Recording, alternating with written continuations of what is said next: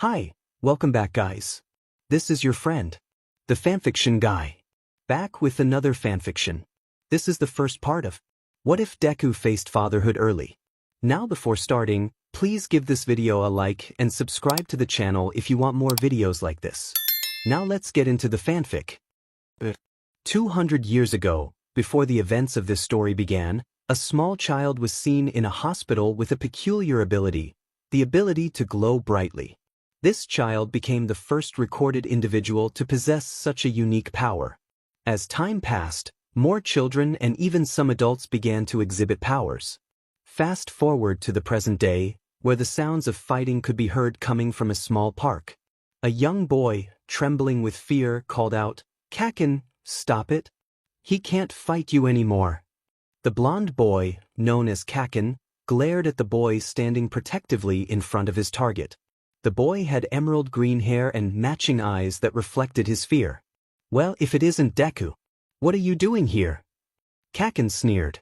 I am here to stop you." Deku replied, his legs shaking even more. Kaken and his friends continued to beat down Deku, leaving him with cuts and burns all over his body. Lying on the ground, groaning in pain, Deku stared up at the beautiful sky that seemed to call to him every day. "My name is Midoriya Izuku, and this is the story of how I became both a hero and a father at a very young age." As we fast forward to the present day, we find Midoriya running through a futuristic cityscape, wearing a black gakurin. Though his clothing looked worn, he stopped at a train station to watch a hero defending it from a giant villain. The crowd cheered for the hero, Kamui Woods, who attempted to ensnare the villain with his super move, preemptive binding, lacquered chain prison. However, another hero jumped in, kicking the villain to the ground, unconscious. Midoriya, around 10 years old, smiled and jotted down the information in his notebook before heading to school. He shivered at the thought of returning, knowing he had at least 2 more years at Aldra High School if he wanted to attend a prestigious university like UA.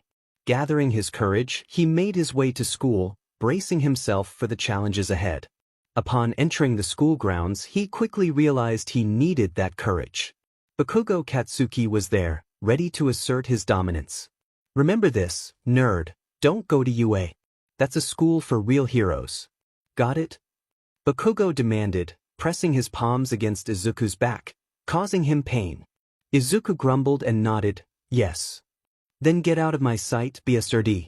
I don't want to see you until class," Bakugo said, walking away with his friends. Once he stood up, Izuku shook the dirt from his hair and headed to the bathroom to assess his injuries. He discovered 2 more burns on his lower back, just above his rear, and cursed silently. "There goes my chance of sleeping on my back tonight," he muttered to himself. After applying burn cream and wrapping his injuries, he left for class. Once seated, he prepared for the career forms the teacher had mentioned. The teacher entered with a stack of papers and began handing them out. "All right, class, as much as I would prefer that you all not sign these papers, I need you to write down the potential colleges you wish to attend. Once you're finished, turn them in. After that, you can return to your seats and focus on the lesson plan for the next few days," the teacher instructed. When the teacher reached Izuku's desk, he noticed a single red spider lily sitting there and scowled. He was not fond of whoever kept leaving them, as it was damaging school property. Izuku, however, simply sighed and placed the flower in his backpack before looking at the teacher. The teacher noticed how tired Izuku appeared, which was unsettling for a 10-year-old. Placing the paper on Izuku's desk, the teacher moved on, believing Izuku knew what to do. For the remainder of the class, the students worked diligently on their papers and assignments. Izuku, however, was so far ahead that he kept to himself. When lunch was called, he went to the school's roof. Pulling out the red spider lily from his backpack, Izuku placed it in a small gardening pot and sighed. "Seriously, another one? At this rate, I might as well be a gardener for red spider lilies," he muttered. He added the new lily to the collection he had gathered since late elementary school, carefully placing it in the pot and watering it. After setting it near the small greenhouse on the roof, he sat down and pulled out his lunch. It wasn't much, but it would suffice, as he never ate too much. Either it would be beaten out of him, or it would be stolen by the bullies around him. Finding himself on the roof, Izuku knew that nobody would mess with him unless they felt really into beating on him. Sure enough, Bakugo broke through the doors, glaring at Izuku with quiet fury. "I thought I told you not to apply for UA, you quirkless loser." Katsuki growled, causing Izuku to instinctively crawl backward. Making himself appear as small as possible, he looked at the blonde boy with fear as he spoke. "I was just applying for general studies." Izuku stammered, trying to defend himself. "That's not going to work, Deku. You are not going to apply for UA. That is an order," Katsuki said, his hands popping with his quirk. "No. I'm not your servant. Nor am I someone you can boss around anymore. It's my dream to enter UA as well. You can't take that away from me." Izuku replied, gaining a bit of courage. "That's it," Katsuki shouted, grabbing Izuku by his collar and pulling him to the roof's edge. He lifted Izuku effortlessly, surprising him with how light he felt. Dangling Izuku over the edge of the building, Katsuki growled as Izuku scrambled to hold onto the ledge. "Don't enter UA, Deku. If you do, then I will not drop you from this height.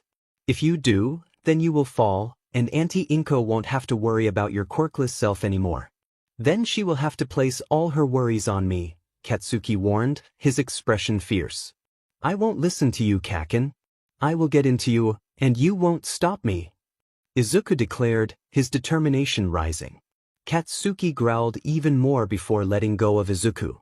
For a brief moment, Izuku flailed, managing to grab one of the lower floor's windowsills before slipping off. Unbeknownst to him, the action had broken his hand and fingers.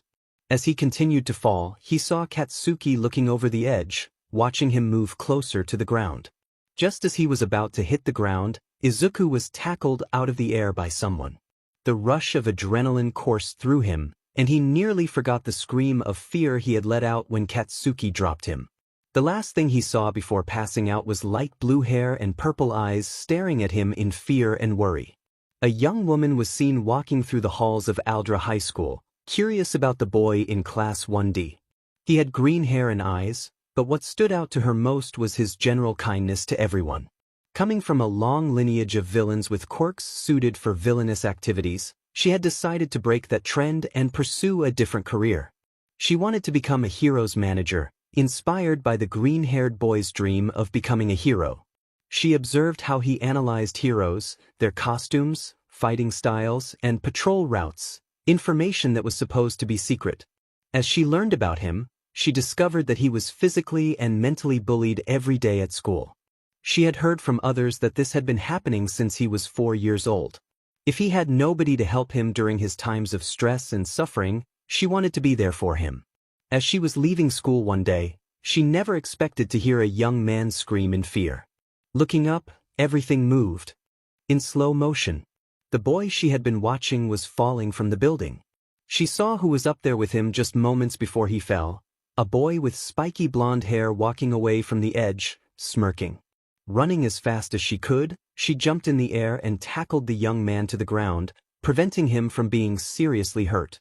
She found that he had unconsciously wrapped his arms around her to protect her during the fall. Hearing a hissing sound from him, she moved to her knees and looked him over, brushing some of his green hair from his face. She noticed 4 freckles on his cheeks, arranged in a perfect diamond shape. Blushing at the sight, she shook her head and started to gently shake him to ensure he was okay. "Hey, wake up, please don't be dead. Come on, don't make me have to kiss you to wake you up," she urged, hoping he wasn't faking. He groaned softly, holding a hand to his lower back in discomfort. "Be careful, you just fell from a 7-story building," she exclaimed as he looked at her, his eyes wide open. "I think my favorite color is green now," she thought before he spoke. "Who are you?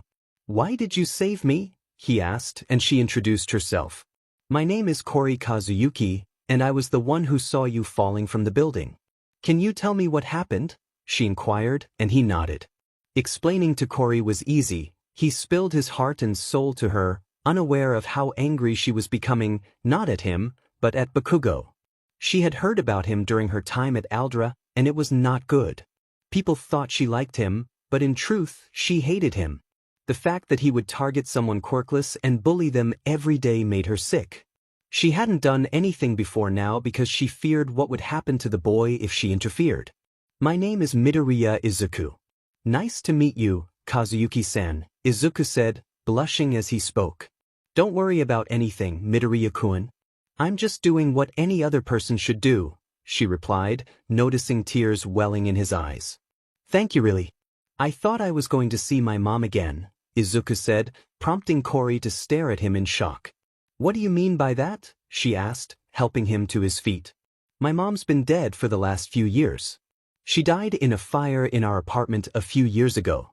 I haven't had anyone at home ever since then, Izuku explained, and Cory's expression shifted as she asked her next question. Where are you living currently, and how are you able to go to school? Oh, I live in the nearby orphanage. Since I was around 10, the government placed me in an orphanage, Izuku said, and Cory let out a sigh. Come with me tonight. You can stay with me and my parents, she said, pulling him by the hand. Not to sound like a broken record, but don't I need to be adopted into your family to join you at home? Izuku asked, looking uncertain. We are going to be friends now, and you are going to stay with me for tonight. Am I clear? Cory said firmly, and Izuku trembled slightly but nodded. Good. Now tell me about what you want to be when you grow up, Cory encouraged, and the boy stuttered out his dreams. It seemed she was right about him. He truly wanted to become a quirkless hero, but he would need to train his body for it. Fortunately, she knew the perfect people to help him with this dream of his. Izuku entered Cory's home as she took off her shoes, and he followed her through the small space toward the couch. Cory dashed to the bathroom to grab some cleaning supplies while Izuku sat down, taking in the living room adorned with pictures of Cory's family at various places they had visited over the years.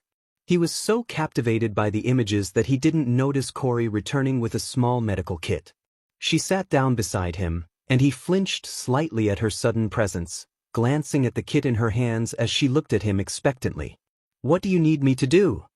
Izuku asked, his voice a bit shaky. I need to make sure you didn't get hurt when you fell from the roof, Cory replied, prompting Izuku to remove his shirt.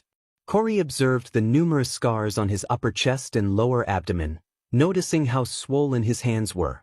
I think you broke your hands when you grabbed the window on the 4th floor, she said, wrapping bandages around his hands. Yeah, they really hurt. Not as bad as when I get exploded, but enough to have a dull throb, Izuku admitted, and Cory stared at him in disbelief. You don't feel any pain in your hands? What about the burns on your back? She asked, and Izuku fell silent. I don't have a very low tolerance for pain. I've dealt with this for the last 6 years of my life. I can manage a couple more, he mumbled, and Cory smiled at him sadly.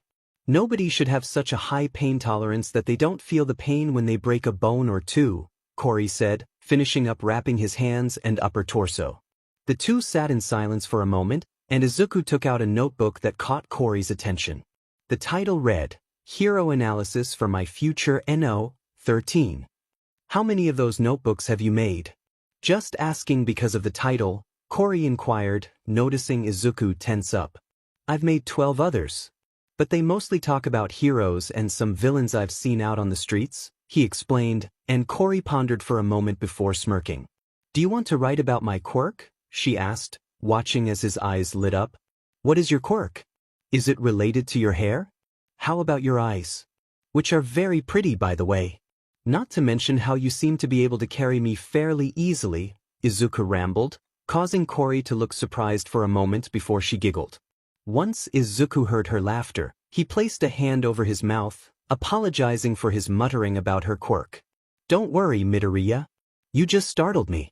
My quirk is called ice manipulation.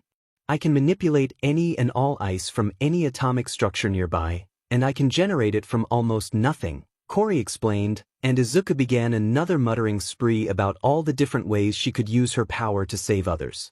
As much as helping others in rescue efforts entices me, I would rather stay away from all the heroism. I would much rather become a teacher for a school that would take me in.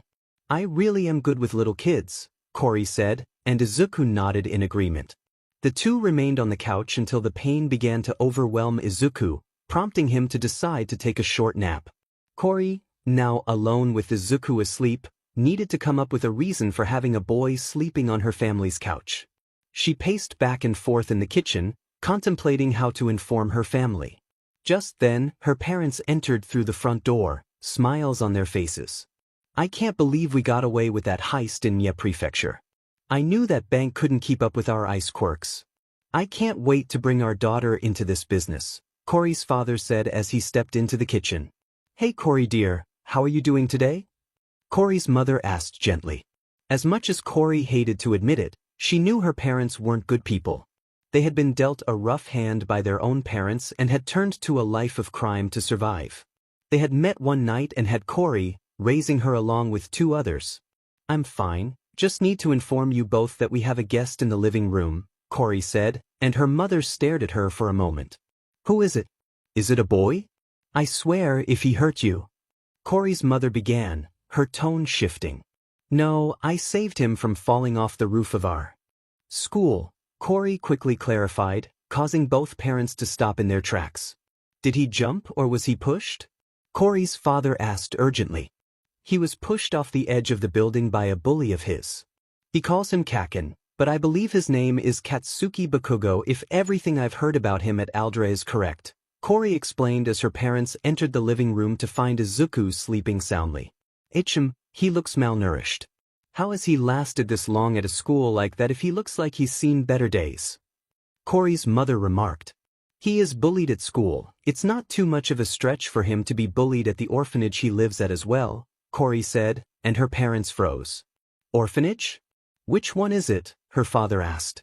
It's the orphanage for quirkless youth, I believe. But I'm not sure where it is in Mizudafu, Corey replied, and her parents sighed in slight frustration. I've heard that quirkless individuals are very rare. Growing up, we heard they were delinquents, Corey's mother said, and her father nodded in agreement. Well, that seems to be completely wrong, Corey stated bluntly, and her parents looked at her for an explanation. From what I gathered during the time we've spent together at home, he is not a delinquent. He is actually a kind person who has been dealt a very bad hand in life. I'm just not sure how he hasn't become cynical yet, Corey said, her father looking closely at the boy. He's got a few broken fingers in his left hand, but the right hand is completely broken, bones and all. He needs to head to the hospital, Corey's father said as Izuku woke up at that moment. Don't send me there, Izuku exclaimed, moving to a corner of the couch. Corey immediately rushed over to Izuku as he began to panic and hyperventilate. She placed her hands on his arms, and his eyes darted around the room until they found Corey's light blue eyes, which helped him calm down a bit. Don't worry, Midoriya. Just breathe in for a few seconds and then release for a few seconds, Corey instructed, and Izuku followed her lead. The silence in the room was heavy as Corey's parents noticed how thin Izuku was. They could see his ribs as he pressed himself into the couch. We need to get him to a hospital.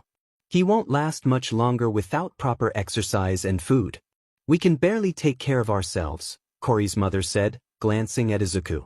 I can skip some meals so he can eat less. We need to make sure Midoriya is safe and sound in this home, especially since he will soon become part of our family. Young man, do you know who your parents are? Corey's father asked. And my mother is Inko Midoriya. She died a few years ago. I don't know where my dad is though. All I know is what my mother told me, Izuku replied, still struggling to control his breathing. Do you know exactly where he is? Corey's father pressed, and Izuku tried to remember. I think he's in the United States. I remember my mother telling me about his job there, Izuku said, and Corey's family nodded. Can you get in contact with him? Corey asked, but Izuku shook his head. He left as soon as my quirkless diagnosis came in. He fought my mother for a while before leaving, Izuku explained, and Corey's father looked saddened. He hurt you on his way out, didn't he? Liz asked gently, and Izuku turned his head to reveal a scar from a severe burn. He didn't want a quirkless son. He wanted a son who had a mixture of his and my mother's quirks, Izuku said, and the trio sighed in frustration. A few days later, the Kazuyuki family adopted Izuku into their home. During this time, Izuku began to develop feelings for Corey. They decided not to discuss how his adoption would change their relationship. In the following days, Izuku stayed close to Corey to avoid running into Katsuki at school. Although he couldn't attend her classes, he was still bullied daily when Corey couldn't reach him.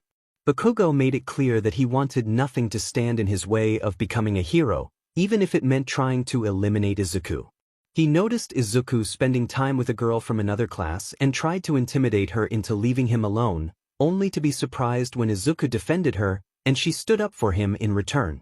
As a result, the school pressured both of them in an attempt to separate them. Despite Izuku's efforts to keep attention off himself as a Quirkless target, Corey faced her own bullying in each class. Unlike Izuku, she fought back against her bullies, giving them a taste of their own medicine. Through the trauma of being bullied and considered outcasts by their peers at Aldra, Izuku and Corey formed a strong bond of trust and protection over the next year and a half. This motivated Izuku to start training his body to become stronger, not only to defend himself but also to protect Corey. While Corey appreciated Izuku's growing confidence around her, she noticed he was overly humble when it came to compliments. During their second year of junior high, they accidentally entered a loving relationship. One day, Izuku entered the rooftop where they could eat lunch in peace. As they shared their meal, he expressed how much he cared for her. Unexpectedly, they leaned in and kissed, then quickly pulled away, staring at each other in surprise. I didn't mean to do that," Izuku stammered, and Corey giggled softly. "I didn't mean to either." "But did you mean what you said about me?" she asked, and Izuku looked at her, momentarily stunned. "Why, you are the only person who has made an effort to help me in my life. Nobody has ever done that before. You're kind, caring, and you help me with my injuries. I just can't get you out of my head," Izuku admitted, blushing. "Thank you for those kind words, but you've helped me too. And don't say that anyone would do what you did. You saw how everyone reacted to us being bullied in this place," Corey replied, meeting his gaze.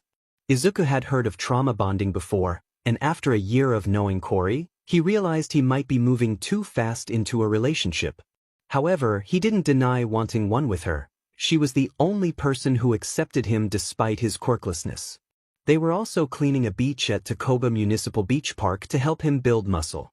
If he wanted to join UA University in a year and a half, he needed to increase his physical strength to prepare for the challenging entrance exams. As they walked away from school, they contemplated their future together. Izuku planned to stay with Corey's family a bit longer, as he would need to find a job soon to support himself. The best part was that Corey's parents, Krazel and Liz, were preparing to retire from their previous lifestyle. Izuku had entered the home of the Kazuyuki family, followed closely by Corey as they removed their shoes before heading toward her bedroom.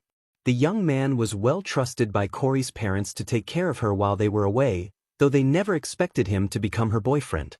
During dinner, Izuku and Corey made it clear to her parents that they were on the path to becoming a couple, much to Liz's delight.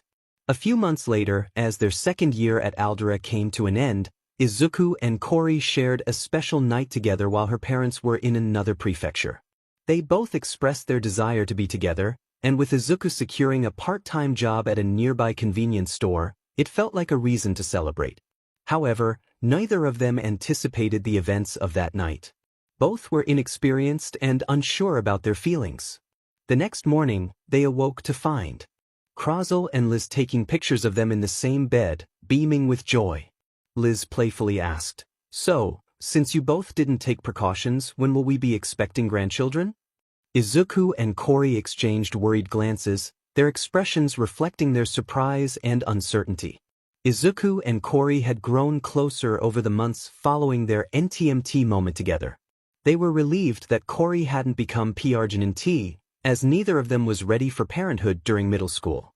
They continued to cherish their moments together, this time with protection. Having graduated from Aldra Junior High, they applied to the only high school that would accept Izuku, known as the best in the district. It was no surprise that most students at Aldra High were aware of Izuku's quirkless status, and many treated him poorly. Corey remained quiet during the bullying, often seen with an exasperated expression as she walked alongside Izuku. "What did they do this time?" Corey asked as Izuku rummaged through his backpack. Peering into the bag, Corey was taken aback by the sight of at least 20 red spider lilies nestled inside. Letting out a sigh of frustration, she led Izuku to the rooftop of the building so they could enjoy lunch together. Corey's parents had left their criminal past behind to find legitimate jobs to support their children through high school. Izuku aspired to attend UA University, determined to become the world's first quirkless hero. He trained diligently, learning martial arts from online resources. While he had mastered the forms, he lacked a sparring partner to practice with. Despite his progress, Izuku still felt a lingering fear of Katsuki, who had once tried to harm him. The two enjoyed a peaceful moment on the rooftop, sharing their lunch, aware that the calm wouldn't last. "What do you want to be after high school, Corey?" Izuku asked, taking a bite of his sandwich. "I think I should become your manager. A heroics manager would let me spend as much time with you as possible," Corey replied, and they both chuckled. "Just don't let me down. I still need to create a hero costume for my time on the streets," Izuku said, pulling out a notebook. Corey listened as he muttered about the support items he would need as a quirkless hero until lunch came to an end. Afterward, they returned to their classes to continue their studies. Izuku showed signs of improved mental well-being. However, Katsuki, who shared a classroom with him, growled in irritation at Izuku's soft muttering about the lesson. Katsuki allowed Izuku to continue, knowing he could easily assert his dominance over him again. He had already taunted Izuku for being quirkless at the start of the school year. As the day ended, Izuku packed his belongings, preparing to leave. Katsuki decided to follow Izuku and a couple of his friends, intending to remind Izuku of his place. As Izuku walked hand in hand with Corey, he sensed something ominous was about to happen. He glanced at Corey to convey his unease. "Are you sure you want me to disappear?" she asked, and Izuku nodded in response. Corey quickly jumped into a tree, hiding from view. Izuku then pulled out a scrapbook he used whenever Katsuki decided to bother him. Sure enough, he spotted Katsuki and his friends waiting near the school exit. "Where's your girlfriend, Deku? Last I saw, she was with you," Katsuki taunted, and Izuku's expression hardened. "Why do you care, Katsuki?" "It's none of your business," Izuku retorted, glaring back. Over the months spent with Corey, she had boosted his self-confidence, allowing him to speak without stuttering. "I wanted to show you your place, but I guess I can take it out on just you. The moment I find her again." "You don't want to know what will happen," Katsuki threatened, activating his quirk. Izuku barely flinched, his body reacting to past trauma while his mind remained calm. He settled into a combat stance, which Katsuki recognized as similar to some martial arts he had seen online. Did the worthless Deku try to learn self-defense? "It doesn't matter, he won't be able to beat me. Once she sees her boyfriend get beaten, she'll leave him for me." "That sounds like a good plan," Katsuki thought, shaking his head. Izuku maintained his stance, glaring at Katsuki with neutrality. Katsuki lunged forward with a wild right hook, enhanced by his explosion quirk, aiming for Izuku. However, Izuku ducked under the blow, feeling the heat pass by him. He seized Katsuki's arm, causing the latter to look shocked as Izuku's determined gaze emerged from the smoke. With a swift motion, Izuku tossed Katsuki into the air and leaped up, delivering a powerful kick to his stomach that sent him crashing to the ground. As Katsuki struggled to catch his breath, he was met with Izuku's fist approaching his face, a gust of wind brushing past him as he looked up to see Izuku's calm and focused expression. "If you want to continue this, Katsuki, you should learn to fight without your quirk. At least then, you might have a chance of surviving as a hero," Izuku stated, standing tall. As he turned to leave, Katsuki recovered and charged at Izuku. Pulling his arm back for another explosive punch, he shouted to his lackeys, "Hold him down. I need to teach him a lesson." As he skidded across the ground on his feet, Izuku felt his arms being grabbed from both sides. He looked to the left and right, finding Katsuki's lackeys holding him down. Izuku mockingly remarked that it was not very heroic to resort to such tactics. Katsuki growled in frustration and began throwing punches at Izuku's chest and arms, determined to prove his superiority as a fighter. Izuku remained silent, refusing to give Katsuki the satisfaction of a sound, even as the punches landed. Once Katsuki felt he had vented enough of his anger, he let the smoke clear and saw Izuku standing there, held still. Izuku's eyes glared back at him, but he bore a black eye, a bloody nose, and a split lip, his uniform torn and burned. With a huff of exhaustion, Katsuki ordered his lackeys to let Izuku go, but not before they delivered a few kicks to his ribcage. Izuku remained silent, not giving them the satisfaction of a reaction. About 15 minutes after the trio had beaten Izuku, Kori arrived and rushed to his side, looking him over with concern. "I can't believe he still wants to take me away from you. That won't ever happen, especially since you told me all his weaknesses," Kori said, as Izuku weakly looked up at her. "Well, let's just get home." "It's been a long day," Izuku replied, and Kori nodded in agreement. From that day on, the two decided it was best to walk together more often and to split up whenever Izuku sensed danger. This arrangement continued for 2 years as they progressed through 11th grade. After a moment of intimacy without protection, Kori was shocked to discover she was PRGNT. A few months before graduation, she stared at the plus sign on the test she had taken, tears streaming down her face as she walked to where Izuku was training.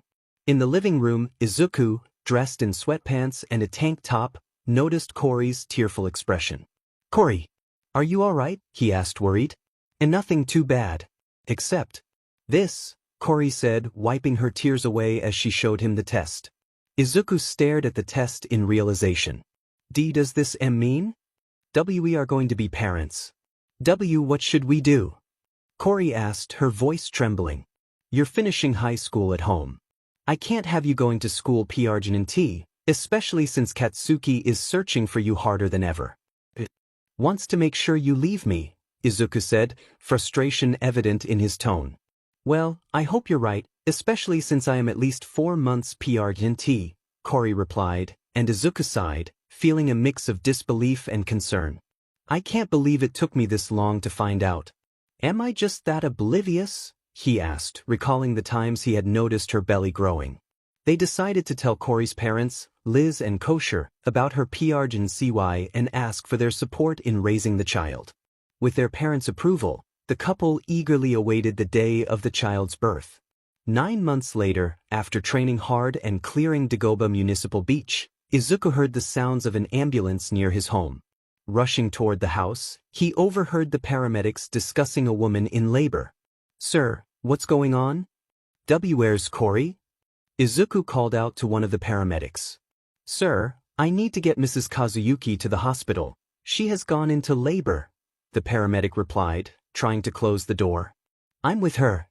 She's my girlfriend," Izuku insisted, and the paramedic glanced at Kori. "Don't worry, sir, he's telling the truth," Kori assured, and the paramedic allowed Izuku to climb into the ambulance. The trip to Mizudafu General Hospital was short and bumpy, with Kori screaming in pain as Izuku held her hand. "Don't worry, Kori, we're almost there. Just hang on a little longer," he encouraged her, feeling her grip tighten. Upon arriving at the hospital, the doctors instructed Izuku to wait outside while they helped Kori.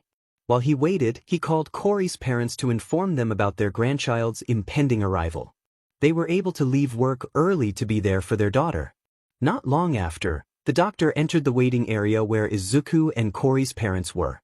"Kazuyuki's?" the doctor called out, prompting them to stand. "Come on, how would you all like to meet your grandchild?" the doctor said, leading them into the hospital room. Inside, they found Kori breastfeeding her baby, who was eagerly trying to latch on. Moving closer, Izuku placed a hand over Kori's as she smiled at him. "How would you like to meet your son?" she asked. Izuku looked at the baby boy, who had no hair yet, unsure if he would inherit his black and green hair or Kori's light blue. But when the baby opened his eyes, Izuku was captivated by one teal eye and one light blue eye with flecks of emerald. What do you want to name him?" Izuku asked, placing a finger near the boy's hand. The baby grasped Izuku's finger with all his strength, and Izuku smiled back at him. Kori then suggested, "I was thinking Hyoriku. A blend of both our colors." Izuku beamed at the name, feeling a sense of joy and hope for their future together. "It's beautiful. I can't wait to see who he begins to look more similar to," Izuku said, as he and Kori hugged while gently cradling their baby to avoid squishing him. A few days after the birth, Kori returned home while the parents settled the hospital bill. They began raising their child, Hyoriku, with great care, grateful for Cory's parents who were there to guide them since the young couple would not always be around. Izuku chose to take a break from school to focus on raising their child alongside Cory. Despite his intelligence, it was surprising that he had not graduated from Aldera sooner, as the school had kept him enrolled. Within 2 weeks, Izuku completed his online schooling while doing his best to help Cory with their child. This routine continued for several months until one day, they decided to take a stroll through a park to enjoy the sights of Mizudafu. They sat on a bench in silence, allowing Hyoriku to observe the world around him, his eyes wide with wonder. However, their peaceful moment was shattered when Izuku heard distinct popping sounds nearby. He immediately stood up, instinctively blocking an attack from behind to protect Cory and their child. "Where have you been, you worthless Katsuki shouted. Both Katsuki and Izuku's child cried out in fear. Izuku noticed a small burn on his child's hand, which ignited his protective instincts. Turning to Katsuki with a furious expression, Izuku stepped closer, anger flaring in his eyes. "What was that for, Katsuki?" he demanded softly. "You suddenly disappeared from Aldera. Did you really think you could escape from me that easily?" Katsuki retorted angrily. "Can you let me live my life in peace without you coming to ruin it? You hurt my child." Izuku growled. "What do you mean, child? I didn't know you had a kid." Katsuki shouted. "You burned his hand, Katsuki. If you don't leave right now, I won't be able to stop myself from rearranging your face," Izuku warned, trying to remain calm. "Don't tell me what to do," Katsuki yelled, throwing a punch at Izuku. Izuku caught Katsuki's hand, twisting it before landing a punch to his face and kicking him away.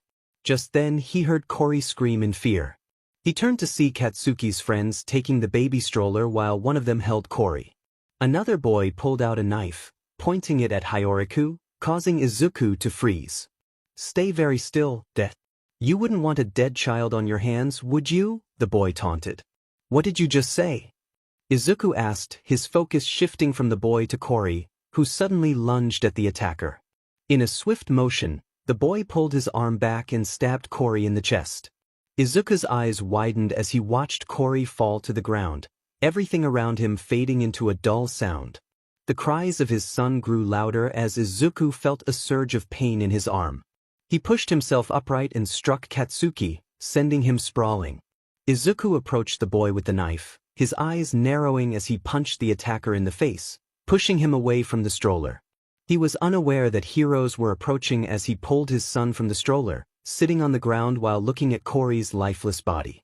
Katsuki took the opportunity to flee, leaving Izuku alone. Clenching the knife in his hand, Izuku felt darkness closing in as he held his crying son close, tears streaming down his face.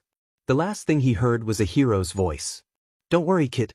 We'll get you and your child away from here and catch those responsible," the hero assured as Izuku lost consciousness.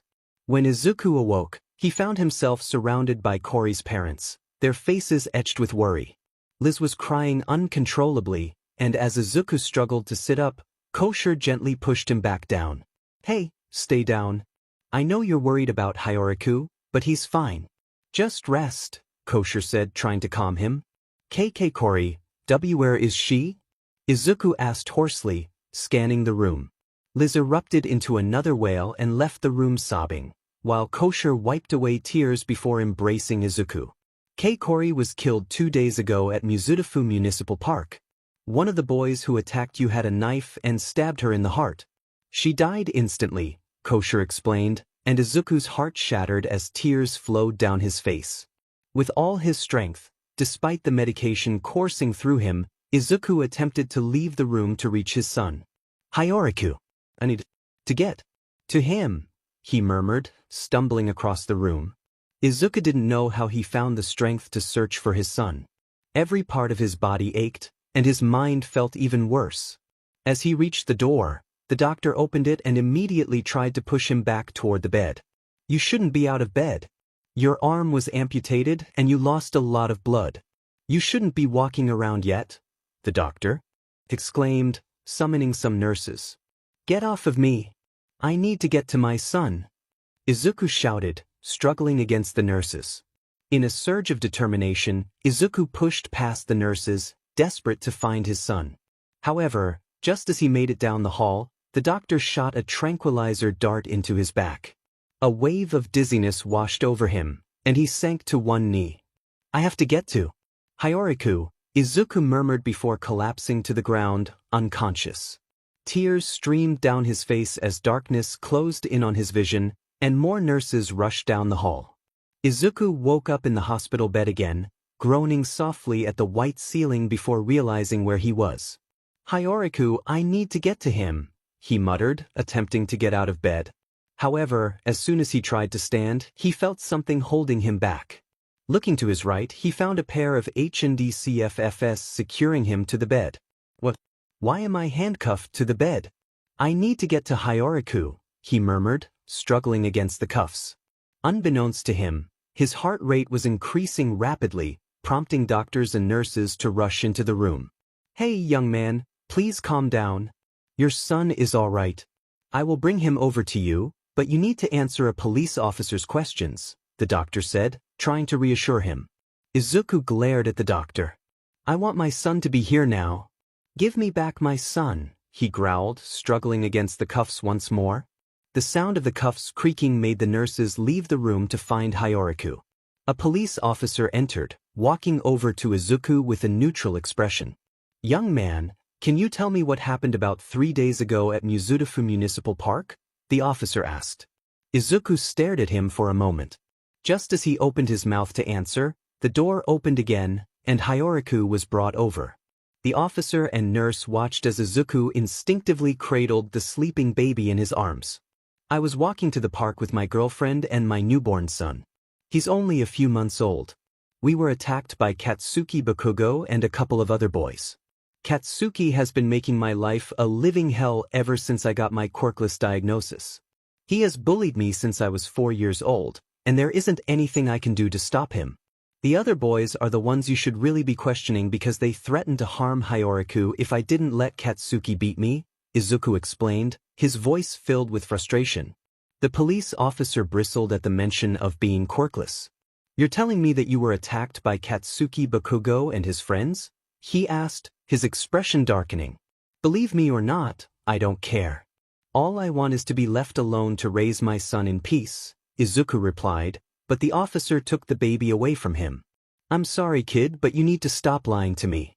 Doctor, take the child away and send him to the orphanage," the officer ordered, prompting Izuku to glare at him. "I haven't lied once in my life. Everything I say is the truth. If you are going to discriminate against my Quirkless status, you might as well kill me now," Izuku said, his determination evident. The officer stared at him, slowly reaching for his weapon. Sitting upright, Izuku glared harder, his aura becoming more oppressive. The doctor observed the tension before taking the child away, ensuring he wouldn't end up in an orphanage. As the officer pulled Izuku out of bed harshly, he instructed him to get dressed, informing him that he was part of a homicide case involving Kori Kazuyuki. Hours later, Izuku found himself as a defendant in the case against the police department. The officer who had spoken to him was now the prosecutor. As Izuku sat in the booth being questioned, he answered truthfully. Unfortunately, it didn't seem to be going in his favor, as witness accounts claimed he was the one who killed Kori, and he knew who those witnesses were. The court case ended as quickly as it had started. Izuku was to be placed in juvenile detention until the end of the year.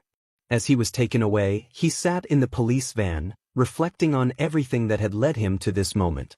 Could it get any worse? He knew he was tempting fate, but what was the point? The love of his life was gone, killed by someone who had shifted the blame onto him because of his quirklessness. He had been born without a quirk, unable to make friends due to Katsuki's relentless bullying, and now his son would never understand why he wasn't with his father. When Izuku arrived at juvenile detention near Tartarus, he hid away in his cell, waiting for someone to come for him at the right age. His chance to become a hero had been taken away, all because others refused to take responsibility for ruining his life. As he waited for the days to pass without his place in Hyoricu's life, Izuku began to train as hard as he could in his cell. He received food from the warden occasionally, but he knew they were trying to provoke him, and he refused to give them the satisfaction. Wrongfully accused of killing his girlfriend, Everything had been taken from him as he fought to leave earlier than his sentence. Over the next few months, Izuku trained diligently while avoiding other kids who had committed terrible acts in their pasts. When they asked him what he had done, he remained silent, keeping his distance. He knew they were looking for a reason to pick on him. It wasn't until September of that year that a group of inmates entered his cell, smirking. "We hear you're the new blood here, Quirkless too. From what I heard, you Quirkless freaks are supposed to be cynical and ugly." "Guess I was wrong," one of the young men said, glaring at Izuku. "What do you want?" "I'm trying to train," Izuku replied, his irritation evident. "I'm here to show you your place, right under my foot. So I want you to kiss my feet and praise the ground I walk on," the man said, grinning as the guards stood nearby. "I will not bow to you or anyone in this place," Izuku declared, his resolve unwavering. "I will get out of here, find my son, and raise him to be the perfect man for anyone," Izuku declared, his eyes flickering between green and red. His anger over his girlfriend's death, the separation from his son, and the 10 long years of abuse and trauma from his near-death experience at the age of 10 surged within him. This overwhelming emotion prompted the 2 larger boys beside him to attack, aiming to overpower him. However, Izuku was no longer the helpless child he once was. He skillfully dodged their attacks and retaliated, bringing them down to the ground with surprising ease. The boy in the middle, taken aback by Izuku's strength, pulled out a shiv and lunged at him, only to be met with a swift punch to the face. The shiv grazed Izuku's abdomen, but he remained unfazed, kicking the attacker out of his cell. "Leave me alone. I don't want to be punished just because you're angry," Izuku said, shutting the door to his cell. He tore a piece of his shirt to wrap around his wound and sat back down on the bed. Meanwhile, the guards of the juvenile detention center apprehended the 3 attackers and escorted them back to their cells. Outside the juvenile detention center, 2 individuals stood waiting a few days after Izuku's confrontation. "Is there a reason why I am here, Tsukachi?" the black-haired man asked. "Yes, I've heard about this kid's case. He was seemingly wrongfully accused of murder. We're here to ensure he wasn't the killer and that someone else is responsible," Tsukachi explained as they entered the facility. "What brings the lie detector and Eraserhead to our center?" a warden inquired, raising an eyebrow. "We have reason to believe one of your inmates was wrongfully accused of murder," Tsukachi replied with a smile. "Well, I can't say you're wrong." "So who is it?" the warden asked. "One Midoriya Izuku. According to his file, he appears to be a delinquent based on school records. However, I suspect those records were fabricated to protect those involved in Kori Kazuyuki's murder," Tsukachi stated, withholding the information that the Kazuyuki family had a criminal background and that their daughter would not have been killed by Izuku. "You're telling me that Midoriya Izuku, the Quirkless kid, is not a killer?" the warden asked incredulously. "Yes, and I believe that if he shares his perspective on the events, we will uncover the true killer. After all, he witnessed his girlfriend's murder right in front of him," Tsukachi said, noticing the warden's discomfort. When they arrived at the cell, Eraserhead observed the boy before him. Izuku had green hair that fell to the lower part of his neck, and freckles dotted his cheeks. His green eyes appeared dull as he sat on the bed, waiting for something to happen. Eraserhead also noticed a blood stain on his abdomen. "Any reason why he is bleeding right now?" Eraserhead asked, prompting a sigh from the warden. "He instigated a fight earlier today. We thought a slight punishment would teach him to deal with the pain of his wound for a bit longer," the warden explained, causing Tsukachi to sigh in frustration. They opened the cell and led the young man out, who complied with their movements. Once they placed him in a police car, they drove to the station to record his testimony for the cold case. Hours later, they managed to get Recovery Girl to heal him enough for a conversation. "Hello, Midoriya. My name is," Tsukachi began, only to be interrupted. "Detective Tsukachi Naomasa, Quirk Lie Detector. I wanted you to be the detective on my case, but because of my lack of a quirk, they wouldn't allow me a fair trial," Izuku said, leaving Tsukachi in shock. "How do you know my name?" he asked, bewildered. "Because what you are in for is a long haul of mental, physical, and emotional abuse," Izuku replied, as Tsukachi clicked the record button. Tears began to well in Izuku's eyes as he recounted his story of growing up as a quirkless child in a school that marginalized those without quirks. He spoke of the Kazuyuki family, how Kori had saved him from an attempted attack by Katsuki Bakugo, and how their passionate night together had resulted in the birth of his son. He described the tragic moment when Kori was killed by one of Bakugo's friends, who wielded a knife that the police failed to fingerprint. He vividly recalled watching Kori die, her blood pooling around her, and how he was framed for her murder. Everything you've said rings true. Do you know who killed Kazuyuki Kori? Tsukachi asked, his anger evident. Yes, I can't remember his name, but I can't forget his face. It's all I see at night, Izuku replied, taking a deep breath. What does this young man look like so we can have you identify him as the murderer? Tsukachi asked gently. He is about my age with long black hair and a slightly larger build. He has a long nose and angular eyes. His quirk allows him to extend his fingers into sharp points. He bullied me since childhood. I remember his name now, Yubi Yuto, Izuku said, a hint of relief in his voice. Now that we have a name to the description, can you tell us what happened the day of your girlfriend's death? Tsukachi prompted delicately. I was walking to the park with Kori. We just wanted to enjoy the peaceful air of Mizudafu Municipal Park. I wanted to create a good memory for Hyoriku, but I guess it will forever be his nightmare, Izuku said, tears streaming down his face. Eraserhead then noticed that Izuku was missing an arm and pointed to the empty space. What happened to your arm? He asked, maintaining a neutral expression. Katsuki Bakugo. That was the name that haunted Izuku. He had an explosion quirk, and from a young age, he harbored a deep-seated hatred for Izuku. When they were just 10 years old, Katsuki's desire to harm Izuku became evident, and he seemed determined to ruin Izuku's life. Izuku's eyes were filled with tears as he spoke. Can I know what happened to Hyoriku? The two men, Eraserhead and Tsukachi, nodded and showed him pictures of his son with a new family. Izuku immediately recognized the family as the Bakugos when he saw Katsuki smirking in the image. They gave my son to the Bakugos, Izuku growled, his anger rising as he noticed the baby in the picture seemed unhappy next to Katsuki. Are Masaru and Mitsuki Bakugo good parents? Tsukachi asked, to which Izuku nodded. They are, just not with Katsuki. He was driven by ego from a young age by our teachers. I can't stop him anymore, but I will do one thing.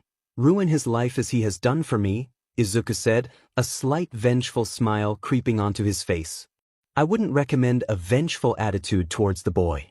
He may have ruined your life, but that doesn't mean you should do the same, Eraserhead cautioned, but Izuku shot him a harsh glare. Try being exploded by a nitroglycerin quirk for most of your life.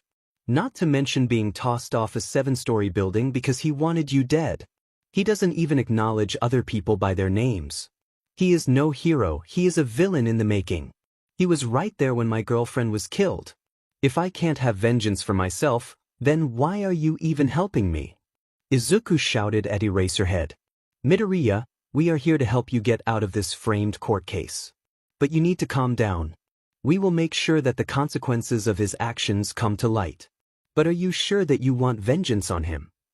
Tsukachi asked, but Izuku glared at him this time. Try having someone you thought was your best friend since before your quirk manifested, only to have him beat you for 6 years and then toss you off a roof because he didn't want you around anymore. Then, get a girlfriend 2 years later, only for his friends to hold her at knife point and stab her right in front of you before laughing about it. All I want is retribution for Katsuki and his friend's actions 8 months ago, Izuku growled at the detective. The court case that followed was swift, ultimately favoring Izuku as they identified the real murderer, who had killed another person in cold blood. The fact that he attempted to frame Izuku during the trial was telling. Later that evening, Izuku arrived at the Bakugo residence, where the police and Eraserhead stood by their vehicles, preparing for a confrontation with Katsuki. When Izuku knocked on the door, Mitsuki opened it, her eyes widening at the sight of him. Izuku, it's been years since we last heard from you. What happened to your arm? Mitsuki exclaimed, glancing back to see Katsuki growling at Izuku. Tell her, Katsuki. Tell her what you did to me, Izuku said, his voice steady as Mitsuki turned to face her son. Katsuki stared at Izuku in disbelief, but before he could respond, Izuku pulled up his shirt to reveal the scars. You scarred my body, took my arm, and now you think you can take my child away from me? Izuku demanded, glaring at Katsuki. Katsuki approached Izuku, seemingly calm, and they locked eyes for a moment. Katsuki handed the child to his mother before pulling Izuku outside into the front yard. What are you doing here, Deku? I thought you were in juvenile detention for Kori's death, Katsuki said, his tone challenging. So you think I killed her too? You're wrong. It was Yubi Yuto who killed her. His fingerprints were on the knife he used, Izuku replied, his glare unwavering. I don't know what you're talking about. Yubi is no killer, Katsuki retorted, but Izuku pressed on. He was caught red-handed killing someone else this morning, Izuku said, watching as Katsuki's eyes widened in realization. Well, what are you going to do then? Take your son back? Sorry, but you can't have him. He's a Bakugo now, Katsuki said, smirking mockingly. Oh, don't worry. You won't be getting your hero license anytime soon, Izuku shot back, watching as confusion crossed Katsuki's face. What are you talking about, Deku? Katsuki questioned, but before he could process it, Tsukachi stepped forward. Katsuki Bakugo, you are under arrest for discrimination against a quirkless individual, attempted murder, and aiding and abetting murder, Tsukachi declared, causing Katsuki to stare in shock. What the heck? I had nothing to do with that? Katsuki protested, but Tsukachi's eyes glowed as he scrutinized him closely. Lie. I have a lie detector quirk, and you just lied to me. I'm sorry to say, but we are taking you to juvenile detention. Meanwhile, he will be rehabilitated in your home, Tsukachi stated, leaving Izuku stunned. As soon as Tsukachi finished speaking, Eraserhead activated his quirk and escorted Katsuki to the police car. Izuku turned back to the Bakugo household and knocked on the door again. Izuku, are you alright? Where is Katsuki? Mitsuki asked, concern etched on her face. Aunt Mitsuki, I need to tell you both about mine and Katsuki's relationship over the last 10 years, Izuku said, stepping inside. As he sat down at the table with Katsuki's parents, he recounted everything that had happened, leading up to the moment when they held Hyoriku in their arms, tears streaming down their faces. They had no idea about the extent of Katsuki's arrogance and the darkness that had been part of his life until now. Don't worry, Auntie. Katsuki will be getting out soon so that he can repay me, Izuku said, as both parents looked at him with confusion. What are you talking about? Mitsuki asked, her brow furrowing. You know that saying about revenge? Izuku replied, noticing the odd looks from Mitsuki and Masu.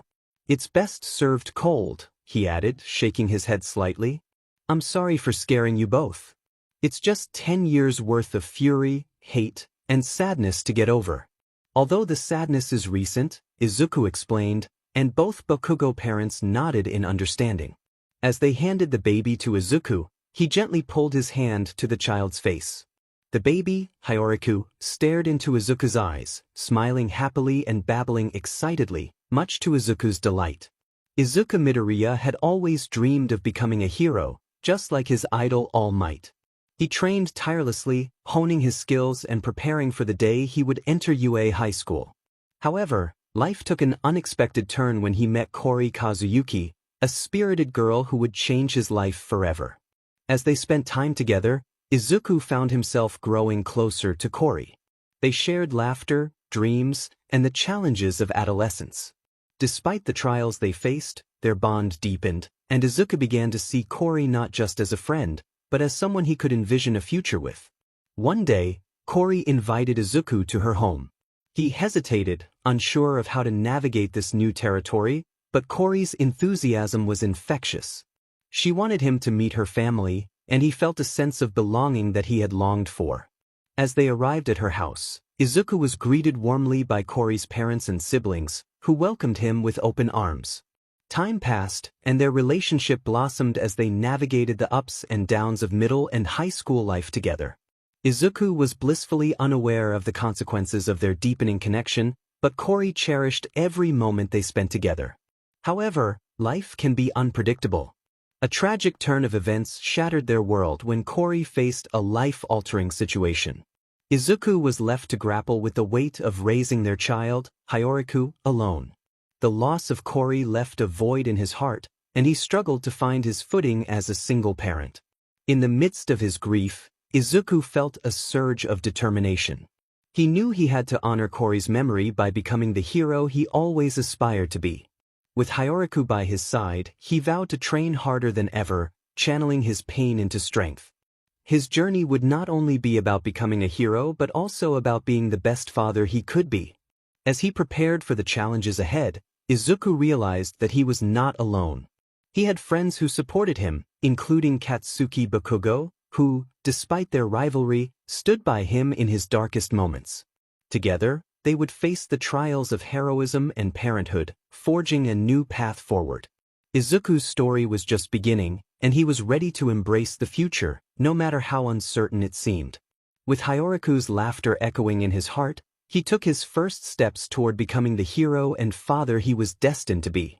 It hasn't been a week since Izuku was released from his small cell within juvenile detention. He had been training himself in the days following his release, thanks to a detective and pro-hero Eraserhead. He maintained his weight training and practiced martial arts in the basement of the Bakugo home. The Bakugo family had been incredibly saddened when they learned that their son had told Izuku to end his life just days before his arrest. To make matters worse, Izuku was blamed for the death of his girlfriend, Kori. This experience left him distrustful of police officers. In the basement, Izuku trained vigorously, trying to work through the lingering feelings he had since Kori was cremated. While he focused on his training, the Bakugos took care of Hiyoriku, as the baby was too much for Izuku to handle alone. As Izuku punched the bag with intense emotion, he was haunted by memories of Kori's lifeless face. He recalled the boys who had gotten away with her murder, laughing at him as he held Hiyoriku in his arms, crying over Kori's body. After delivering a powerful blow to the punching bag, it fell from its chain, landing on the ground. Izuku winced at a twinge of pain in his wrist, noticing a small red spot. "I really need an outlet for all this anger and fury I feel right now," he sighed, sitting down on the ground. He pulled out a picture of Kori and her family, staring at it for a moment before tears welled up in his eyes. As he wept, tears fell onto Kori's smiling face in the photo, distorting her image. Overcome with grief, he knelt over the picture, clutching his chest as he released all the pain he had been holding inside. Not long after, Masaru came down to the basement and found Izuku kneeling on the ground, crying in anguish. The older man hesitated for a moment before approaching and pulling Izuku into a comforting hug. "A young man like you shouldn't have to feel this kind of pain. If you ever feel this way again, please tell me and Mitsuki. We may not look like it, but we understand how you feel," Masaru said, as Izuku hugged him tightly, tears flowing as he wailed in the man's arms, wishing desperately that this was just a nightmare from which he could awaken. Later that day, Izuku found himself at the park where he had lost Kori. As he gazed at the park, he hurried toward the beach, Hiyoriku cradled in his arms. Masaru and Mitsuki followed behind, giving him space. Izuku had been focusing more on his training for UA, determined to become a hero for both himself and Kori. Upon arriving at the beach, Izuku noticed the litter scattered across the sand while Hiyoriku babbled in his arms. Sighing in relief, he began to sift through the trash, examining the items closely. As he rummaged, he encountered a young girl around his age with pink hair styled in dreadlocks, who was laughing maniacally. Are you okay, miss?" Izuku asked, and the girl turned to face him. "Who are you?" she exclaimed, narrowing her eyes at him. Izuku found himself captivated by her unique gaze and instinctively pulled out a notebook, muttering about her quirk and its potential. The girl continued to stare at him, her attention eventually shifting to the baby in his arms. "Whose child is that?" she asked, pulling Izuku from his thoughts. This is Hiyoriku, he is my son," Izuku replied, and the girl nodded in response. "What brings you to my home?" she inquired, and Izuku blinked in surprise. I was just going to clean the beach as part of my training for UA. I apologize if my cleaning disrupts your space. I can find somewhere else to do this," he said, starting to turn away. "Hey, don't worry about that. This isn't my real home. I just come here as a secondary home since I can create all the inventions I could ever dream of, the girl said excitedly. What is your name? Izuku asked, intrigued. My name is Hatsum Mei, future CEO of Hatsum Industries. Who are you? She replied, her eyes sparkling with enthusiasm. Midoriya Izuku, soon to be a hero, he said with a smile. A hero?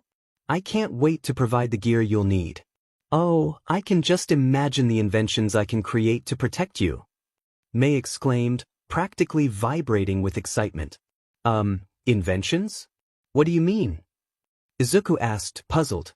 My inventions are like my babies. I know my mother told me to be more careful with my words, but I can't help it. Everything I create becomes my baby, Mei explained, and Izuku chuckled at her enthusiasm. Well, I hope to do business with you in the future, he said, extending his hand. Well said, Midoriya-kun. Now get to cleaning. I need to continue creating back here, Mei replied, and Izuku made his way back to where Masaru and Mitsuki were waiting. Where did you go? What was happening back there? Mitsuki asked. There's a girl back there. She seems to be making inventions out of the trash at this beach. I can only hope she gets into whatever school she wishes to enter, Izuku said, handing Hyoraku to Mitsuki. All right, time to start cleaning the beach, Izuku said, beginning to move the smaller but heavier items from the trash piles. Over the next few months, Izuku continued to clean the beach, collecting trash and providing supplies for fixing parts that Hatsum had wanted. Their dynamic grew friendly as they spent time together while Mitsuki and Masaru watched over Hyoraku, allowing Izuku to connect with others his age. They explored different beaches, gathering parts and pieces of broken devices, enjoying each other's company while rebuilding items. Mei asked Izuku, "You're really good at building. Why don't you want to become a support hero like I am?" Izuku replied, "Well, ever since I was 4 years old, I always wanted to become a hero. Even after I was diagnosed as quirkless, it was the one thing I wanted to achieve, no matter the cost. Now that I am a father, my time is split between Hyoraku and my life as a hero. I can only hope I'm doing all right as a single father." He muttered the last part, almost to himself. Mei reassured him, "I believe you're doing the best you can with what you have. I may be a bit insensitive, but having a child at this point in your life was kind of unwise." Izuku playfully glared at her. "Hey, it's not my fault I didn't know about condoms when I was just a year and a half into high school," he replied indignantly. They exchanged playful glares for a moment before bursting into laughter. "Okay, maybe I did know about that. Cory told me it was a safe day. I didn't realize she was lying until it was too late," Izuku admitted, causing Mei to laugh even harder. "Well, that just means she wanted to surprise you," Mei said cheerfully. "I guess so. What are you going to use these broken devices for anyway?" Izuku asked as they entered her family's garage. "These are for my latest project. My Airjet jetpack made for flight," Mei exclaimed, her face lighting up with excitement. "So, you're making a replica of Airjet's jetpack?" Izuku inquired. "Not entirely the same. It will have some other robotic AIs that will allow me to hack into mainframes within seconds," Mei explained, and Izuku chuckled. "Well, don't let me distract you. Make sure to eat and sleep tonight. You have a test at school, remember?" Izuku reminded her. "Those JRKs don't deserve me anyway. I'm too smart for them," Mei called out as Izuku left her home. Once outside, he was greeted by Mr. Hatsum, who sighed with relief. "Thank you for being my daughter's only friend. She doesn't get outside much since her little sister was diagnosed with cancer," Hatsum said, and Izuku nodded in understanding. "It's my pleasure, sir. I've lost someone myself, and Mei has been kind of an anchor in my life," Izuku replied. "Just remember, if you want to be with my daughter, you have my blessing. She needs to get out of the house more often aside from her projects," Hatsum said, leaving Izuku blushing as he stood alone outside. "Even if I wanted to, I don't wish to tarnish Cory's name," Izuku muttered before walking away. Upon returning to the Bakugo residence, Izuku found Katsuki standing in the doorway. "What do you want?" Izuku asked, noticing Katsuki's glare. "Because of you, I can't go to UA anymore. But it's also because of you that I know what I did was wrong. I won't take anything back, but that doesn't mean I will still be friends with you. I'm on parole and heading to Ketsubutsu University. They have a villain reformation program for people like me. Don't let yourself end up like Tataragain, Katsuki said, gathering his belongings. Where are you going? Izuku asked. What did I just tell you, Deku? I'm going to Ketsubutsu for the villain reformation program. Just leave me alone for now and never talk to me again, Katsuki replied, leaving Izuku standing at the door. Well, at least he won't be bothering me ever again, Izuku muttered before entering the house. As soon as he saw Mitsuki and Masaru at the door, they looked at him with disapproval before he apologized. He was rude to you for no reason. We're sorry for glaring at you like that. He is still our son. We just wish he wasn't so rude to you, Masaru said with a sigh. I'm going to head to bed. I'm not hungry at the moment, Izuku said, and Mitsuki nodded. Carrying Hyoriko with him, Izuku walked upstairs to what had been Katsuki's bedroom, now converted into a nursery for Hyoriko. See that, Hyo?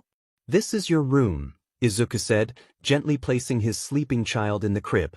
Turning on the baby monitor, Izuku sat on the bed beside Hyoriko, resting his arm in the playpen where his son slept. Once Izuku had fallen asleep, he remained unaware of Hyoriko's small hand gripping his finger. Mitsuki and Masaru opened the door, capturing the adorable moment with a picture to forever remember the bond between father and son.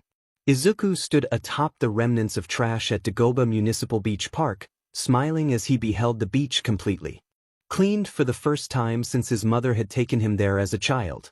He felt a sense of pride as he stood tall on the trash pile, but soon an older man approached him on the sandy beach, sharing in the view. Izuku looked down at him, instinctively covering his chest and arms with his shirt before sliding down the trash heap. The man bore a striking resemblance to All Might, albeit without the muscular physique. Izuku studied the man's appearance, noting the long bangs that hung over his sunken face. He appeared bony, his clothes hanging loosely on his frame. He wore a large white shirt that draped over his shoulders and green pants, which had a small hole in the knee. His oversized brown shoes somehow fit him perfectly. You know, young man, it's rude to stare, the man said with a gravelly voice, punctuated by a slight cough. Izuku quickly apologized, explaining that he was merely taking in the man's appearance, as he resembled someone he admired. The man raised an eyebrow, intrigued. Who is this person you look up to? He asked with a smile. Izuku replied, his name is probably known around the world as All Might. He was the only male figure in my life that I looked up to. I know it might not be the best thing to do, but I never grew up with a father. I only had my mother for a few years before she passed away. The man nodded in understanding. After a brief silence, the man asked, who takes care of you now? The Bakugo family.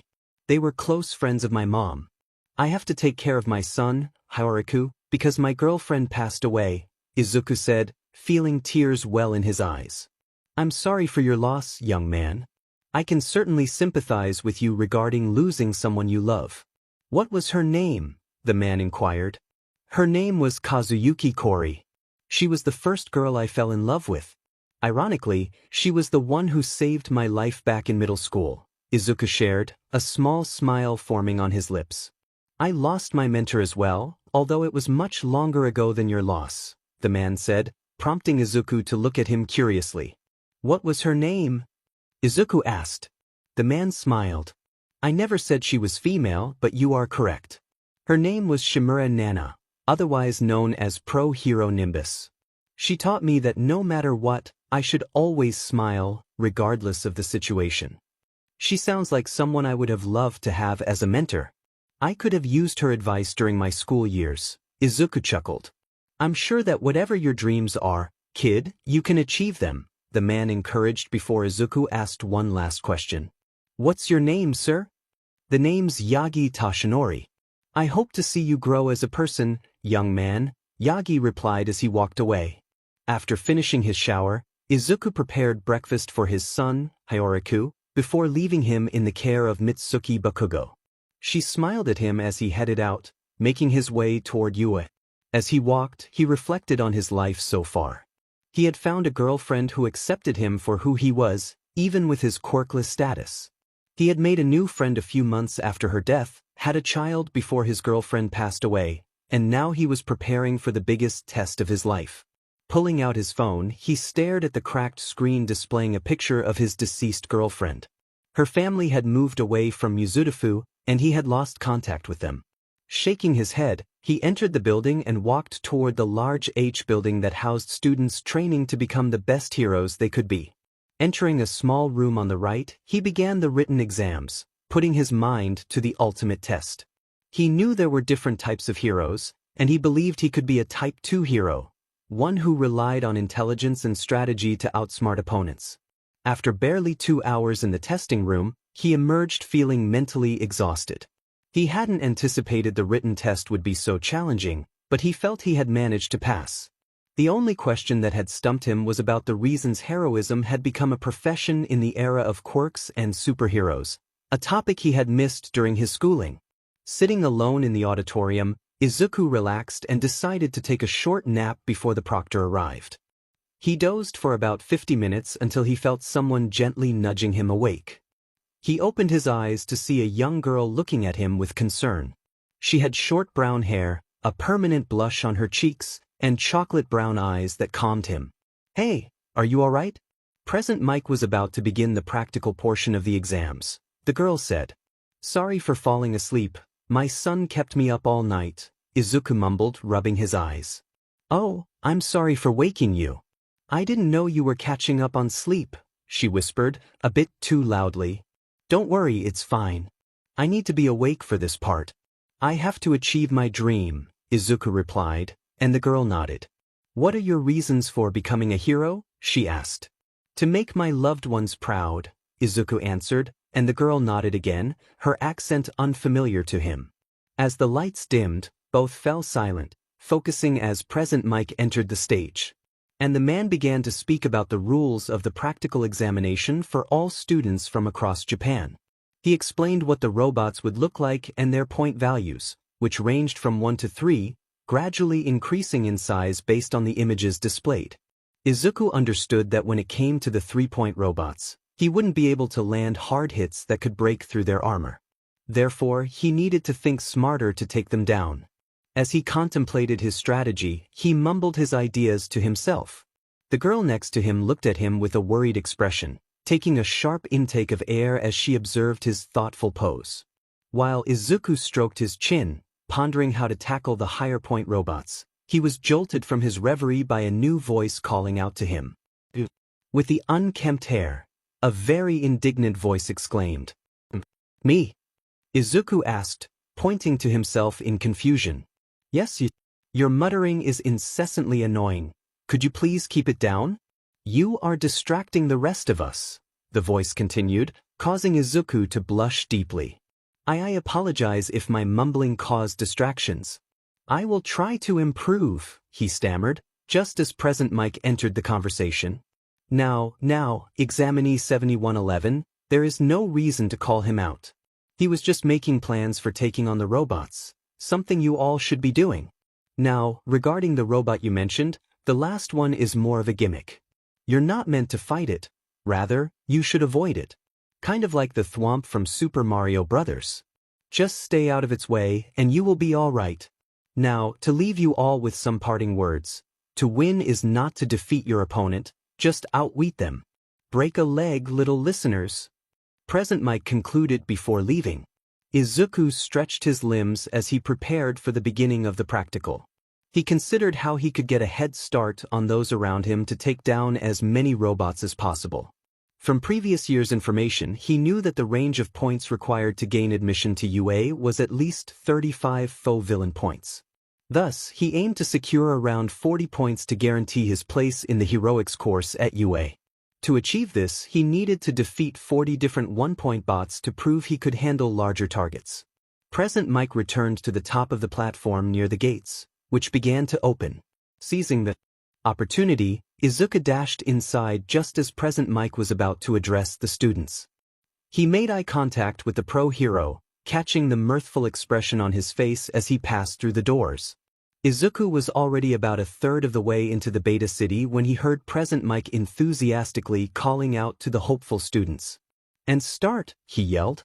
Initially, No one moved until they noticed Izuku's absence. They began to mock him for starting early, confused by Present Mike's amused expression. "What are you all waiting for? That little listener knows that you can't wait for go-in heroism," Present Mike shouted, prompting everyone to rush into the city. Izuku ran through the city, taking down multiple one-point bots as they appeared around corners. He quickly discovered that each bot had a button on the back of their necks that could turn them off, allowing him to conserve energy by disabling them rather than breaking them. At that moment, he had accumulated around 6 points from the one-pointers alone, and it had only been a minute. He was making excellent progress toward his goal of 40 points within the 10-minute time frame. As he continued running, he encountered another one-point bot accompanied by a 2-point bot. Izuku created some interference before leaping into the air. The 2-point bot aimed its rubber bullet Gatling gun at him as he landed in front of the 1-point bot, and the 2-pointer fired. Using the smoke from the gun, Izuku rushed around and landed on the back of the 2-point bot, slamming his hand on the power button. The week after the entrance exams, Izuku was physically training himself to improve. He reflected on the events of the exams, feeling pleased that he might be entering general education. His goal was to help others and accumulate as many points as possible. However, he felt anxious about not scoring high enough, as he hadn't reached the 40s in overall points. Sighing, he left the basement and entered the living room, where his son Hyoriku was bouncing in his chair, babbling at the television. "Hey Hyo! How are you doing?" Izuku asked as he picked up the baby boy. I know. Let's get you something to eat before we do anything else today," Izuku said, moving toward the kitchen. "Morning, Izuku. How was your training?" Mitsuki asked, glancing over her shoulder. "It's been fine, but I'm getting a little anxious since I haven't received the letter yet," Izuku replied, rubbing the back of his head. He opened the fridge, retrieved a small sippy cup for Hyoriku, and returned to the table, pouring a handful of Cheerios. As Hyoriku babbled and happily slapped his high chair, Izuku gazed out the window, reminiscing about his past. He smiled to himself until a brief flash of Kori appeared in his mind, causing him to catch his breath before shaking his head to dispel the thought. Mitsuki noticed the change in his demeanor and watched as he shook his head before returning to prepare breakfast.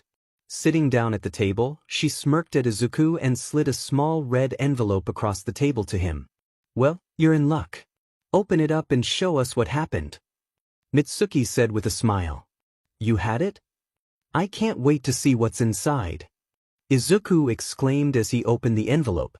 "A hologram projector disc?" Masaru asked as he entered the kitchen. "I am here. As a projection." All Might's voice boomed.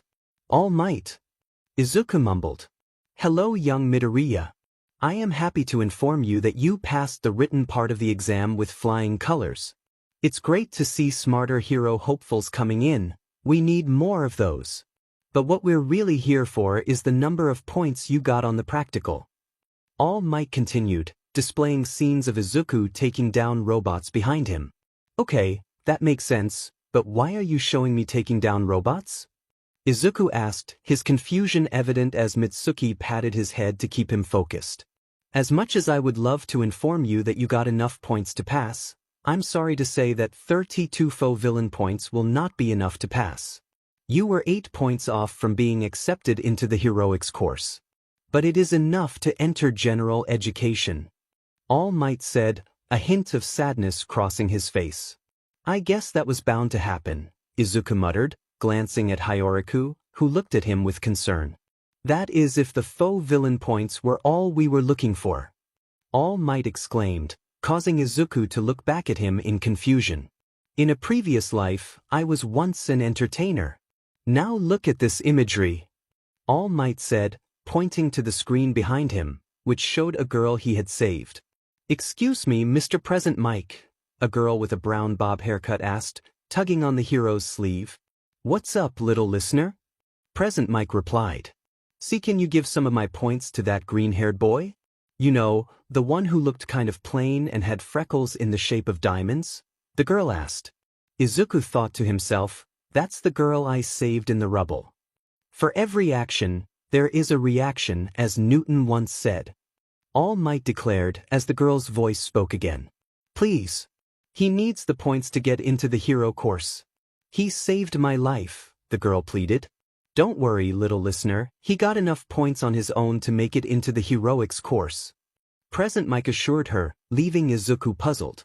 For your actions of saving young Uraraka from the zero-pointer, we who interviewed the entrance exams footage grant you, Midoriya Izuku, 60 rescue points. This brings your total from 32 points up to 92 total points, placing you in first.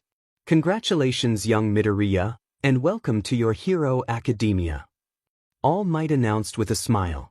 As the disc displayed a countdown, All Might looked at Izuku with a mix of happiness and other emotions. He then transformed in front of everyone watching the disc and spoke again. For those watching, even you, young Midoriya, you are achieving a dream that I couldn't when I was your age. Don't make any mistakes, and you will become the world's first quirkless hero. But please don't tell anyone about this form. It would be very bad if people found out that the #1 hero looks like Jack Skellington from that Halloween movie. Hee hee. All Might said with a smile. The new school year was underway, and Izuku walked down the sidewalk, preparing for a year where he would be away from his son for a long time. He shook his head and looked down at the baby boy in his arms as he made his way to the school. Upon arriving at the school gates, he was approached by the security detail, who scrutinized him for a moment before questioning whether the baby was truly his. After presenting a small certificate proving Hyoraku was his son, they allowed him entry but instructed him to head straight to the principal's office to explain his situation. Now, standing in front of the principal's office, Hyoraku babbled nervously in his arms. Izuku knocked lightly on the door, which opened to reveal a tall man with black hair and a small figure sitting at the desk. "What are you doing here? And aren't you a little young to be a father?" the man asked monotonously. "I have the certificate if you want to know, sir," Izuku said as the man shook his head. "Illogical. Why would you bring a newborn onto the school grounds?" he questioned. "That's why I came here," Izuku stated, and the man nodded. "Well, at least some new students are logical enough to come here. I will meet you in your class. You will be in class 1A. See you in a few minutes," the man said. Walking away. "Come in, Mr. Midoriya. I believe we have some things to talk about?" the principal asked, and Izuku nodded. Entering the room, Izuku felt the presence and aura of the principal, who was smiling at him. Sitting down, Izuku looked around before a small bouncy chair appeared in the room, courtesy of the principal. He glanced at the diminutive principal for a moment before placing Hyoraku into the seat, ensuring the baby was comfortable. "I must say, having a student enter my school while also being a father is not something many can say about their lives," the principal said happily.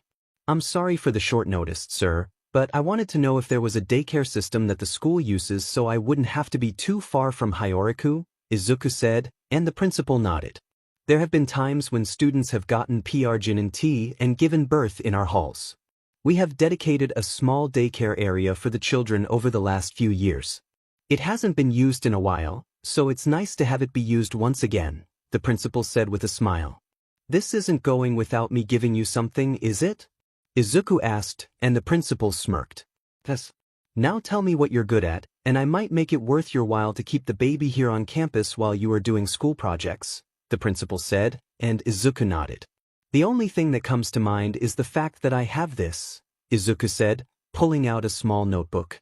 It wasn't very big, but it held a title that caused the principal to gain a mirthful expression. Hero Analysis for the Future, Volume 15. "Well, if I didn't know any better, you should probably have another 14 volumes of this book, correct?" Nizu questioned.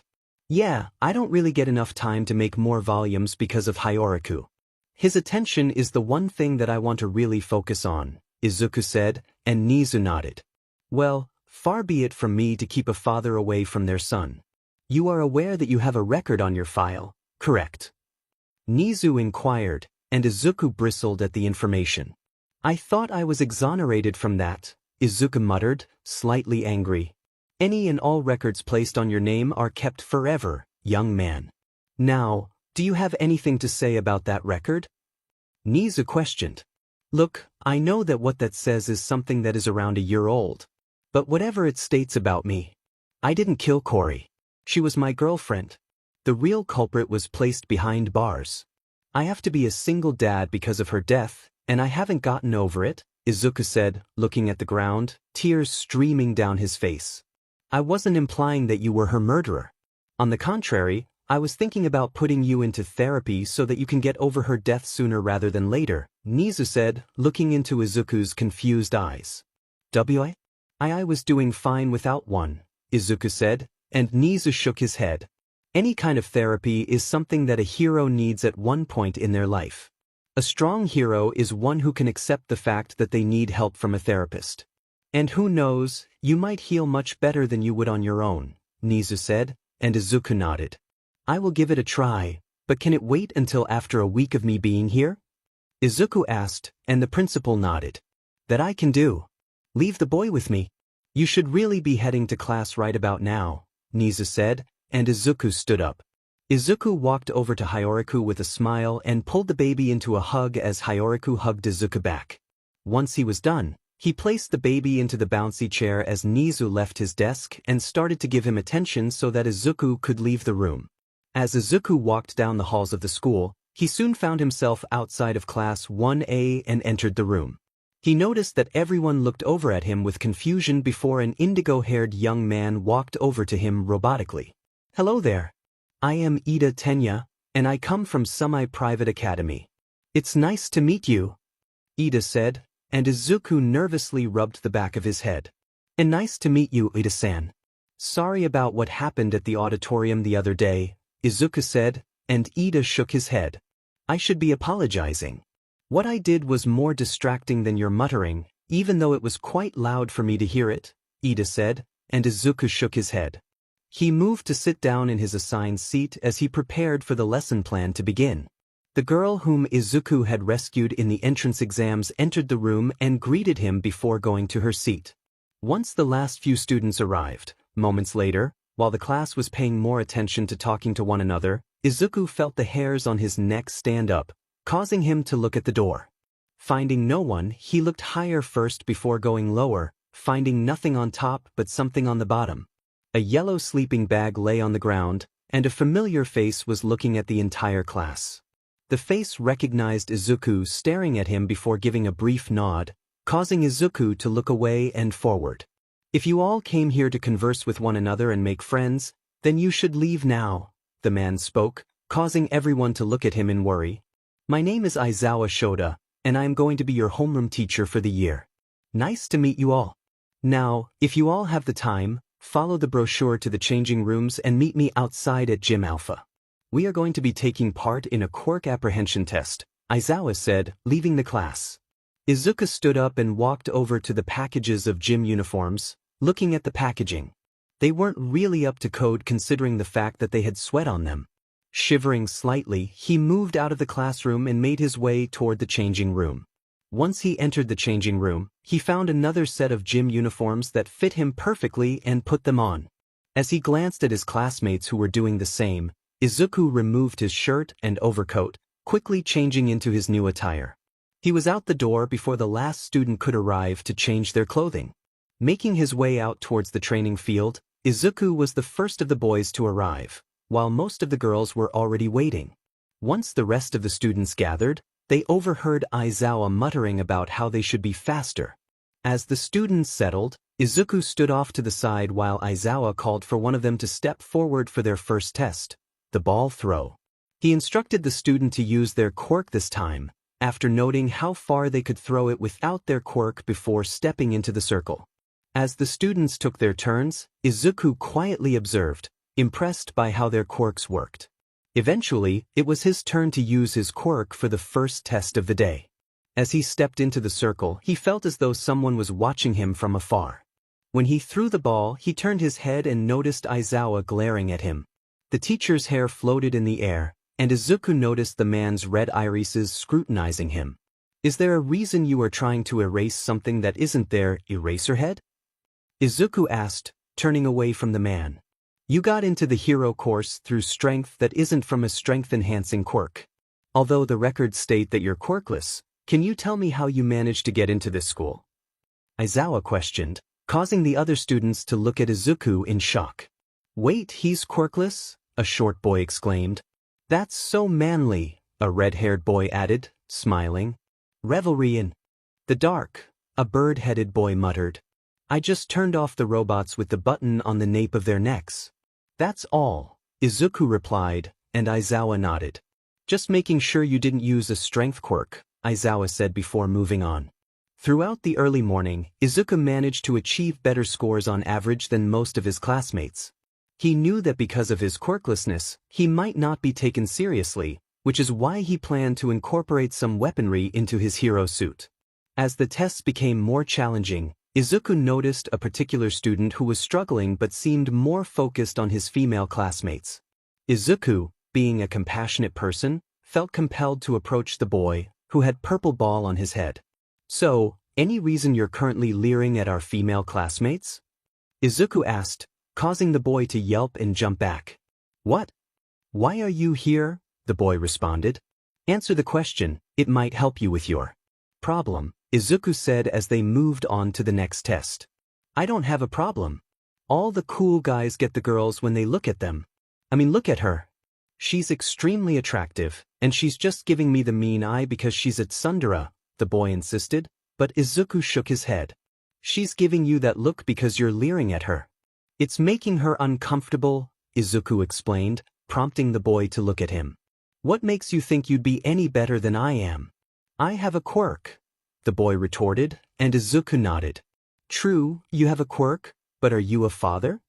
Izuku asked, causing the boy to stare at him in surprise. Don't tell me, the boy said, and Izuku confirmed with a nod. I am indeed a father, and I spend my time with my son so he can become a productive member of society. He's currently a year old, Izuku said, focusing on doing push-ups.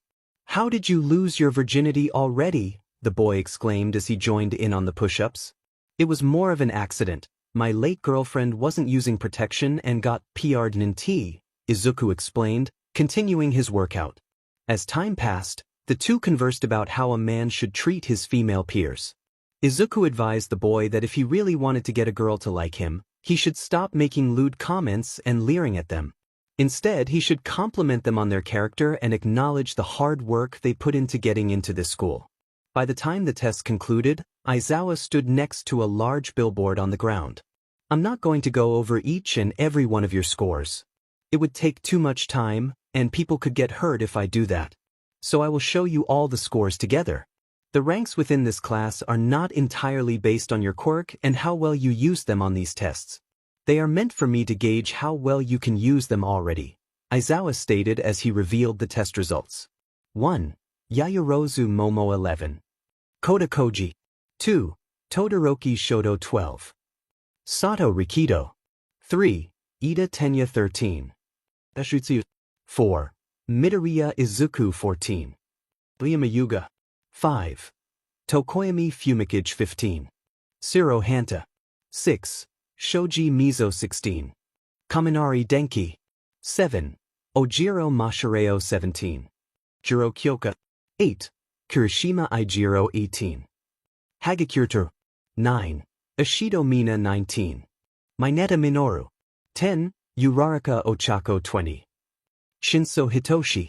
As the students looked at their teacher for further instructions, they watched as he walked away, seemingly indifferent.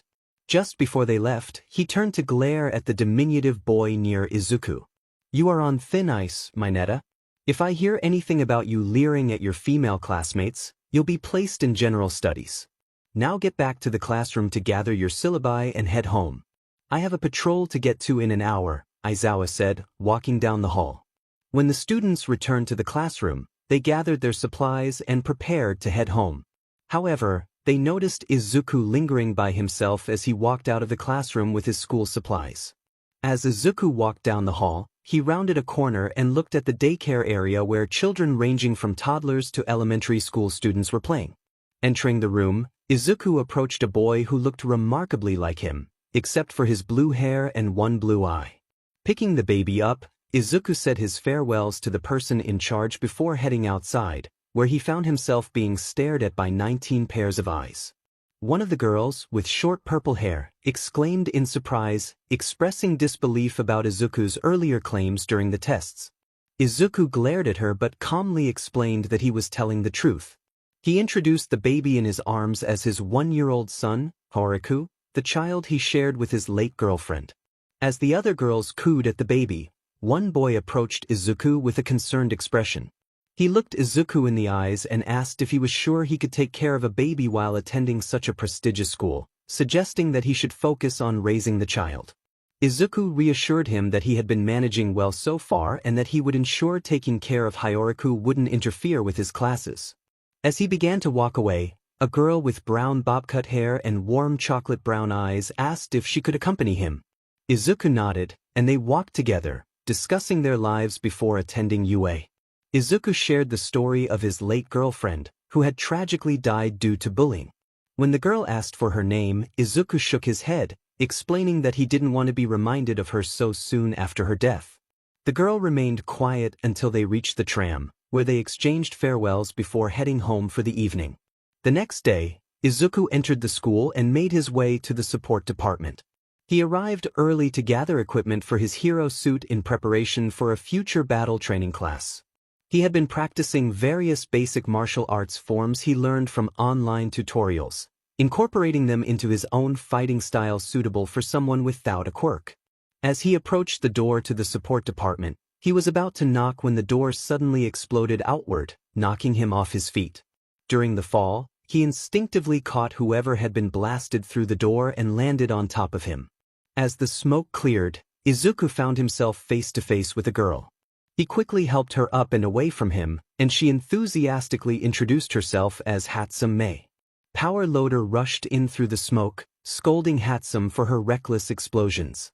Hatsum, undeterred, explained that explosions indicated something was wrong and needed fixing. Power Loader then turned to Izuku, questioning why he was there before school hours. Izuku explained that he was just dropping off his son but wanted to get some early equipment for a potential battle exercise class. Power Loader shook his head but acknowledged that Izuku was the first to ask for the equipment. Izuku expressed his desire for versatile battle gear, possibly weapons he could use if he lost one. Power Loader directed him to Hatsum, who was eager to help. Following her to her workstation, Izuku was amazed by her array of inventions, which she affectionately referred to as her babies. They spent the next hour discussing various weapon designs that would compensate for his lack of a quirk. By the end of their conversation, Hatsum assured him she would have everything ready by the time his final class of the day began.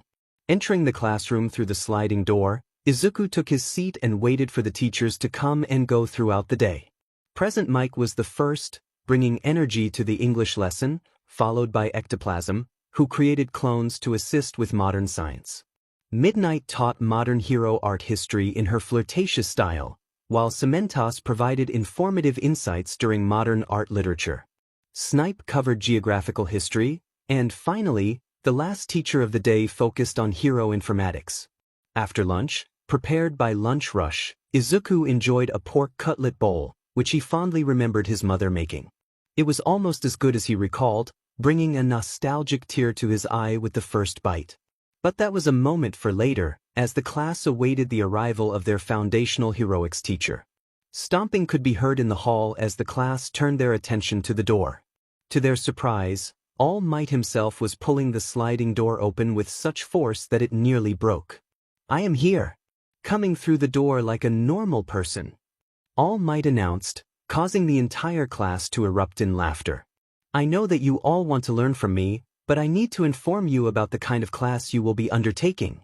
He pulled a small card from his pocket, and as the students looked at it, they noticed it had only 2 words: battle training.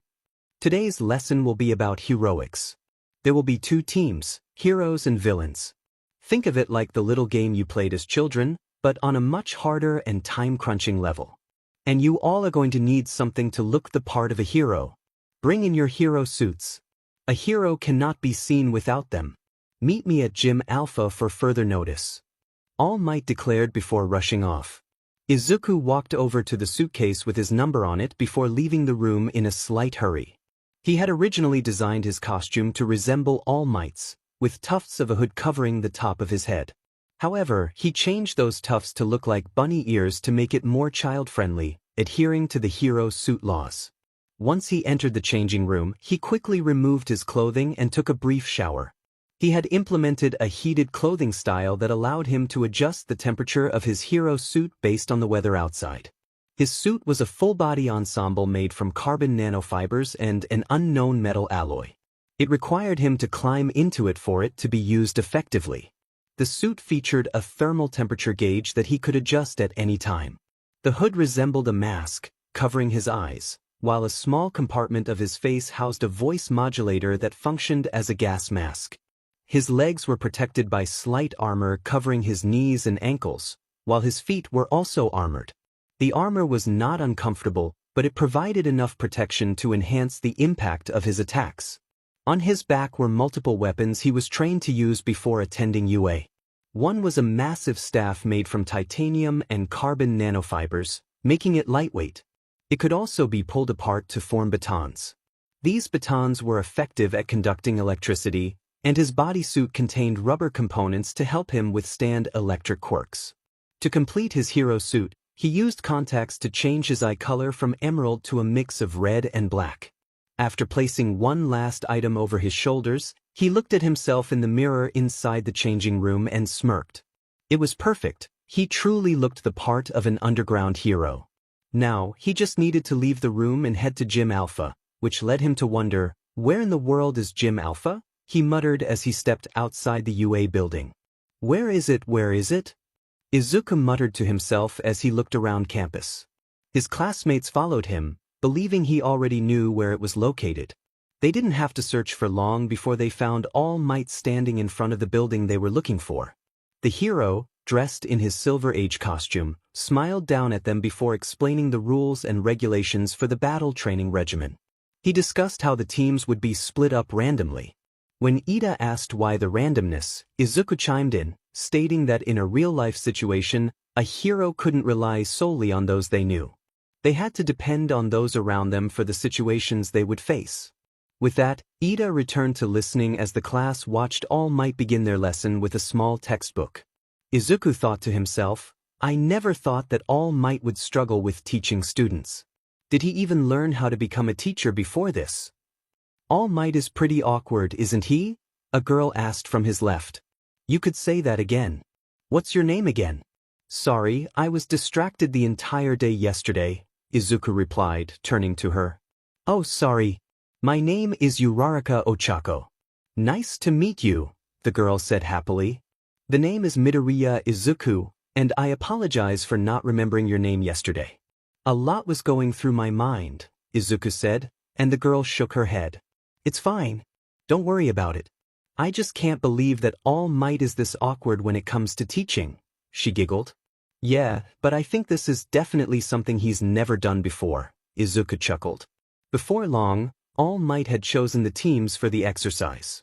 As fate would have it, Izuku was teamed up with a girl who wore only gloves and boots.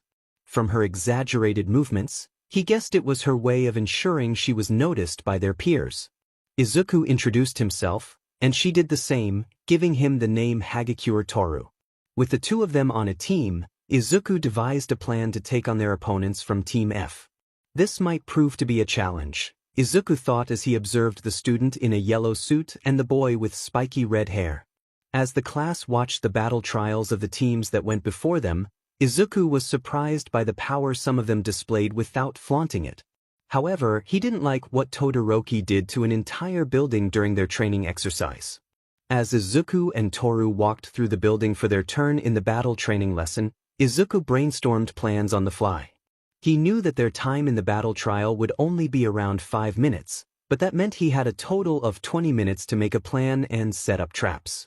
He watched as his companion swung her gloves in the air, happily striding next to him while he held the weapon. So what do you think we should do?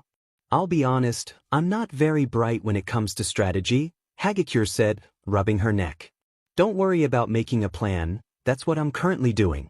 We're up against 2 people with strength-enhancing quirks, and we only have an invisibility quirk and no quirk, Izuku replied, descending into his muttering. Well, I can see that, but why are you fighting as a hero student? Hagakure asked, intrigued. I've always wanted to become a hero like All Might. Just saving people with a smile and making civilians feel safe in my presence. I want my name to instill fear in the villains causing chaos and destruction, Izuku explained, and Hagakure nodded. Yeah, I like that kind of thinking. Saving people is the highest priority after all, she said, bouncing on her feet. To win this exercise, we need to become the villains for this battle training, Izuku stated, and the girl nodded. Right, she said, pumping a glove. Alright, so this is the plan. Izuku began, relaying his strategy to Hagakure. Are you sure this will really work? She questioned. Absolutely. They will search the lower floors first. If we patrol down there, they might think we're there and spend most of their time searching. I'll patrol down there since I'm faster between the two of us, no offense, Izuku said, and Hagakure shook her head.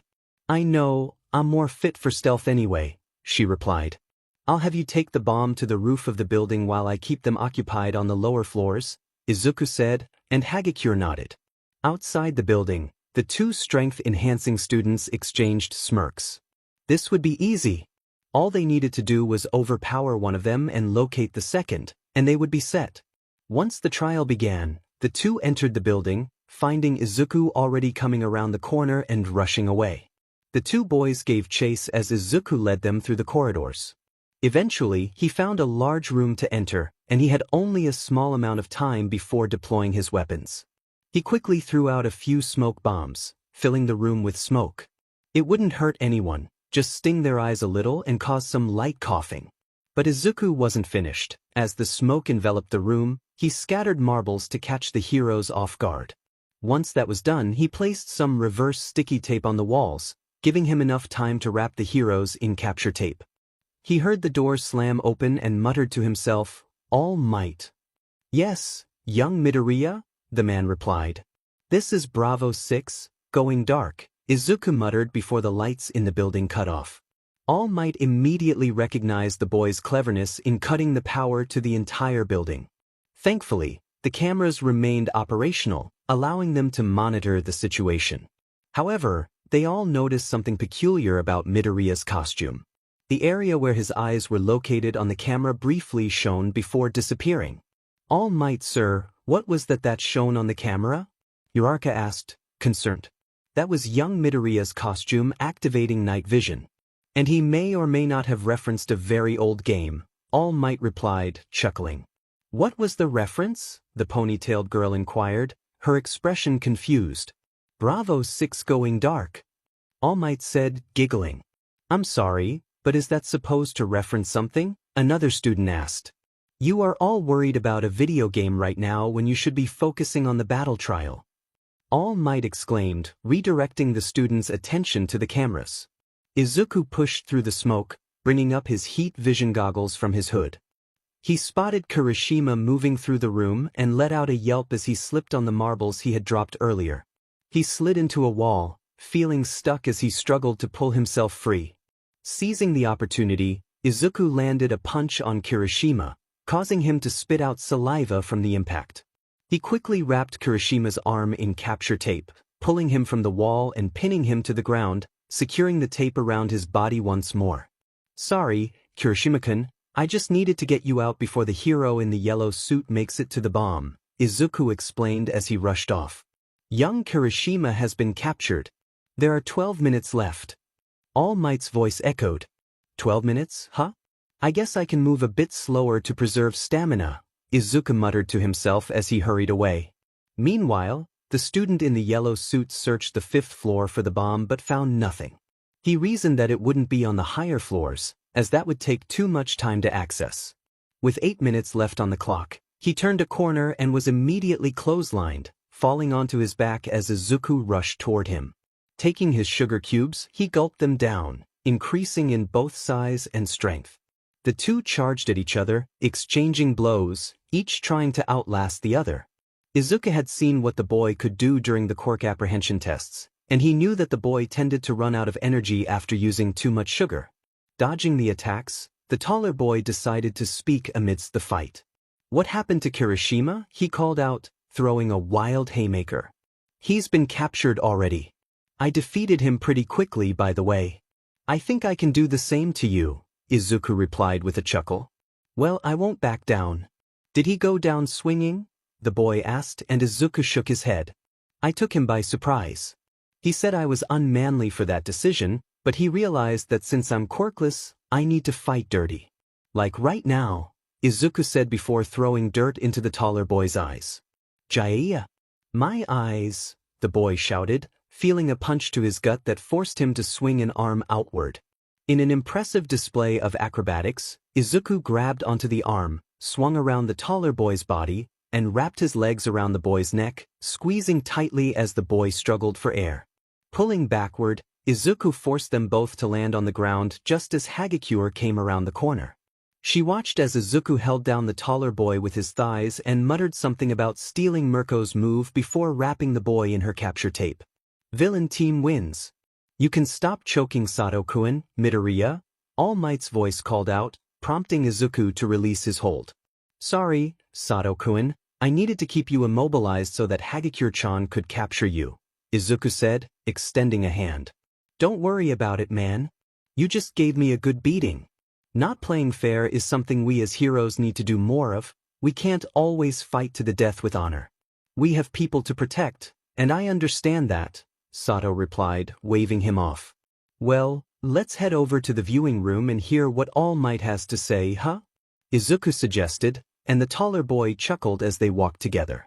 Entering the viewing room about 30 seconds later, they waited for All Might to speak. Can any of you tell me what each team did right and wrong? All Might asked. I can, sir. Yaoyorozu Momo called out. All right, can you tell me what team I did right? All Might inquired. Team I had no visible flaws in their strategy aside from Midoriya-kun taking on all the fighting while Hagakure waited until the end to act on their strategy. Hagakure-san would have been the better choice for patrolling since the heroes wouldn't be able to see her unless they heard her movement. Midoriya-kun should have stayed with the bomb because he didn't have anything aside from weaponry to fall back on. If Kirishima-kun hadn't entered the room, he would have used all that weaponry for nothing. As for Team F, they worked well together, but they never really made a plan. They just overwhelmed whoever they fought with brute force, Yaoyorozu concluded, finishing her analysis with a huff. That was good and all, but I was asking for who the MVP should be, All Might said, causing the young woman to blush. Slightly. I apologize, the MVP should be Midoriya then, she stated, and Izuku shook his head at her seriousness. With that settled, All Might bade the class farewell and rushed out of the room like a man on a mission. As Izuku began his long trek back to the changing room to remove his hero costume, he felt a sense of accomplishment from the trial. As Izuku made his way to the support department, he noticed he was being followed by his teammate, Hagakure. What are you doing following me? He asked, glancing back at her as she shuffled slightly. Oh, just heading to the support department with you, she replied, and Izuku sighed. Is there a specific reason you're going there? I'm heading to return the marbles I used for my weaponry, he explained. Hagakure nodded. I realized during our battle training that I might need a bit more protection than just gloves and boots. Izuku chuckled. Yeah, running around without much on would do that to someone. Hagakure bounced slightly behind him. You seem like the guy who knows about hero costumes. What would you suggest I do? First, I would have preferred if you changed back into your normal school uniform. Then you could come back here to meet up with me and Hatsum-san. She's the one who supplied me with my weapons and gear, Izuku suggested. Hagakure let out a sad whine. But I don't want to go back there alone. Mineta-kun might make a stupid comment at me again. Well, at least we know he won't see you, Izuku muttered. What was that? She asked, and he shook his head. As they reached the door, Izuku felt a sudden sense of déjà vu wash over him. He reached for the door handle, and almost like clockwork, he was blasted away from the doorway as Hagakure screamed in horror in the background. Something squished against his chest, and he quickly shook it off. He reached up to help the person on top of him get off, brushing away the black dust and debris from both their bodies. Nice to see you literally breaking the door down again with an explosion, Hatsum-san. This is Hagakure-san. She was my partner for the battle trials today, and I think she should get a better hero suit than what she currently has. I also need to return the marble launcher we used for my hero suit. It's too much of a hassle to collect the marbles again, Izuku said, And Hatsum cackled. Well, that is one happy customer. And I have another one given to me by the first. This is a great week so far. Come on in, let me show you my babies. Hatsum exclaimed, pulling Hagakure inside the room with a swift yelp from the girl. Izuku thought to himself that he would never get used to Hatsum-san's eccentricities as he followed the two girls. He also asked Power Loader to get a female school uniform for Hagakure, as she was essentially walking around without much coverage. This prompted the hero to go on a tangent about inappropriate support companies as he walked away, presumably toward the principal's office. Izuku Midoriya stood at the entrance of UA High School, his heart racing with a mix of excitement and anxiety.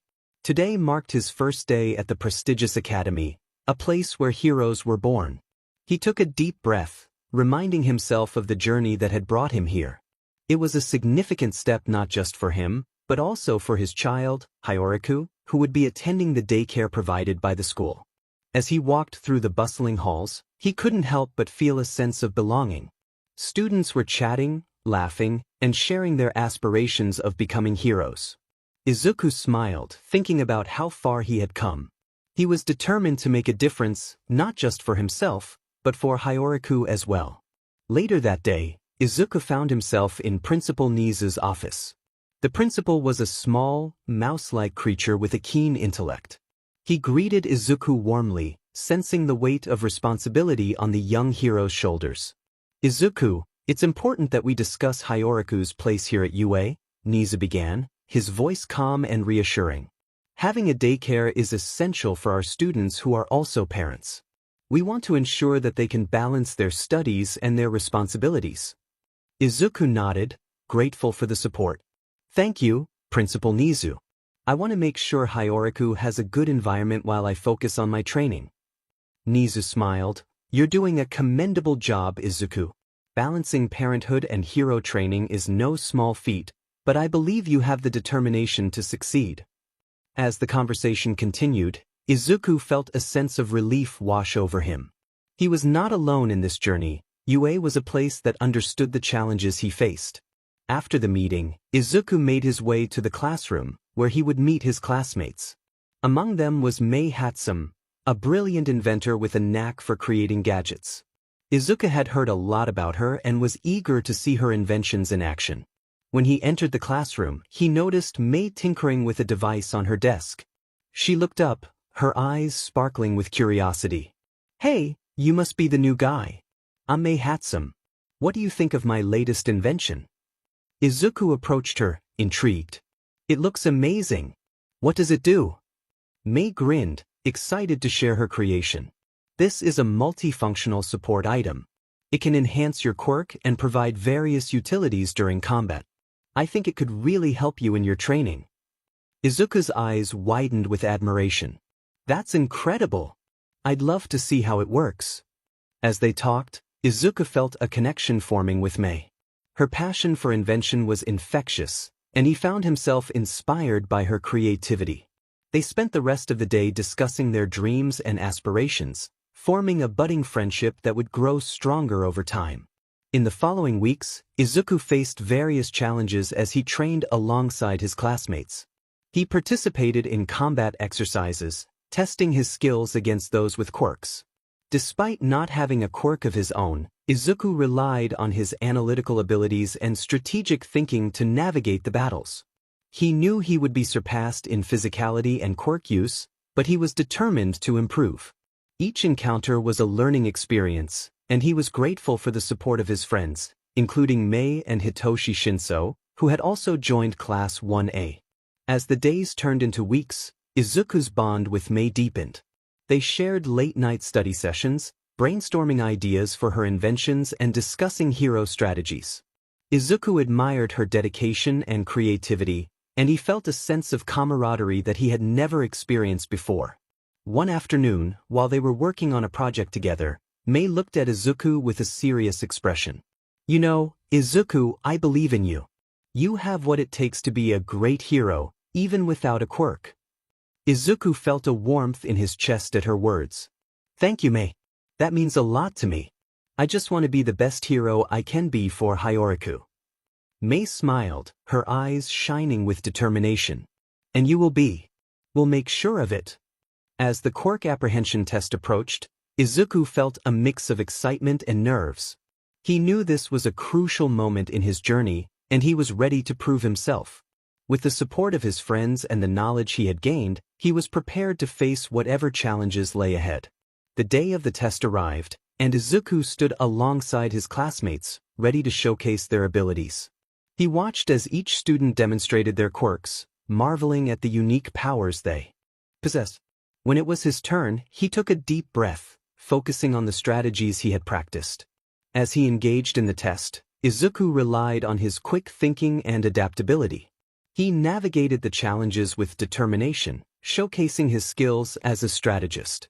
Though he didn't have a quirk, he proved that his intellect and resourcefulness could hold their own in a world dominated by superpowers.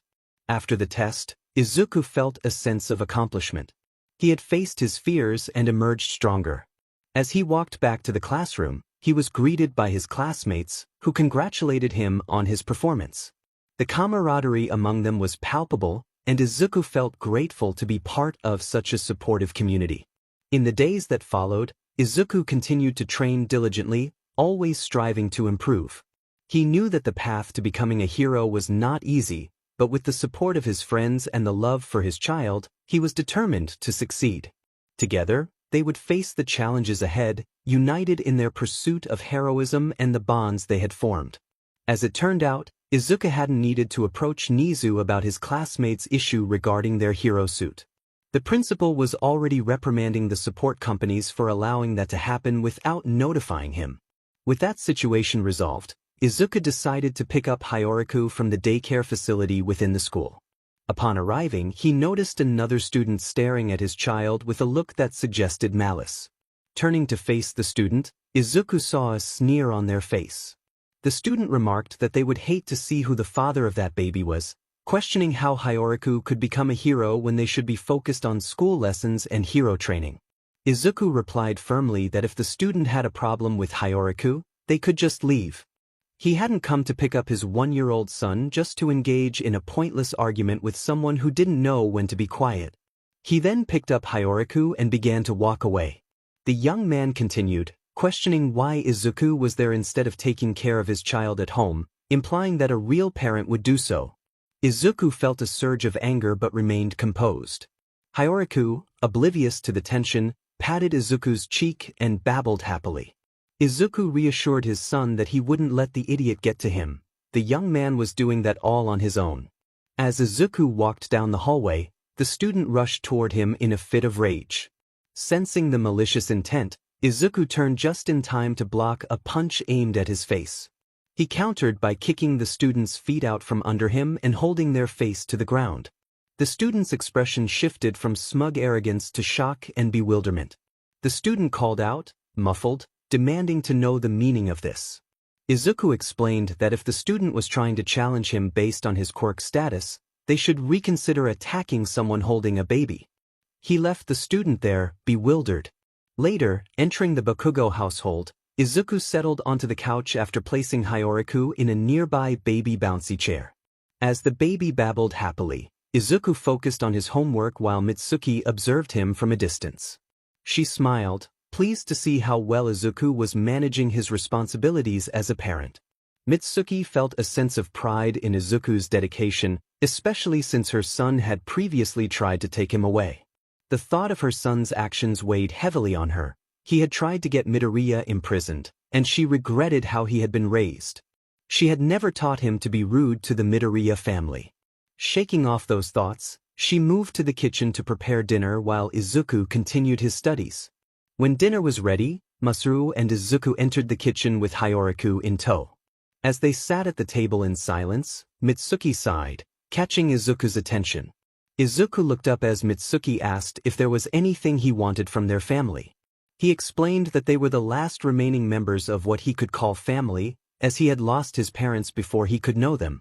He didn't want to discuss Bakugo and emphasized that they were all he had left aside from Hyoraku.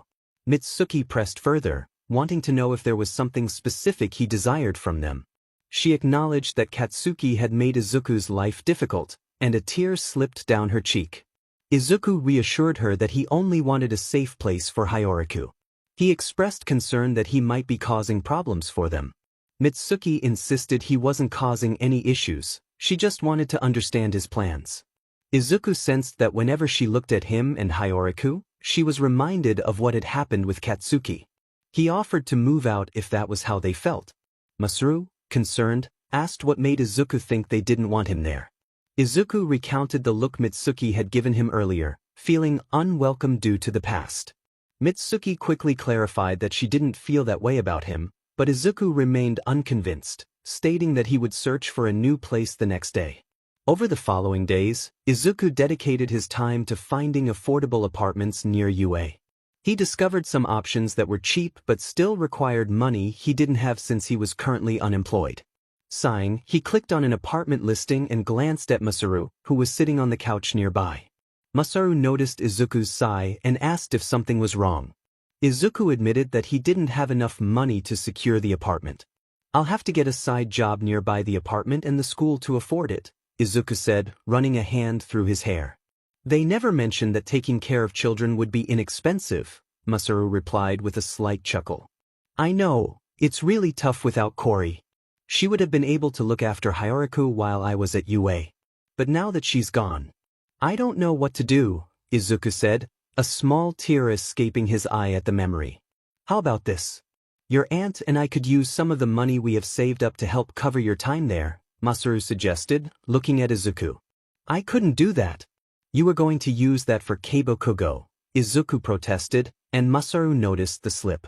"You were about to call him Kaken, weren't you?" he asked, and Izuku nodded with a sigh. "Don't worry about Katsuki. He made his choice the moment he started bullying and hurting you. You are not at fault for his current situation. He was there when that boy took your girlfriend's life, which makes him an accessory to that crime, by the way," Masaru said, and Izuku nodded. "Is it wrong that I feel guilty for taking his chance to become a hero away?" Izuku asked, looking troubled. "Why should you feel guilty about that? He forfeited his chance the moment he caused you so much pain over the past 10 years, Masaru questioned. "It's just that. I remember a time when we both aimed to become the #1 hero together. Now that he's gone, he probably blames me for his lost opportunity," Izuku said, and Masaru nodded in understanding. "He might blame you for that, but hopefully, his time in prison will change his perspective. Unless he chooses to become a villain, which I doubt he would," Masaru said. They fell into silence before Masaru stood up and moved to sit next to Izuku and the sleeping Hiyoriku. As they discussed potential apartments, it had been a full week since the battle training. Back in class, Izuku was sorting through his school supplies for homeroom.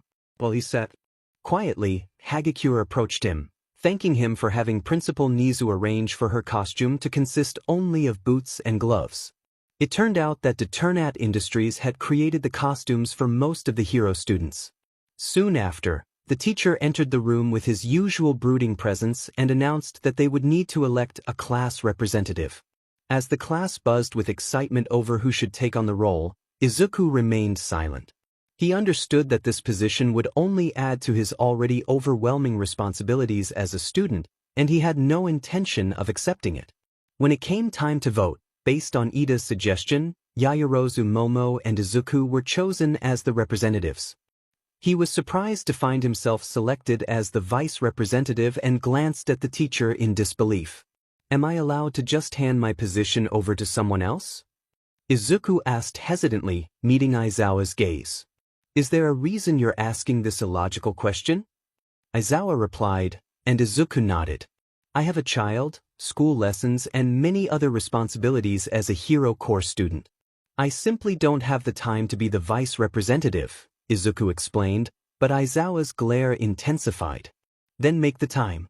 You shouldn't have a child if you hope to become a hero," Aizawa stated, causing the class to gasp. "Are you saying I shouldn't even have a child, sir?" Izuku asked, his eyes hidden beneath his hair.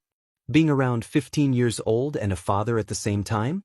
That is highly illogical," Aizawa said, standing firmly in front of Izuku. "Well, sorry for being an inexperienced 14-year-old. I didn't know my girlfriend at the time wasn't on birth control," Izuku retorted, and Aizawa's glare deepened. You're not giving up the position. Make time to be the representative of your class or give your child up to Child Protective Services. It's clearly the better choice right now, Aizawa said before walking out of the classroom. The room fell silent as Izuku stood there, projecting a different aura now that the teacher was gone. His eyes, bloodshot and intense, scared most of the class, except for Todoroki in the back. Veins were visible on his face as his anger simmered, threatening to boil over. For the rest of the day, teachers and students alike avoided Izuku, leaving him to grapple with Aizawa's harsh words. As he neared the final class of the day, someone approached him, ready to confront him at the worst possible moment. Izuku could hear other students warning the person not to go near him, but the student ignored them. Suddenly, Izuku felt something hit the back of his head, followed by a wet sensation seeping through his school uniform. His eye twitched as he slowly turned to face the culprit, a blonde boy from the other day whom he had easily defeated. Well, look who it is. The worthless Class 1A student I met last week. Something wrong, the boy taunted. I'm having a perfectly fine day. Mind telling me your name? Izuku asked, his voice calm yet laced with an undertone of menace. Monoma Nito, and I'm here to ensure you aren't filling those Class 1A students with your lies about Class 1B, Monoma declared, glaring at Izuku. What are you talking about? Izuku asked, genuinely confused. You know what I mean. Class 1A is the more popular class, and I still don't think you should be bringing a child to a school for hero students, Monoma said, causing a hush to fall over the lunchroom. Monoma, are you sure this is the best time to be talking to me? Izuku asked, glaring into the boy's blue eyes. This sounds like the perfect time, the boy said as everyone watched Izuku stand up. Izuku was still 5 feet 5 inches, and Monoma was slightly taller than him by 2 inches. Just because Monoma was slightly taller didn't mean Izuku felt threatened. Taking a deep breath, Izuku turned to walk away, but the boy spoke again, causing Izuku's face to scrunch up in fury. I'd hate to be the woman who actually had a child with you. If you are this SBM's SV, that means you are weak. Monoma said, and Izuku immediately felt memories of Kori lying on the ground flood through his mind. Shut up, Izuku muttered quietly. I'm sorry, but can you speak up? Monoma mocked loudly. I said shut up, Izuku replied, glaring at Monoma with intense anger. Who are you to tell me what to do? Monoma exclaimed, tapping another student's arm to activate a quirk. As tensions rose, one of the students quickly left to get a teacher, sensing that a fight was about to break out. They were right, as Izuku slowly turned around, anger in his eyes. He took a deep breath and walked back toward Monoma, who was glaring at him with a smug expression. Monoma, I think you should really apologize, an orange-haired girl said, as Izuku approached their group with a fierce glare. Why should I apologize to someone who utterly humiliated me a week ago? If anything, he should apologize to me. Monoma retorted, glancing at the young woman before feeling the need to dodge. Monoma, you are seriously pissing him off, the young woman warned as Izuku stood directly in front of the slightly taller boy. Oh yeah? And what is he going to do about it? Monoma sneered, staring into Izuku's furious eyes. Before anything could happen, the teacher entered the room, looking concerned when they saw Monoma raise his hand. Moving faster than either of them could react, Izuku slammed his fist into Monoma's face, breaking his nose and knocking him off his feet. Izuku stood there, glaring at Monoma as he yelped in pain and surprise from the sudden strike. He remained still, hoping this would send a clear message to Monoma not to provoke him further. When the teacher arrived, Izuku turned and walked away from the scene as they checked on Monoma. Try and hit me without having the element of surprise. Monoma called after Izuku. I was right in front of you, Monoma. If you can't predict where I will punch you, how are you going to take down a villain? Izuku replied, leaving the room angrily. Can we get Recovery Girl into the lunchroom stat? We have a student with a broken nose, the teacher shouted as Izuku continued to walk through the halls. Once he was alone, Izuku exited the school building and walked toward the nearby forest. Upon entering, he found a tree and began to take out his anger on it, punching it harder and faster than he ever had before. Each strike stung his hands, but he continued until he broke the bark off the tree, his fists becoming bruised and bloodied with each blow. Images of Kori lying on the ground replayed in his mind, along with memories of those who had kept her away from him. The memory of the boy with the knife stabbing her through the chest haunted him as he held her in his arms, crying out in agony. With each punch, Izuku's frustration grew, and he let out guttural screams of anger and fury. For years, he had held back his emotions, fearing Bakugo and finding some happiness with Kori. But now, he felt the confidence to release his anger, even though he had never directed it at a person before. After about 20 minutes of relentless punching, he was finally pulled away from the tree.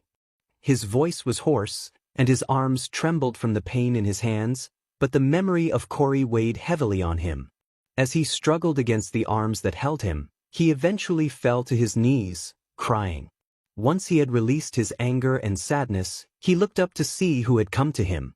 He was surprised to find it was his homeroom teacher, Aizawa, staring at him with a slight sense of shock. "I guess you're going to expel me?" Izuku asked, his voice hoarse but filled with guilt. "No. The students in the cafeteria mentioned that you were provoked into attacking him. You were trying to walk away when he called you out," Aizawa explained, sitting down next to him. "But didn't I attack another student?" Izuku asked, looking at the man. "You were provoked. You attempted to walk away before retaliating. It would be illogical to punish the student who was in the right. You will still go into detention for harming another student, but it will be more lenient," Aizawa said, looking down at Izuku. "I've never been treated the way you are treating me right now," Izuku admitted. "It hurts to be treated worse than anyone else in your life, and having people help you can be confusing," Aizawa stated, his tone carrying deeper meaning. "Yeah, I've lived my life knowing I can't trust people because they turn on me when I'm weak. But to be treated with such care. It reminds me of my mom before she died," Izuku said, recalling a memory of her making his favorite dish, katsudon, after a bad day at school. "What was your school life like before UA?" Aizawa asked. "I'd rather not talk about it," Izuku said, looking away. Aizawa replied, "I won't ask you to tell me, but I will expect you to inform me about it at some point in the future," as he stood up and began to walk away. Do the teachers here really care about the Quirkless?" Izuku asked, walking next to Aizawa. "I don't know. All I do know is that I don't want you to think that I don't like you and your child. Just make sure to be the best hero that you can be for them. They will look to you for everything. You need to make sure that you are there for that," Aizawa said, continuing on his way. Izuku remained quiet on the return to class. Izuku walked through the classroom doors and made his way to his seat the next morning. He had no desire to discuss what had happened in the cafeteria the previous day. The fact that no one was mentioning it caused his heart to slow down. He waited with the rest of the class for their teacher to arrive and inform them about the day's activities. Since it was supposed to be homeroom, the class expected their teacher to criticize Midoriya for having a child in the school. When Aizawa finally entered the classroom, he wore a cautious expression. He let out a sigh before addressing the students, who had been quietly conversing. "You stopped talking by the time I got here. That's good, but it's still not fast enough. I expect you all to be quiet before I arrive. Anyway, aside from me commenting on your inability to stay quiet, get your hero costumes on and meet me outside. We're going on a field trip," Aizawa announced as he exited the classroom after pressing a button. The class remained seated for a moment until they saw Izuku gathering his hero costume case. They quickly followed him to avoid being left behind. Once outside, they noticed their teacher looking at a card with a serious expression. He sighed again before showing it to them, revealing 2 words, "Rescue Training." "Today, All Might, another guest teacher, and I will be teaching you the fundamentals of rescue work," Aizawa explained, staring at his students. "This is what I've always wanted to be," Uraraka exclaimed, bouncing with excitement. "Now this is what real heroes are here for," Kirishima added, pumping his fists. "Will this be fun, Mr. Aizawa?" Ashido asked, a hint of concern in her voice. "It will be fun for those who take it seriously. But if you don't listen to me, All Might, or the guest teacher, you will all have detention," Aizawa replied as the students followed him onto the bus. Sitting at the back of the bus near Hagakure, Izuku listened as the girls animatedly discussed clothing and hero moves. He smiled to himself, chuckling at their enthusiasm for fashion and dance moves. Ashido had made it a point to incorporate dance moves into her fighting style. As the bus took off, Izuku kept to himself, listening to his classmates talk about their quirks and how they wanted to be viewed as heroes. They compared their quirks to one another, but then Yaoyorozu brought up Izuku's quirklessness, mentioning that he had entered UA without a quirk. This led to a discussion about the possibility of a quirkless hero, with many stating it was thought to be impossible since they would be overlooked in rankings. However, Izuku's motivation for becoming a hero was not about high ranks. It was about saving people and inspiring them to become heroes themselves. Alright, that's enough talking. We're here, Aizawa said, causing the students to stop and exit the bus. Wow, this building looks really cool. Uraraka gasped. It's the USJ. I've only heard about this place when I was in elementary. Izuku exclaimed, drawing everyone's attention. How did you hear about this place? Yaoyorozu asked, slightly concerned. I heard about it from older UA students when I was in elementary. They were walking by me as I ran down the street, Izuku explained as he walked past her. The class and Aizawa made their way to the building, where someone was waiting for their arrival. It seemed they knew Aizawa was bringing his class for a lesson, but All Might was nowhere to be seen. Instead, Pro-Heroine 13 greeted the students. Izuku overheard Aizawa speaking with 13 about All Might's absence. 13 raised 3 fingers, leaving Izuku wondering what that meant. That man is the height of irrationality. Anyway, it will be 13 and me for the day. All Might will probably show up near the end of class, so don't expect him to arrive early, Aizawa said as he led the class toward the USJ's entrance. 13 took over the tour, emphasizing that using their quirks could be dangerous. When she mentioned this, everyone fell silent, and Izuku quietly missed Cory. 13 explained that a rescue hero or heroine's primary job is to rescue people from disasters and villain attacks, with the main objective being to keep civilians safe from harm. She introduced the building, stating, the name of this building is the Unforeseen Simulation Joint, or USJ for short. 13 smiled as Ochako gushed about her to Ida. Midoriya, do you know what we could be preparing for in this kind of rescue exercise? Hagakure asked, looking in Izuku's direction. Anything from monsoons to flaming buildings to flash floods. This is preparing us for any kind of disaster that may happen in the field of heroics, Izuku replied, and the girl bounced happily. As the students walked through the entrance, they marveled at the different parts of the USJ, the flaming city, the monsoon zone, the mountain zone, and more. Just as Aizawa was preparing to begin the class, the lights in the building began to flicker and then suddenly turned off. Izuku immediately entered a combat stance, pulling out the weapon that Mei had made for him earlier that week. He gripped the titanium staff, which had a portable taser inside, and glared down at the plaza, believing that to be where everything was taking place. Aizawa seemed to understand Izuku's intentions before he stood in front of the class and activated his capture gear. Kirishima pointed at the plaza and asked, "What's that?" "Get behind me." 13. Protect the students. Aizawa called out, pulling his goggles downward over his eyes. "What's wrong, sensei? Isn't this part of the training?" another student asked, concern evident in their voice. "This isn't a drill, those are real villains." Aizawa replied as a purple portal with a black interior appeared in the plaza. A hand emerged from the portal, pulling it aside to reveal a red eye partially obscured by a hand. The villain glared at the students of Class 1A as he pushed himself through the portal, followed by hundreds of villains. Looking at his surroundings, he chuckled to himself before glaring in the direction of the students, taking stock of the situation.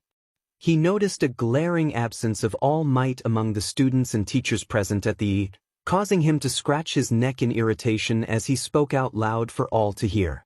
"Kurogyari, All Might was supposed to be here, right?" "I know that was what the school schedule stated," the villain said, as Kurogyari's eyes glowed. "That was what the schedule was supposed to be. But it appears that All Might is not present. We can continue with our mission," Kurogyari replied. "Well, I wonder if we should leave him a few presents courtesy of the League of Villains. Do you think he might like to see a few dead children?" the villain questioned, prompting Izuku to move to the front of his class. As quickly as everything began, Aizawa rushed toward the villains to intercept them, but not before giving 13 directions to get the students out of there while he held them off. Izuku knew that Aizawa's hero persona relied on ambush tactics to take down villains, so he pushed forward before 13 grabbed his shoulder. Aizawa-sensei, your quirk relies on the element of surprise. It's why you were able to become a prolific underground hero. There's no way you can take them all on your own. Izuku said, concern etched into his tone. Midoriya, even without a quirk, you should know this. No hero is a one-trick pony, Aizawa replied as he took off. Come on, Midoriya-kun, we need to leave. 13 urged, and Izuku allowed himself to be pulled along with her. As the students and 13 made their way toward the exit of the building, Aizawa rushed toward the villains. He had to admit that he never expected Midoriya of all people to figure out his whole hero persona. Although he had to consider that Midoriya discovering he was Eraserhead was something he hadn't anticipated. That was something he'd have to look into once this was all over, but for now, he was preparing himself for the fight against the villains. The villains began launching emitter-class quirks at him as he activated his own quirk. They fizzled out as the more combat-oriented villains called out that he could erase their quirks. Aizawa launched himself at the villains with his capture scarf, wrapping up one villain before swinging them around in the air and smacking them into another. He then threw his capture scarf at another villain, pulling himself toward them with incredible speed. He spun his body around, executing a spin kick that struck two villains simultaneously before elbowing another in the gut. He jumped into the air, dodging a strike from behind as a villain moved a knife in his direction. As Aizawa continued to take down the smaller villains, he admittedly took his eye off the warping villain for just a moment, allowing them to escape. He clicked his tongue in frustration, focusing on the villains in front of him as one thought echoed in his mind, please make sure that you're all ready for a fight. I can't be there to protect you all. At the top of the steps, Izuku and the rest of his class rushed toward the exit when a portal appeared in their path. The villain stepped out of the portal, chuckling to himself before addressing them. Hello there, I am with the League of Villains. It is our mission to bring an end to the number one hero, All Might, Kurogiri said, his eyes glowing ominously. Get back, kids. 13 called out, pulling out a black hole from their suit. Ah, Pro Heroine 13, one of the better rescue heroines in the world. But my power is ultimately your immediate counter, the villain said, moving a portal behind 13. 13 screamed as the portal appeared behind her, tearing into her back. As the villain dealt with the heroine, he turned his attention to the students, creating new portals around them and smirking under the mist. He watched as the portals began skiing in each student except for a select few.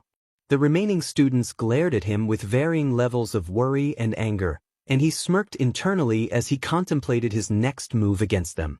In the forest zone, Izuku landed near a tree, feeling his equilibrium falter as he was pushed out of the portal. He crashed through the tree before landing in a heap on the ground, groaning in slight pain before feeling something land on him. He heard a small gasp as the person who had fallen on him broke her fall on Izuku. Slowly getting up, he noticed a pair of gloves and boots and suddenly realized that the girl on top of him was nearly naked. He quickly stood up, helping her to her feet. Where is everyone, Midoriya-kun? Hagakure asked as she stood up behind him. It appears that we're still in the USJ, so we just need to return back to the entrance. Let's head north, Izuku said, and Hagakure gave a thoughtful hum. The two walked through the forest until they felt the area grow colder as ice covered the ground. Immediately, Izuku jumped in front of Hagakure, pushing her out of the way as a portion of his body became encased in ice. Midoriya-kun! Hagakure screamed. Izuku's teeth chattered as he remained as still as possible, fearing he might accidentally break a limb that was tethered to the ground. Hagakure was scanning the area for the villain using an ice quirk, only to discover their classmate holding a mass of villains encased in ice. Rushing over to the young man, she caught his attention by mentioning how he had accidentally trapped Izuku in ice. The stoic teen glanced over his shoulder and saw Izuku frozen inside the ice. He walked over and placed a hand on the icy surface. Sorry, I had no idea you guys were here with me, he muttered.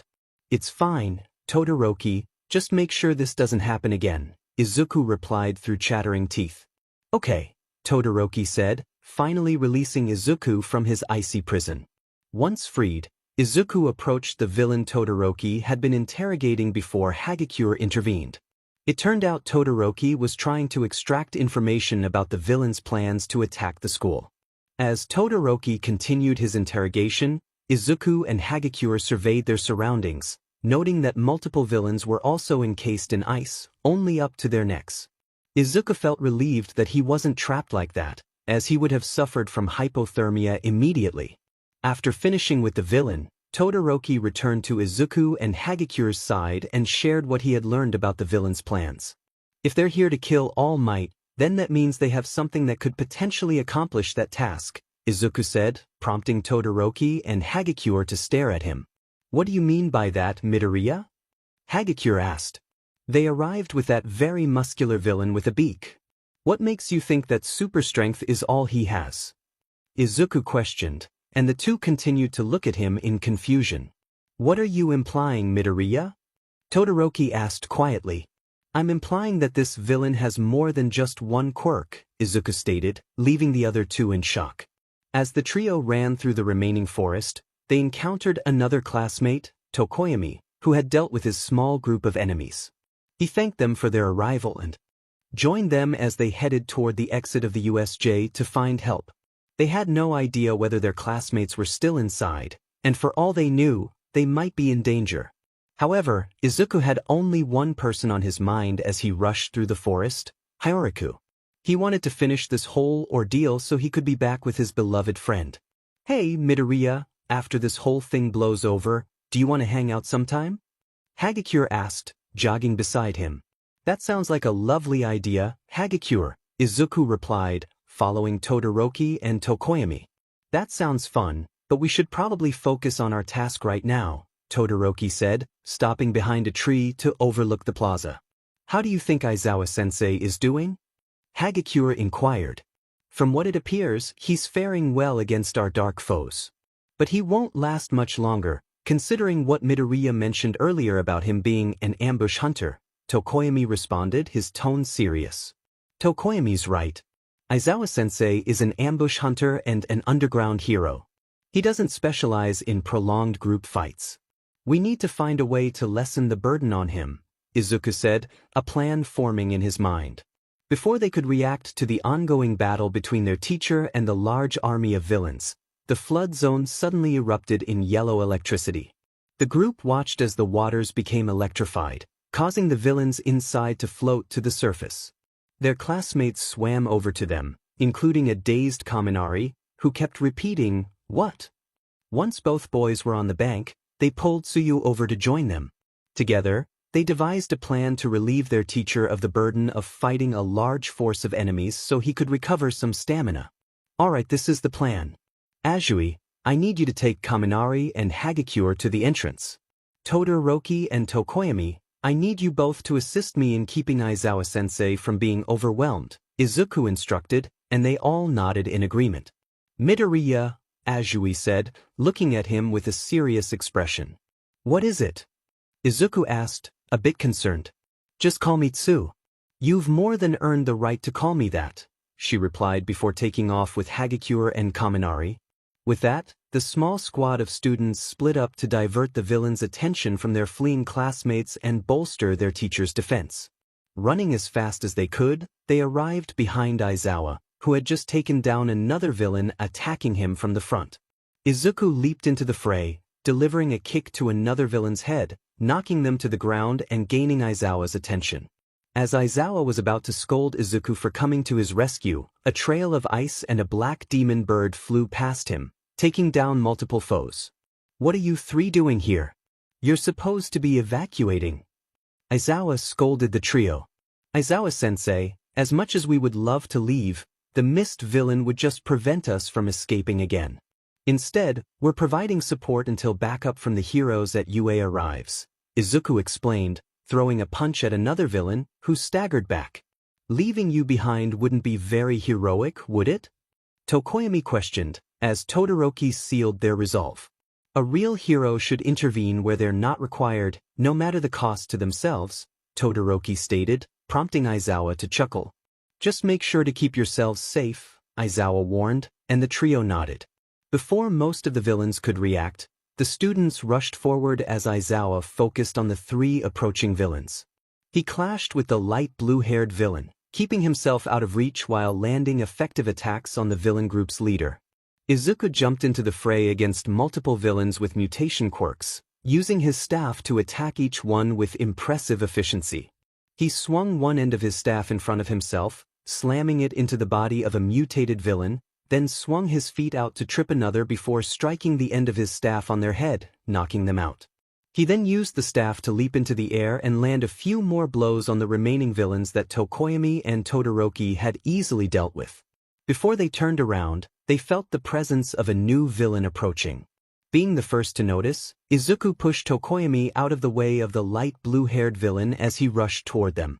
Tokoyami watched as Izuku engaged in combat with the light blue-haired villain before taking down another villain himself to change targets.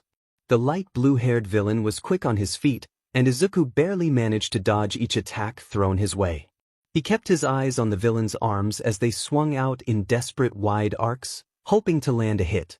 5-finger point touch-based quirk. Very dangerous. He's trying to get his hands on me. Something bad happens when he grabs me. I need to keep my distance, Izuku thought as he continued to evade the villain's attacks.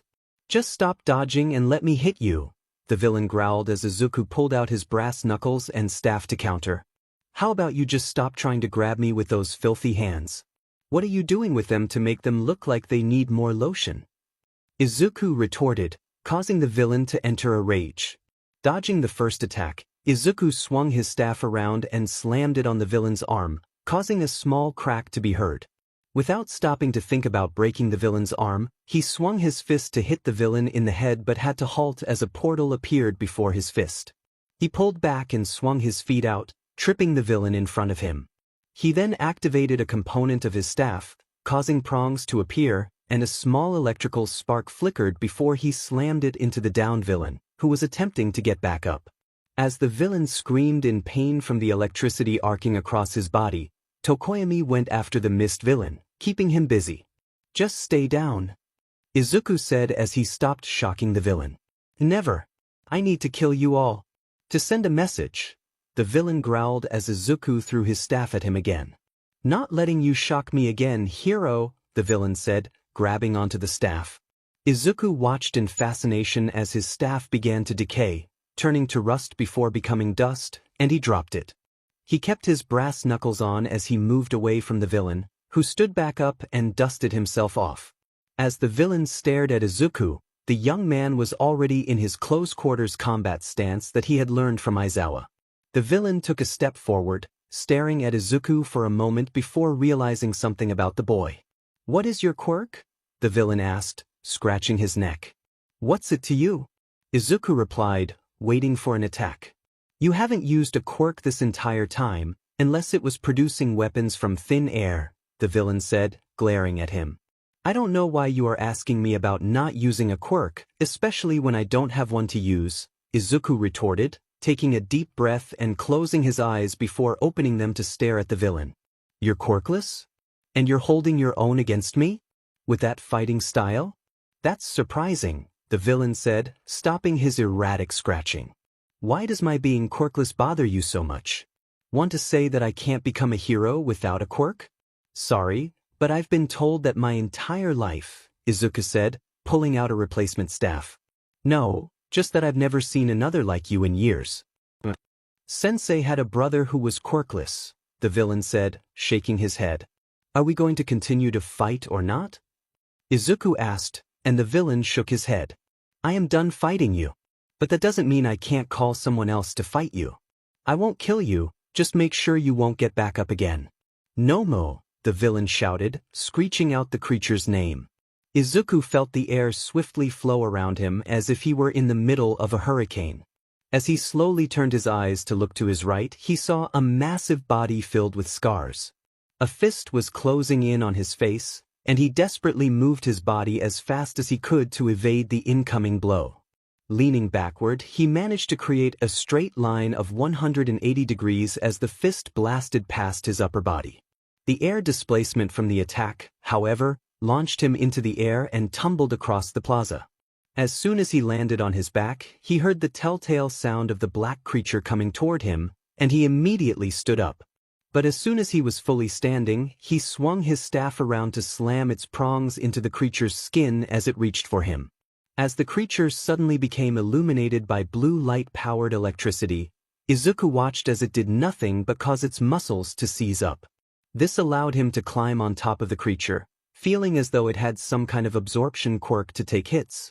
Once on the creature's shoulders, he pulled out one final weapon that his teacher had told him to use in times of crisis. A 10-inch long blade was pulled from its holster on his hip, and he slammed it into the creature's brain, thinking it would kill it immediately. Blood splattered onto his face as he waited for the creature to finish throwing its body around to get him off, holding on for dear life. But as soon as he twisted the blade inside the monster's brain, it ceased all movement and suddenly leaned forward. Jumping from its head, Izuku stood back up immediately after falling and entered a combat stance. He waited for the creature to do something that could cause him to be shocked, but nothing happened. Letting out a sigh of relief, he heard the patter of feet coming toward him from behind and immediately pulled the knife from the gnome's head, swinging it behind himself. Whoever was chasing him had leaped back and growled ominously as he stared at them. The light blue-haired villain glared harshly before scowling and roaring out in anger. He demanded to know how Izuku had defeated him, insisting that All Might was supposed to be the only one capable of fighting such a powerful foe, not some quirkless wannabe hero. Just then, Kurogiri, the mist villain, appeared next to him, urging that they needed to leave quickly, as the heroes would arrive any moment. In response, Izuku positioned his knife for throwing and launched it at the two villains. The knife spun in a circular arc through the air, and as it neared the blue-haired villain, it struck him, causing him to screech in surprise and pain before collapsing to the ground. With that, the two villains vanished from sight. Izuku then turned his attention to his teacher, who lay trembling on the ground in pain. Rushing over, Izuku gently picked him up and placed him on his back before hurrying up the stairs with his classmates. As he climbed, he encountered a scene reminiscent of a horror movie he had watched with the Bakugo family years ago. 13's body lay on the ground, showing signs of first aid that indicated she would survive the attack, albeit with significant scarring on her back. Izuku laid Aizawa down next to 13, and they all immediately began administering first aid. At that moment, the teachers decided to break down the door and announce their presence. All Might led the charge, surveying the devastated building and the two heavily injured teachers. "I am here." All Might's voice resonated through the chaos. "I have arrived. With the assistance of our teachers." Ida called out. "Spread out and save our students." "That is an order." Principal Nizu commanded, prompting Izuku to collapse onto the ground, exhausted. As the teachers split up to confront the villains surrounding the area, some of the other instructors approached Izuku and his classmates, questioning them about everything that had transpired. Izuku recounted what he knew and what their classmates had witnessed. When the police arrived, they relayed the information to them, while some officers spoke with the students about the situation. Izuku watched as some of his classmates were wheeled out on stretchers, having sustained broken arms or other injuries. They would survive but would have to cope with the trauma of nearly dying multiple times that day. Yet, they could handle it because they were heroes in training. "Young Midoriya, I believe that I need to have a few words with you," a familiar voice called out from behind him. "All Might, what do you need from me?" Izuku asked as the hero stared at him intently. "I need to talk to you in private. I just need to ask something of you," All Might replied, and Izuku followed him away. Izuku walked alongside All Might as they approached a small area where a police officer waited for them. Izuku recognized the officer immediately by the beige-tan overcoat he wore. He quickened his pace as the officer noticed them approaching and recognized Izuku as well. "Well, I'll be. It's you. How has your time out of prison been, Midoriya-kun?" Tsukachi asked, and Izuku smiled in response. "It's been fine. I am just glad to be raising Hyoraku again. It's been a hard time without Kori," Izuku replied, and Tsukachi nodded sympathetically. I'm sorry, but who is Corey? All Might inquired, his expression curious. Corey was my girlfriend before she was killed by some classmates from our school, Izuku explained, and All Might's face fell with sadness. I'm sorry for bringing up bad memories then, All Might said, and Izuku nodded in acknowledgement. Well, what did you come over here for, All Might? Tsukachi asked, glancing between them. It's time for the choice, All Might said cryptically. All right, I will get everyone in the know to gather in Recovery Girl's office, Tsukachi said as he walked away. All Might, what are you talking about? What do you mean by the choice? Izuku asked, confusion and concern evident in his voice. Young Midoriya, as much as I love to watch you grow as a quirkless hero, there is something that both your teachers and I have kept from everyone about the quirkless rule within UA, All Might explained, and Izuku's concern deepened. Does this mean that I'm out of the hero course? Izuku stammered, struggling to hold back tears. No, God, no. That's not the plan, but I'm going to need Principal Nizu, Recovery Girl, and a few others present so that I can tell them about my choice. All Might reassured him, and Izuku nodded. As All Might picked Izuku up and jumped away from the area, they were unaware of the few eyes watching them leave. Does that mean that Midoriya is All Might's illegitimate child? Todoroki asked, his tone flat. I don't know, Todoroki-kun. He doesn't look like All Might at all, Mina replied, smirking in Izuku's direction. But this requires research, she declared happily, rallying the whole class to join in. Inside Recovery Girl's office, Izuku faced reprimand for breaking a few ribs during his fight against the Nomo before All Might had arrived. The fact that he had to confront the creature alone was something no one his age should have to do, especially as a hero student. As Izuku repeatedly apologized for his inability to keep himself safe, Recovery Girl sighed and reminded him that if he continued to break bones, it would only weaken them further. Eventually, the individuals required for the meeting arrived. I take it that everyone is present for this choice. Anyone we're missing? Nizu asked as he entered the office. Aside from Mirai, that is everyone. I've chosen who my successor will be, All Might said, deflating in front of Izuku. Successor? What are you talking about, All Might? Also, why did you deflate? Izuku asked rapidly.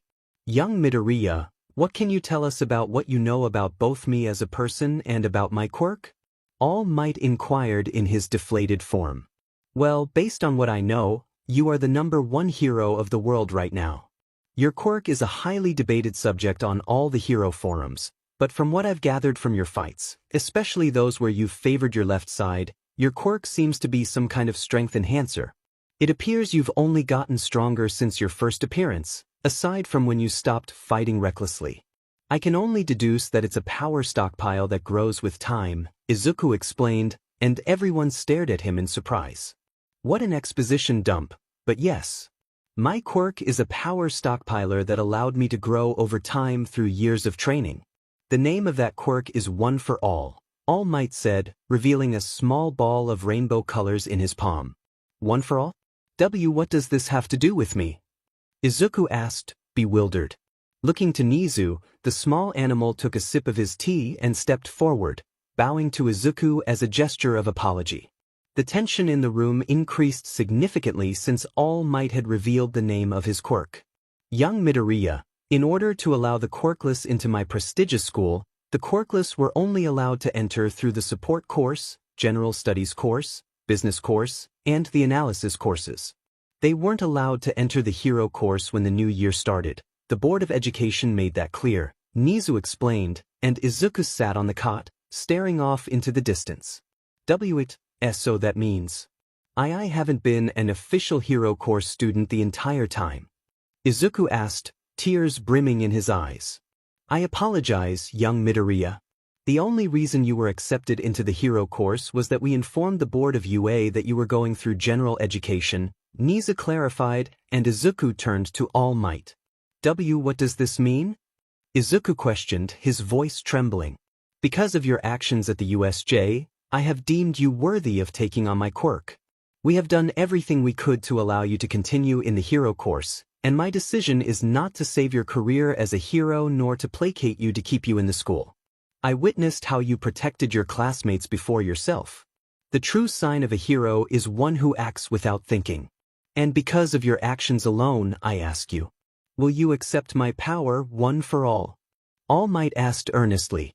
Before I answer your question, All Might, Principal Nizu. If I accept this offer, I will stay in the hero course, correct? Izuku asked, seeking reassurance. I can easily state to the board that you have a minor intelligence quirk that you managed to use to get into the hero course. However, should you take All Might's quirk, I can tell the board that I see your quirk has been dormant your entire life since the age of 4, Nizu said, and Izuku looked at All Might, contemplating his decision. Will I be treated any differently if I take your quirk? Izuku asked, looking at All Might with concern. What are you talking about? You'll be treated the same way as before, just that you will spend more time with me training to become one with One for All. All Might replied, watching Izuku as he processed the information. One last question. Will I be able to have my own circle of confidants? Izuku inquired. You will. Once my quirk is passed on to you, it will become yours. This will allow you to have your very own confidants whom you can trust with that information, All Might assured him, and Izuku nodded in understanding. I will take your quirk, All Might. But can I wait to get it until after the sports festival? Izuku asked, a hint of determination in his voice. I'm sure that I can wait until then, All Might said, ruffling Izuku's hair affectionately. I believe it's time for Midoriya-kun to head home with his child. He will need to train himself and keep an eye on his child as a hero, Recovery Girl interjected, prompting Izuku to rush off. As he returned home with Hyoriko, Izuku walked through the doors of the Bakugo residence and noticed something on the table. It was a letter from both Masaru and Mitsuki. As he lifted it from the tabletop and read it closely, he felt a small tear of sadness welling up, unable to be held back. Izuku stared at the letter as tears fell from his eyes. His aunt had been feeling this way for how long? If she couldn't look at him without being reminded of the terrible actions she could have prevented, it was clear how deeply she regretted not intervening. The fact that she referred to herself in such a way only added to his sorrow. He sighed and placed the letter on the fridge, turning his attention to Hyoriko, who was babbling happily in the play chair Izuku had gotten him about a month ago. Hey Hyo, Great Auntie Mitsuki and Great Uncle Masaru have gone out to find themselves again. Don't worry, they'll be back before you know it. Your birthday is coming up anyway, so how about we celebrate early, he said, watching as the boy clapped his hands in delight. You are adorable, you know that? Izuku remarked, picking Hyoriko up and nuzzling their cheeks together. You remind me so much of Kori. I'm just happy that you have her eye and nose. With that, Izuku walked up the stairs toward his bedroom, feeling a mix of hope and sadness as he thought about the future. The next morning, Izuku woke up to the sound of Hyoriko crying as he rushed into the room. Grabbing the baby formula and a sippy cup, he took the baby into the changing room of the Bakugo household. He went through the usual routine of changing Hyo's diaper before moving on to give the baby a bath in the bathroom. As they washed, Izuku overheard Hyo say his very first words, which brought tears to Izuku's eyes. Mama, what is it? Hyo asked, looking around the bathroom. Mama's in heaven, Hyo, Izuku replied, watching as Hyo looked up at him. Mama? Hyo asked, gazing into Izuku's eyes. Mama's gone, sweetie. I know you want her more than me right now, but I can't bring her back, Izuku said, hugging Hyo tightly. Dada? Hyo asked, and Izuku looked at him. Yes, I'm Dada, he confirmed, rubbing the boy's nose with his own. Leaving the bathroom, Izuku brought Hyoriko into the living room and got the baby boy ready for the day. Once Hyo was dressed in his school clothes, Izuku left the house and took the train to school. On the train, he received looks of disgust and hatred from the other passengers. They all knew he was quirkless, but he refused to let their disdain ruin his and Hyo's day. Once they were within walking distance of the school, Izuku got off the train and walked the rest of the way to UA. Entering the school grounds was easy, and he navigated through the halls to drop his child off in the daycare area. Smiling down at Hyoriko, Izuku patted the baby boy's head and gave him one last hug, despite feeling a bit overbearing. Once he finally left, Hyoriko was left to play with the other children in the room. Meanwhile, Izuku moved through the halls toward Class 1A, preparing for the tests he had to complete before the sports festival. The classes for the day went smoothly, consisting mostly of tests on material he was already familiar with. After classes ended, Izuku headed straight to the training facilities, making his way to the workout equipment. Putting on some boxing gloves, he began practicing martial arts techniques he had learned from the internet. He started to think about new ways to use One for All when he eventually acquired the quirk. All Might had informed him that his physique was perfect for becoming the vessel for the quirk. However, Izuku wanted to be more than prepared. He wanted to use the quirk without injuring himself. He knew he would need to push his limits to understand how much he could handle before mastering the power. He recalled All Might's warning about using 100% of the power too soon, which had resulted in bruises. The thought of injuring himself in multiple places instead of learning to control the quirk right away made him shiver. He had gathered extensive information about power stockpile quirks in his mind and notebooks. As he sent a flurry of punches and kicks at the punching bag, Izuku found himself smirking at his progress. He tried to go as fast as he could without relying on the speed tracker, pleasantly surprised to see his arms blur with each attack. He felt powerful and fast, and now he just needed to learn to control the force behind his punches. Moving on to other workout machines, he focused on increasing his stamina and endurance. For most of the day, Izuku dedicated himself to training, determined to show that he was ready to compete in the UA Sports Festival. While running on the treadmill, he noticed Hagakure entering the workout area and rushing to the treadmill next to him. As she started her treadmill at maximum speed, she noticed Izuku already sweating profusely. She quickly adjusted her speed to match his and began sprinting in place. While maintaining her focus on running, she noticed Izuku glancing over at her occasionally. Unbeknownst to her, her shirt conformed to her invisible form, accentuating her curves. Izuku, being a boy, couldn't help but notice her proportions, and he chastised himself internally for it. Each time he caught himself looking at her, he was reminded of his previous relationship, which only added to his confusion. So lost in thought, he forgot about his own limits and suddenly collapsed on the treadmill with a yelp of surprise. Hagakure immediately turned off both machines and rushed to his side. Lying on the ground, Izuku held his head, having bumped it on the treadmill, which left a rash on his forehead. The impact caused a throbbing headache, and he grunted as he tried to regain his composure. "Oh my gosh! Are you all right, Midori?" Hagakure asked, concerned. "I'm fine. Jay, just really need to calm down," Izuku replied, doing his best to avoid looking at her. "Well, let's get you to the seats over there," Hagakure suggested, helping him up. Izuku thought to himself, "Why am I looking at Hagakure? I know I'm not ready for another relationship right now. What is wrong with me?" As they moved to the seats, Hagakure dropped her water bottle. Curiously, she glanced over at Izuku with her invisible eyes. As she bent down to pick it up, her rear unintentionally pushed up into the air. She noticed Izuku glance over at her before quickly looking away, muttering something about moving on too fast from his previous relationship. Shaking her head, she continued her little experiment. Sitting next to him, she stretched slightly, her chest rising and falling in a rhythmic pattern. She caught him glancing at her before he quickly looked away, blushing and smacking his head, worsening his headache. Hagakure concluded that he was attracted to her. After all, he had looked at her in a way that suggested interest. She reasoned that it was likely due to his hormones, as he hadn't had a girlfriend in a long time. "Curious," Hagakure asked, "is there a reason why you were looking at me like that?" Internally, she screamed at herself for being so bold. "I'm sorry, Hagakure-san. I didn't mean to," Izuku replied, looking down.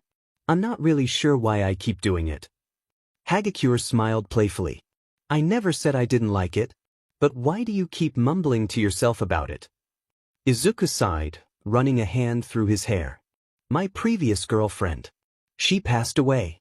I've been trying to cope with it, but I don't mean anything by looking at you. I just can't seem to stop glancing your way. I even catch myself doing the same with Hatsum-san." The two spent some time in the training facility before realizing how late it had become. They got up and headed for the showers, entering their respective changing rooms. After cleaning up and changing back into their school uniforms, They would meet at the training facility over the next 2 weeks, training together to enhance their physical abilities without relying on their quirks. On the day of the UA Sports Festival, Izuku woke up feeling a mix of excitement and nerves. He prepared himself and Hyoriko, contemplating how to discuss everything happening at UA. He knew that there were no classes that day, as everyone would be competing for a chance to enter the heroics course. Upon entering the school grounds, Izuku placed Hyoriko in the same booth as All Might and some teachers, who were watching over the baby. All Might had embraced a grandfatherly role, doting on Hyoriko whenever Izuku stepped away. In the waiting room for Class 1A, Izuku took a seat near the back. He observed his classmates, aware that most had trained hard for the event and would not hold back. However, he noticed one student who seemed less serious about the competition. Izuku watched as Todoroki Shoto approached Yaoyorozu, declaring her the second strongest quirk user in the class due to her versatility and intellect. The atmosphere in the room was tense as Todoroki seemingly ignored Izuku. This only fueled Izuku's determination to show everyone that just because someone is quirkless doesn't mean they are useless. Izuku stood off to the side, waiting for the sports festival to begin. He had been training diligently, and Hagakure had been there to assist him. It turned out that she was a skilled martial artist, so it was wise not to let her get too close when she was invisible. Hagakure, curious, asked, "So, who do you think will win the tournament part of the sports festival?" Izuku, momentarily distracted, muttered, "And I lost my train of thought." Hagakure looked at him, confused. "What?" she inquired, and Izuku shook his head. "I'm sorry, what did you ask me?" "I wasn't paying much attention," he admitted, causing Hagakure to pout. "If you weren't paying attention to me, then that means I need to punish you," she replied, her tone playful. "How so?" Izuku asked, raising an eyebrow as she stared at him with her invisible eyes.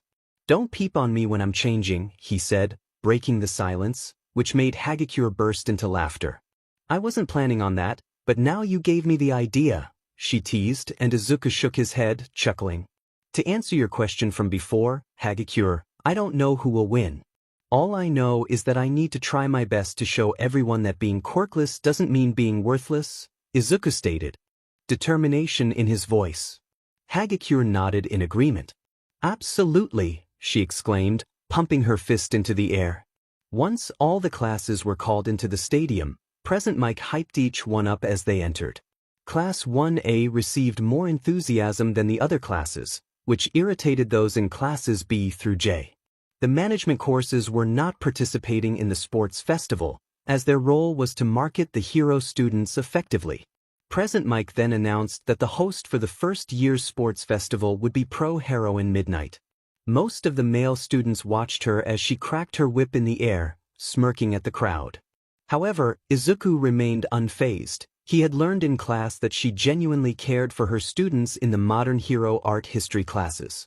As she pointed to a circular wheel of fortune, Izuku couldn't help but smile at the thought of the first event being determined by chance. The wheel spun, and when it finally stopped, it landed on the obstacle course race. Excited for the event, Izuku stretched his body. "All right, everyone, no funny business. I want no attacking below the belt, and I will ensure that those who do will face consequences," Midnight declared, her tone serious. A small boy nearby piped up, "Oh, you can expect me to do those things." Izuku turned to his left and saw a boy with purple ball for hair. That's not cool," Izuku replied, taken aback.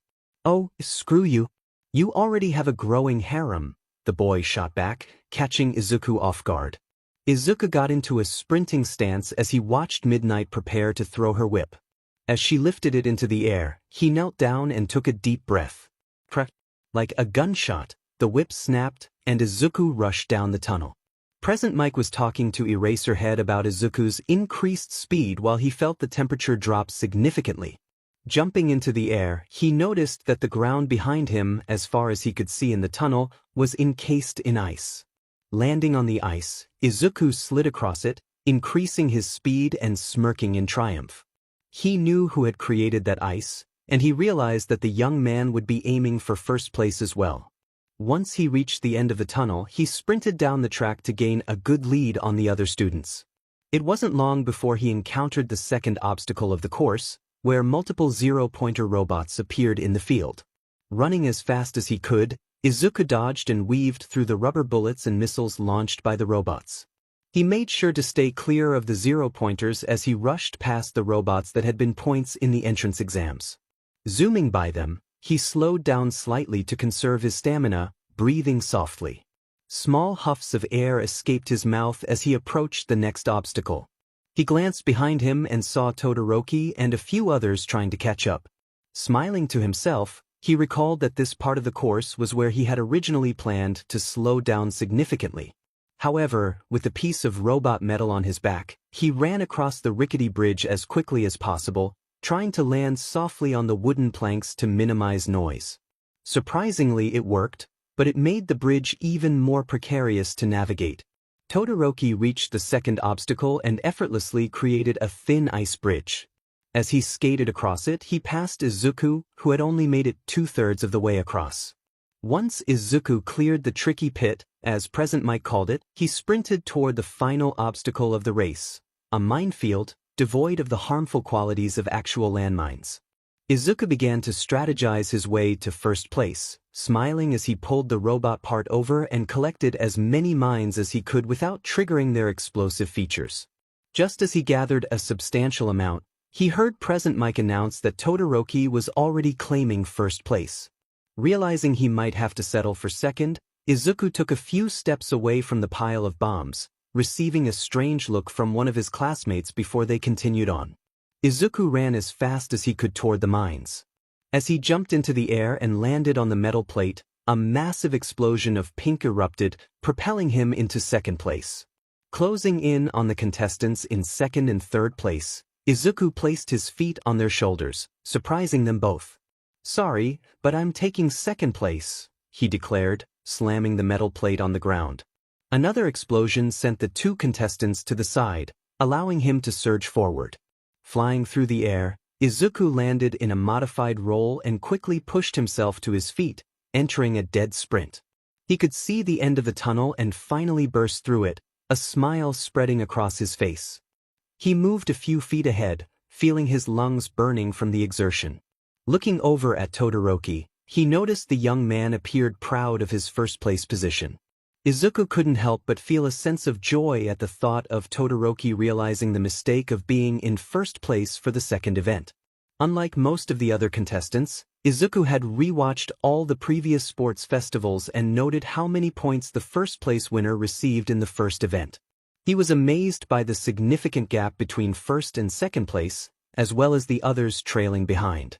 It was like a recreation of the hero rankings, where anyone could claim first place as long as they managed to take points from the current holder. Placing his arms behind his head, he slowed his breathing, easing the burn in his lungs. As he watched his classmates and sister classmates make it through to the second round, he smiled when he saw Hagakure waddling into the area. Although she hadn't made it to the second round, she was happy to cheer on her classmates.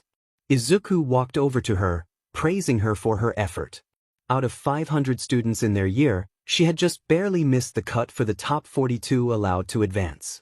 Her happiness increased with his praise, and after a while, she left to grab some food. When she returned, she handed him a bottle of water to help him recover from the marathon he had just run. He thanked her and drank the entire bottle in one go, inadvertently giving her a glimpse as he lifted his shirt slightly to wipe the sweat from his forehead. While she appreciated the sight of his abs, she also noticed the scars on his lower chest, which were just visible enough to suggest that they would soon be on display for the festival. She kept this information to herself, not wanting to tell him that the makeup he used to conceal them was no longer effective. But Izuku was too focused on Midnight as she began to speak about the next round. "Alright everyone, for those of you who don't know where you stand, this is your ranking in terms of points," Midnight announced, displaying a chart of their ranks and points. Todoroki is in first place with 10 million points. Following him in second place is Midoriya Izuku with a total of 655 points. Midnight continued, as everyone glared at Todoroki like sharks circling prey. Izuku tuned her out, reflecting on the previous sports festivals. Each had a race, but the second round was always more about chance. However, he had a plan. Every time the second round was announced, it was a team-based event, and he felt he would need to team up with some strong players to make the event fair. As he contemplated this, someone tapped his shoulder. Turning around, he found Hatsum standing there, her eyes focused on him with a smirk. "Hey. There, Midoriya. I wanted to ask if you wanted to join teams?" she asked, somewhat shyly. "Sure thing, Hatsum. I was hoping you'd join the team. Now I need to find a couple more. By the way, what is the second event supposed to be?" Izuku inquired. "Oh, it's supposed to be hide and seek. The teams have to hide from one of the teachers." "I know just where to hide," she replied, smiling at him. "Good thing you do. Go do what you do best, Hatsum." "I'll find our teammates," Izuku said, and she nodded, leaving happily. "Midoriya," a familiar voice called from behind him. "What is it, Todoroki?" Izuku asked. "I want you to join my team," Todoroki stated, as if expecting Izuku to agree without question. "Sorry, Todoroki, but I have plans to make my own team." "See you later," Izuku replied, leaving Todoroki there, simmering in his growing frustration. "You'll regret that," Todoroki muttered under his breath. As Izuku walked away, he spotted Shinso, who was struggling to find a team. He approached him and tapped his shoulder. Shinso turned, surprise evident on his face as Izuku spoke. "Shinso, I think we need to talk. And no, don't even think about using your quirk. I already know what it's capable of," Izuku said, maintaining a serious expression. "How would you know?" Shinso asked, narrowing his eyes. Izuku remained silent, his serious demeanor prompting Shinso to relent. "Okay, tell me," Shinso said quietly. "I have a plan on how to beat everyone in this game of hide and seek," Izuku said with a smirk. "Pray tell, how would one do that?" Shinso asked, intrigued. "We turn the seeker into our ally," Izuku replied, watching as confusion spread across Shinso's face. Izuku and Shinso exchanged glances, the purple-haired young man regarding Izuku with skepticism. Shinso was puzzled by Izuku's suggestion to befriend the person designated as the seeker. However, he wasn't inclined to cheat his way into a winning position, especially since Izuku was in possession of the coveted 10 million headband. "What makes you think we can befriend the seeker?" Shinso asked, his glare fixed on Izuku. "The simple fact that we can use your quirk to influence them," Izuku replied, his determination evident. "Explain," Shinso demanded, prompting Izuku to elaborate on their plan. Meanwhile, in the teachers' area of the stadium, several instructors observed Izuku and Shinso, clearly engaged in something significant. All Might, however, was particularly concerned. He wondered why Izuku wasn't teaming up with other students from the hero course. While he supported Izuku's friendships with students from different courses, befriending someone who seemed to harbor animosity toward him didn't seem wise. As All Might surveyed the other teachers, he noted their discussions about various students. He could also hear potential heroes outside the teachers' area talking among themselves. It frustrated him that none of them seemed to consider Izuku as a candidate for mentorship. What truly irked him was the way they spoke about Izuku, often dismissing him as an unsuitable intern due to his quirklessness.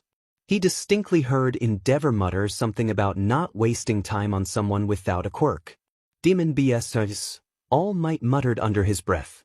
"Something wrong, Yagi?" Aizawa asked as he settled next to the towering hero. "Not much to say except that most of the heroes outside are bigoted idiots," Yagi replied, exhaling in frustration. "I thought you said your superpower wasn't superhearing?"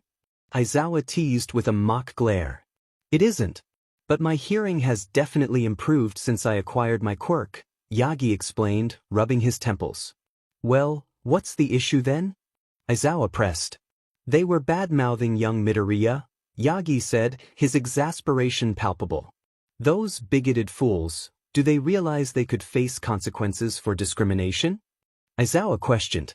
"Not that I'm aware of, but I don't think they meant any real harm toward young Midoriya. They just need to be more discreet," Yagi replied, shaking his head. "That's the plan," Izuku stated, and Shinso stared at him, skeptical. "So your entire plan hinges on me being able to use my quirk on the Seeker? How do we know it will even work?" Shinso asked. "We don't know, But if we don't try, we'll never find out, Izuku insisted, and Shinso shrugged. Well, if we lose, at least it won't be entirely my fault, Shinso said, cracking his knuckles. And you can blame me if this plan goes awry, Izuku added, and Shinso considered this before nodding. Once everyone finished discussing their strategies, they turned to Midnight, who was scanning the crowd before selecting the Seeker. To everyone's surprise, she chose Endeavor as the Seeker for the sports festival. Shinso glanced at Izuku, who clearly hadn't anticipated a pro-hero being chosen. You were saying? Shinso remarked, and Izuku pondered the situation. Unless you have trouble blending in, I'm afraid you're on your own for this one. I didn't consider that a pro-hero would be the Seeker, Izuku admitted with a shrug.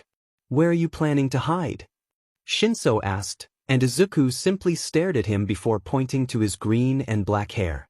Right, I should have known, Shinso muttered before departing. Let the second event of the sports festival begin. All students will get a 5-minute head start before our very own Endeavor starts seeking. Midnight announced, standing beside the flame hero. Izuku dashed out of the stadium, spotting numerous students hiding in plain sight. He decided to take a different approach, opting to conceal himself in a bush at the edge of the building. It might not have been the smartest choice, but sometimes simplicity was the best strategy. As he waited for the 5 minutes to pass, he camouflaged his UA gym uniform with military colors to blend in with the foliage. He even painted his face and exposed skin to match, remaining so still that anyone trying to spot him would have to strain their eyes. All right, Endeavor, time to begin the seeking. Midnight's voice echoed through the intercom. Ready or not, brats, I will find you, Endeavor's voice followed. While Izuku remained hidden in his bush, Shinso was tucked away in a bush on the opposite side of the exit. Endeavor rushed past their location, searching thoroughly. He even checked the bushes right outside the stadium, and Shinso felt relieved that his camouflage worked, as the hero didn't spot him. Once Endeavor moved on, Shinso exhaled a breath he didn't realize he was holding. He glanced over at Izuku's bush, noticing it was slightly scorched from Endeavor's flames, but new greenery had already begun to sprout in its place. Straining his eyes, Izuku realized that the greenery he saw was actually hair, and he couldn't help but chuckle as he found that he had just placed his head there. Meanwhile, Endeavor was searching for the 42 students from the first event and managed to find at least half of them before returning to the stadium. He entered through the same place he had exited, walking by without sparing the bushes a glance. Shinso let out a breath as he watched the hero re-enter the stadium, scanning the stands for students. Shinso quipped, asking when Izuku was going to tell him that a hero was playing hide and seek. Izuku replied that he hadn't known, thinking Midnight Sensei would choose one of the many students to be it. He suggested they find a new hiding spot, as Endeavor would likely search the bushes again. Shinso nodded in agreement. Leaving the bush, the two climbed a nearby tree and settled on some branches high up, which concealed them from view while still allowing them to see the Jumbotron in the stadium. They found it hilarious to watch their classmates from other classes being discovered by the flame hero, snickering to themselves. They were so engrossed in the event that they didn't notice a couple of students climbing the same tree. By the time they heard movement, Izuku turned his head and saw a floating set of clothes approaching. Hagakure? What are you doing here? He asked, and the girl giggled in response. I thought you would be doing something completely out of the box, so I came here, Toru said as she sat next to him and Shinso. Did anyone follow you? Shinso questioned, and the girl shook her head. That's good. Now we can all watch the second event without being caught, Izuku said, leaning back against the branch. For the next 15 minutes, Endeavor continued to find students hiding in plain sight or doing questionable things. Izuku wondered why anyone would hide in the bathroom, thinking it was just asking for trouble. But like all good things, the event came to an end when Midnight called out that it was over and those still hiding needed to enter the stadium so the crowd could see who remained. Exiting the tree, the three entered the stadium and stood in the middle. Izuku shook his head, shaking off tree leaves and bush twigs from his hair. He rubbed a damp rag over his face, hands, wrists, and arms, looking around to find Midnight staring at the 16 students who had managed to pass this round of the event. And that is everyone, folks. Because of that, we will have them entering the tournament event after this. And for all of you at home and in the stadium, here is the tournament bracket. Enjoy who will be going against whom. Midnight announced, cracking her whip in the air. Tournament round 1. Midoriya Izuku vs Shinso Hitoshi. Todoroki Shoto vs Uraraka Ochako. Hagakure Toru vs Ishido Mina. Ida Tenya vs Hatsume. Kamakiri Tagaru vs Tetsu Tetsu. Kirishima Eijiro vs Kendo Itsuka. Minoma Nito vs Yayorozu Momo. Kodai Yui vs Shizuki Ibara. As soon as the battles were announced, everyone erupted in excitement. Izuku noted that he was going up against Shinso in the first fight of the tournament rounds. Glancing at Shinso, he noticed that the young man didn't look particularly serious.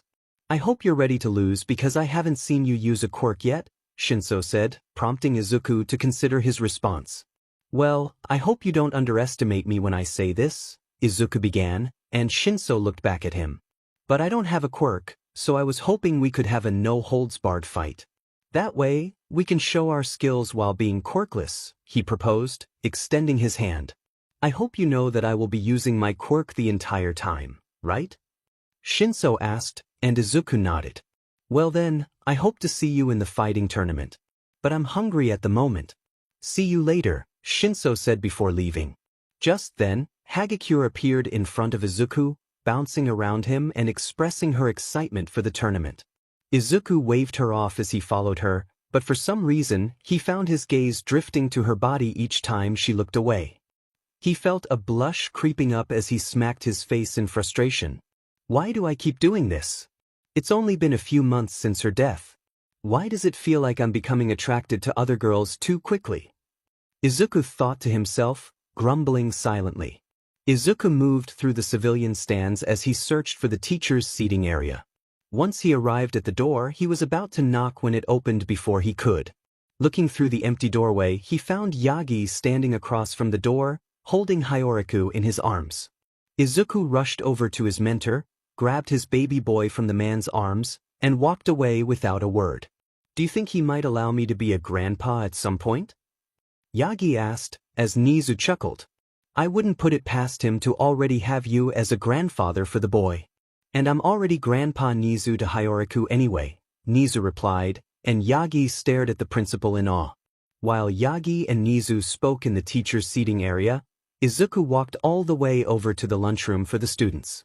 Upon entering, he was approached by another student. The boy had short blonde hair and a smug expression on his face as he glared at Izuku, who recognized him instantly. "Minoma, what are you doing here?" Izuku asked, keeping his child close to his chest. "What am I doing here? What about you?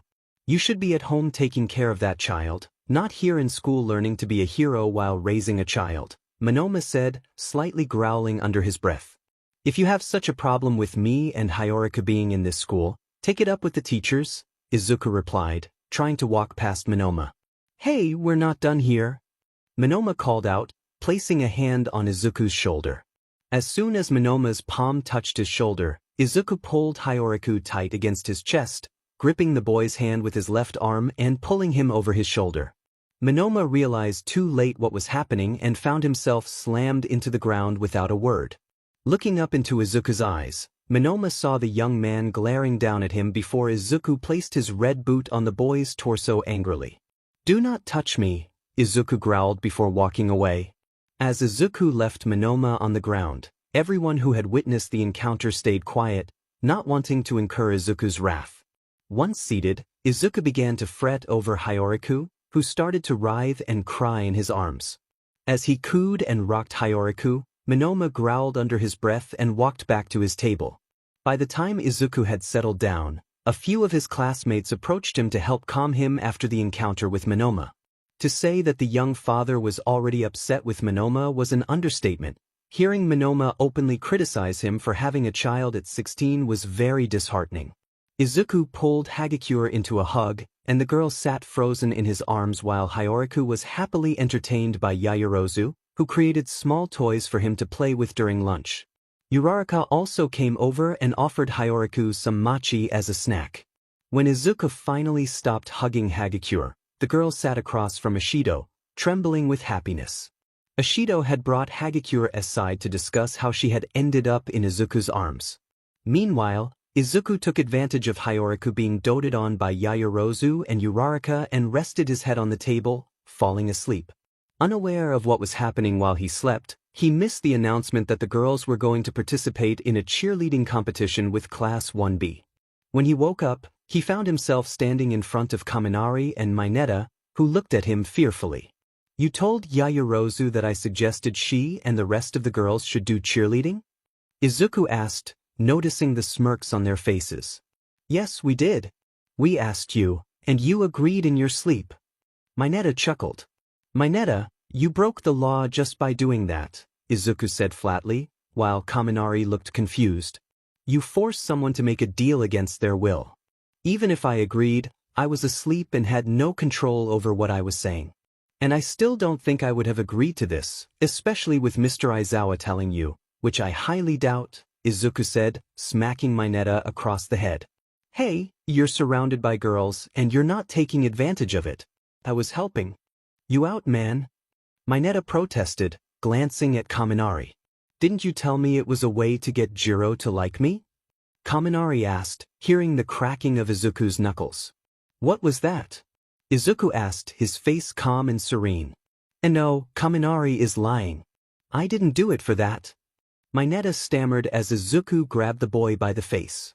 "You've used all your chances to be in the hero course, Mineta. I thought you would have gotten over your perverted streak by now. But it seems you haven't, and now you will deal with Mr. Aizawa," Izuku growled, dragging the screaming boy down the hallway.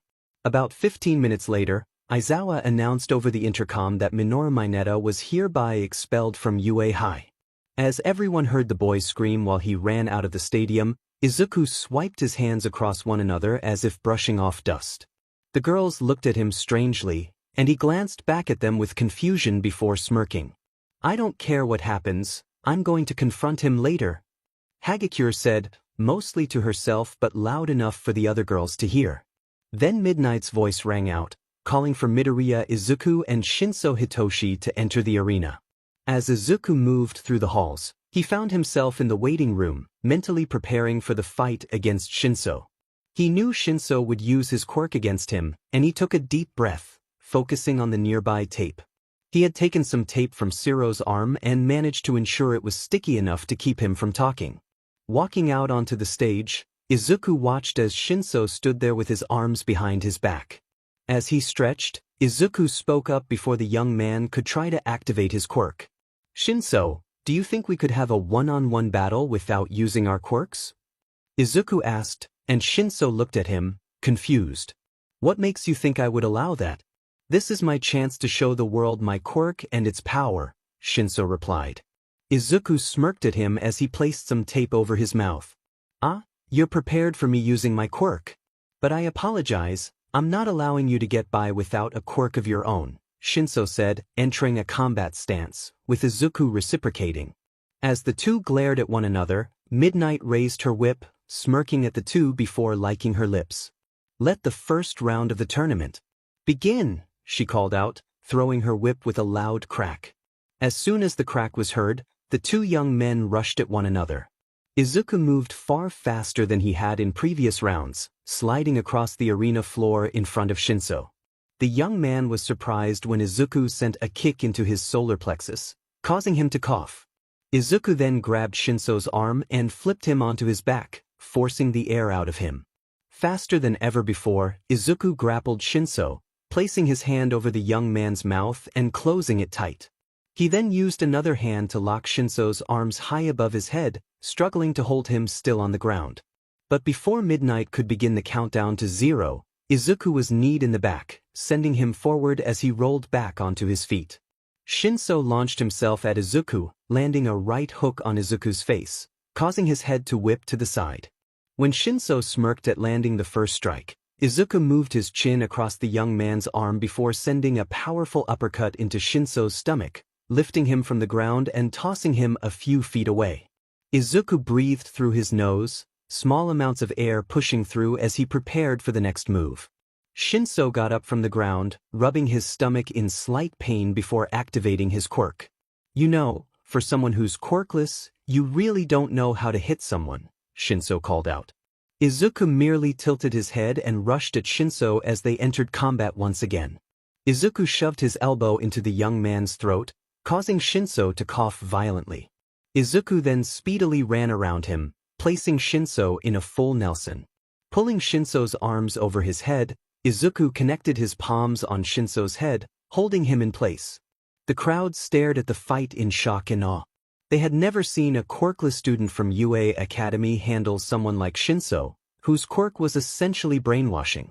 But before Shinso could regain control of the fight, Izuku tossed him from the arena, and the young man hit the grass below. When Shinso looked up at Izuku, he found the young man reaching an arm out to help him up. As Shinso grabbed Izuku's arm, they heard Midnight call out that Izuku was the winner of the first fight, complimenting both on their sportsmanship. As the two walked back to the student area to wait for the next fight, Izuku found Hyoriku sitting in Uraraka's lap, babbling happily about the fights. Pulling Hyoriku from Uraraka's lap, he placed the boy on his own lap, paying close attention as Hyoriku watched the next fight in awe.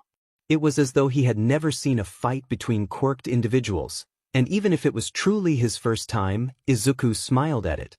He watched as the next fight came up after his own, between Todoroki and Uraraka. Almost as quickly as his fight, the battle was over in an instant. Uraraka was covered in ice, unable to break free. Once she was thawed out after the battle, Izuku paid close attention to Todoroki's actions. The boy seemed angry during the fight, but afterward, there was something off about his attitude. He appeared remorseful and sad. It was then that Izuku formulated his next plan for when he faced Todoroki in the quarterfinals. Looking over at the next two students entering the fighting ring, he pulled Hyoriku into his arms, taking a deep breath as thoughts swirled in his mind. He looked into Hyoricu's eyes and kissed the boy on the forehead, barely hearing Ishido cooing in the background. As soon as he stood up, he rushed off, placing Hyoriku in Yamamo's arms as she began to spoil him once again. Running through the halls of the stadium, Izuku eventually found Uraraka in Recovery Girl's office, where she was on the phone. Entering the room, he found her indeed talking with her parents. She looked at him in shock as he rushed through the door, then smiled as Izuku fretted over her. She informed her parents that she had lost, but they were happier that she had survived such a fight against the number 2 hero's son. Izuku also offered her encouragement, assuring her that she could beat him the next time they faced each other in the sports festival. Uraraka took his words to heart and hugged him.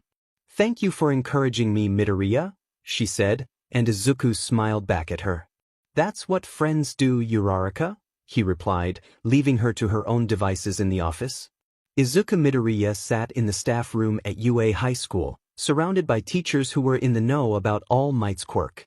The atmosphere was tense as they discussed the implications of Izuku's situation. He had learned that the school had only allowed quirkless students into the support, general studies, business, and analytics courses. This revelation weighed heavily on him, but he was determined to prove himself. Todoroki, sitting across from him, made a teasing remark about Izuku being All Might's illegitimate child. It was a light-hearted jab, but it hinted at the deeper connections they all shared, especially with the upcoming sports festival looming over them. As the days passed, Izuku prepared for the festival, knowing he would be competing without a quirk.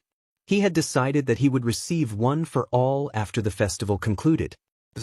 Decision was not made lightly. He understood the challenges ahead and was ready to face them head-on. The staff continued to discuss strategies and potential outcomes, their voices a mix of concern and encouragement. Izuku listened intently, absorbing every piece of advice they offered. He felt a surge of determination, ready to show everyone what he was capable of, even without a quirk.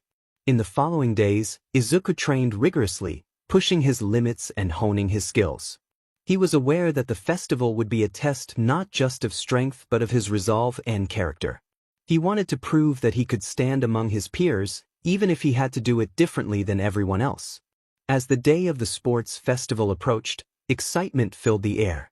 Izuku could feel the energy buzzing around him, a mix of anticipation and nerves.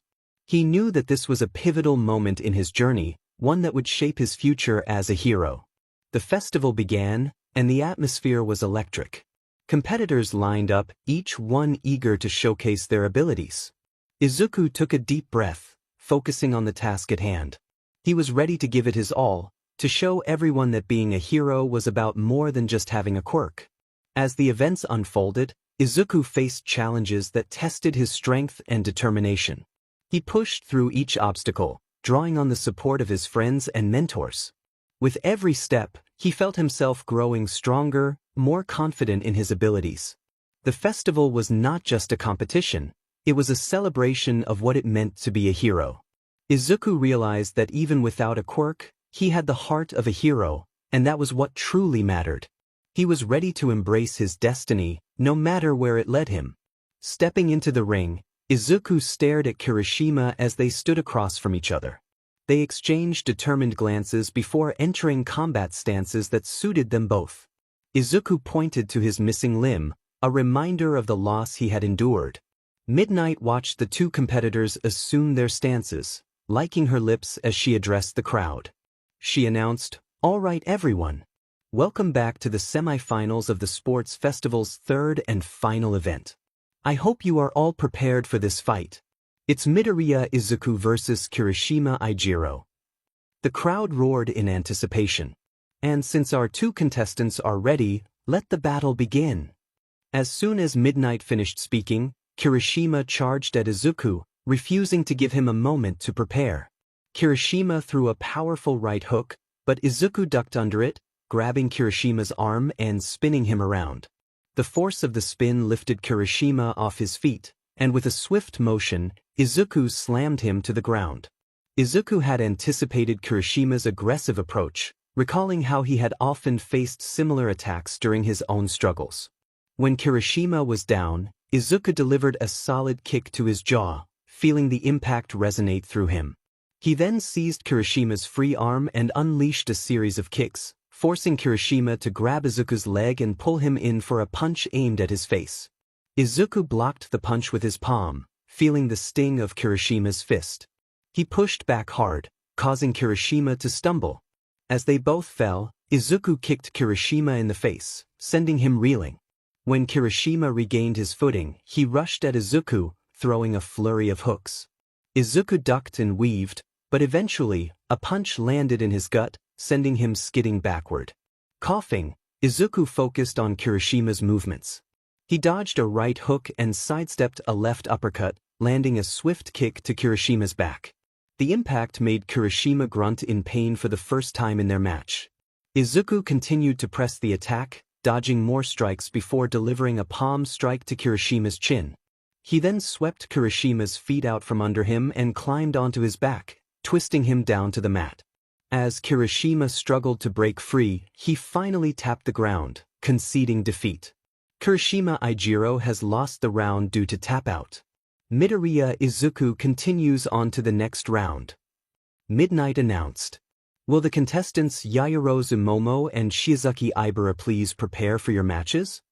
After the match, Izuku walked through the halls of the sports festival building and encountered Kirishima. He apologized for being so tough during their fight, but Kirishima shook his head, insisting that it was merely a matter of skill, not something to be angry about. Izuku smiled at Kirishima's determination and shook his hand, appreciating their camaraderie. "As much as I appreciate your apology, I believe we can improve by working together," Kirishima said as he walked away. "See you later, Kirishima," Izuku replied, heading toward Recovery Girl's office.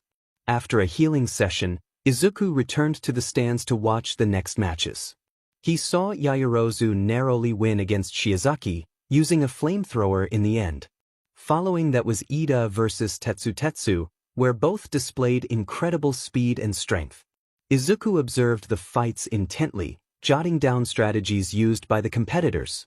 He felt disappointed when Ida relied solely on his legs, considering he had perfectly functional arms. He noted that Kirishima had also not utilized his full potential in their match. Perhaps they were both holding back? Lost in thought, Izuku was suddenly poked in the cheek, pulling him from his concentration. He turned to see Hagakure, the invisible girl, waving at him. "Hey, I wanted to know why you write in those notebooks of yours," she asked. I document everything I can about quirks and their users. So far, the only one who has disappointed me in how she uses her quirk is Yaoyorozu, Izuku replied, frowning. Why is that? Hagakure inquired, just as Yaoyorozu entered the room behind them. From what I observed, she could have created various weapons to counter Shiozaki's thorny vines. The flamethrower she used at the end could have been more effective if deployed earlier in the match. But she could have made multiple weapons from around her body to prevent herself from being wrapped up as easily as she was, Izuku noted as he wrote down some more information. In the background, Yaoyorozu listened to Izuku's advice and took notes as well. If she was going to be critiqued by someone without a quirk, their out-of-the-box thinking might help her become an even better heroine in the future when she went pro. As Izuku and Hagakure spoke to one another in hushed tones, they remained unaware of Ishido, who was watching them with amusement. A growing smirk appeared on her face as she observed their conversation. For Ishido, it was the first time she had heard Izuku engage with someone else for a longer PRD than just a brief exchange with a student from another class. The fact that he was actually talkative with a couple of her classmates was a win in her book. Especially since he took care of his responsibilities, which made him seem like a great partner in her eyes. Not that she would pursue Midoriya, as her friend had already shown interest in him during their previous encounter. Izuku was about to head out to his portion of the arena when a voice called out to him. Turning to see who had called his name, he found Todoroki, who looked quite displeased. Izuku let out a sigh of exasperation, sensing that whatever this conversation was about, he wasn't going to like it at all. Not one bit. Izuku sat in the stands, focusing intently on who his next opponent would be. The last match had been a challenging one, where he faced someone capable of mind control. Now he was set to battle Kirishima, a young man with the ability to harden his skin to an impressive degree, making him nearly invulnerable. The only question on Izuku's mind was how he would defeat someone so formidable without a quirk. As he looked at Kirishima, he noticed the boy smirking at him, determination shining in his eyes. Izuku couldn't help but smirk back as he made his way to the waiting room for the upcoming fight. He felt a sense of foreboding. The previous matches had gone well, and he sensed that something challenging was on the horizon. Soon enough, he discovered what that challenge would be. On the field, Todoroki was facing off against Ishido Minda. The young woman was basking in the attention of the cameras, her smile radiant as she enjoyed the spotlight of the sports festival.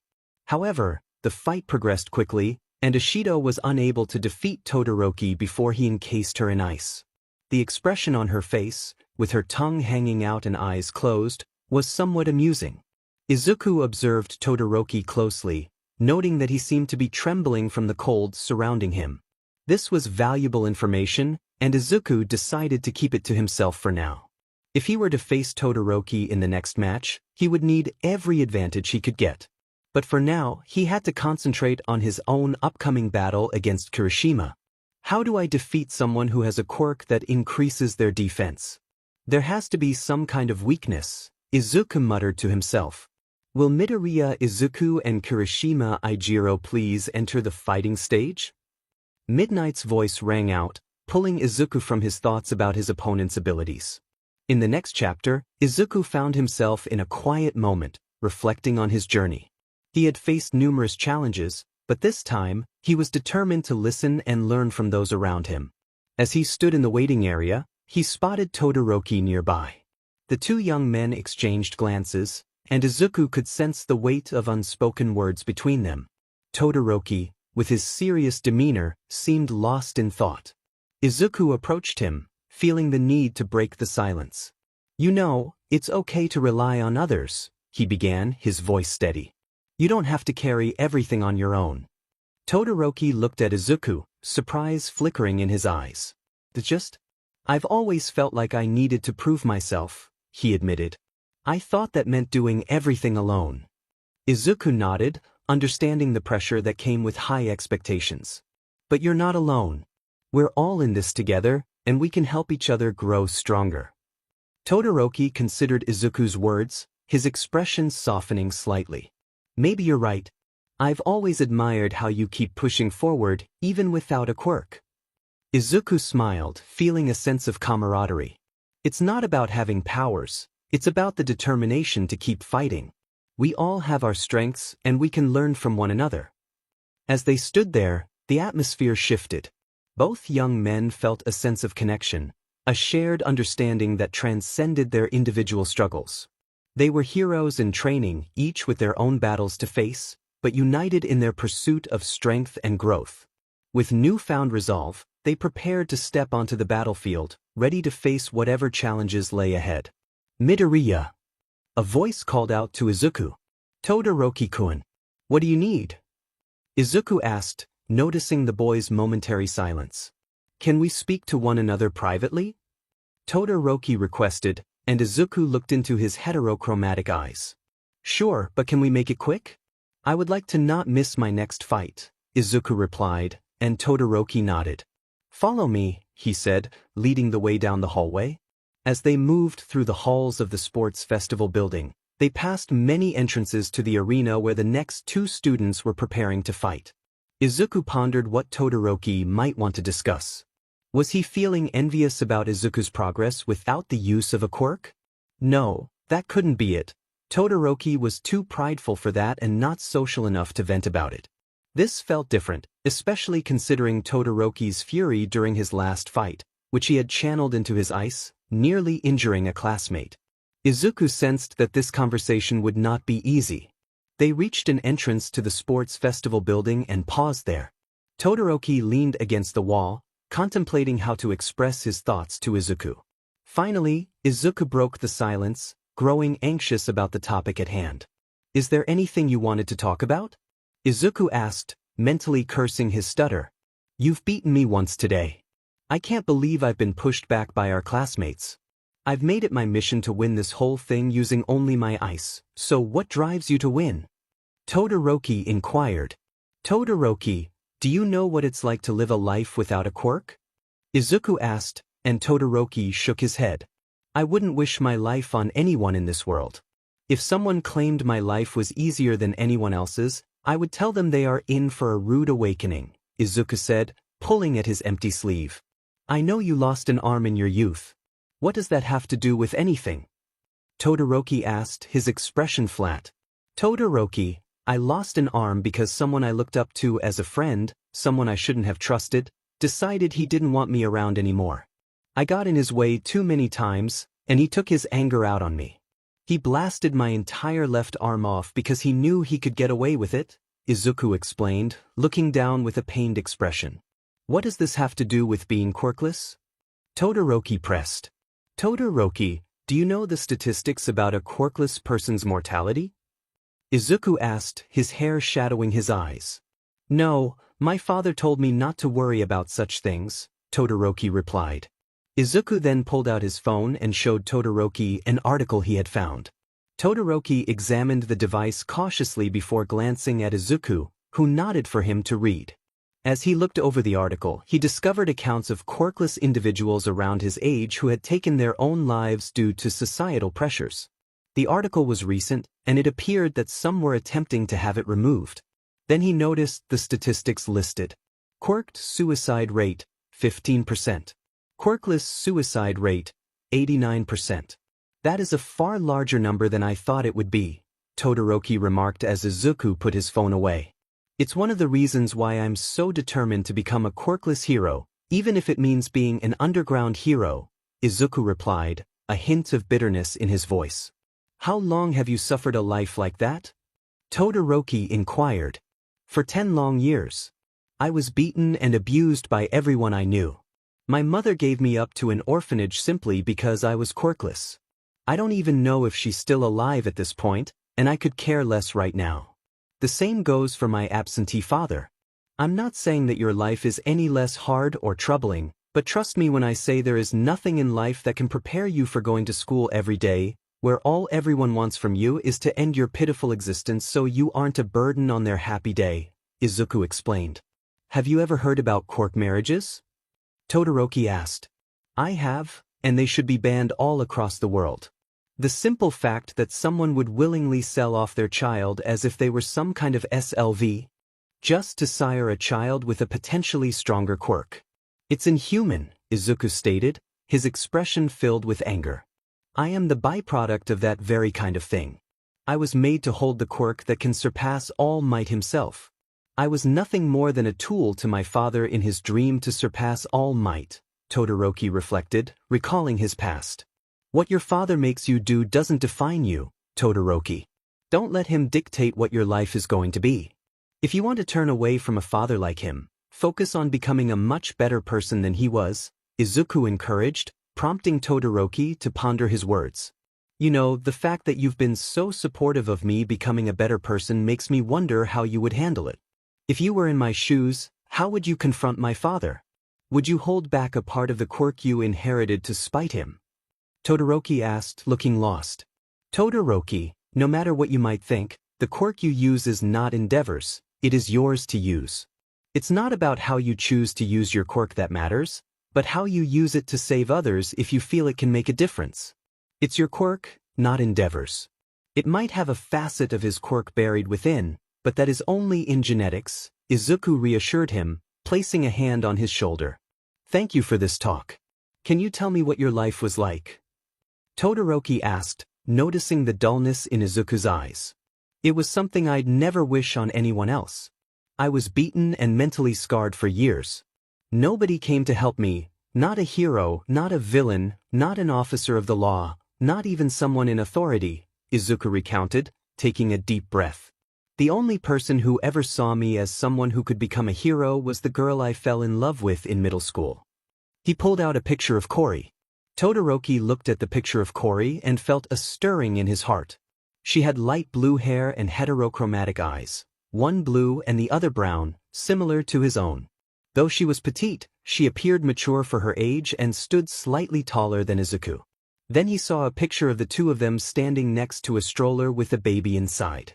He recognized Hyoriku sleeping in the stroller, while Izuku's face displayed a genuine smile, unlike the one he usually wore.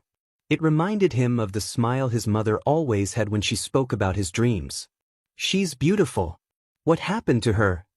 Todoroki asked, noticing the change in Izuku's demeanor. She's gone. All because a bully from my past didn't like that I was getting a better life than he was. It disgusts me how all he wanted was to make my life a living hell. Last I heard, he was sentenced to prison for second-degree murder, although his friends managed to escape justice because they claimed they were not present, Izuku said, tears welling in his eyes. I loved Kori with everything I had.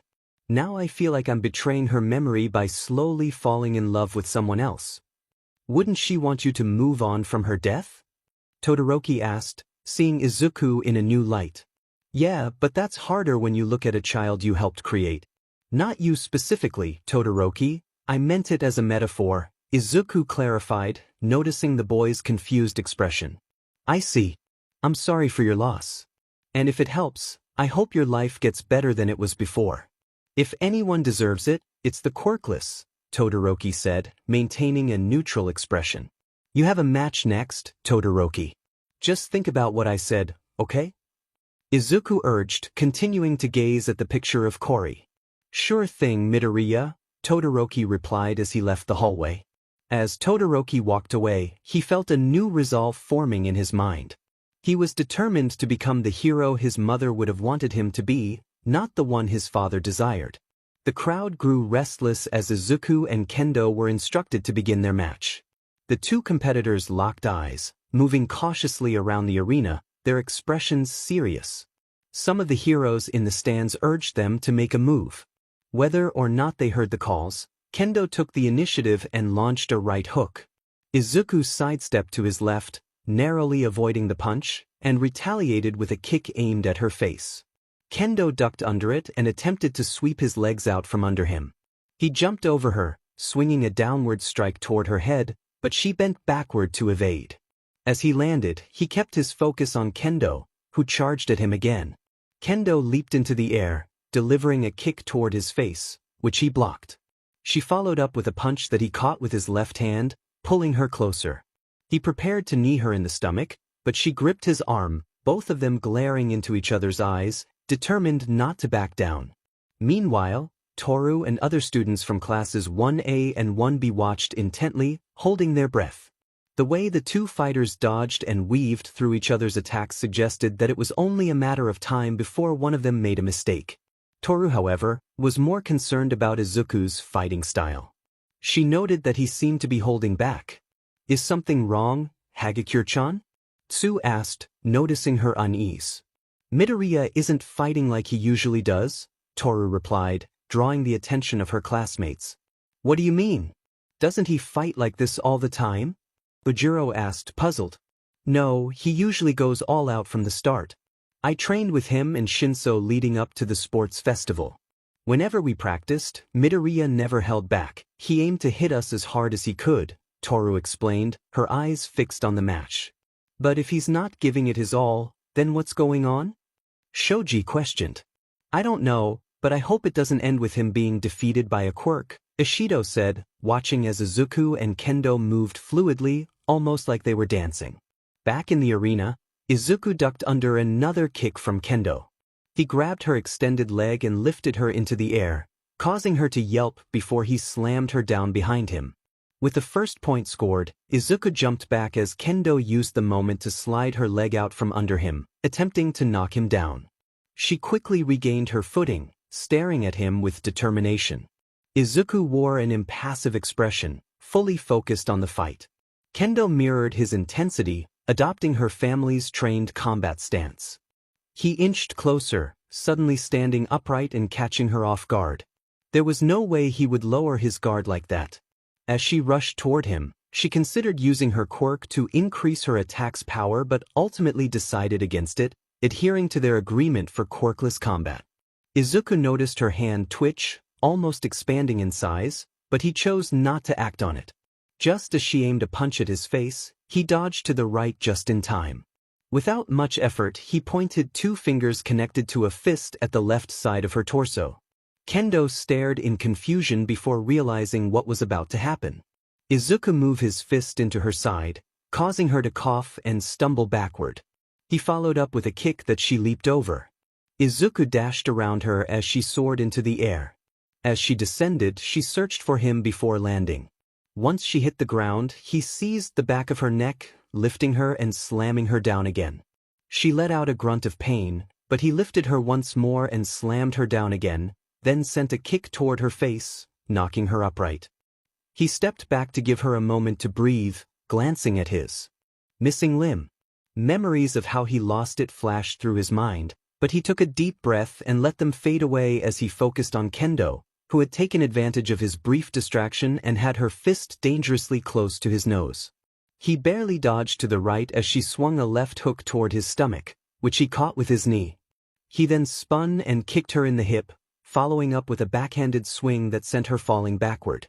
Instead of going for an instant win, he chose to keep his distance, knowing he could drag her toward the edge of the arena for a ring out, but that wasn't his goal. Kendo stood up again, shaking her head and smiling at him. "You know, I didn't realize you knew some martial arts," she said, bouncing on her feet. "Well, I am self-taught," Izuku replied, cracking his neck slightly. "Self-taught? That means you have a natural talent for martial arts. I can't wait to face off against you again soon," Kendo stated as Izuku began to walk toward her. Kendo approached him, suddenly locking in her stance. She rushed at him, but he dodged to the left as she swung a right hand toward his face. She twisted her body and slammed a right fist into his face, causing him to slide backward from the impact. Leaping toward him with a leg pulled back, she swung it at his face, but he caught her leg and threw it backward. She landed on her feet and charged at him again. Targeting his missing arm, she sent a punch toward his left hip, which he blocked with his left leg. The two fighters moved across the arena, Kendo delivering swift and precise attacks, creating a small gust of wind with her movements. Moving to the left, Izuku dodged a kick that had nearly struck him in the jaw.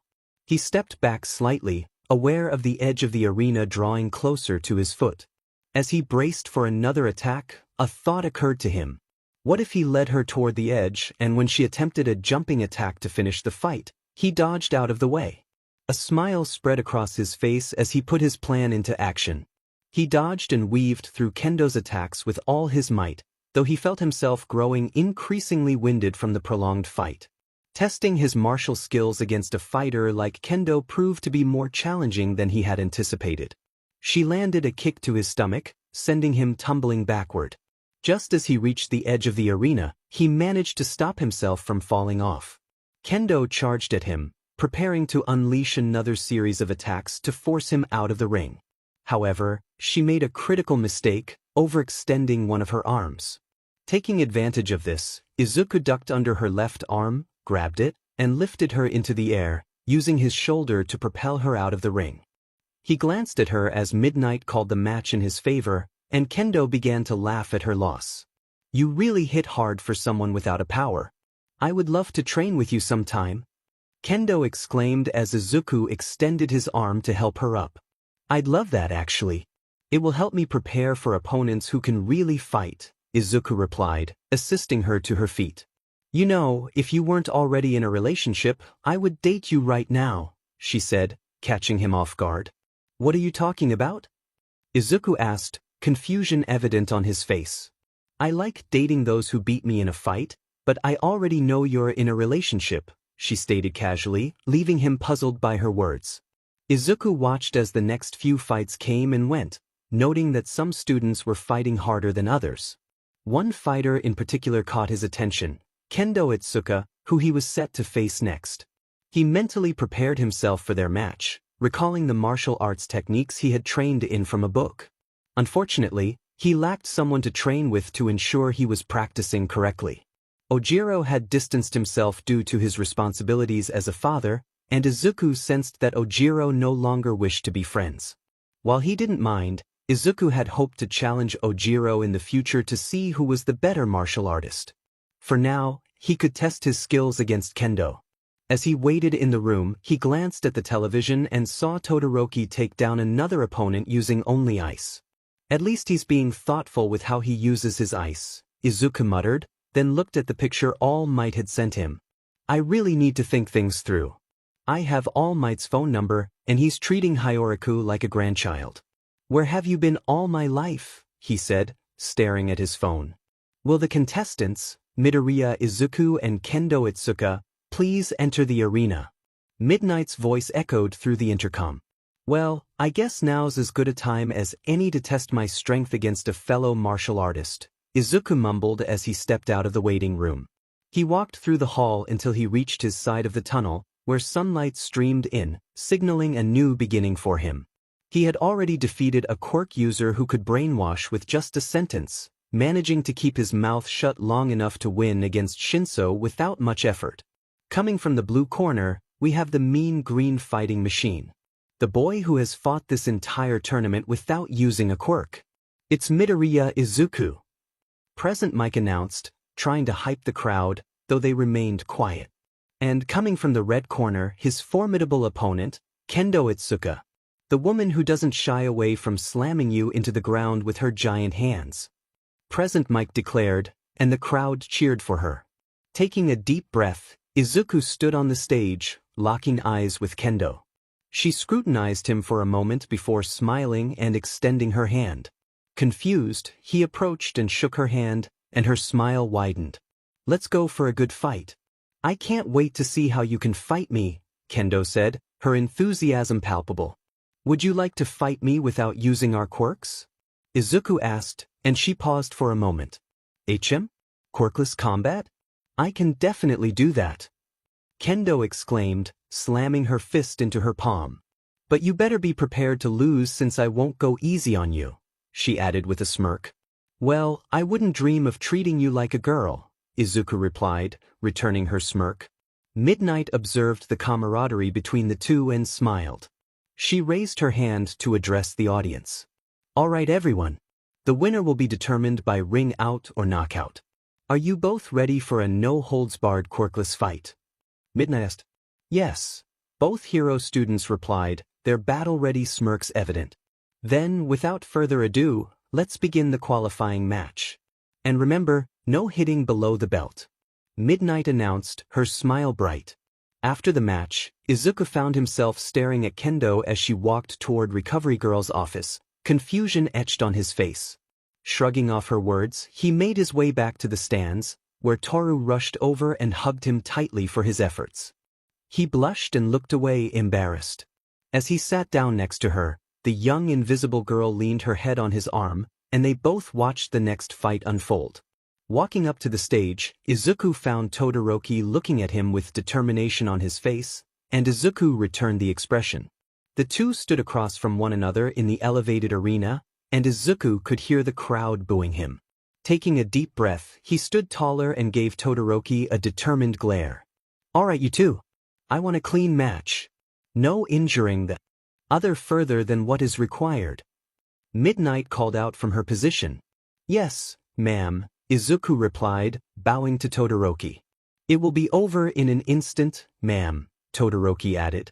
"Well then, with such determined expressions, let's begin this finals match," Midnight announced, cracking her whip in the air. As soon as the crack of the whip echoed, Todoroki moved his foot onto the ground, creating a large glacier. Dodging the attack, Izuku ran along the edge of the ice, moving closer to Todoroki. The boy looked confused as to why Izuku wasn't caught in the ice. When he glanced to the right, he saw that Izuku had leaped to the left and was coming toward him. As Todoroki shot another wave of ice at Izuku, the young man leaped to the right, tumbling back onto his feet and continuing his sprint. Todoroki moved to the left to protect that side, but Izuku suddenly struck Todoroki's right leg.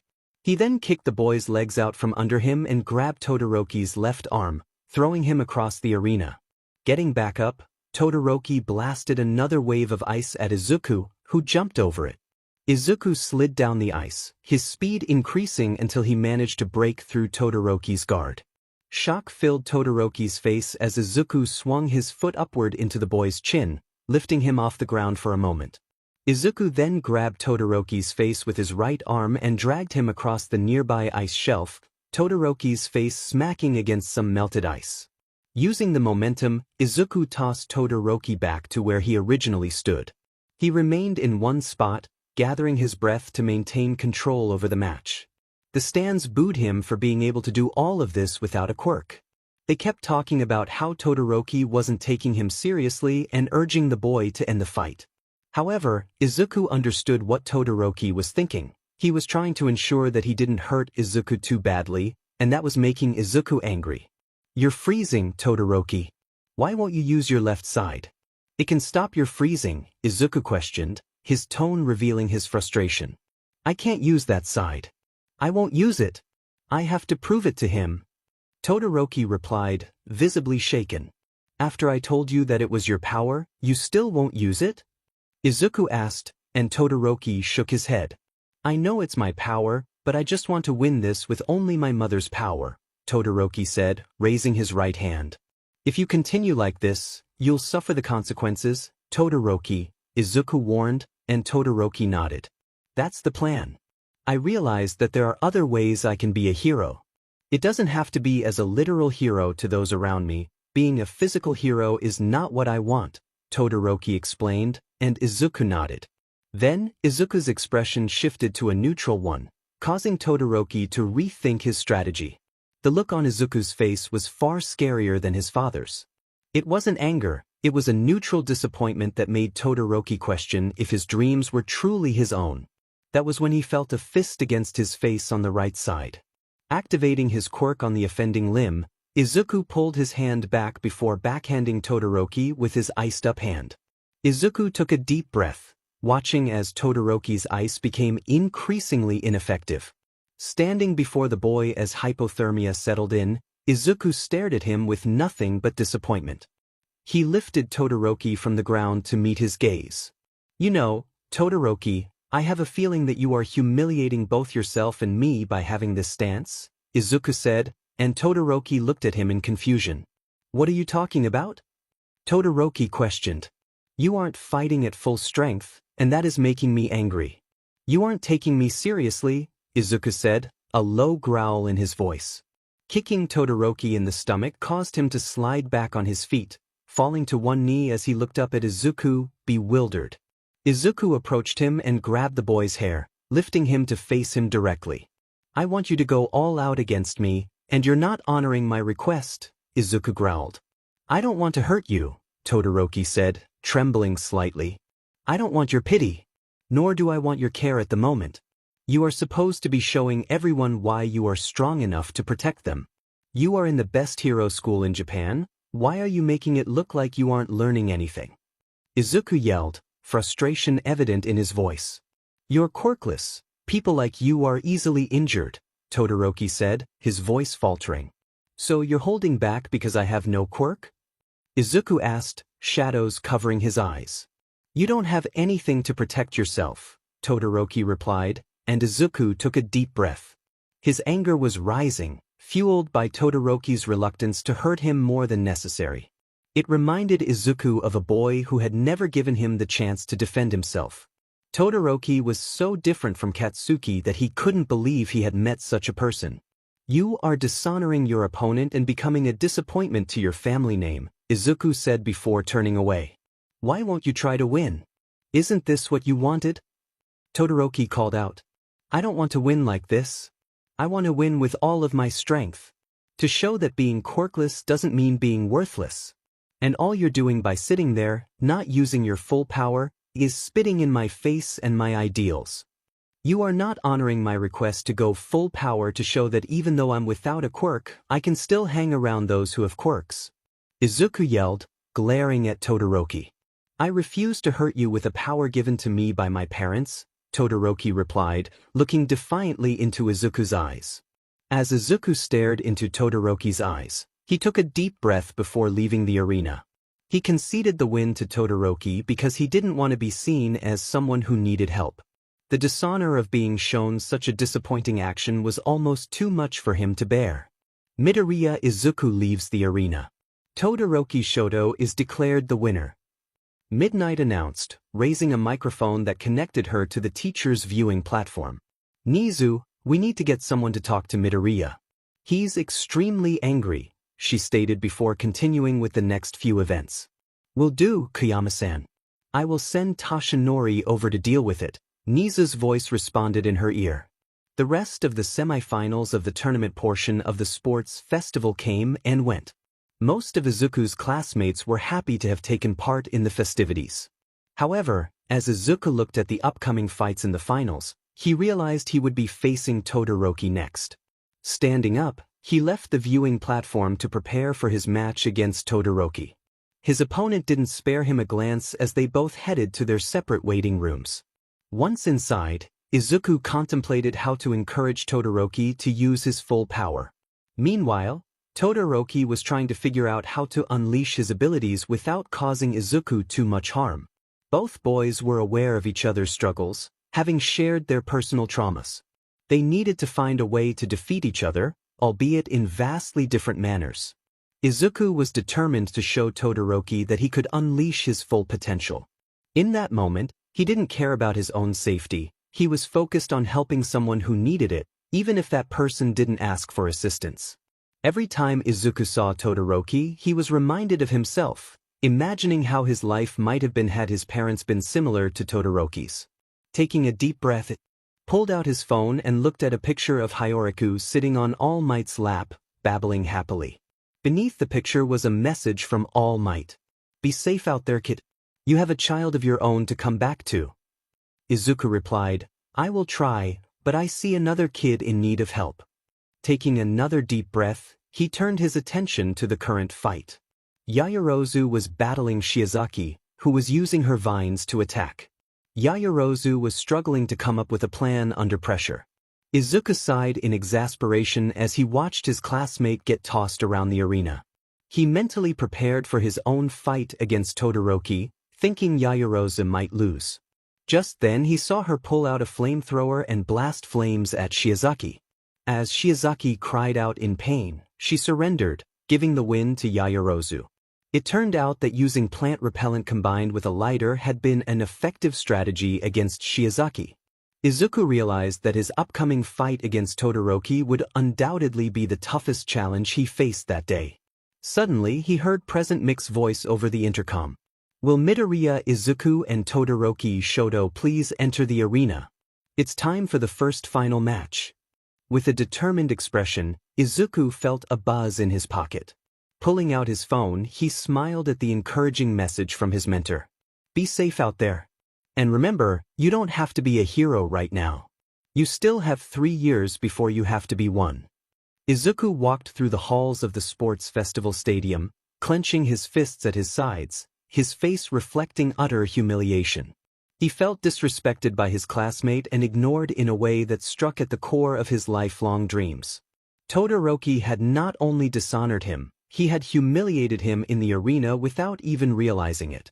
Although Izuku knew he could handle it better than he was at that moment, the anger and frustration bubbled up inside him.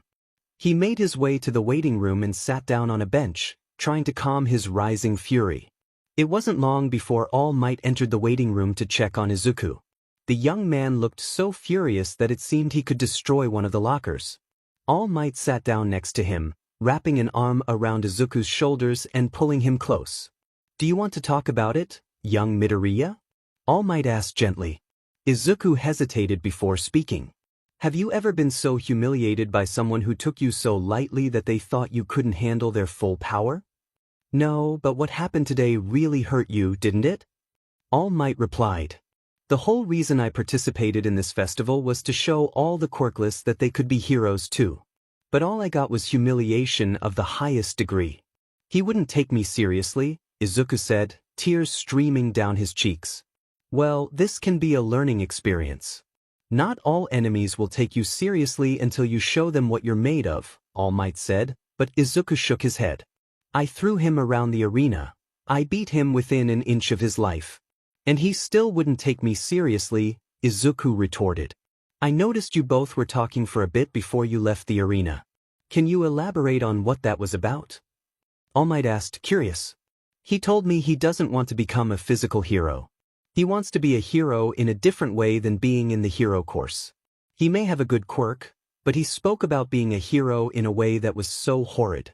He thinks being a hero means working elsewhere with a quirk like his," Izuku explained, and All Might pondered his next words. "So you think he could have been a physical hero on the field? His quirk is perfect for that." All Might asked. "All Might, Todoroki comes from a family that has always had a hero. I've seen their family tree. He has the perfect power to work in almost any climate. I would have loved to have a quirk like his," Izuku said, and All Might smiled at him. "Then aren't you projecting what he should be onto him? Shouldn't he choose what he wishes to become?" All Might asked. "Yeah, I might be projecting a bit onto Todoroki. But why continue with the festival if he wanted to show his father that he didn't wish to become a hero like him? He could have just asked to leave the heroics course earlier. He could have told the teachers he didn't want to be in the heroics course." Izuku exclaimed, and All Might nodded. "You are correct in that regard. Todoroki should have informed us about his plans to not be in the heroics course so he could pursue his dreams.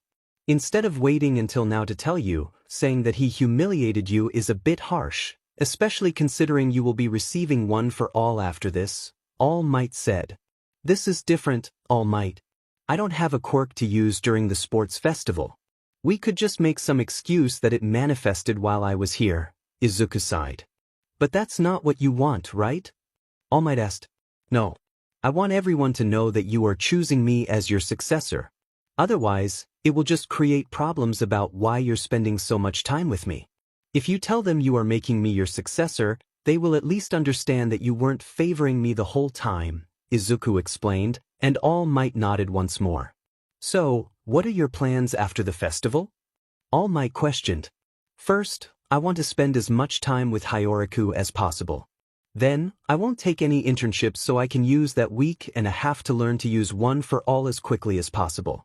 If your power is taking longer to wane, that means I have more time to master one for all on my own," Izuku said, surprisingly articulate. "Your plan is to skip an internship to gain experience against villains?" All Might asked, intrigued. "No, that won't give me enough time to learn to use one for all. Besides, you can just take me places, saying I'm an intern learning from you," Izuku replied, shaking his head. "For a future successor, you're surprisingly smart. Are you sure you don't have an intelligence quirk?" All Might joked. "If I had one, it would mean my entire life was a lie," Izuku growled. "Well then, be prepared to train to your heart's content over the next month. The internships will last that long, my boy," All Might said, and Izuku smiled at him. Thanks for talking to me, Izuku said, and All Might patted his head. Of course, my boy. Anything to help you release that rage in your heart, All Might replied, and Izuku contemplated it a little more. I still feel humiliated though, Izuku admitted, and All Might laughed. And now you're one of us. As Izuku walked through the halls of UA a few days after finishing the sports festival, he reflected on All Might and his offer. The hero had entrusted him with the hair required to inherit the quirk known as One for All, a legacy passed down through generations, all for the purpose of defeating a villain. With this power came the knowledge that All Might would gradually lose his strength. Izuku took a deep breath and muttered to himself, okay, I need to make sure that Hyoriko has a babysitter for when I'm gone for most of the upcoming week. I can't leave him in the capable hands of All Might. He's a teacher and needs to stay on school grounds. As he spoke, he fed Hyoriko, who babbled happily in response. Izuku was determined to find a way to train with One for All while also raising his child. He knew that the villain All Might had mentioned, the one responsible for injuring him, would stop at nothing to make his life difficult. As he pondered potential babysitters, his thoughts turned to the Bakugos.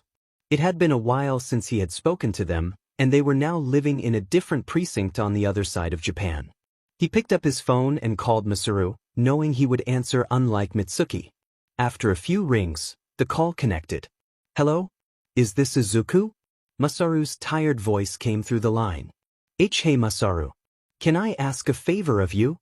Izuku replied, sensing the seriousness in Masaru's tone. What do you need, kid? Masaru asked, his voice shifting to a more attentive tone. I've got some internships for school coming up, and I need someone to babysit Hyoriko until I get back. Do you think you and Mitsuki could watch over him? Izuku hoped desperately for a positive response. Sorry kid. Mitsuki and I are too busy right now. We're working twice as hard to make a living where we are, Masaru explained, and Izuku felt a wave of disappointment wash over him. Sorry for disturbing you then, Izuku said, preparing to end the call. Don't worry about it. Just know that I'm sorry for not being available, Masaru replied, and Izuku sighed sadly before hanging up. Looking around the room, Izuku felt as if he were the only one capable of taking care of Hyoriko. He picked up his phone once more and called someone else. This time, the principal of UA. Am I a dog? Am I a bear? Or am I a mouse? That doesn't matter, because I'm the principal. How can I help you today, Midoriya-kun? Nizu's cheerful voice rang out, catching Hyoriko's attention. Hey Mr. Principal. I hope I'm not bothering you on your day off, Izuku said, feeling a bit anxious. Not at all, Midoriya-kun. I've just been filling out some paperwork for my latest case. What do you need from me? Nizu replied, waving off Izuku's concerns. I was hoping you might know someone at school who is great with kids and could watch over Hyoriko while I'm on my internship, Izuku said, his voice hopeful. I do happen to know a certain teacher who is always loving towards children, especially those who are already fathers. But why do you need them to watch over your child? Aren't you able to take care of him? Nizu's tone shifted slightly, hinting at concern. I want to make sure that Hyoriko has the chance to meet someone else and not spend every waking moment with me. Plus, I want to focus on training to use One for All without putting my body at risk, Izuku explained, and Nizu considered this. Well, Kiyama-san has been wanting a child to look after for quite some time.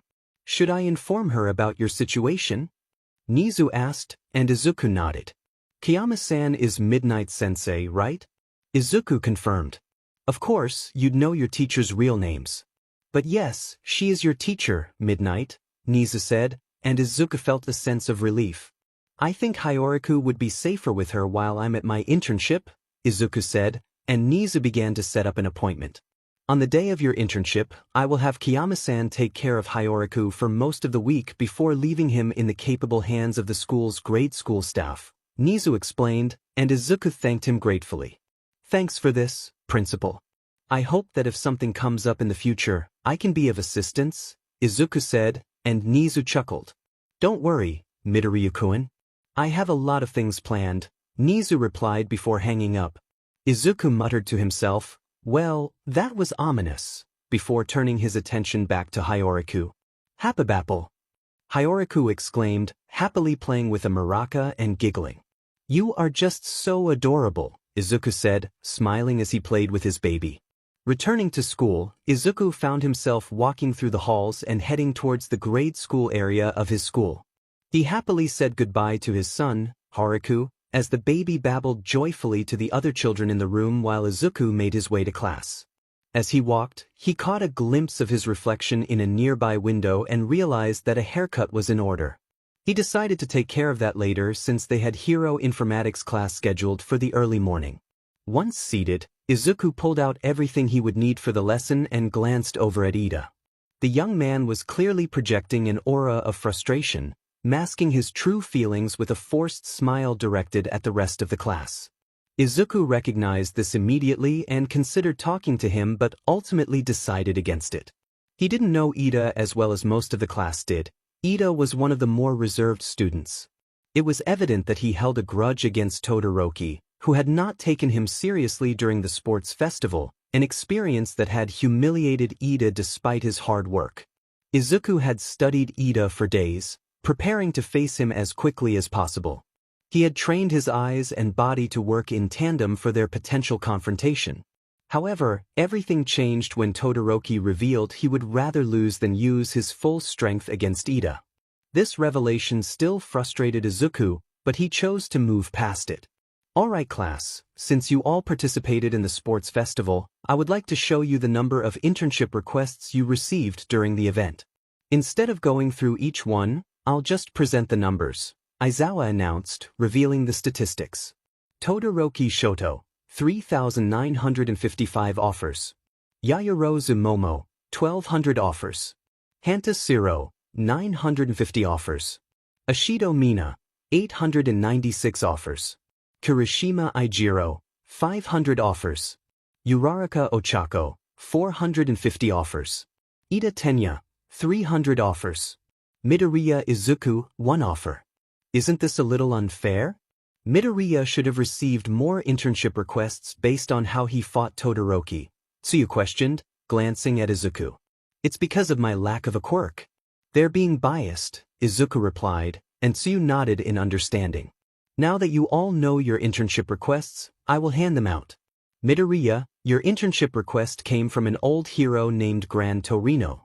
Look into him and find out who he is and why he wants to teach you," Aizawa said, distributing the papers. "Sure thing, Aizawa-sensei," Izuku responded, nodding. Throughout the class, the students discussed the internships they had received. Izuku had already decided on Gran Torino, as the man had been the only one to take the time to test him. Izuku suspected this was more about one for all than his potential as a quirkless hero. As the day progressed, Aizawa spoke about the next topic. "Now that you all have your internship requests, you will need to select a hero name that represents who you are to the people of Japan, if not the entire world. Your name will symbolize your brand, and if you don't choose wisely." Before he could finish, the door swung open, revealing Midnight. "Then you'll have a lot to answer for," she exclaimed, strutting into the room. "I've heard from a little bird that you all need help choosing your hero names." Midnight smirked. "Not only that, but if you want to know, Aizawa has had his name chosen for him by someone he knows. Eraserhead may not have been the name he would have picked for himself," Midnight added, prompting Izuku to think about the hero name he desired. She then handed out small white boards and black pens for the students to write their hero names.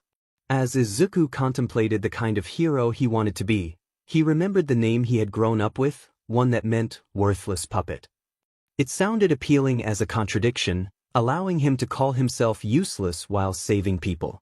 However, he doubted he would have the patience for others to call him by a demeaning name, so he set that idea aside.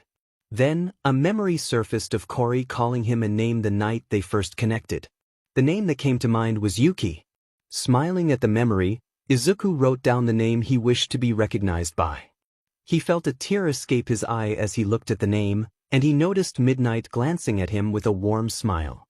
"It seems Midoriya would like to share the name he wishes to be known by with the class," Midnight announced, beaming. "I do, ma'am," Izuku replied, standing up and walking to the front of the class. Facing his classmates, he turned the whiteboard around to reveal the name he had chosen. They all tilted their heads in curiosity as he spoke. There was only one person who called me by this name. Regrettably, it was during a time when I got close to a girl. Izuku blushed as he pulled out a picture of his son. But it was that night that Hyoriko was conceived. My late girlfriend gave me a name that has stuck with me all this time. He revealed the name he had chosen, the hero for everyone, Yuki. She said that to me the night we lost our virginities. It's stuck with me all this time, and it's the way I will choose to honor her life by using the name she used for me, Izuku said, a tear falling down his cheek. What a beautiful name to be given. Though I advise that the next time you try that passionate lovemaking, you wear protection. We don't need another Hyoriko walking around here, Midnight said, a playful glint in her eye. I will make sure that I do that, Izuku replied, blushing furiously as he hurried back to his seat. More of his classmates had come and gone with their hero names. Koda was now known as the animal hero, Anima, Hagakure was Invisible Girl, Ashido chose Pinky, Uraraka went with Uravity, and Todoroki simply used his first name. Ida and Sato-kun had chosen their names as well, with Sato opting for Sugarman. Siro had even gone with Tapeman for himself. Midnight enjoyed the creativity of the names the students had given themselves before dismissing them all for lunch. Just as Izuku was about to leave, she walked over to his desk and stood beside him, smiling gently. Hey, I heard about your call to Principal Nizu the other day. Thank you for entrusting your son to my care while you're out on your internship, Midnight said, her smile warm. I was trying to find someone with time to babysit, but nobody else I knew was available. I certainly didn't want to leave Hyoriko in the hands of All Might, Izuku admitted, causing Midnight to laugh lightly. I'm just glad you trusted me with this. I'll treat her as though she were my own child, Midnight said, her expression turning thoughtful. Is something wrong, Kiyama-sensei? Izuku asked, concern etched on his face. The issue for me with kids is that I'm infertile. I can't physically have children of my own, so I've always longed for that experience. Looking after Hyoriko is a way for me to see if I'm emotionally, physically, and mentally prepared to raise a child of my own, Midnight explained, and Izuku nodded in understanding. Just don't teach him how to act like you. I'm not sure how I will react to my son talking like you, Izuku said, and Midnight lightly punched his shoulder. I wouldn't do that to you. I'd wait until he's of age before doing that, she replied, turning to leave. Also, before I forget, Yagi-kun wanted to speak to you about something about being chosen for something I don't know, Midnight added, waving him off. Thank you for reminding me, Kiyama-sensei. Izuku called out as she left, smiling happily at him. Sitting in All Might's office, Izuku looked up at the man, who was trying to project pride as he gazed down at him. All Might plucked a piece of hair from his head and held it in front of Izuku, a bottle of water nearby. Are you prepared to take on the role as my successor, Midoriya Izuku? Yagi asked, his tone serious. With every fiber of my being, All Might sensei, Izuku replied, determination in his voice. Then eat this. All Might exclaimed, holding the hair follicle in front of Izuku's face in his muscular form. Izuku responded, bewilderment written all over his face. After getting the hair down his throat, Izuku found himself and All Might, who told him to call him Yagi-sensei, standing in front of the support department. They were there to make some changes to his hero costume, transitioning it from being more underground to slightly more recognizable. Izuku still aims to be an underground hero, but he wanted a bit more equipment for himself. Since he had received one for all, he needed to wait until it settled in his blood and body before he could use it. He understood that using the quirk could potentially hurt him, as Yagi had informed him about the risks involved with its first use.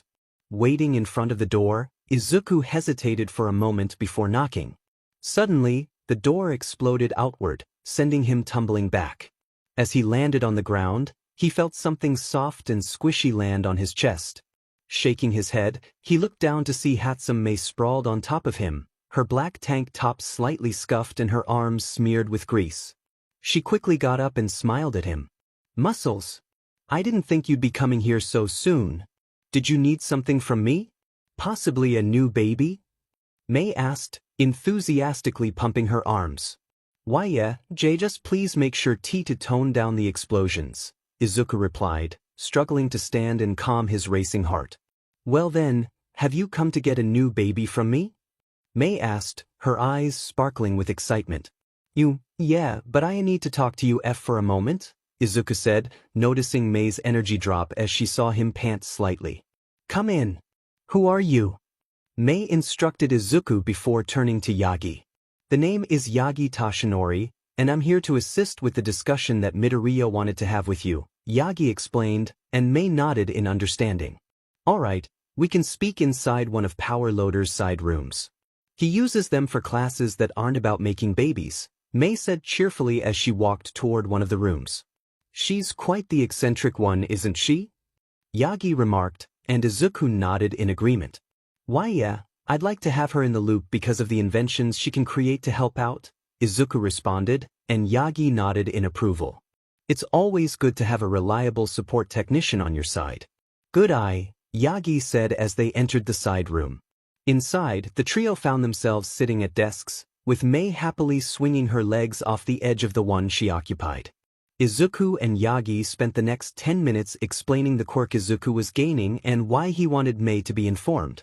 Mei was ecstatic about how Izuku planned to use her inventions to become a better hero, but her expression turned serious.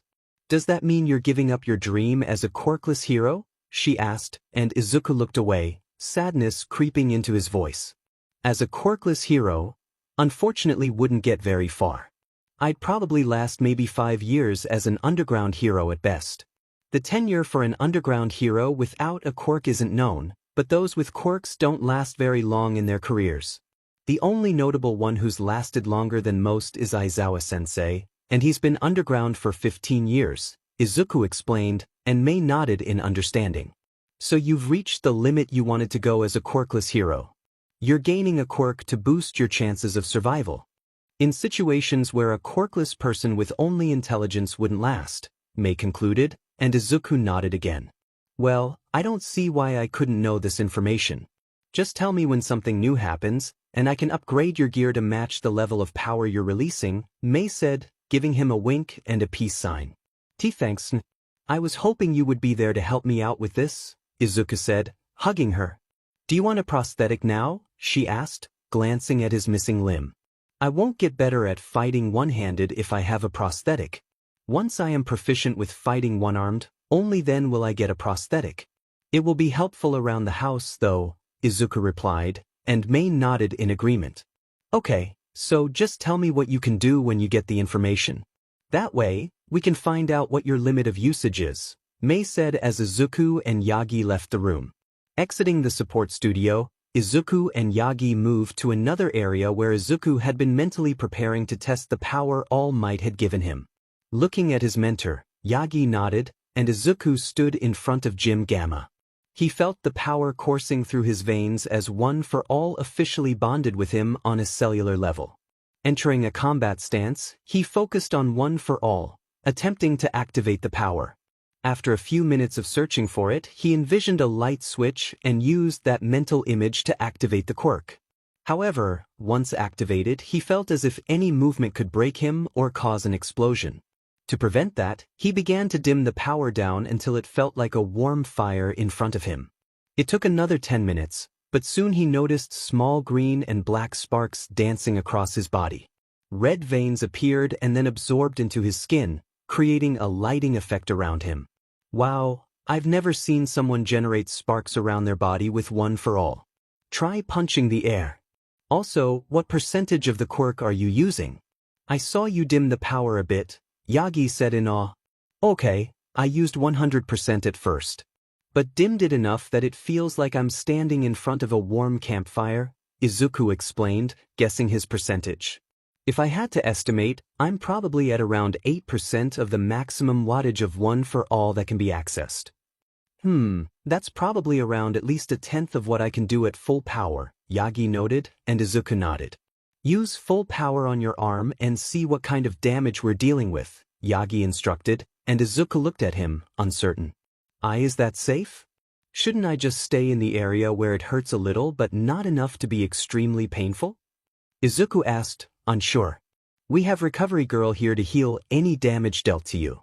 Just don't use full power all over your body, Yagi explained, and Izuku nodded. As Izuku transferred the power from his entire body to his right arm, he felt the strain before he pulled the arm back. He wanted to name his attack, aiming to be his own kind of hero, similar to All Might. He decided to come up with a different name for this punch, knowing it would create a shockwave. Whatever came to mind, he went with it. One for all, 100%. Shockwave Blaster. Izuku yelled as he threw the punch. Three things happened as soon as Izuku pushed his arm forward with all his strength. First, his arm slowly began to turn purple as the bones within it shattered. Second, the street in front of them was blasted apart by the shockwave of his punch. Third, the nearby buildings were devastated as if a hurricane had swept through. Izuku felt the pain shooting up his arm to his shoulder as he fell to his knee, grunting to hold back tears. Yagi stared in shock and awe at the scene before him. He never imagined One for All could become this powerful. This level of power was too much to handle without proper training. Juch. Izuku grunted out an exhale. I didn't think One for All would evolve this much after I passed it on, Yagi muttered as Izuku struggled to stand. As much as I'd like to stay here and stare. We should probably get to Recovery Girl, Izuku said, and Yagi looked at him. Yagi noticed that Izuku's arm was purple and black, with small bumps across the skin indicating where bones were likely hidden beneath the surface. He hurried over to Izuku, gently picking him up before leaping toward UA in his muscular form. When they reached the nurse's office, they found Recovery Girl was not present, leaving All Might confused. He left Izuku alone in the room as the boy pondered what to call the new usage of One for All he had just performed. Should I call it full cowling? I mean, I used it as though I imagined flames moving through my body, like in that movie where Rengoku pushed the flames of his breathing style through his entire body, Izuku muttered to himself. As he continued to think aloud, he didn't notice the door to the nurse's office open, revealing Recovery Girl. She entered the room alone, dropping her cane in shock as she looked at him. What happened? Recovery Girl exclaimed, rushing to heal his injured limb. Just some quirk training? Izuku replied, but Recovery Girl glared at him. You don't have a quirk, so tell me. How did you break your arm like this? She demanded. Do you know All Might's quirk? Izuku asked, and Recovery Girl nodded. He gave it to me and we tested out its full power, he explained, rubbing the back of his neck. How much damage did you do to the gym? She questioned as she began to fix the snapped bones, and Izuku flinched from her touch. The ground is destroyed, and a few buildings have huge holes in them, as though a hurricane blasted through you, Izuku said, feeling guilty. I swear, you One for All users never learn to use that full power sparingly. Now that you know your full power, just remember that you cannot do that again. Prolonged use of your quirk like that could make your arm unusable.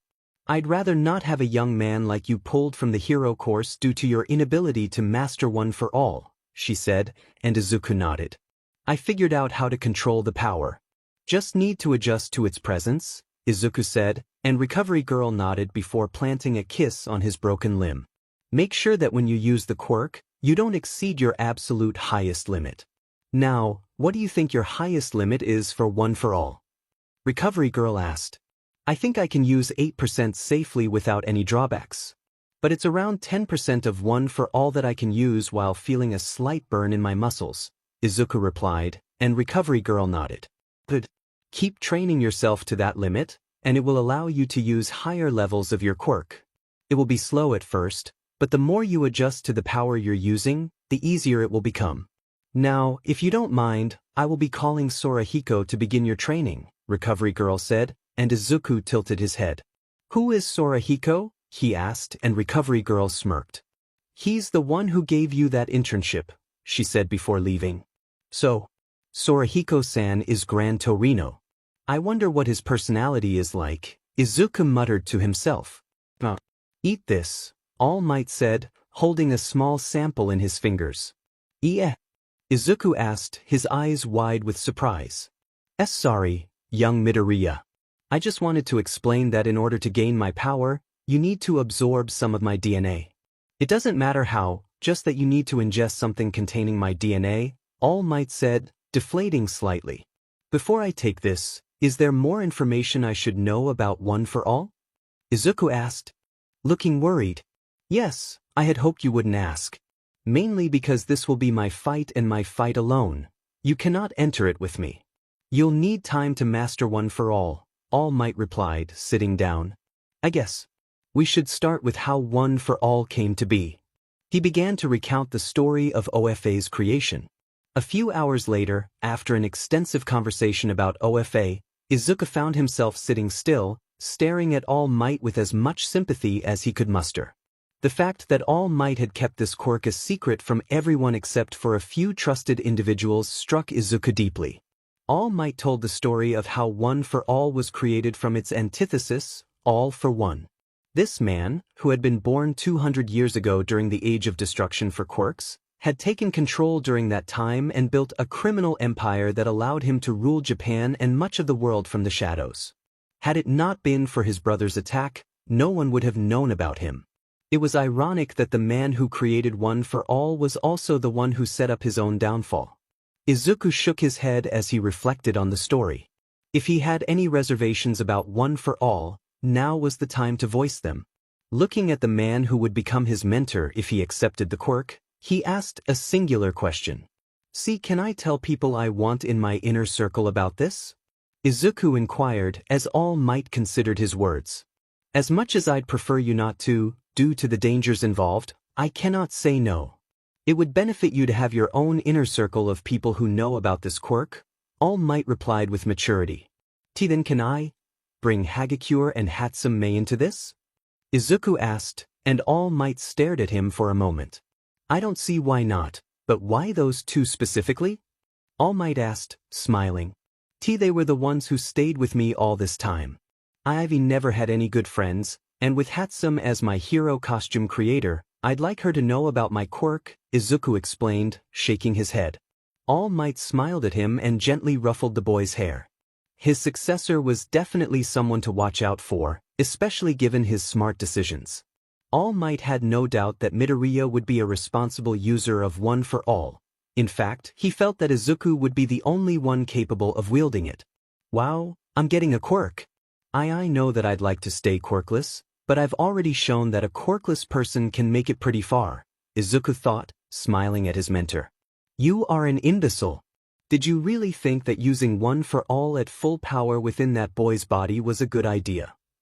You nearly hurt him. An elderly man shouted at Yagi, slamming his foot into the taller man's leg, knocking him down. I just wanted to see the full power of the quirk. Yagi pleaded, trying to defend himself. You nearly harmed the next user of One for All with that stunt of yours, Toshinori. Do I really have to remind you what happened with Nana when she first got it? The man yelled. Why, you don't need to. He already knows how to control it. I was just testing its full power. Yagi said, looking at his teacher in fear. Don't do it again. If that boy goes full power every time he uses that quirk, he will just injure himself, the man growled as he headed toward the school. Where are you going? Yagi asked, concerned. To the school for our internship. Not only that, but to ensure that the boy knows how to utilize his surroundings perfectly without emulating you. The short, elderly man growled as he left the house. I'm sorry, Midoriya. I can only hope that you are prepared for the level of training Gran Torino will give you, Yagi mumbled as his legs trembled. Toshinori, get out here and drive me to UA. And I mean it. Gran Torino's voice rang out from the other side of the door. Why, sir? Toshinori called out, rushing out the door. Izuku was in the middle of bouncing around the training zone when he felt a presence behind him. He turned around quickly, raising his arm to block, just as a boot smashed into his wrist. Taking in the appearance of the man before him, Izuku quickly analyzed him. He wore yellow boots and a white and yellow spandex suit that fit his short frame. His hair was grizzled and white, and he had a small beard of the same color. The seriousness in the man's eyes made it clear to Izuku that he meant business. You sensed my presence. Good, that means you're ready for training, the man said as Izuku took a step back. You're my mentor for the time being, right? Izuku asked, stretching. You learn fast, far faster than Toshinori, Gran Torino replied with a smirk. Well then, let's get to it, Izuku said, and in an instant, the two vanished from sight, moving at incredible speed. As they soared through the sky, their legs clashed, creating small gusts of wind. Izuku felt electricity sparking around him as he pulled back an arm, coalescing the sparks into his right hand. Gran Torino looked at him in confusion just before a wave of electricity blasted toward him. Using his quirk, he maneuvered around it as if it were a plasma beam. In a flash, he arrived near Izuku's head, who was watching him carefully. Pulling his arm back, Izuku struck out at the kick Gran was throwing, both feeling the rush of air as they narrowly missed each other. With a smirk, they continued to move across the training grounds, Izuku pushing his quirk to the upper limits of 11% of One for All's full power. His speed and strength increased tenfold, allowing him to catch up to Gran Torino, who was a blur of white and yellow. Izuku spun in the air before dropping an axe kick from above. Gran Torino spun around and countered with a kick to Izuku's cheek. They both landed on the ground, panting slightly from the effort. Well, I'll be. You're actually far more reactive than Toshinori. I didn't think I'd see the day when someone was actually using their head. Gran Torino chuckled, coughing slightly. Are you okay, sir? Izuku asked, momentarily stuttering over his words. Gran Torino noticed the determined glare Izuku had given him at the start had shifted to one of compassion and care. It was surprising to see such a change in the boy, who had clearly been through a lot. You sure you're alright, kid? I'm fine, by the way, Gran Torino questioned, waving off Izuku's concern. I'm fine. In fact, I feel like I can train a little longer, Izuku said, scratching the back of his head. Well then, continue with your training. I need to get over to the viewing platform where the others are. I'm getting too old for this, Gran Torino stated, muttering the last part under his breath. He returned to where Toshinori and the others waited. Entering the room, he grabbed an inhaler from his pocket and took a deep breath before sitting down. Toshinori looked at him in confusion before shaking his head and sitting next to him. What do you think? Toshinori asked curiously. He could use a little more finesse with his kicks, but aside from that, he's golden. He showed no openings in his fighting style aside from overextending. He's as perfect a successor as you could find. Where did you find him, Toshinori? Gran Torino asked, chuckling. Well, he saved my life back at the USJ. Not only that, but his heroics toward his classmates allowed me enough time to save them all, Toshinori said, a fond expression on his face. The two continued to watch as Izuku trained against the third-year robots. They observed him using tactics and his overall power to dismantle them without causing property damage. Nizu hummed happily to himself while Recovery Girl chuckled, both enjoying the sight of a well-prepared user of One for All. This will mark the first time that a user of One for All actually manages to get used to the power at a lower level, Nizu remarked, prompting Toshinori to respond. But I could easily use lower levels of power when using One for All, Toshinori said, shaking his head. That isn't what I'm talking about, Toshinori. Can you inform him, Recovery Girl? Nizu asked. Well, Toshinori, when you received One for All, you were able to use all of its power. You could reach full power with barely a bruise from overuse. Midoriya, on the other hand, realized that using too much power would make him a detriment to the heroes. So he found a way to limit himself while keeping safe. Unlike you, he needs to work up to the levels of strength you can wield at any time. He can't use One for All at full power, it would literally destroy his body, Recovery Girl explained. So that means he needs to adjust to the power far more than he already has? Toshinori questioned, adopting a thoughtful pose. Actually no. From what I can see, the boy won't be capable of using full power at all during his tenure as a hero, Gran Torino interjected, causing everyone to look at him. What do you mean? Recovery Girl asked. The boy needs to be constantly training his body to even hold a fraction of the power he received from Toshinori. How long did it take for him to reach the level of fitness to utilize even 11% of One for All? Gran Torino questioned. About a few hours, Toshinori replied, and Gran nodded. Now, apply that to the rest of One for All. The boy won't have your exact features when he reaches your age, much less when you were in your 20s. He's strong, But he's more like an Olympic swimmer than a bodybuilder, Gran Torino stated. If that's true, if he makes his muscles and bones denser, couldn't that mean he'd be able to wield one for all at full power eventually? Toshinori asked, but Gran shook his head again. No, theoretically, it means he should be capable of wielding its full power by the time he's on the last dregs of his life. But if anything, he'd only reach around maybe 50% by the time he is in his second year and will plateau at around 70% by the time he's a rookie hero, Gran Torino stated. But if he doesn't gain full control of his quirk by then, he could theoretically be weaker than I was when I first fought All for One, Toshinori replied, receiving a light smack from Gran Torino. No, you got it all wrong. By the time the boy reaches around 70% of One for All's full power, he'd overwhelm that villain in seconds. Remember, One for All gets stronger after every transfer. You just gave him too much power to control after your time holding it, Gran Torino practically yelled. How much stronger are you talking about, Gran Torino? Nizu questioned, a gleam in his expressionless eyes. To the point that if the boy ever reaches 70% of One for All, he'd be so strong that it would make All for One injuring All might seem like a lucky shot, Gran Torino stated. You're saying that young Midoriya could one day become so powerful that he'd make All for One look like an ant? Toshinori asked in awe. That's exactly right, and the boy's already gotten a small portion of his power under wraps. This means he will be able to fight All for One at Nana's level by the time the internships are over, Gran Torino predicted. I hope that All for One doesn't have a successor of his own. And if he does, I hope he hasn't considered young Midoriya's progression as Yagi's own successor, Nizu chuckled, watching the boy continue to train hard. Izuku stepped back onto the training field, having mastered the use of One for All to the point where he no longer had to concentrate on it. He had adapted to fighting with one arm, seamlessly integrating it into his combat style.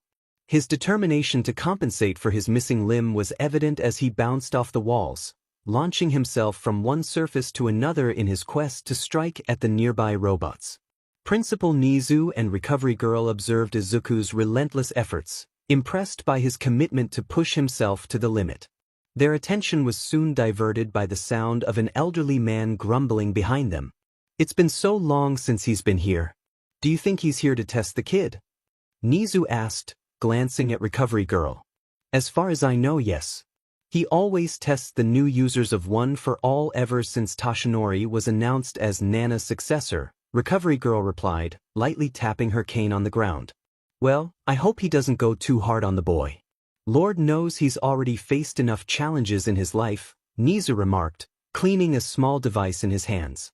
For the last time, Toshinori, I will ensure he knows how to use One for All correctly. I'm not going to hurt him too badly, Gran Torino's voice echoed as he entered the room alongside another elderly man. Gran Torino! It's been a long time since we last spoke. How have you been? Nizu greeted him with mock cheer. It's been too long. Not only did Toshinori fail to inform me about his successor until after the sports festival, but he also neglected to mention that the boy is disabled, Gran replied, taking a seat in a nearby chair. Have you not heard the latest news? Nizu teased, prompting Gran to stare at him before glaring at Toshinori. What else has this fool not told me? Gran inquired. The boy is already a father, quite young at that. He has a child named Hyoriku, conceived during a night of passion with his previous girlfriend before her tragic death. Poor boy probably feels he shouldn't enter another relationship after her passing, Recovery Girl said with a sad sigh. He's already a father?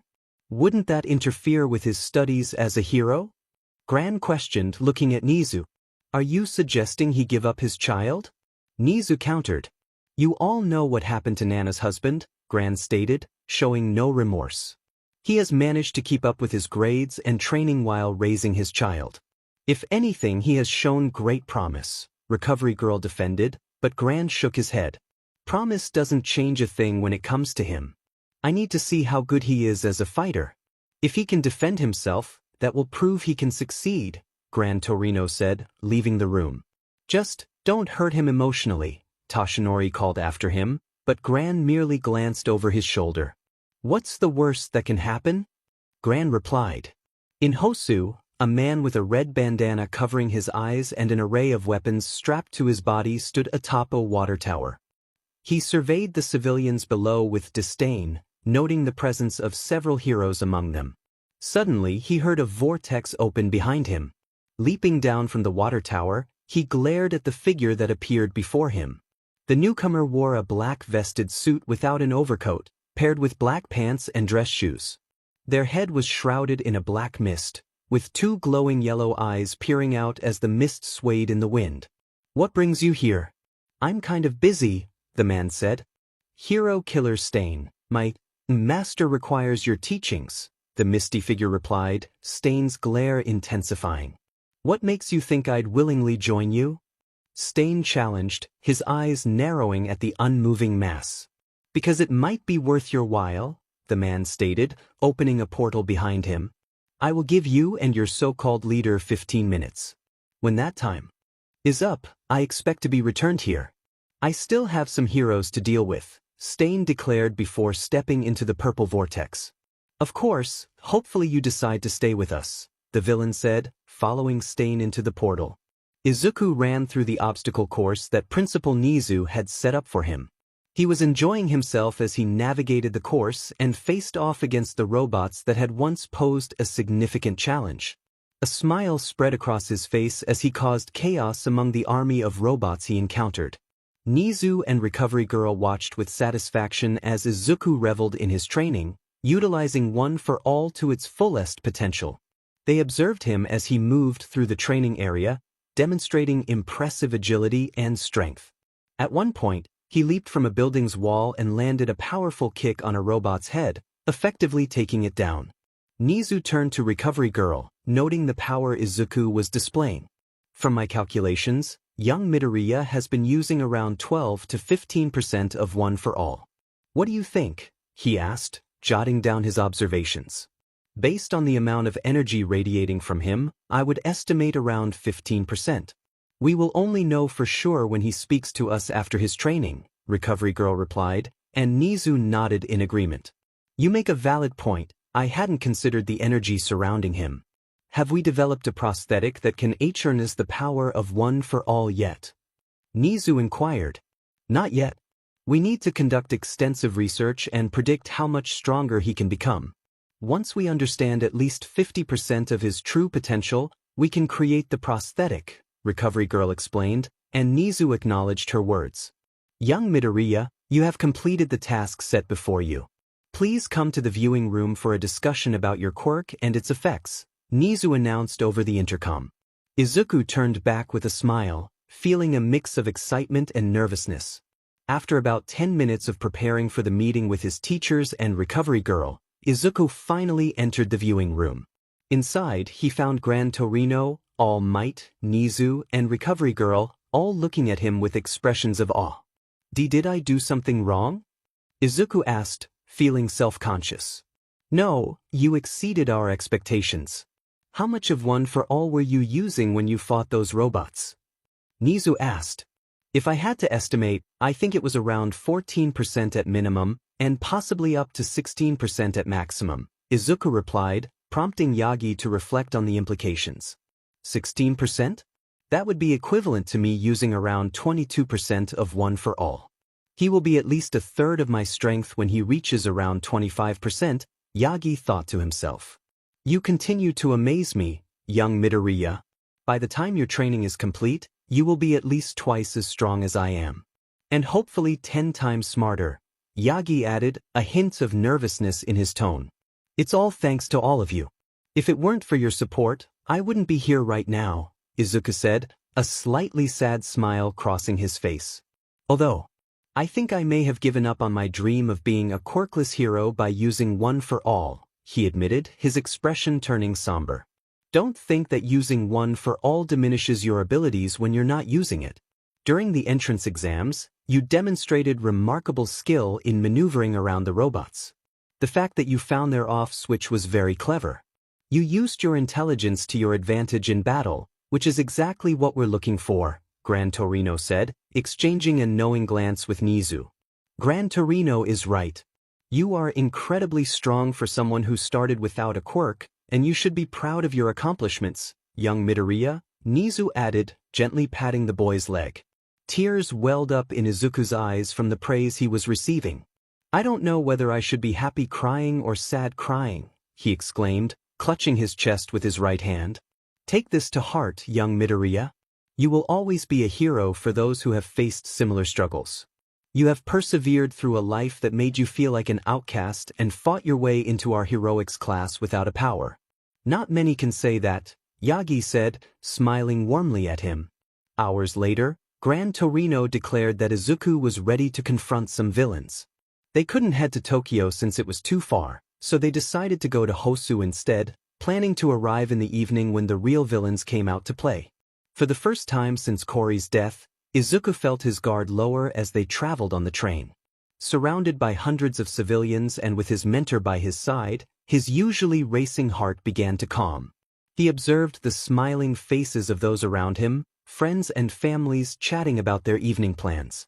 A genuine smile spread across his face, a rare moment of peace since arriving at UA. Gran Torino noticed and smirked, pleased to see the boy finally letting his barriers down. Suddenly, a loud crash interrupted the calm. Izuku's expression shifted back to one of alertness as he looked up to see a Nomu had smashed through the train, intent on harming civilians. His eyes caught sight of a child directly beneath the creature. Before Gran Torino could react, Izuku leaped from his seat and kicked the Nomu in the face. "Get away from her," he shouted, following the Nomu outside. The Nomu growled angrily, reaching for Izuku. He ducked under the attack, kicked the creature into the air, and then appeared behind it, delivering a punch that sent it crashing to the ground. As smoke filled the area, Gran Torino quickly rescued the child and returned her to her grateful mother. "Hey kid, I give you full permission to use your quirk," Gran Torino called out, and Izuku smiled back at him. "Thank you, young man. You saved my daughter," the mother exclaimed. Izuku landed on the ground and watched as the Nomu climbed out of the crater he had created. He kicked it back into the air, leaping after it. Gran Torino joined him, using his quirk to propel himself upward. They positioned their backs to one another before launching themselves toward the Nomu as it descended. With a powerful slam of their armored feet, they struck the Nomu's face, sending it crashing to the ground. They checked to ensure it wouldn't get back up again. "Seeing how Hosu is up in flames, you ready for some rescue, kid?" Gran Torino asked with a smirk. "Let's save some civilians," Izuku replied, and the two took off. They rushed through the empty streets, reaching the areas engulfed in flames. They worked together to pull as many civilians from the burning buildings as possible. As Izuku scanned the area, he noticed something unusual. Manuel was running around Hosu, calling out Ida's name. "Gran Torino, can I go look for Ida?" Izuku asked as Gran Torino landed beside him. "What about that boy has you so concerned?" Gran questioned. "The hero killer. I think Ida plans to confront him tonight if he's still in Hosu. His older brother was attacked and lost his ability to save people. Ida looked up to Ingenium as his idol. I think he wants vengeance," Izuku explained, and Gran cursed under his breath. "Yeah, Endeavor's still here, so you have about 20 minutes to find that boy and whoever is with him. Don't fight the hero killer, got it?" Gran instructed, and Izuku nodded. As Izuku rushed off into the night, Gran Torino continued to rescue civilians, casting a glance at Endeavor, who seemed more focused on fighting than saving lives. "That guy only cares about his reputation. He doesn't consider the collateral damage," Gran thought as he refocused on his rescue efforts. Izuku searched through side streets and alleys for Ida but couldn't find him. Suddenly, he heard the sound of clanging metal nearby and rushed in that direction. Turning the corner, he saw Stain standing over Ida, with another hero slumped against a wall. Without thinking, Izuku launched himself at Stain, determined to get him away from Ida. He was no match for the hero killer on his own, especially given the circumstances. Using his teeth to grip Ida's under armor and his hand to grab the other hero, he kicked Stain in the face, sending him flying. Turning quickly, Izuku dashed away, sparks of green and teal energy trailing behind him. The hero he was carrying was barely conscious, and Izuku made a sharp turn away from the main area where Endeavor was. That's when he felt a shift in the air and instinctively moved to his right.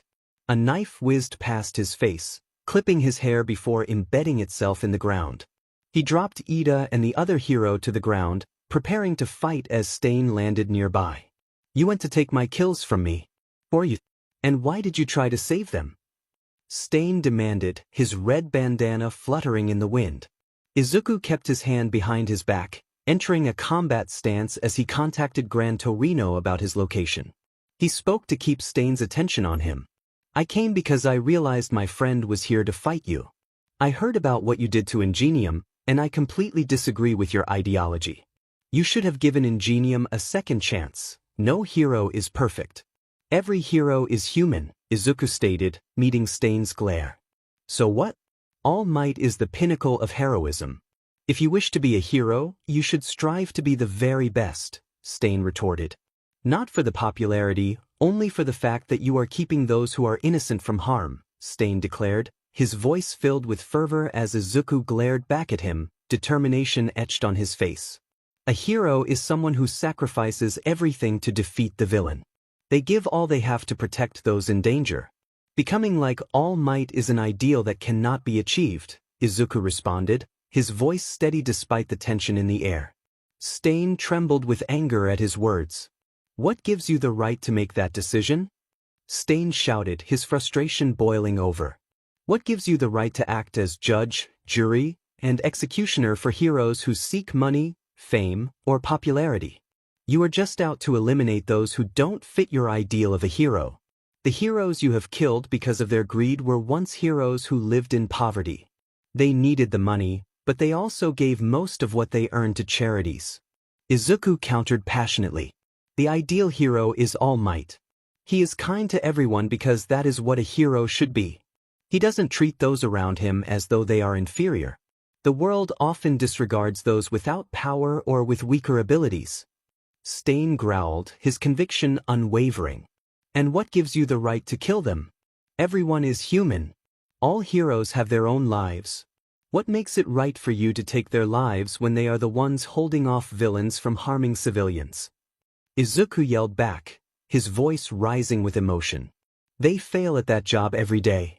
If they can't become a hero like All Might, it is my job to end their lives so that stronger and more peaceful heroes can emerge," Stain declared, pulling out his blade with a menacing glint. "All Might would never condone this. He would never join your side in killing heroes who seek popularity, money, or simply use their quirk. He would scold them for letting that get to their heads, but he wouldn't outright kill them." Izuku retorted, his resolve firm. "Enough talking. I will test your conviction through our fight. If you manage to defeat me or come close, then I will acknowledge you," Stain said, preparing to strike. Hiding his phone back in his pocket, Izuku braced himself for the impending battle.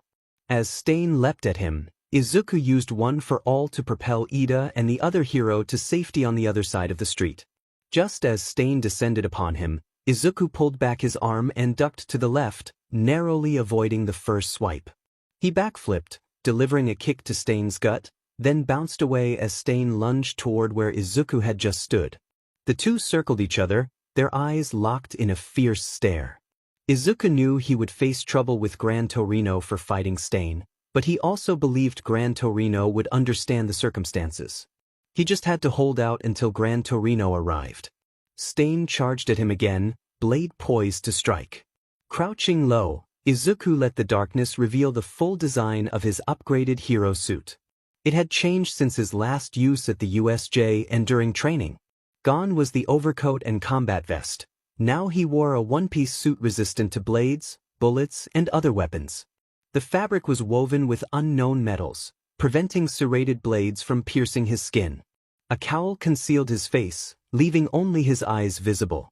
A metal vambrace covered his lower face, filtering his voice to keep villains from recognizing him. It also allowed him to breathe safely in areas where quirks similar to his teacher Midnight could pose a threat.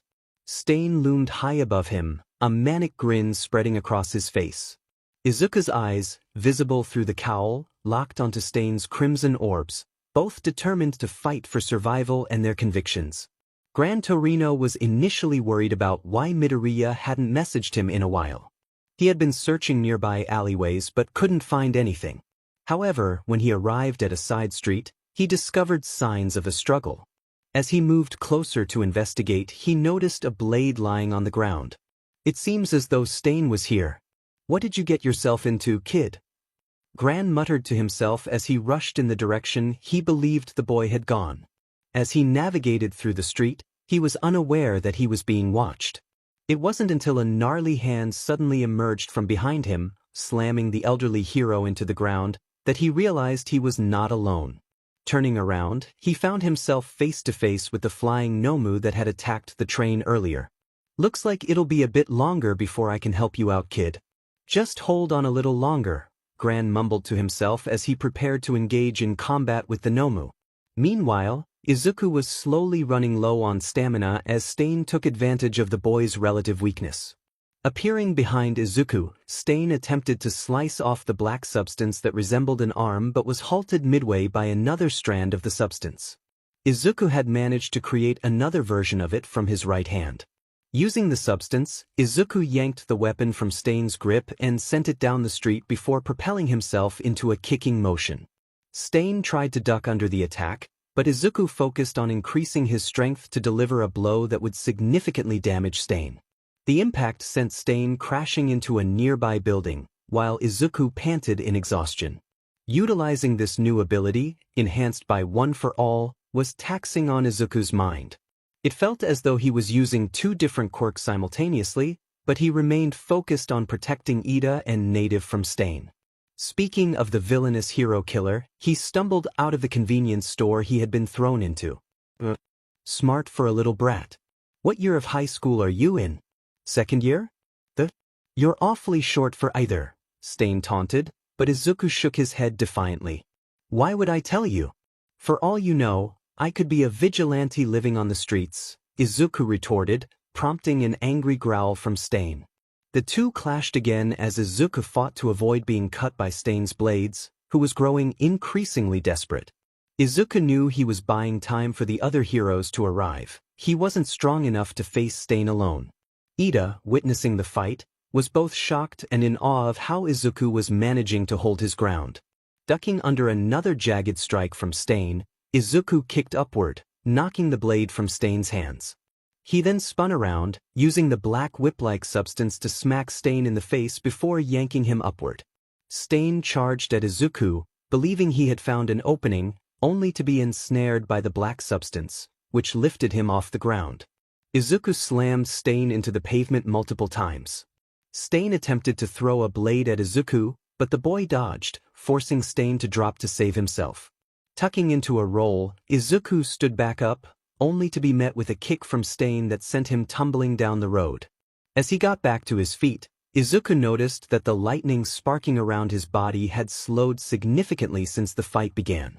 Stain, seeing this as an opportunity, rushed at him for a final clash. Izuku tried to dodge, but he felt something unusual about his power at that moment. The black substance became uncontrollable, swirling around his right arm in an unpredictable manner.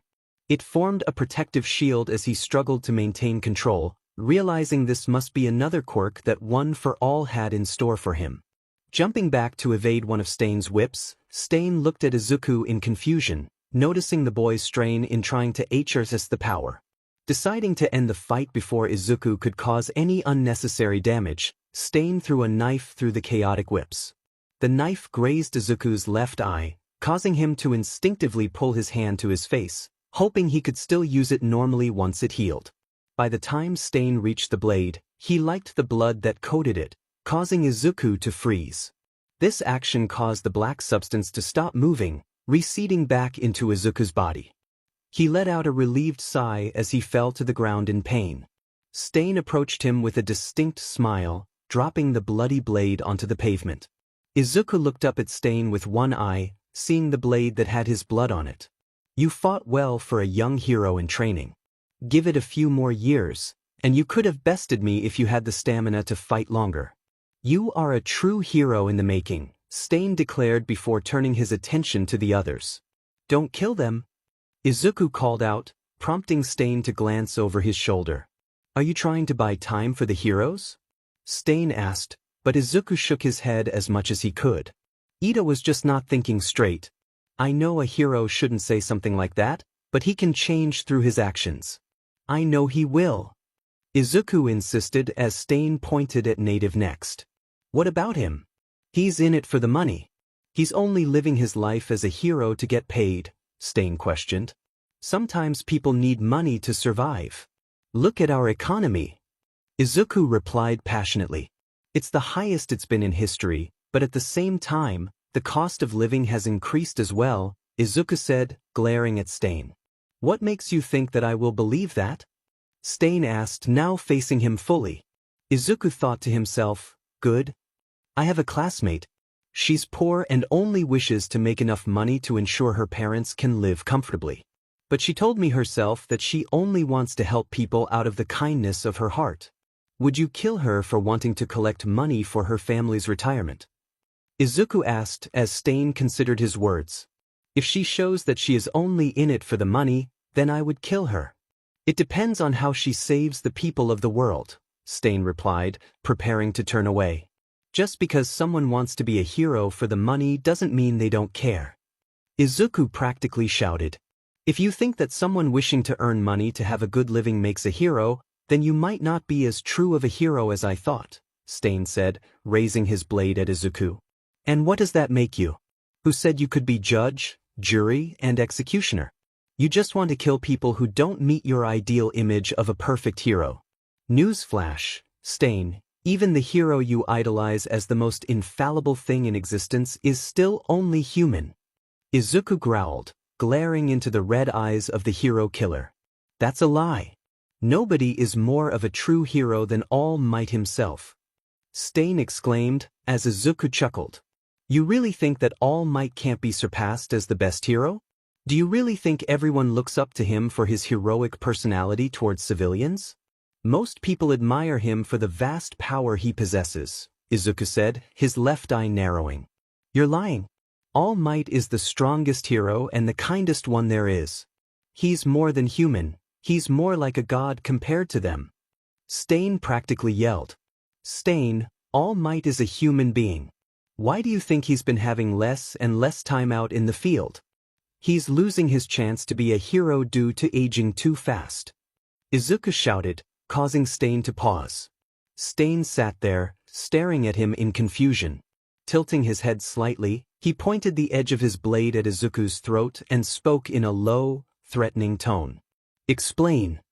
Haven't you noticed how All Might has been showing up less frequently over the last 6 years? Shouldn't that have indicated that his time as a hero is coming to an end? Eventually he will have to retire, and when that day comes, chaos will ensue. All the villains his presence kept at bay will emerge, knowing he won't be there to stop them. It will be up to the other heroes to pick up the slack, Izuku explained, as Stain's eyes remained unfocused. How would you know about All Might's diminishing time limit? Stain asked, as Izuku glared into the man's eyes. Because I've done the numbers. I know that something had to have happened for his appearances to decrease consistently over 6 years. At first, he could only stay out for around 30 minutes, but then that number jumped to about 4 hours within 2 years. By the time I figured it out, I found out he could only be All Might for about an hour at best, Izuku said, glaring at the hero killer. You bring up a significant point. All Might's time as a hero has been decreasing. But that doesn't mean the other heroes shouldn't step up before he retires.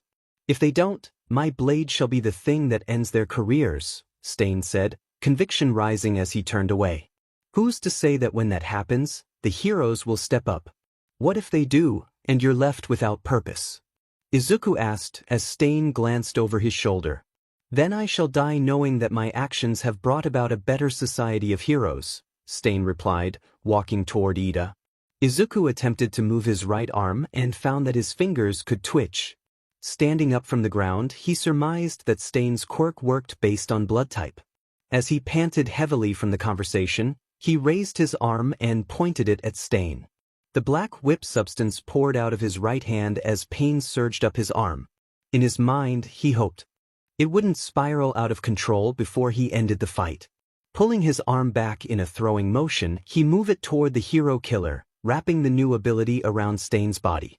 The hero killer turned to look at Izuku, astonished. The boy was still standing even after having his quirk activated on him. Damn it, he must have O-type blood. Stain cursed internally. I think I've finally figured out how your quirk works. I haven't done this in a long while, but I personally love how quirks function. So seeing yours work through blood reminded me of my sister's class teacher, Vlad King. A hero who uses blood to fight, Izuku said, smirking. However, their fight was interrupted as Gran Torino burst onto the scene, launching himself at the hero killer. He landed consecutive blows to Stain's face, knocking the villain out instantly. Landing next to Izuku, the elderly hero smacked the boy on the head for being vague about his location. Next time you give me a location, tell me the street name, demon it. Gran said as he walked over and removed all weapons from Stain. But I will say you did well holding off the hero killer until I got here, Gran Torino stated as he wrapped Stain in zip ties. Thank you, Gran Torino, Izuku said, falling to his knees. I don't know how much longer I could have held out against him, he admitted, panting heavily from the strain of managing two abilities. As the two turned to look down the road, they found Endeavor and several other heroes standing, staring at the scene before them. Endeavor appeared furious that he had not been the one to stop Stain. He walked over, grabbed the man, and shoved him into a police vehicle. As Stain was taken away, Izuku was brought over to the paramedics alongside Ida and Native to tend to their injuries. Another strong opponent had been defeated, but it left the question of who could be next. Crimson Eyes observed the scene with a growl of frustration. He stepped into a purple and black portal, his expression one of disgust. He had to find a way to deal with this situation. Izuku stood across from Stain, both glaring at each other. Stain was furious that Izuku was trying to save his intended prey, while Izuku was determined to protect those who had shown him kindness during difficult times. Ida had been a significant support for Izuku, helping him with his studies when he needed it the most. Taking care of a child in the current economy was harsh and demanding. Balancing training, education, and parenting required Izuku to manage his time meticulously. Ida had assisted him in creating a schedule that allowed him to juggle all his responsibilities effectively. Izuku had not paid much attention to Native, a pro hero, but he could not allow Stain to harm him for the sake of money. Are you really going to fight me to protect those fakes? Stain questioned, his voice dripping with disdain. Izuku inhaled deeply, steeling himself for what was to come. If it means I can stop you from killing them, then yes, he replied, determination in his voice. Stain smirked, clearly amused. Well then, let's see if your conviction matches your skill, he called out, rushing toward Izuku. Izuku leaped back just in time as Stain swung his jagged sword, narrowly avoiding a lethal strike. Had he been a moment slower, he would have lost his head. He retaliated with a kick aimed at Stain's head, but Stain ducked under it, raising his blade to counter. In a quick motion, Izuku yanked Stain's arm away and sent the knife flying from his grip with a powerful punch. As he landed, Stain charged at him again, swinging his sword where Izuku had just been. In that moment, Izuku activated One for All, and something extraordinary happened. A strange black substance emerged from the spot where his missing limb should have been, instantly forming a new arm that caught Stain's blade between his hands. Stain looked genuinely confused, and Izuku shared that confusion. However, he quickly adapted, channeling One for All into the black misty substance and delivering a punch to Stain's face, sending him tumbling several meters away. As Stain righted himself, he watched Izuku prepare for the next move. Nice ability you've got there, but you won't win just by growing another arm, Stain growled, charging at Izuku once more. A few hours after Izuku decided to get some sleep following the event with the police chief of the Hosu Police Department, he found himself back in Gran Torino's apartment. The two were training harder than ever to help Izuku gain better control over One for All. Before his encounter with Stain, Izuku had managed to control about 15% of One for All. Now, however, he had pushed that to around 20% as the final day of his internship with Gran Torino had arrived. They decided to spend the day resting, as Izuku needed to take care of himself, especially since he only had one arm. Gran Torino had been urging him to get a prosthetic. Izuku questioned, "Why do I need a prosthetic?" Couldn't I just fight with one arm? Gran Torino shook his head in response. You will need another arm capable of withstanding the power of One for All.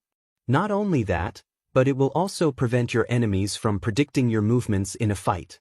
If they can anticipate when you're going to use your arm, then you're at a disadvantage, Gran Torino warned. Izuku nodded in understanding. Who would be willing to make an arm for me? I have a classmate who designed my hero suit in the support course, but they focus more on creating gear for heroes rather than prosthetics, Izuku said, pondering his options. Gran Torino thought for a moment before replying. I'll call Tashinori. He can reach out to someone who will provide you with what you need to fight effectively and unpredictably, Gran Torino assured him. Izuku nodded, feeling hopeful. As Gran Torino left the room, Izuku settled onto the couch and glanced at the time. He sipped some tea he had brewed for both of them and began to meditate, focusing on controlling One for All within his body. Taking a deep breath, he allowed One for All to flow through his veins. His arm began to steam slightly, red veins appearing on it and his face, while green electricity crackled around him as he increased the intensity of the sparks. As he reached around 21% of One for All, Izuku felt a slight twinge of pain in his body, but he remained calm and focused. This method of meditation was beneficial for him, allowing him to experience the power level and acclimate his body to it. When Gran Torino returned to the living room, he informed Izuku that Tashinori was contacting a friend.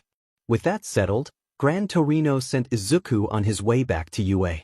He wanted Izuku to continue working on One for All while ensuring his child was safe.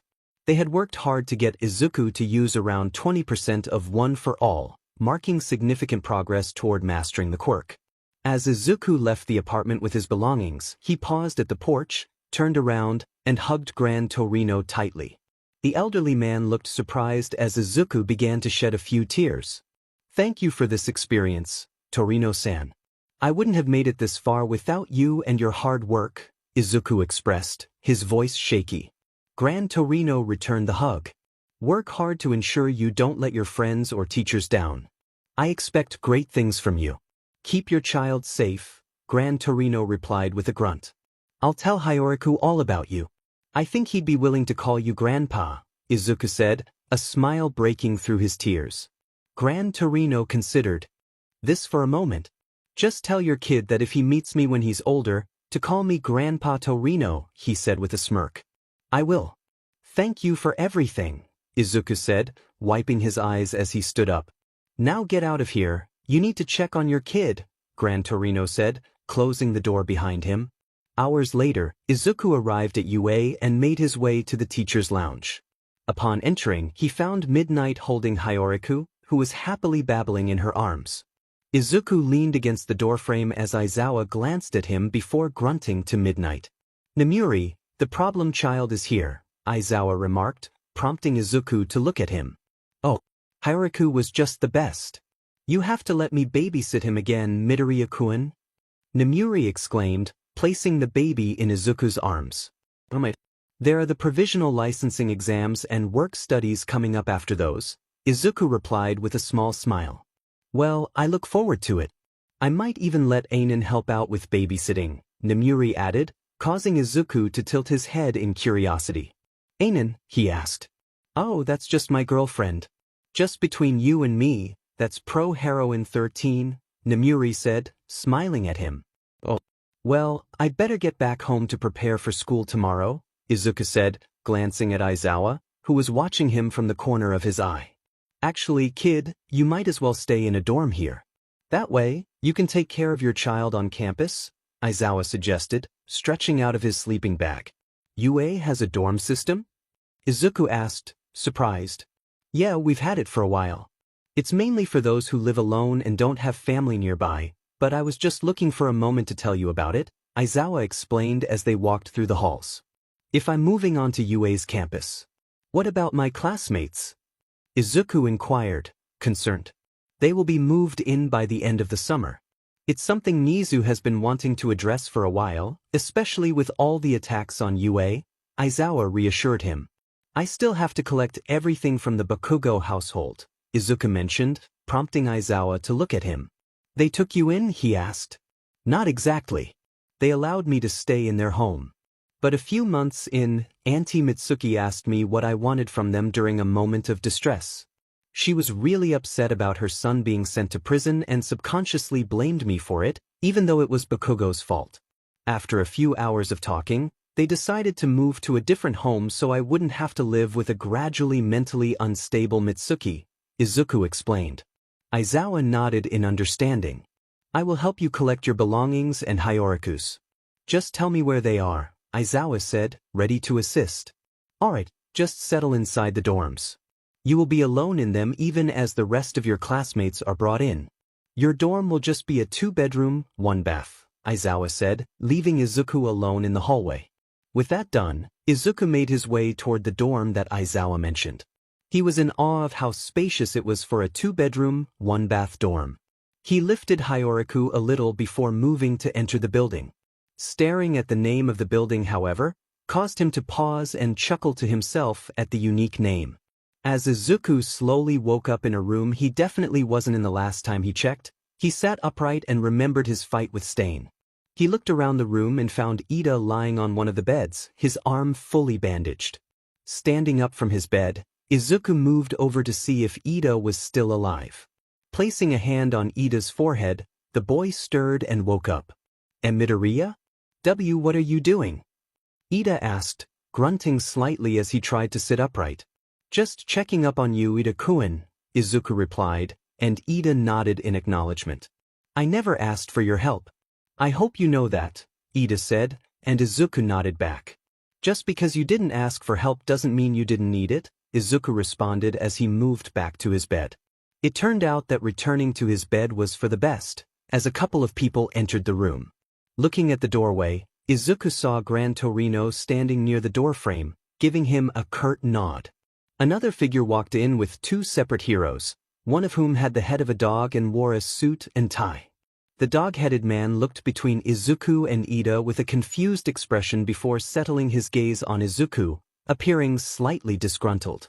Young man, as much as I would love to say that what you did was ultimately in an attempt to save your classmate, what you did has been declared vigilantism. Do you have anything to say for your actions? The dog-headed man questioned. Do you think I will deny my actions? If I hadn't stepped in when I did, Ida-kun and Native-san would have been killed by Stain. If I were placed in that situation again, sir, I would do it again, even if it was labeled as vigilantism, Izuku stated firmly, staring into the policeman's eyes. You are fine since you were given permission to use your quirk to keep those safe, which is what you did, so you are safe from the law. However, your friend here went out searching for Stain. At least that is what I heard from Pro-Hero Native, the dog-headed man said, pointing his head at Ida. I will take any punishment that you and UA give me. I went out there to fight Stain due to my broken heart, and I will not deny that what I did was wrong, Ida declared, and Izuku stared at him in surprise. Well, it's a good thing that Endeavor and Gran Torino came around to help with the fight against Stain then, the dog-headed man remarked, and Izuku tilted his head in confusion. What are you talking about? Gran Torino-san was the only hero at the scene who helped me fight Stain, Izuku asked, puzzled. Just let Endeavor take the reputation boost, brat. This way, both you and your classmate can avoid trouble. Not only that, but Ida will be getting in trouble with Nizu upon your return, Gran Torino said, and Izuku nodded in understanding. Will we continue our internships after this event, or not? Izuku inquired. That depends entirely on Nizu and whatever he decides. Once you are fully recovered, we will ensure that you can use a higher percentage of your quirk, Gran Torino replied before leaving the room. As soon as the others exited, Manuel entered and gave Ida a severe reprimand. Izuku watched the event with a small smile on his face. Ida was safe, as was Native. He managed to save both of them with just one arm and minimal backup. He smiled to himself, deciding to get some rest. Inside the problem child's abode, Izuku said with a small smile, "Classic Aizawa-sensei." He walked inside, closing the door behind himself with his foot as he prepared to set up lunch for Hyoriku. Outside the building, Yagi Tashinori stood, smiling at the name of the building, which reflected what his successor was becoming. Problem child, huh? That's definitely Aizawa-san's little nickname at play. Let's go see if young Midoriya is ready to go to Island, Toshinori said, holding out 2 tickets. He hoped Izuku would be excited to go to Island with him. Izuku was in the middle of making breakfast for Hyoraku, humming to himself as he worked. He had been focused on ensuring his son was happy that morning. The adrenaline from escaping Stain the hero killer the other day still lingered in his mind. His mentor had even allowed him to save a classmate's life during the internships. As he cooked oatmeal for himself and Hyoraku, Yagi entered the dorm building and observed the father-son duo. Izuku turned around, blushing slightly upon seeing him. "You didn't hear anything, did you?" Izuku asked, his face turning crimson.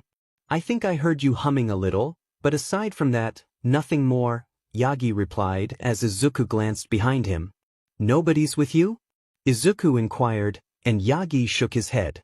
"No, I'm alone at the moment. This allows me to ask you something that I hope you will accept," Yagi said, and Izuku sighed in relief. "Thank Kami. So what did you wish to talk to me about?" Izuku asked. "I was about to head to Island sometime during the week, and I was hoping you'd come along with me as my +1, Yagi said, showing 2 tickets. "Oh, I had tickets of my own from winning the sports festival," Izuku said, revealing his own tickets. The two fell silent as Izuku contemplated what to do next. His mentor, the hero he admired, had invited him to Island, but a new thought occurred to him. What would he do about his child? I might have to bring Hyoraku with us," Izuku said, rubbing the back of his head.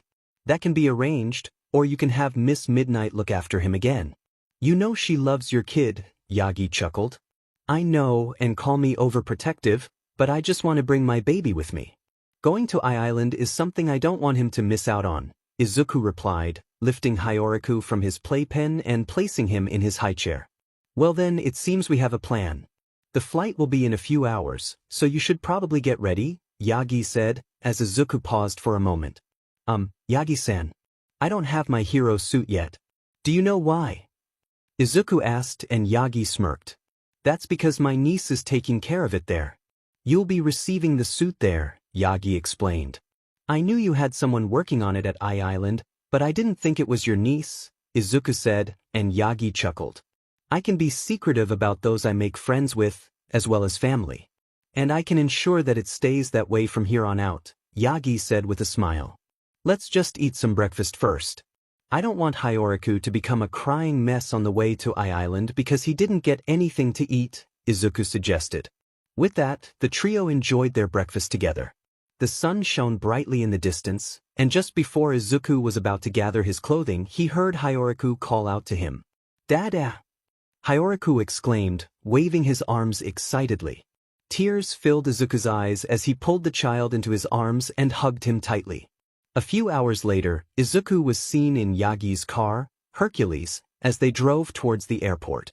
Hyoraku was sitting in his lap, babbling happily in his baby language and occasionally saying, "Dada," which made Izuku smile. Yagi watched as the father and son took in their surroundings while he drove through Mizudafu. Izuku pointed out the town where Hyoraku was born, and the baby responded with a nervous but happy expression. Yagi focused on the road, ensuring there were no accidents, but he couldn't help but smile at how relaxed Izuku seemed. He hoped their trip to Island would be just as quiet and enjoyable. They soon arrived at the airport, climbing out of Hercules and making their way through the terminal.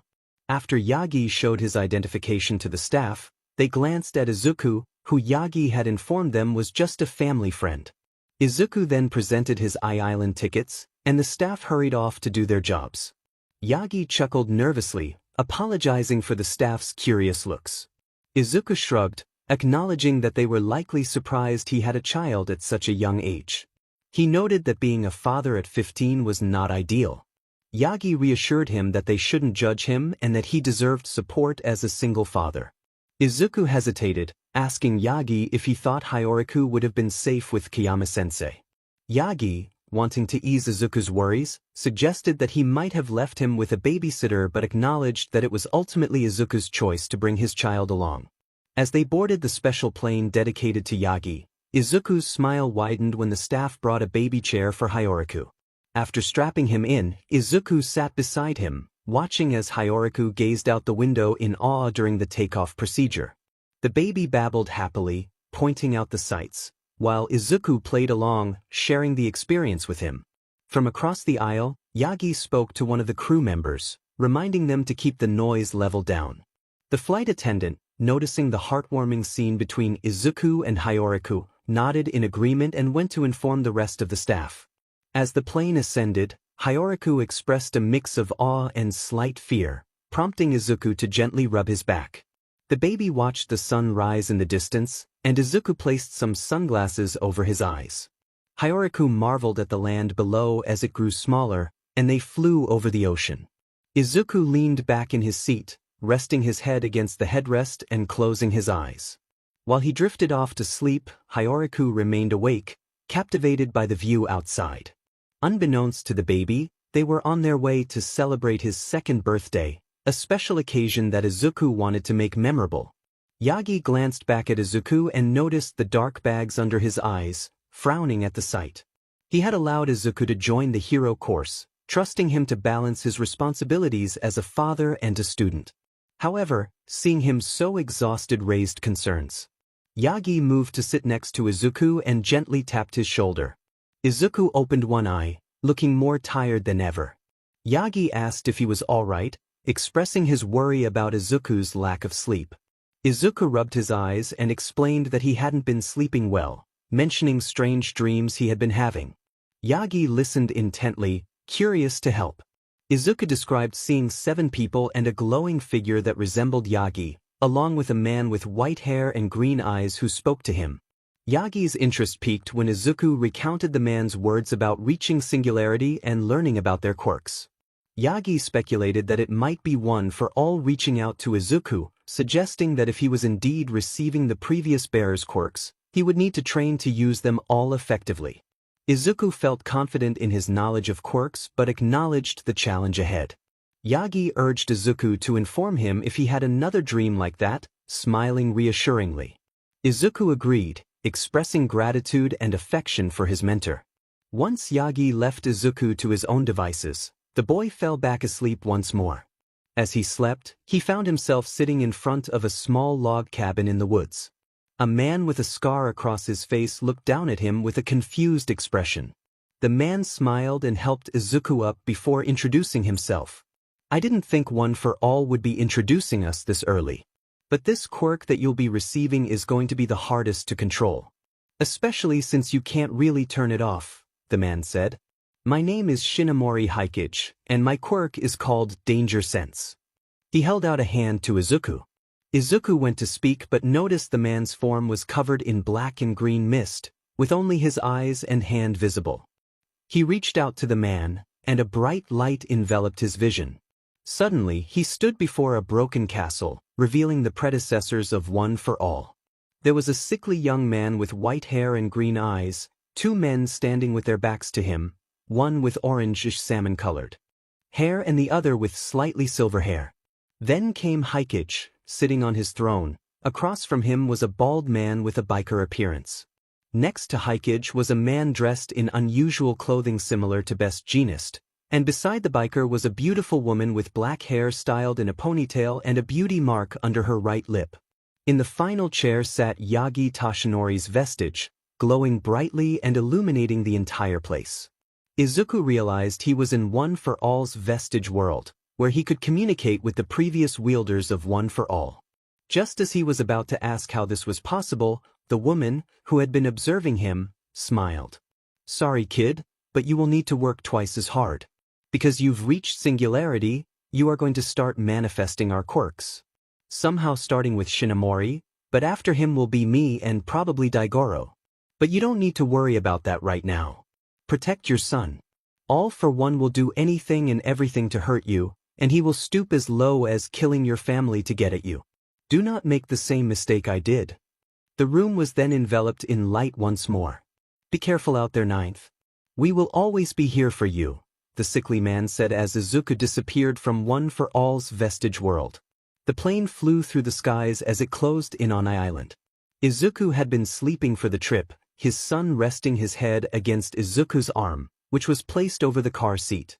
Toshinori watched as Midoriya slept soundly, a content expression on his face. He took a picture of the boy before turning to gaze out the window.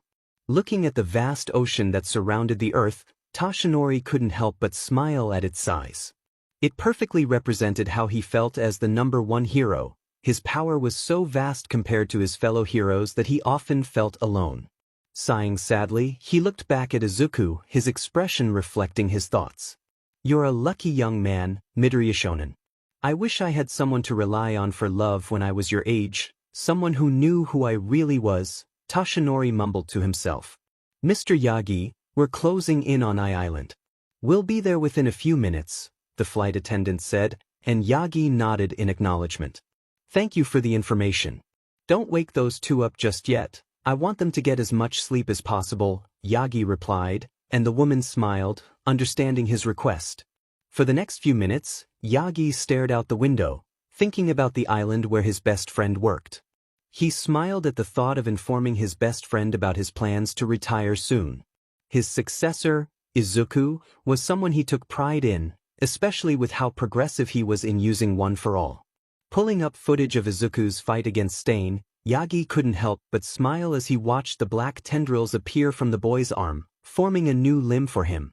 His smile widened as he observed how Izuku fought, clearly focused on speed and maintaining distance, a true defensive fighter. As the plane began to land, the rumbling jostled Izuku awake. Although lethargic, he glanced around with half-closed eyes, yawning and stretching his body. He checked on Hyoriko while All Might watched with a small smile as Izuku tended to his son. "How are your grades doing right now, Midoriya Shonen?" Yagi asked, and Izuku looked at him with a smile. "They're fine. I've been making sure to spend a lot of my time after school completing any homework the teachers give me, especially with whatever Nizu's been preparing for my analysis homework," Izuku replied, and Yagi nodded. "So you took the class that Nizu excels in?" Yagi inquired, and Izuku gave a brief nod. "Yeah, I really enjoy making hero analysis. It helps calm my racing heart whenever something bad happens. It's a small thing I love about it, aside from art," Izuku said, finishing changing Hyoriko. "Well then we're finally here. Welcome to Island, Midoriya Shonen," Yagi announced, puffing up with pride. Putting Hyoriko in his little carrier over Izuku's chest, the young man walked behind Yagi. The hero opened the plane's side door, revealing a massive island floating in the sky. Izuku and Hyoriko took in the sights, their eyes filled with awe and admiration. Yagi chuckled at their expressions as he led them off the plane. Climbing off the plane, Izuku and All Might made their way to the waiting area. Izuku noticed the many scientists who had gathered, eager to see All Might. They rushed over, asking for autographs, and the attention began to overwhelm Izuku. Stepping aside, Izuku caught the eye of a scientist who approached him, looking both confused and intrigued. "Hello there, young man. Are you with All Might?" the scientist inquired, curiosity evident on his face. "Why yeah, I'm his student. Is there something wrong?" Izuku replied, glancing at the scientist. "No, nothing's wrong. But I'd like to know whose child that is," the scientist said, prompting an odd look from Izuku. Not that I really want to tell you. But I'd rather keep that information to myself," Izuku responded, and the scientist frowned. "Are you sure that the child is yours? I've never seen anyone your age with." "Well, a newborn this early in their lives," the scientist probed, causing Izuku to glare. "I'd appreciate it if you left my son and me alone," Izuku grunted, prompting the scientist to walk away, looking discouraged.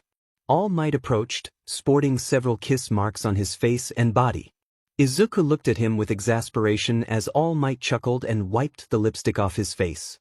"You ready to meet the one who made your hero suit, Midoriya Shonen?" All Might asked, and Izuku nodded. "Sure. I hope they're nice at least," Izuku replied as they continued walking through Island. As they strolled, the tranquility of the floating island helped calm Izuku's racing heart. All Might noticed his increased blood pressure as Izuku held Hyoriko close to his chest. "Did something happen while I was distracted?" All Might inquired. "Why yeah, a scientist got too close and asked questions about Hyoriko," Izuku admitted, and All Might sighed. "Most people here don't see others having children at your age," They were probably just curious, All Might explained, and Izuku nodded in understanding. Uncle Might, a feminine voice called out. Izuku looked confused as he spotted a girl approaching on a hovercraft. All Might smiled as she landed and transformed the hovercraft into a small suitcase. She leaped out and hugged All Might tightly, who returned the embrace. A small smile crept onto Izuku's face as he watched the affectionate reunion between uncle and niece. Feeling a bit left out, he rubbed his neck with his hand. Once they pulled apart, the girl noticed Izuku's reserved expression. "You must be the student I was set to make the hero suit for. My name is Melissa Shield, it's nice to meet you," she exclaimed cheerfully. "Midoriya Izuku. Nice to meet you. This is my son named Hyoriko." Izuku introduced himself and his son. "Ah, he's so adorable. Who's the mother?" Melissa asked, and Izuku's expression shifted to one of pain. Her name was Kei. She's gone, he said, holding his son a little tighter. "Oh, I am so sorry. I didn't mean to bring up any bad memories," Melissa said, her tone sympathetic. "I'm trying to get over her death. Can we talk about something else?" Izuku pleaded. "I take it you know Melissa, Midoriya Shonen?" All Might asked with a smile. "Of course. She's one of the most well-known scientists for the support companies in the world.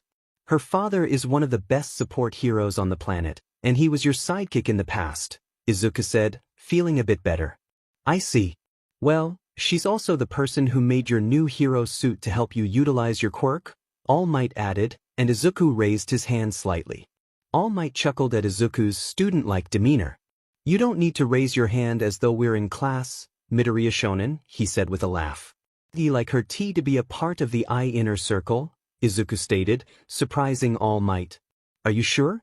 You just met her. As much as I can vouch for her, you might want someone closer to you to have that knowledge," All Might replied, raising an eyebrow. "All Might, she made my hero suit. She deserves to know," Izuku insisted, and Melissa looked between the two, confused. "I am so confused by what is going on," she said, interrupting them. "Melissa, I think it's time I tell both you and your father about my quirk as well as Midoriya Shonen's quirk," All Might said, leading them to her and her father's labs. After a few minutes of following Melissa through the island, they arrived at the laboratory belonging to the Shields. Entering the room, All Might announced his presence to his best friend as Izuku followed in afterwards. The brown-haired man turned around, his stubble and bags under his eyes showing his age. "Toshinori, it's been ages since you last visited. How have you been?" the man called out. "It's been very swell. I've got myself a successor who is just as kind and determined to be a hero as I was at his age. This is him, Midoriya Shonen. Meet David Shield. David, meet Midoriya Izuku, and his son Hyoriko," All Might introduced, smiling at Izuku. "Why, you're already a father? I wonder who the lucky lady is," David said, confused at seeing a baby in Izuku's arms. "Why, can we not talk about her? I lost her a while back, and I want to move on without having to." "Talk about it?" Izuku requested, looking down sadly. "Ah, I see. Sorry for that. Welcome to Island. And from what I hear, you are Toshi's successor?" David asked, and Izuku nodded. "Yeah, I became his successor after the sports festival. I wanted to show the world that anyone can become a hero, with or without a quirk," Izuku explained, and David nodded, impressed. "Especially when you won the entire thing. She was hoping to meet you in person," David said, as Izuku blushed slightly. "Well, I guess it's time to officially bring you both in on this little secret about my and Midoriya's quirks," Toshinori said, as both shields looked to him. "What are you talking about? Doesn't the boy have a quirk that's just hard to handle?" David asked, curious. "No, the reason why it's so uncontrollable is because he's using my quirk," Toshinori said, maintaining a serious expression. That's impossible. There hasn't been a quirk that has been able to be passed on in the last 200 years since quirks appeared," David exclaimed, appearing shocked. "It's true, David. I never told you because when I could have, I was being hunted down by someone who I now know is still alive after my last encounter with him. But as you should know, this quirk I have originally wasn't my own," Toshinori explained, opening his palm to reveal a rainbow of colors. My quirk's name is One for All. Midoriya has done more extensive research on the quirk itself, but its main function was to destroy its antithesis, All for One, Toshinori stated. So, what does this have to do with Midoriya having your quirk? Melissa asked, curious. Because in order to pass on One for All, you need to have an exchange of DNA. For me to pass my quirk on to him, I had to give him a strand of my hair, Toshinori said. Sounds like it was unpleasant, Melissa muttered, as Izuku chuckled. Yeah, it was, Izuku agreed, while Toshinori just shook his head. Anyway, long story short, a man who was All for One's brother was born with a quirk that allowed him to pass his quirk gene on. Although it was through DNA, it was never discovered until the man himself passed it on for the first time. Before it was passed on, All for One gave his brother a power stockpiling quirk, allowing him to grow in strength. But the brother used the quirk to fight All for One instead. Long story short, each user until my time as the number 1 hero has increased the amount of power One for All uses. And now Midoriya has that power, Toshinori explained. Okay, but did he have the baby before or after you gave him the quirk? David asked, looking at Hyoriku with concern. He was born beforehand. I didn't know about Hyoriku until just a few months before the UA entrance exams, Izuku said, looking at the ground in slight pain. I see. Well, Melissa can show you around while I check out Toshinori's body. Now that I know what the problem is, I can see if I can help him out with his injury, David said, as both Melissa and Izuku left the room. Once alone, the two looked at one another with a small blush as Melissa led him toward her laboratory. Hyoriku looked between the two with a confused expression before he pulled the little pacifier from his mouth and babbled happily. Dada. Mama. Hyoriku called out, pointing to Melissa. Izuku looked at Hyoriku and Melissa, who had done the same, except looking at Izuku. Both teens blushed crimson at the baby's babbling before they began to chuckle, eventually bursting into full belly laughs at the baby's antics. I guess we'll see about that, Hyoriku, Izuku said, as Melissa noticed he didn't deny the baby's words. He does look kind of cute, she thought to herself as she led the boy to her lab. A few minutes after the two left the main room where David and Toshinori were located, David looked at the man he considered his best friend. Toshinori appeared even more sickly than he had after winning his fight against All for One. David was aware of the quirk boogeyman and had noted his old friend's nemesis after hearing him scream about him in his sleep. The fact that Toshinori was still alive after all these years was astounding. With how Toshinori's body was responding to the healing pod David had created, it was repairing the worst of the damage that Recovery Girl couldn't heal. David felt relieved knowing that Toshinori would live much longer, especially with Izuku, the pseudo-son he had. Toshinori didn't show it much towards Melissa, but he had a fatherly perspective when interacting with Izuku. This viewpoint allowed him to decide against taking his ultimate weapon out of the company's hold and giving it to his old friend. He even fired Sam, who had tried to hire villains to take the device away from the company on an island.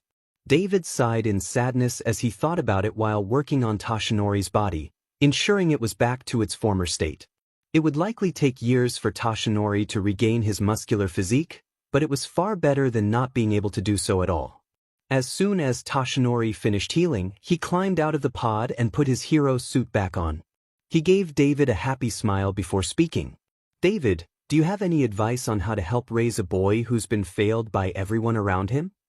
David asked if the boy in question was Midoriya, to which Toshinori smiled and nodded. Well then, what have you done to help him out? David questioned. I've done my best to ensure he's safe at UA. At first, he was very aloof, more concerned about becoming a hero. But he keeps coming to me to talk about how he's looking at other girls. He's probably struggling with his feelings for your daughter, Toshinori explained. David smiled and remarked, well, she is like her mother, beautiful to the very end. Does he have any crushes in his class that require him to talk to you about it? He talks about a couple of girls, mostly the student in my classroom who is invisible. How he's able to see her is beyond me. But he keeps saying he doesn't want to seem like he's moving on from Corey too fast. Corey was his late girlfriend, Toshinori explained. Maybe it's his body and subconscious trying to push him to move on. He is emotionally incapable of letting go of the girl he devoted his life to. The fact that he's trying to hold on to her as his only love is purely emotional. Just guide him toward the girl or girls who like him romantically, David suggested, earning a smile from Toshinori. Your daughter might become a part of that, you know, Toshinori quipped, and David chuckled. If he goes after her, then he deserves it. Lord knows that he and Melissa need a break from how this hero society treats the Quirkless, David said, sitting down and rubbing his temples. Tell me about it. I worked hard for decades to ensure everyone felt safe, and the Quirkless have been discriminated against so harshly. I feel partly to blame for it. I invested money to help the Quirkless, but they've remained poor, Toshinori said, sitting down next to his old friend. Well, Toshi, just make sure you're here for Izuku now. He probably appreciates your presence more than you realize, David said, and Toshinori nodded. Let's go make sure that the two don't enter a pseudo-relationship behind our backs. Toshinori chuckled as David rushed off. Hours later, Izuku was seen walking around Island with Melissa. She was showing him around with a smile on her face, one of many he had grown fond of. It amazed him how she could be so happy here without any friends. He was grateful for the friends he had who stuck around when he shared his Quirkless past. But this was astounding. Melissa Shield, the daughter of David Shield, had no real friends on the island. Those who were around her were only fake friends seeking prestige and fame, caring more about her tech than her as a person. For Izuku, he was just happy to meet another Quirkless individual. For years, he had thought he was the last one after All Might had told him he had once been Quirkless. Seeing Melissa here, safe and sound without much bullying, made him feel a bit sad. She never had friends who could have been close to her. Midoriya-kun, a familiar feminine voice called out. Looking to his left, Izuku found Yaoyorozu Momo and Todoroki Shoto sitting together.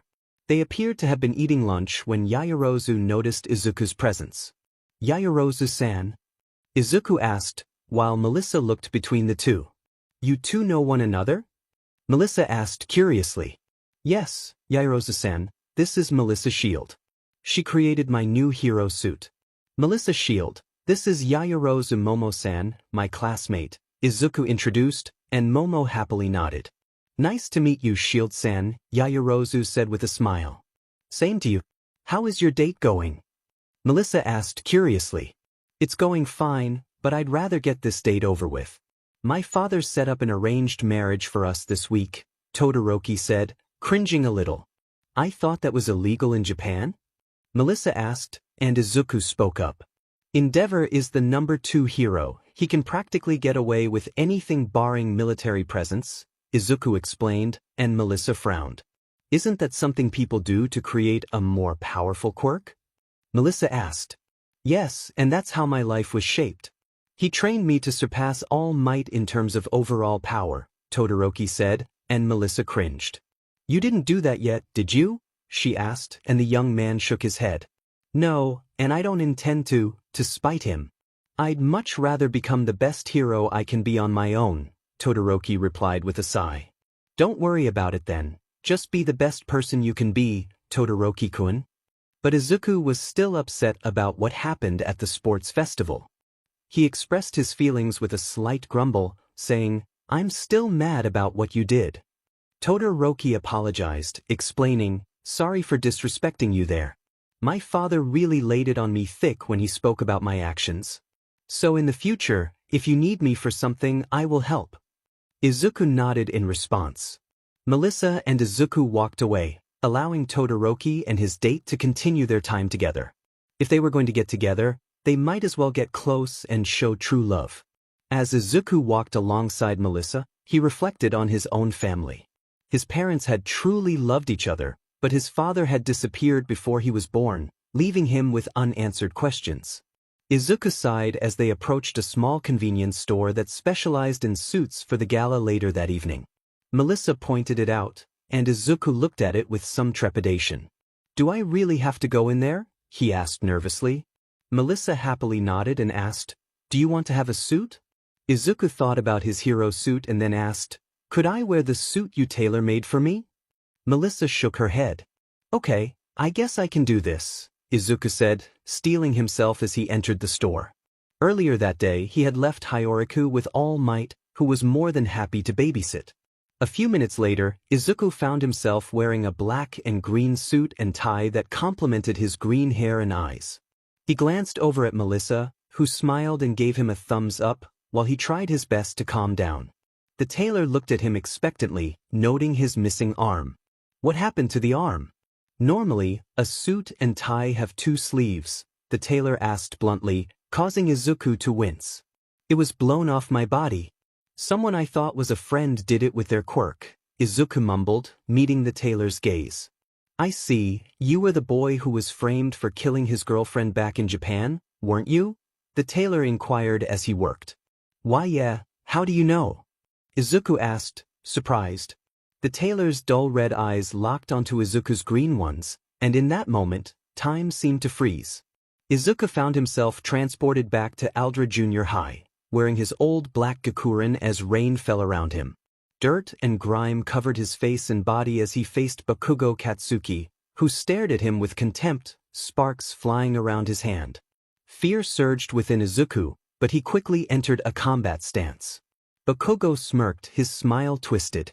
I'm coming for you next, Deku. I already killed my mom, and the old man was easy pickings after her. I'm free to use my quirk whenever I want, just know that you're next. Deku. Izuku snapped back to reality as the tailor stared at him, confused. He glanced around the room and saw Melissa looking at him in shock. Izuku, what just happened? Melissa asked, concerned.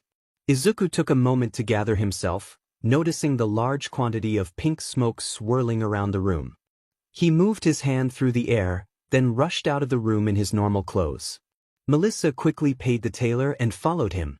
Izuku had been acting strangely since he looked into the tailor's eyes. The dullness in his gaze suggested he was reliving a painful memory, which worried her. As she searched for him, she found Izuku having a panic attack in an alleyway. Rushing over, she rubbed his back as he muttered under his breath, Bakugo dead, Bakugo dead, Bakugo dead. Pulling out her phone, she searched for any recent Japanese news that might explain his distress.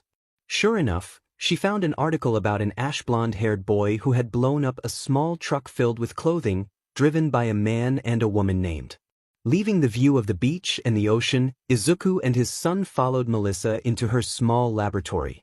As Izuku looked around, he couldn't help but smile at how well the space suited her. Melissa eagerly showed him her inventions, explaining how each one worked. So, I take it you are an avid inventor? Izuku asked, glancing at her. Yes, I've spent about 10 years working on becoming a better inventor, just like my father, Melissa replied, brushing her hair aside. I see. Are you the one who made my hero suit? Izuku inquired. Yes, how did you know? Melissa asked, her curiosity piqued. I can see something with my name in the corner, Izuku said, pointing. Melissa looked over and noticed a mannequin in the corner with Izuku's name on it. She blushed and walked over to it, pulling down the tarp that covered the suit. Izuku joined her, placing his palm on the suit as he examined it. The suit was form-fitting, primarily green and black. It featured a prosthetic arm made of dark metal plating, designed to allow Black Whip to project through. As he explored the suit, he found red bands wrapping around the mannequin's arms. Yes, it was meant to be a surprise. I never knew you would be coming to Island because of your life in Japan, Melissa said, looking away. It looks beautiful, really. Is it finished? Izuku asked, complimenting her work. The arm bands are designed to help you utilize your quirk to its full potential. However, these aren't the full power gauntlets. They are still in the beta phase, meaning they will only give you about 10% more power than usual, Melissa explained. Izuku continued to admire the suit, moving toward the helmet that replaced his cowl. He cringed slightly at its design. Noticing his expression, Melissa asked, Do you not like the helmet? It's fine, but could you change it to look more like a cowl? I want something that covers the top half of my face so my breathing filter can cover my nose and mouth, Izuku requested, ensuring she understood. What do you want the cowl to look like? Melissa asked, as Izuku pondered the most unassuming yet potentially dangerous creature. Do you think you can stylize the cowl to have 2 rabbit ears? Izuku suggested, causing Melissa to giggle. Are you a Miruko fan? She teased, looking at him with playful eyes. I just thought of the most unassuming threat in the animal kingdom, and based on my mother's mannerisms before she passed away, she was like a bunny, Izuku explained, and Melissa nodded in understanding. Sorry for giggling at that, she said, and Izuku shook his head. If you saw my mother and me together, you'd probably think we were distant cousins of Miruko, he chuckled. Hyoriku happily babbled in Izuku's arms, gab bab gurple babble. I know, it looks beautiful, Izuku said, smiling as he patted his son's head. Once Melissa managed to calm Izuku down by placing Hyoriku in front of him, Izuku hugged the baby close to his chest. He hadn't known that the Bakugos were already gone and that the reason they never called back was because they couldn't. Taking a deep breath, he looked up at Melissa with a small smile as she led him to her apartment. The two spent some time together, with Hyoriku babbling to himself in a small playpen that Melissa had set up. Izuku and Melissa discussed how to make the full gauntlets work effectively. She also informed him about the percentage he would be capable of using once he had them. So what's the maximum output of your quirk? Melissa asked, moving a strand of hair behind her ear. The maximum I can use currently is only around 25%, Izuku replied, wringing his wrist. Okay, what about getting a prosthetic for your other arm? Melissa questioned. Do you think you can have one made before All Might and I leave Island? Izuku asked as he sat down on her bed. Of course. I know everything about prosthetics. It was part of my studies before becoming a technician with my father, Melissa stated, and Izuku nodded. Can you make it so it can bond with my DNA? Izuku inquired, and Melissa looked at him, confused. Why? She asked, genuinely curious. Because I want to ensure that I can subconsciously increase the percentage I can use one for all with the prosthetic. If I can manipulate my body to think that it's a regular arm, I can actually use one for all with it, Izuku explained, rubbing the spot where his arm used to be. I can try. What is your blood type? Melissa asked, moving to a computer. I'm blood type O+, Izuku replied, and Melissa paused for a moment. You are a universal donor for blood, she said, moving over to a small syringe. Izuku had no idea where it came from, but he wasn't complaining. After she took a small amount of his blood, enough to create the prosthetic, Izuku took Hyoriku and left. He didn't want to distract Melissa. He wanted to check on All Might, who hadn't been around since their tour of the floating island. Making his way back to David's mechanic's workplace, Izuku stopped at the door. He could hear some quiet chatter inside, and as he reached up to knock, he hesitated, wanting to listen in. However, he shook his head and knocked instead, not wanting to invade All Might's privacy. The door opened to reveal David, who smiled down at Izuku and welcomed him inside with his son. They began talking, and David shared his thoughts on raising Hyoriku while ensuring that Izuku would never hurt the boy. Izuku made it clear that he couldn't promise anything, as being a parent often required sacrifices to keep a child safe. All Might stood in the corner of the room in his skeletal form, coughing slightly. Izuku glanced over at him with a small smile as the #1 hero approached. All Might wrapped Izuku in a big hug before letting him continue his conversation with David.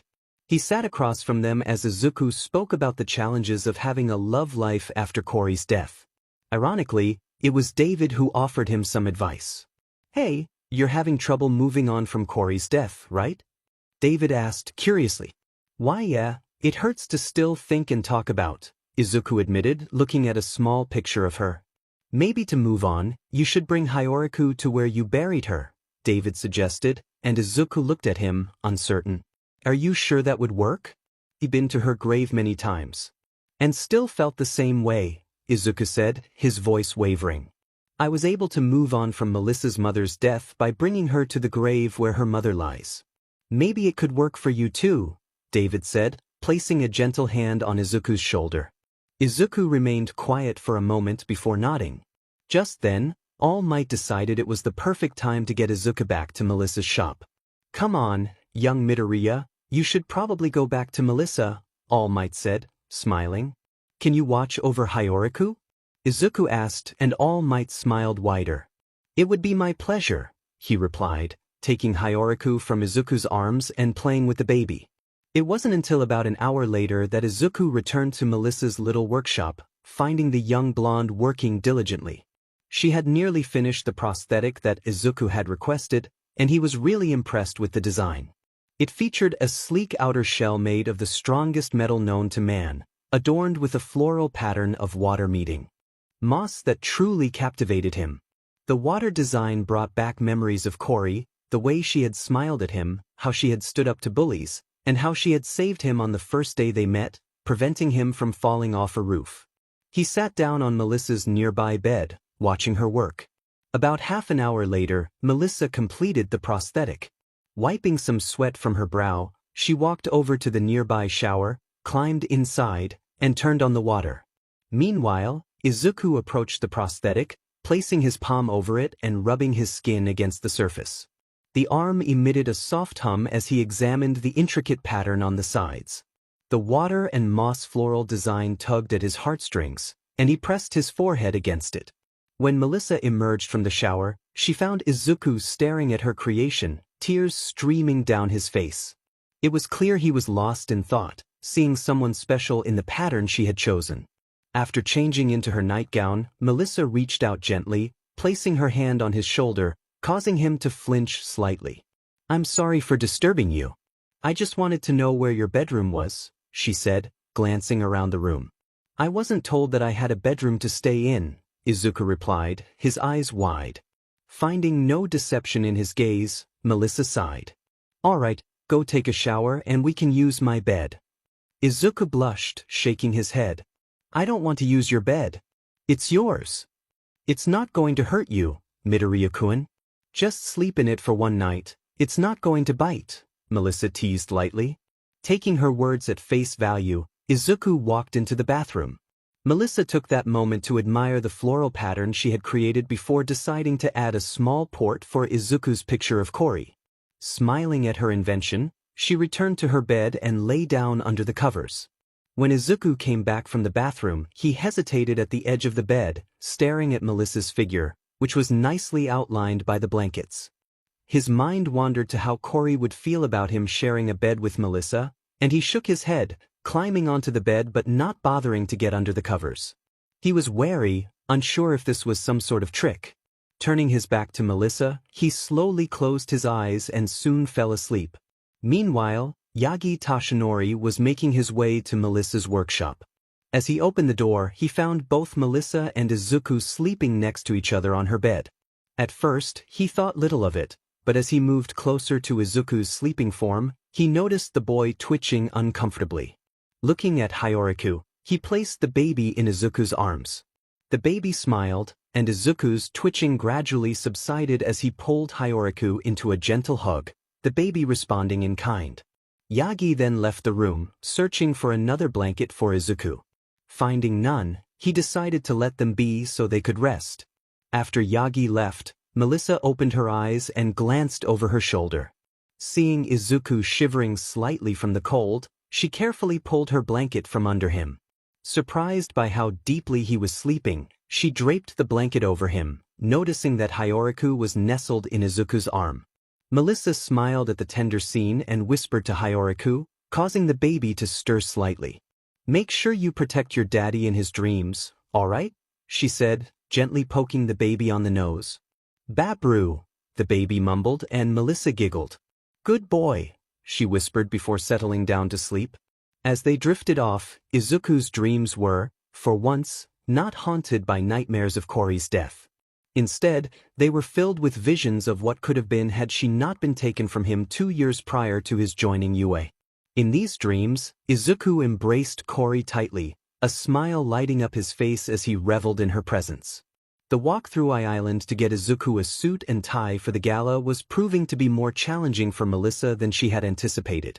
No matter what she tried, none of the suits, especially the ones with bow ties, seemed to fit him well. Ultimately, she decided on a red and black blazer paired with a green undershirt and dress pants that appeared deep black but were actually forest green in the light. Since Izuku didn't seem like the type to wear a tie with this suit, she left it open, allowing a few buttons to be undone. Overall, Izuku looked quite attractive, even with a baby carrier covering the area where his muscles would typically show. Melissa nodded approvingly and purchased the suit for him, something Izuku had initially resisted until she revealed the price tailored specifically for his body type, which silenced his objections. Though Izuku was single, he found himself easily persuaded by a girl who knew what she wanted and wasn't afraid to flaunt her resources. As a result, he was back in the training room with All Might and David's shield, testing his overall power output. At this point, wielding at least 30% of One for All was a significant achievement, especially since he had just acquired the quirk before the internships. Yue had plans for a summer camp to help students maximize their quirk training, but Izuku was focused on mastering One for All without injuring himself again, something he hadn't done since his first attempt. With the suit and training completed, Izuku spent more time with Melissa as she showcased various inventions until it was time for the gala. She had mentioned that many influential figures from various corporations would be in attendance. As night fell on island, Izuku stood in the gala with wide eyes and a baby carrier strapped to his chest. The sight of the child drew disdainful looks from some women at the event, but he paid them no mind. That changed when he saw Melissa enter the room in a stunning dress. The top was blue, covering her chest without straps, and a rose ribbon cinched the skirt at her waist.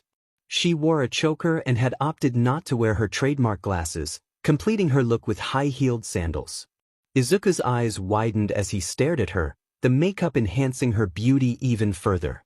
Melissa approached him, apologizing for the wait and asking if she had missed anything. Stammering, Izuku managed to respond that she hadn't missed anything, his awe evident. Melissa then offered to introduce him to some of the influential guests supporting Island's funds, and Izuku followed her like an eager puppy. As they moved through the crowd, Izuku noticed the distrustful and rude looks directed at him. Many men were eyeing Melissa with lust, which made him glare at them. He also sensed that some women believed Hyoriku was his child with Melissa, a misconception that couldn't be further from the truth. While he had once fantasized about meeting someone quirkless like her, that was a distant thought now, especially as he spotted a familiar face from his past. In the midst of a group of scientists stood a man with a prominent angular nose, Rikiya Yatsubashi, the CEO of Deternat Industries, one of Japan's most powerful support companies for heroes. His company was notorious for its rivalry with the Yaoyorozu Corporation over the best support equipment, with Yaoyorozu's products often being sold internationally. Seeing Yatsubashi at the gala stirred anger within Izuku. He muttered under his breath, prompting Melissa to ask what was wrong. When he pointed out Yatsubashi, she questioned why he was calling him bigoted, explaining that the man sometimes sold his gear outside Japan but faced challenges doing so. Izuku, however, urged her to stay away from Yatsubashi, his tone low and serious. Melissa, feeling unsettled, asked why he was so concerned.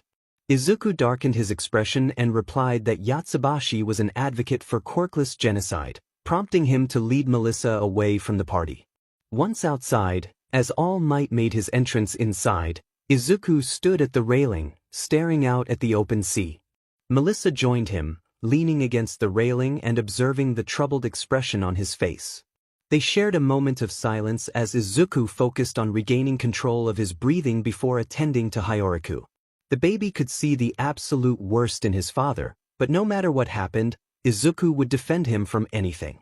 He would drop everything at a moment's notice to keep the one-year-old safe from any threat that could arise. Izuku asked Melissa if she had heard about the quirk supremacist party in Japan.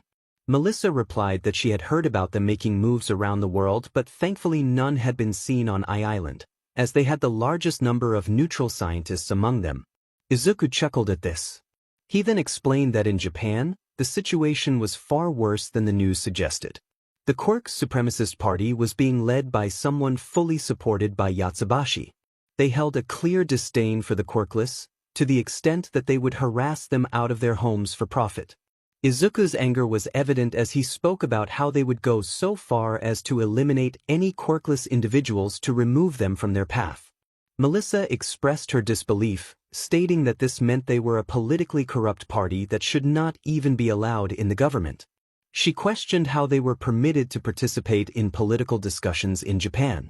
Izuku sighed heavily and explained that Japan's Discrimination Act did not extend to the quirkless. It only protected those who were treated poorly for having quirks deemed villainous or highly destructive. He elaborated that they highlighted flashy quirks, like one for all, while completely disregarding others, such as a classmate from UA's general education, brainwashing. Melissa exclaimed that it was horrible and insisted that they needed to stop such behavior. Izuku shook his head, explaining that it was not that simple. He reasoned that they would need to reconstruct the entire political framework of Japan from the ground up, which would take at least 100 years. Concerned, Melissa asked how he would change it. Izuku replied that the change needed to come from within, instilling the belief that being quirkless did not mean being worthless. He mentioned that he had already made strides in that direction during the sports festival. Melissa inquired if that was why he participated in the rounds without using his quirk. Izuku clarified that he was completely quirkless for the entire event. He wanted to prove a point to everyone watching the sports festival. Just because a quirkless student was in the heroics course did not mean they should be looked down upon for being physically powerless. He affectionately ruffled Hyoriku's small head of hair and added that he planned to continue this effort if Hyoriku was also diagnosed as quirkless. He gently rubbed the baby boy's head, filled with determination for the future. As Izuku woke up the next morning without a nightmare, he looked down at his arm to find Hyoriku staring up at him expectantly. Sighing softly, he climbed out of bed, changed his diaper, and dressed him after giving him a bath. By the time he finished, he turned around to find that he was still in Melissa's bedroom workshop. He let out a slow sigh of exasperation before shaking his head softly. He glanced over at the desk where Melissa had probably worked on the prosthetic the entire time as he placed Hyoriku in a baby carrier over his chest. Walking over to the prosthetic, he stared down at it before looking at the hero suit that was inside the workshop. Curiosity getting the better of him, he softly strummed his fingers across the silky smooth surface of the prosthetic before losing himself in thought. That was until Melissa re-entered the room and found him standing before the prosthetic arm. She smiled at him, but the sound she made caused him to JRK around in surprise. "Don't scare me like that. I have my son with me," Izuku exclaimed indignantly. "Sorry, but it was something I couldn't help but do. You're so high-strung that it makes it dreadfully easy to scare you. I promise, however, that I will stop doing it until we're in safe environments," Melissa replied, walking over to the desk. "So, am I taking this prosthetic back to UA with me?" Izuku asked, keeping his fingers moving along the surface of the arm. "Yes, Recovery Girl will do the surgery required for you to have this permanently attached to your body. From then on, it will receive updates from me and her over the course of the next couple of years," Melissa explained, glancing at the date. "What are you looking for?" Izuku inquired, noticing Melissa smirking. "When is your birthday?" she asked, prompting Izuku to look at the date himself. "July 15th. "Oh, I guess it's today," Izuku said, just as Hyoriku slapped his father's chin. "Okay, Hyoriku, let's get your daddy prepared for the gala. After that, you and Uncle Mike can head back to Japan," Melissa said, as Izuku followed her. "What about the hero suit?" he asked, and Melissa gave him a very mischievous smirk. "That will need to wait for at least a week. We still have yet to know if there's anything else that can be updated on it since you sprouted that weird black whip against Stain during your internship," Melissa said, causing Izuku to freeze in place. "You saw that?" he asked, and Melissa nodded. "Everyone saw that. It was so cool. You even managed to transform the writhing mass of black tendrils into a physical arm to help you fight," she said animatedly. Izuku could swear he heard someone call out from inside his head. "They are tendrils, not tentacles." "What?" Izuku questioned mentally. "Young Midoriya, young Shield. I believe it's time to go," Yagi called out from behind them. Looking over their shoulders, they found that David and Yagi were standing not too far away with wistful smiles on their faces. Izuku blushed crimson after realizing how close Melissa was to him during their conversation and moved away slightly.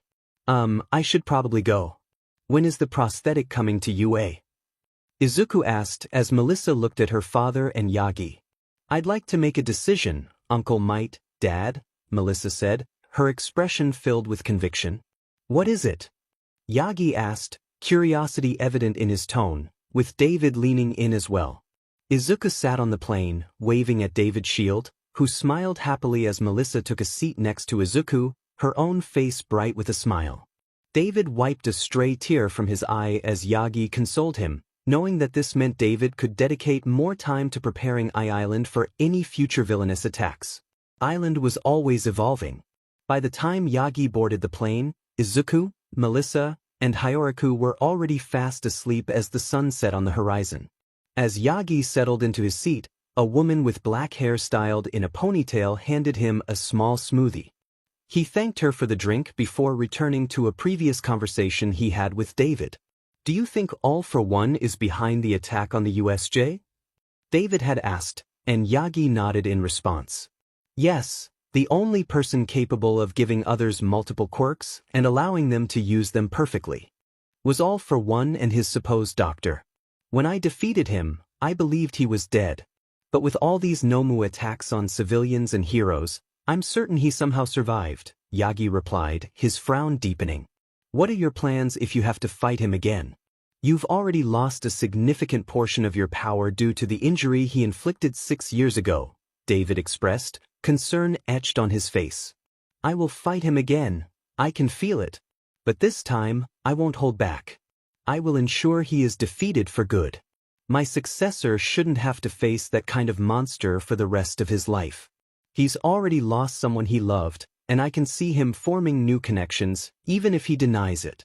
I won't allow another situation where a boy loses his family because of a man from the dawn of quirks, Yagi growled, crushing the cup of water in his hand.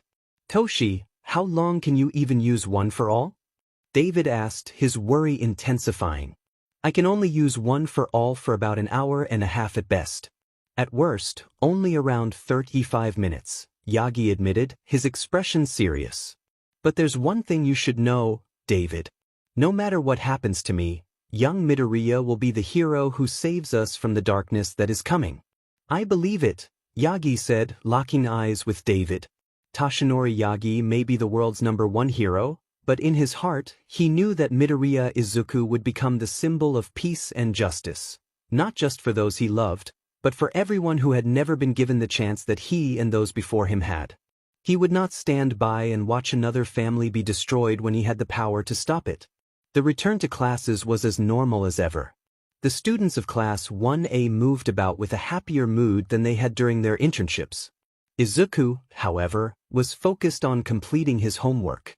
He was still waiting for his hero suit to arrive at UA so it could be fully prepared. Knowing that Melissa would be there to help finish the suit was a comforting thought for the young successor. As the day's classes continued without further delay, the scene shifted to Kamino Ward in the Yokohama district. Inside a bar nestled in the depths of Kamino Ward, the protagonist of the villains was engrossed in playing video games.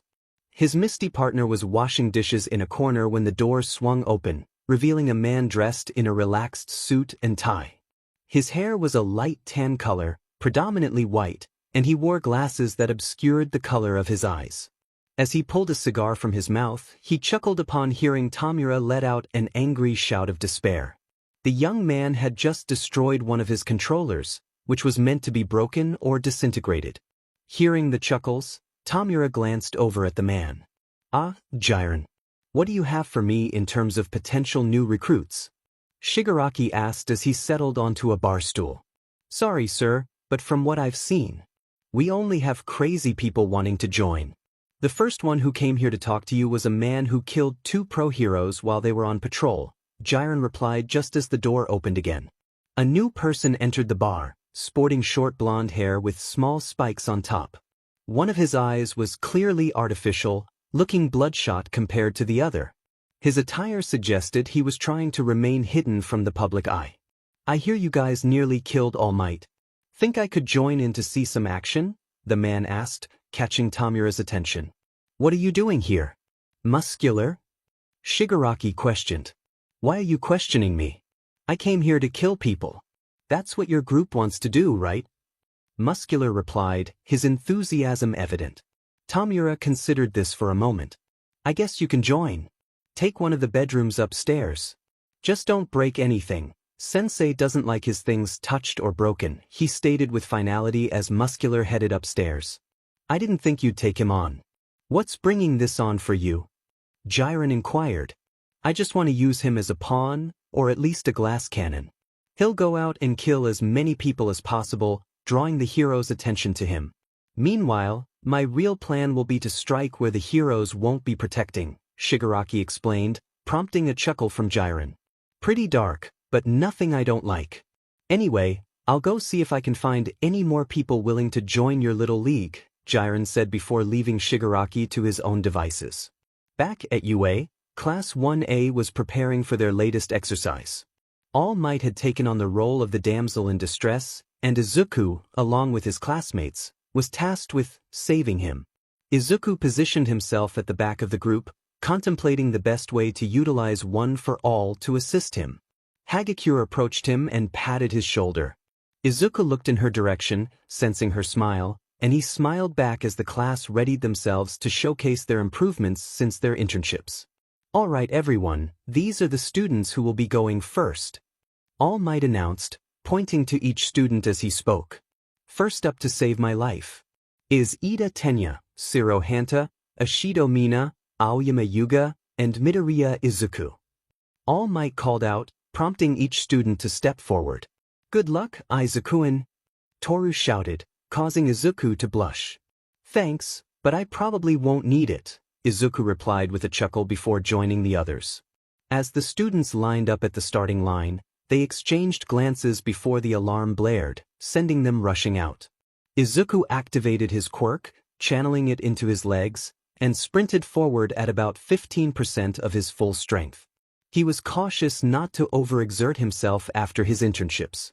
When he activated the second quirk he had gained from One for All, black whips shot out from his arm.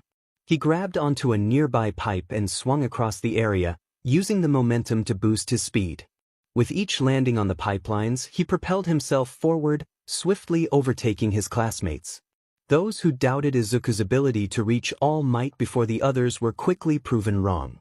Within seconds, he sped through the pipelines Shiro had used and catapulted himself next to All Might. Although he landed awkwardly, he still managed to be the first to arrive. Young Midoriya makes it to me in first place, All Might announced over the intercom. After the other students completed their turns in the race, they returned to their classmates. As the next group prepared to see if they could beat the time it took to find All Might and save him, Izuku was approached by his peers. Dude, how did you make those black whip things? Kirishima asked. I managed to summon them during the internships. I guess they're just a technique I can use with my quirk, Izuku explained with a nervous chuckle. I see. Is this because your quirk manifested later than ours? Yaoyorozu inquired.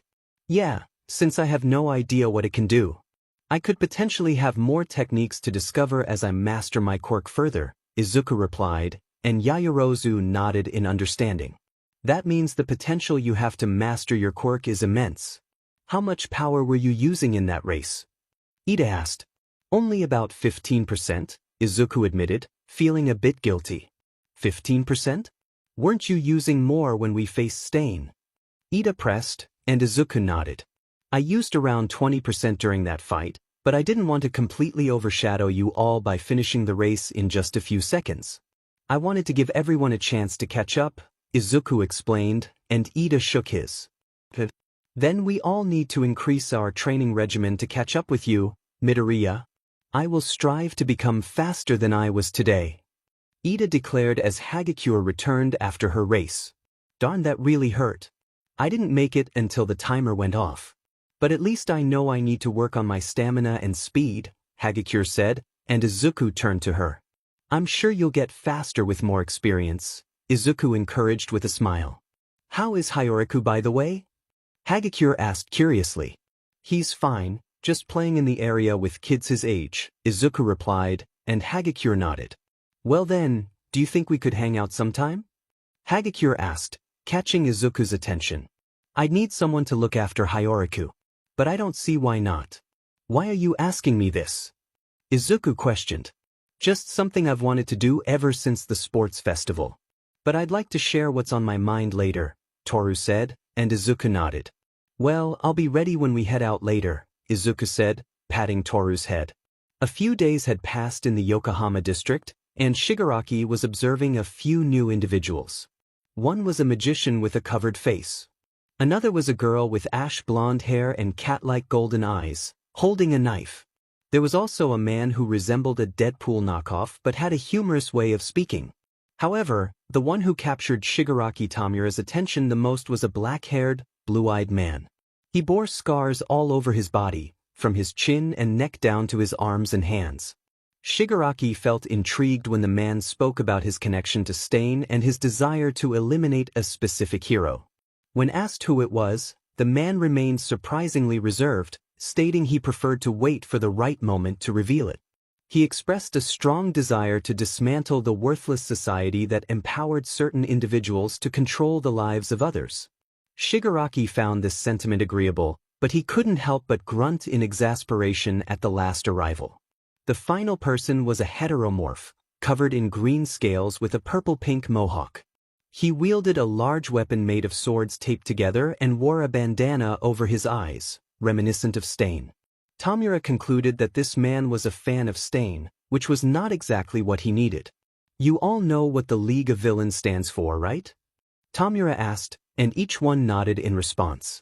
You want to bring an end to this society and create a new one where we can live freely, regardless of quirks, right? The magician inquired, curious. That is my plan. But ultimately, our mission is to make Hero Society lose its fanbase. We will make the people of the world gradually lose faith that heroes will protect them. I suppose I should give this little group a name aside from the League of Villains. I know. I will call us the Vanguard of the League of Villains, Shigaraki Tamura declared, a sadistic smile spreading across his face. Standing up and preparing to move to his gaming console, he was joined by the heteromorph. Got room for a player too? He asked, curious. You play video games? Shigaraki replied, intrigued. Yeah, and it looks like you play the games I love. The heteromorph exclaimed excitedly. What's your name? Shigaraki asked. The name's Shuichi Iguchi, but you can call me Spinner, the man said with a smile. Well then, Spinner, let's take down those kids, Shigaraki said, a sadistic grin on his face. In the basement of a bar, a man lay on a medical chair, reclining as he breathed heavily from his injuries. Small pieces of medical equipment were attached to his face to supply him with air, as his lungs had been severely damaged. Despite his condition, the sharp suit and tie he wore suggested he cared little for his physical state. A helmet with a skull design embroidered on the front sat nearby, connected to small tubes leading to rebreathers. The man spoke as if addressing an unseen audience. I will get vengeance for what Yagi Tashinori did to me. It's only a matter of time before I reveal myself to the world again. This time, I will ensure that Yagi Tashinori is broken, both mentally and physically, before I end his life. This I swear, he declared, before succumbing to a coughing fit. Izuku walked back into class, placing his supplies where he had originally sat at the beginning of the year. He had read the newspaper discussing the tragic deaths of Mitsuki and Masaru Bakugo. It pained him to learn that their son had been involved in the incident that led to their demise. The fact that Bakugo had chosen not to pursue the hero track due to feeling pitted by Izuku was something Izuku never expected. He knew Bakugo was incredibly stubborn in his desire to become a hero. To see him become the very thing he wished to destroy was a heavy burden for Izuku to bear. The notion of Bakugo being responsible for his parents' deaths was something Izuku was not prepared for. Bakugo was many things, but a killer was not one of them. He often expressed his frustration in a way that suggested he would fight back against those who annoyed him, but Izuku understood that meant he would simply defend himself, not take a life. Despite his turmoil regarding Bakugo's actions, Izuku needed to focus on managing his feelings for a few of his classmates before the final exams began. The entire school had transformed into a private institution with an on-campus dormitory where students could live. As he glanced over to where Hagakure usually sat, he saw her animatedly chatting with Ishido about their internships. Izuku felt a familiar ache in his heart, longing for the warmth of her hug, which she had given him during the sports festival. He couldn't quite understand why he felt this way, but he couldn't deny his desire for it. Shaking off those thoughts, Aizawa entered the classroom, surveying each student with a critical eye. He directed a stern look at Ida, who lowered his gaze to his desk as Aizawa began to speak. As you all know, your internships are now over.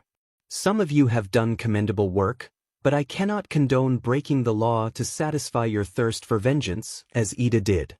I won't disclose the details, as it's not my place, but for those who acted without the permission of your mentors, I am disappointed. Aizawa stated, causing Ida to visibly slump. Some students tilted their heads in confusion at Aizawa's remarks, and he briefly locked eyes with Izuku, who shook his head in response. Aizawa then explained the upcoming changes to the dorm system that Nizu had implemented. I want to remind you that just because your rooms are separated by gender does not mean you cannot maintain connections with one another, as long as it doesn't interfere with your grades. I will overlook relationships, even if they seem irrational, but be aware that if you enter a relationship, you will be judged for your actions within your dorms. Aizawa concluded before pulling out his sleeping bag and leaving the room. With that, the class resumed their normal lessons for the day. Since there was no heroics lesson, they were allowed to head to the dorms. Izuku returned to his room, his thoughts drifting back to Hagakure. She had occupied his mind more since returning from his internship, especially after his time at I-Island. Each time he thought about the American support students, he felt a pang of hurt when he remembered his previous girlfriend, Kori. Determined to speak with Hagakure, he left his dorm room only to find her standing in front of his door, seemingly about to knock. So nervous, her body trembling slightly. Hey, Midoriya-kun, do you think we can talk for a moment? Hagakure asked. Sure, Izuku replied, opening his door wider. Izuku soon found himself sitting on his bed, with Hagakure sitting next to him as they enjoyed the silence of his bedroom. Both were aware of the rules set by Aizawa and Midnight regarding relationships within the dorm, and it surprised Izuku that Aizawa allowed the doors to be closed when a student of each gender was alone in a room. However, it was a welcome surprise, as Hagakure was someone he was happy to have by his side in his otherwise bland room. After a moment, Izuku broke the silence. Hagakure, I need to ask you a question, he said, and she nodded in response. What do you need to ask? She inquired softly. I've been having these strange thoughts lately. They center around you and another girl in our grade, and I can't seem to get them out of my mind, Izuku admitted, his voice trembling slightly. Hagakure hummed in acknowledgement. Yeah, what about it? I feel like I'm betraying Kori when I think about these two girls. And you're one of them, Izuku confessed, pausing to gather his thoughts. What I'm trying to ask is it okay to feel love for two different people? Is it wrong to feel this way even though I have to take care of a child and become a hero? He looked in the direction where he believed her eyes were. Hagakure remained quiet, her mind racing. Izuku's concern was evident, and she knew she needed to respond before he misinterpreted her silence. What are these thoughts telling you? She asked, watching him blush. They're not really good thoughts to have about female classmates, Izuku admitted, stuttering slightly. That's not a bad thing, Midoriya-kun. Just because you can see my womanly charms doesn't mean I don't want you to look at me, Hagakure reassured him, but Izuku shook his head. But every time I look at you and Hatsum, I can't stop myself from thinking like that. I know I'm not a pervert, and I wouldn't ever think like that. But I can't help having those kinds of thoughts about both of you, he said, rubbing the back of his head in frustration. I think you're having those thoughts because you're subconsciously moving on from your previous girlfriend's death. I'm sorry to say this, Izuku, but Kori's death was holding you back from becoming your own person. It was stopping you from connecting with anyone else due to your undying love for her. You can still love her but also move on, Hagakure explained gently, tears falling from Izuku's eyes. They sat in silence, his emerald green eyes filled with pain staring into the invisible eyes of Hagakure. As he felt their faces drawing closer, he noticed something unusual. He could see her teal and yellow irises staring back at him. Their faces stopped just inches apart, and neither spoke. Izuku hesitated, still held back by his loss. Sensing his hesitation, Hagakure decided to take a leap of faith. She grabbed his face and pulled him into a kiss. Izuku's eyes widened in surprise as he tasted the sweetness of her lips. He wrapped his arm around her waist, lifting her onto his lap, his hand resting gently above her hips. Hagakure let out a soft sound of bliss as their kiss deepened. As they pulled away for air, their eyes met, and Izuku noticed that Hagakure was slowly becoming visible to him. "Wait, you can see me?" Hagakure asked, a hint of concern in her voice. "Is that a bad thing?" Izuku replied, holding her close. "Well, no. I just didn't know I could turn visible," she said, and he nodded. In a moment of excitement, he pulled out his phone and took a picture before she could disappear again. As soon as he did, Hagakure's body began to fade from sight. Izuku sighed, grateful he had captured a moment of her smiling face. He turned his phone to show her the picture. Hagakure stared at it, her expression a mix of awe and shock. Tears filled her eyes as she hugged him tightly, whispering in his ear, "Thank you for this. I've never been able to see what I looked like ever since my quirk manifested. I guess I should give you that reward for winning the sports festival." Izuku felt a shiver run down his spine at her words. He was inexplicably drawn to her voice, wrapping his arm around her again and pulling her close. He buried his nose in her shoulder, feeling her warmth beneath the invisible barrier that separated them. As Izuku pulled Hagakure into a hug, the two shared a tender kiss. Izuku's hand moved from her lower back and gently held her waist. Hagakure responded warmly to his touch, feeling comfortable and cherished in his embrace. He pulled away slightly, looking into her eyes with a mixture of affection and curiosity. Hagakure smiled back at him, a silent invitation for him to continue. Izuku's gaze drifted down, and he noticed the scars on his own body, remnants of past battles. He felt a sense of vulnerability but also pride in how far he had come. Hagakure, noticing his scars, gently traced her fingers over them, showing her support and understanding. Feeling a rush of emotions, Hagakure playfully teased him, urging him to reveal more about himself. "Come on, Izuku. Show me what you're made of," she said, her voice filled with excitement and encouragement. Izuku, encouraged by her words, felt a surge of confidence. The bond between them deepened as they continued to share their thoughts and feelings, creating a moment that was both intimate and meaningful. Izuku glanced up at her, a hint of uncertainty in his eyes. "If you're calling me Izuku, can I call you Toru?" he asked, his voice soft. Toru responded with a shy smile, encouraging him. "If you want to, just make me feel good," she replied, her tone playful yet earnest. He gently lifted Toru from his lap and placed her on the bed, his lips finding her face first, showering her with soft kisses. He then moved down her neck, trailing kisses towards her chest, savoring the moment. As he continued, he felt a rush of excitement, and he couldn't help but smile at the connection they were sharing. Toru let out a soft gasp, her breath hitching as Izuku's kisses traveled lower. He paused for a moment, looking at her with curiosity and admiration. "You're beautiful," he murmured, his heart racing. He carefully moved her skirt aside, surprised by what he found beneath. Toru's cheeks flushed as she felt his gentle touch, a mix of anticipation and delight coursing through her. "Stop teasing me. Just get started," she urged, her voice filled with eagerness. Izuku chuckled, his heart swelling with affection for her. As he leaned closer, he felt a sense of warmth envelop them both, and he knew that this moment was special.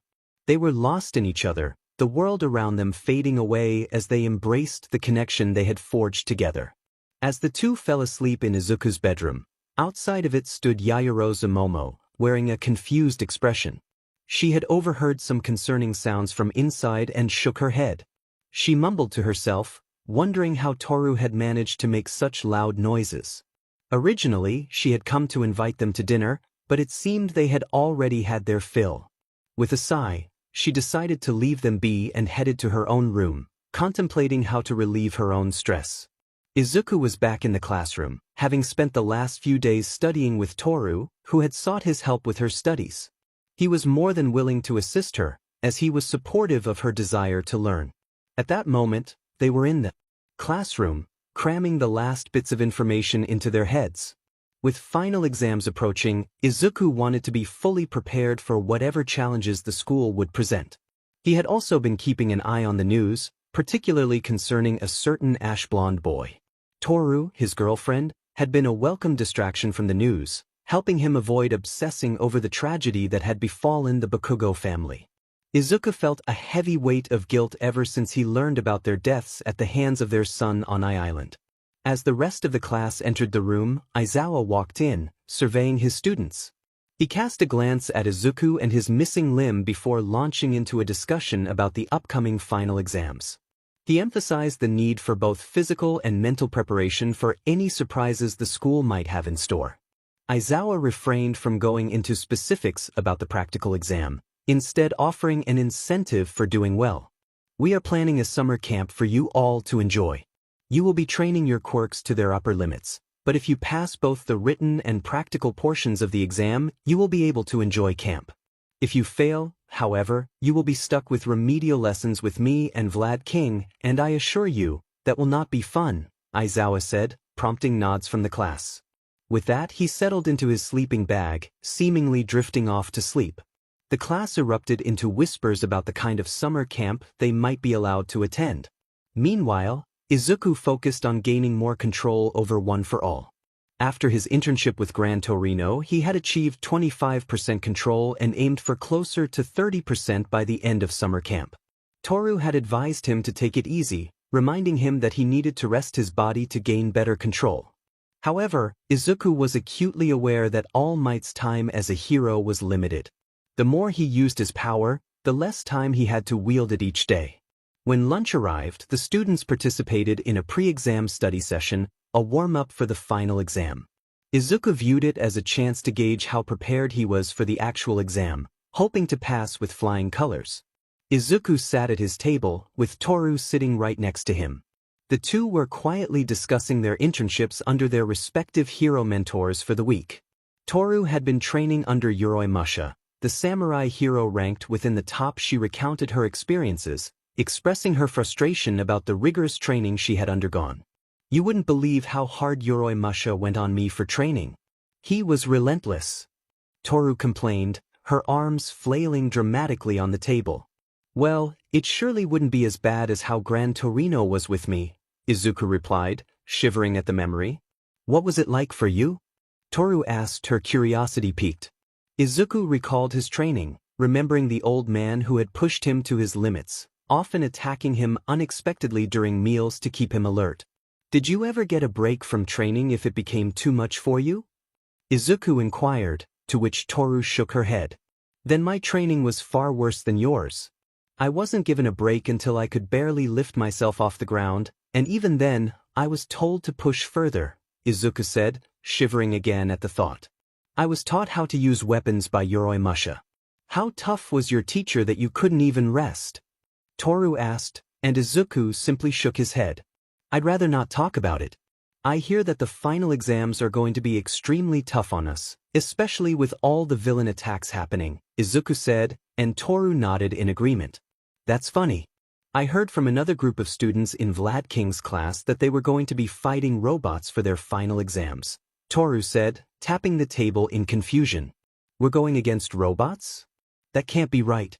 We've been attacked by villains multiple times, and the school wouldn't tell us the finals would be hard before informing another class that we're going against robots," Izuku muttered, adopting a thoughtful pose. Toru watched him, thinking to herself how adorable he looked when he was deep in thought. Their conversation continued until a few classmates joined them at the table. While Toru was not upset by their arrival, she felt a bit miffed that their time together was cut short. Their classmates speculated about potential strategies for fighting robots, but Izuku sensed something was off.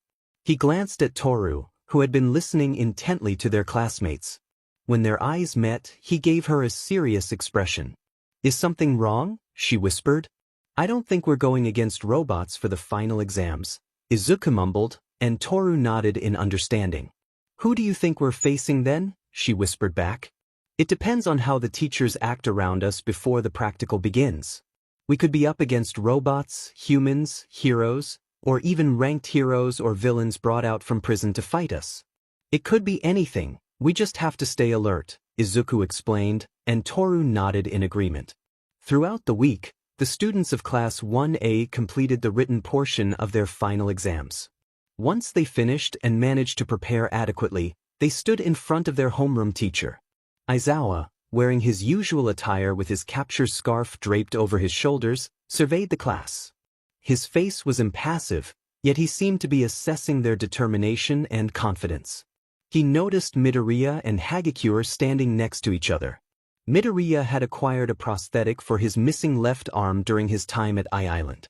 Although it was still in development, it now resembled what his arm would have looked like had he not lost it.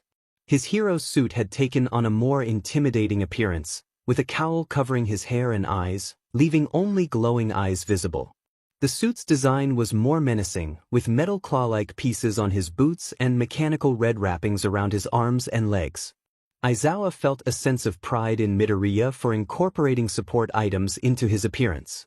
If the path of heroics didn't work out for him, Aizawa would gladly welcome him into the underground heroics. He admired Midoriya's potential, especially after witnessing the black tendrils he had unlocked during his internship. "Hello, class. I hope you all have been preparing for the final exam's practical test," Aizawa announced, prompting Yaoyorozu to speak up with a hint of smugness in her tone. "We know that you are going to have us fight robots, sir. We'll take them down and show that we are prepared for anything you throw at us," Yaoyorozu declared confidently. "Oh, you managed to gather information. Good, then it's a good idea that we threw the idea of having your class fight robots out the window, proverbially," Aizawa replied with a slight grin. Suddenly, the principal of the school, Nizu, leaped from Aizawa's scarf, exclaiming, "Hello! Am I a bear? A mouse? Or am I a dog? What's more important is that I'm the principal, Nizu." The students, except for Izuku and Toru, reacted in surprise. "That's correct. It appears we have two students who aren't as surprised. Care to explain, Midoriya-kun?" Nizu asked. "I knew something was odd about you guys telling us that the final exams would be difficult while also informing another class that it would be against robots. It got me thinking about what we could be fighting against, and only one option remained in my mind. We're going against the teachers, aren't we?" Izuku explained clearly. "What?" Yaoyorozu asked, confused. Midoriya got it in one. "Nice job on coming to that conclusion. You students will be taking your final exams against us teachers," Nizu announced. "I hope you're prepared for your practical because we will be giving it our plus ultra best," Nizu exclaimed, cackling with excitement. Aizawa said that Yaoyorozu and Todoroki would be fighting against him, and the two students nodded in agreement. "Uraraka and Aoyama, you will be against Pro Heroine 13, Nizu continued, happily, as the two students exchanged nervous glances. "Shoji and Hagakure, you will be against Snipe," Aizawa stated, and both students responded with a confident affirmation. "Azui and Tokoyami, you both will be against Ectoplasm," Snipe announced, his southern drawl evident even through his mask. "Kirishima and Sato, you both will be against Cementos," Nizu called out. "Siro and Mineta, you both will be up against Midnight," Ectoplasm stated calmly. "Shinso and Ojiro, you both will be against Power Loader," Aizawa declared. "Ida and Koda, you both are against Present Mike," Nizu said with a smile. "Kaminari and Ashido, you will be against Nizu," Midnight added with a playful grin. "WW, we're dead," both students exclaimed in panic. "Jiro and Midoriya, you both will be against," Nizu began, but a loud voice interrupted him from above, causing Izuku to sigh. A loud and brash voice called out, landing behind the group of teachers. All Might stood behind the teachers, his trademark grin lighting up his face. The rest of the students watched Izuku's expression, which showed no fear. He was mentally preparing for the fight ahead. Jiro, however, looked paralyzed, her body trembling with both fear and worry. "Dude, you better have a plan in that big brain of yours," Jiro called out, shaking her arms. "I've been thinking about it the entire time. Just don't worry about a thing. As long as we work together, Jiro-san, we can find a way to defeat All Might," Izuku reassured her with a nod. "You haven't come up with a plan yet, have you?" Jiro questioned, her scowl deepening. Oh no, we're totally screwed. So it's either you follow my directions to survive, or we just allow ourselves to lose, Izuku replied. See you guys in the infirmary. Jiro called out as Izuku used Black Whip to pull her along. Don't lose faith, Jiro. We can do this. We need to compile everything we know about the other's quirks and come up with a foolproof plan to defeat All Might or get around him, Izuku urged. How much of your quirk can you handle right now? She asked, her expression skeptical. I can only take about 28% of my quirk without going overboard. But with these enhancements on my arms and legs. Izuku pointed them out to Jiro. I can use at least 20% more of my quirk without hurting myself. They're designed to withstand that extra power, meaning I'll be around maybe 50% of my full power against All Might, he explained, clenching his fists. Will that even do anything against him? Jiro inquired. It depends on where you hit him, Izuku replied, and Jiro nodded in understanding. Okay, well, what are we waiting for? Let's get a plan started, she said, determination in her voice. Your quirk allows you to hear any sounds from anywhere and project them from any support equipment you're wearing, right?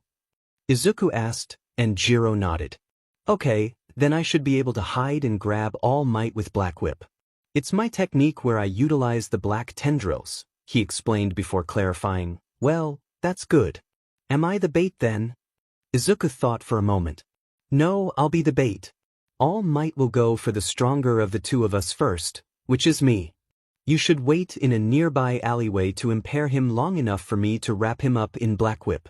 Then you can cuff him as soon as possible, he instructed, and Jiro nodded in agreement. Well then, let's watch our classmates bite the dust, Jiro quipped.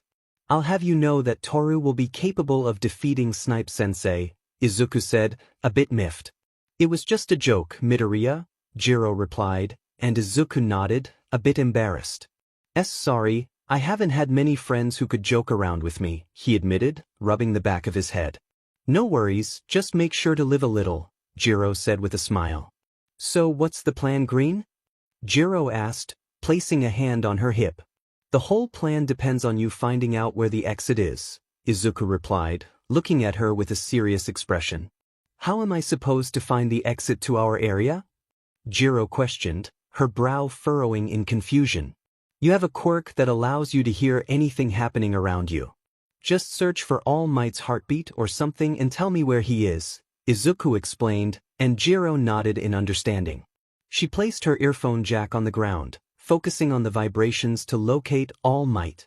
After scanning the small city they were in, she detected the vibrations coming from the far end of the street ahead of them. I believe the exit is through the city, probably near where All Might is, Jiro stated, glancing at Izuku. And where exactly is he coming from? Izuku asked, his tone a bit sharp.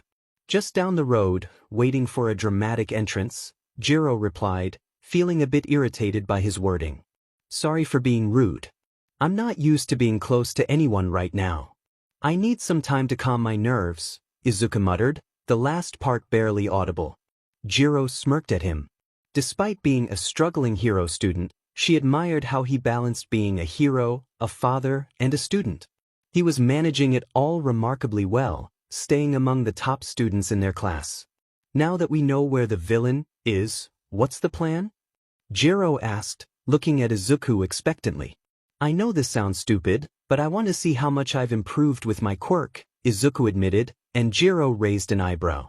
Speaking of which, what is your quirk? Last time I saw you, you could punch really hard but struggled with the recoil, she inquired. My quirk is called Psychic Defense. It allows me to telepathically enhance my strength, but I need to train my body physically to maintain and increase that strength. I couldn't train properly due to my upbringing, so I've been working hard to catch up. Now I have a technique that lets me transform my energy into black tendrils, which I call Black Whip, Izuku explained. They're useful for defense and capture, Jiro noted, and Izuku nodded in agreement. I've been trying to master Black Whip for a while now. I'm hoping that this fight against All Might will help me improve both it and my limits, he said, a determined look on his face. What is your limit, by the way? Jiro asked as the timer ticked down. It's around 23% maximum right now, Izuku replied, and Jiro clapped her hands together. Yeah, "That's not going to work on All Might," she said, and Izuku chuckled. "I never said I planned to fight him outright, I just want to test myself. After that, we'll focus on winning this exercise. The lesson is probably about working together, either by holding out until the timer runs out or getting one of us to the exit," Izuku explained, and Jiro nodded in agreement. "But we should probably aim to cuff him, right?" Jiro asked, and Izuku gave a sharp nod. "Our plan will be to disorient him after I've tested my strength. Once that's done, we'll go all out to distract him, and then I'll throw you at him to cuff his wrist. We only need one cuff to connect to him and us," Izuku said, and Jiro nodded. Ready for action. Suddenly, a loud explosion echoed across the field, and both of them entered a combat stance, preparing for the fight ahead. As smoke enveloped their view, Izuku exchanged a quick glance with Jiro. She took off just before All Might cleared the smoke, overhearing their exchange. "Is it just you here, Midoriya?" "I didn't expect Jiro to run away," All Might's voice boomed, accompanied by his trademark smile. "I told her to run, sir, but to get to her, you need to beat me first," Izuku replied, activating One for All at a minimum of 15%. "You'll prove that your bravery is misguided," All Might declared, taking a charging stance with his arms crossed. "I'm just looking to test my power against you. Who said anything about beating you?" Izuku responded, a confident smile on his face. From her hiding spot, Jiro couldn't help but giggle as the two faced off, the wind whipping around them. Then, All Might launched his attack, moving at incredible speed. "California Smash!" All Might shouted, unleashing a powerful gust of wind toward Izuku. The young hero leaped aside, using Black Whip to tether himself to nearby light poles. He propelled himself back toward All Might, who raised an arm to block the incoming kick. A loud bang echoed as Izuku's steel-toed boots connected with All Might's wrist, creating a shockwave. All Might reached out to grab Izuku, but he bent backward to evade the grasp and wrapped All Might in Black Whip. Although All Might could easily break free, Izuku was determined. He leaped around All Might, delivering quick bursts of energy to the man's face and stomach, intentionally avoiding his weak spot to keep him on guard. Izuku aimed to show Jiro how All Might favored his left side, and she noticed it from her hiding place. Izuku launched himself over All Might, who jumped after him. They landed nearby, and All Might attempted a jab at Izuku's face, but Izuku ducked under it, using One for All at 20%. Izuku slid under All Might's legs as he aimed another air blast at All Might's unprotected area. "Sorry in advance, All Might Sensei. As a hero, I need to do everything I can to defeat you," Izuku called out, and All Might looked at him, confused, before noticing the flicking motion. "Midoriya," All Might began to warn, but Izuku launched the air blast. All Might was left holding his pelvis in pain, and before he could recover, Izuku slammed a kick into his face. Although Izuku knew it wouldn't do any damage, All Might glared at him with malicious intent. Before Izuku could escape using Black Whip, All Might grabbed the tendrils and pulled him back. "Gya!" Izuku yelped as All Might slammed his rear into Izuku's lower back. The young man felt something crack in his lower back as he was flung away. The wind whipped at his hair as he crashed through multiple buildings and light posts before slamming into a bus, which dented inward deeply. Izuku let out a groan of pain and misery. As All Might straightened himself, he glanced around the area in search of Jiro. The young woman had covered her mouth to stifle her laughter. She never thought Midoriya would attack All Might in such a way. He was far too much of an All Might fanboy. Just as All Might was about to jump away, something jumped out of the nearby alleyway. He turned to face it, only to find a small cat that had somehow wandered in. Confusion dawned on his expression as he tilted his head at the animal. Suddenly he was attacked by a series of jabs. He ducked under the first one, but the second slammed into his left side, causing vibrations to ripple through his body. He moved backward and let out a cough of pain. Jiro leapt out from her hiding spot, continuing to bombard All Might with vibrations. All Might managed to grab her earphone jacks and pulled her toward him. Just as she was about to feel the impact of his punch, a black tendril struck All Might in the left side. He coughed in pain as steam flashed off his body and stumbled into a nearby alley. Looking at who had attacked him, Jiro found Izuku standing there with a piece of rebar protruding from his left arm. "What happened to you?" Jiro called out, rushing to Izuku. "It's fine," Izuku replied, standing upright with a small pop from his lower back. "Ack," he grunted as he took a knee. "Hey, calm down, Midoriya. We need to go now," Jiro urged, helping him to his feet. "He'd catch up to us if we ran right now. We need to cuff him," Izuku said, managing to keep himself slouched. "How much time do we have?" Jiro asked as Izuku glanced at his watch. "About 3 minutes left, less time than we need to escape," Izuku grunted while gripping his left shoulder. "What are you doing?" Jiro exclaimed as Izuku yanked the metallic arm away from his body. Jiro stared at Izuku, noticing that the arm looked far more metallic than usual. In fact, she couldn't remember ever seeing Midoriya with a second arm. "Midoriya, we need to talk about the missing arm later, but we need to go now," Jiro insisted as All Might stepped out onto the street. "You will not be escaping, heroes. Your fight is with me," All Might declared, a smile on his face. "Jiro, just follow my lead and attack when I give the signal," Izuku whispered, and she nodded. The two moved to either side of All Might, who noticed their teamwork.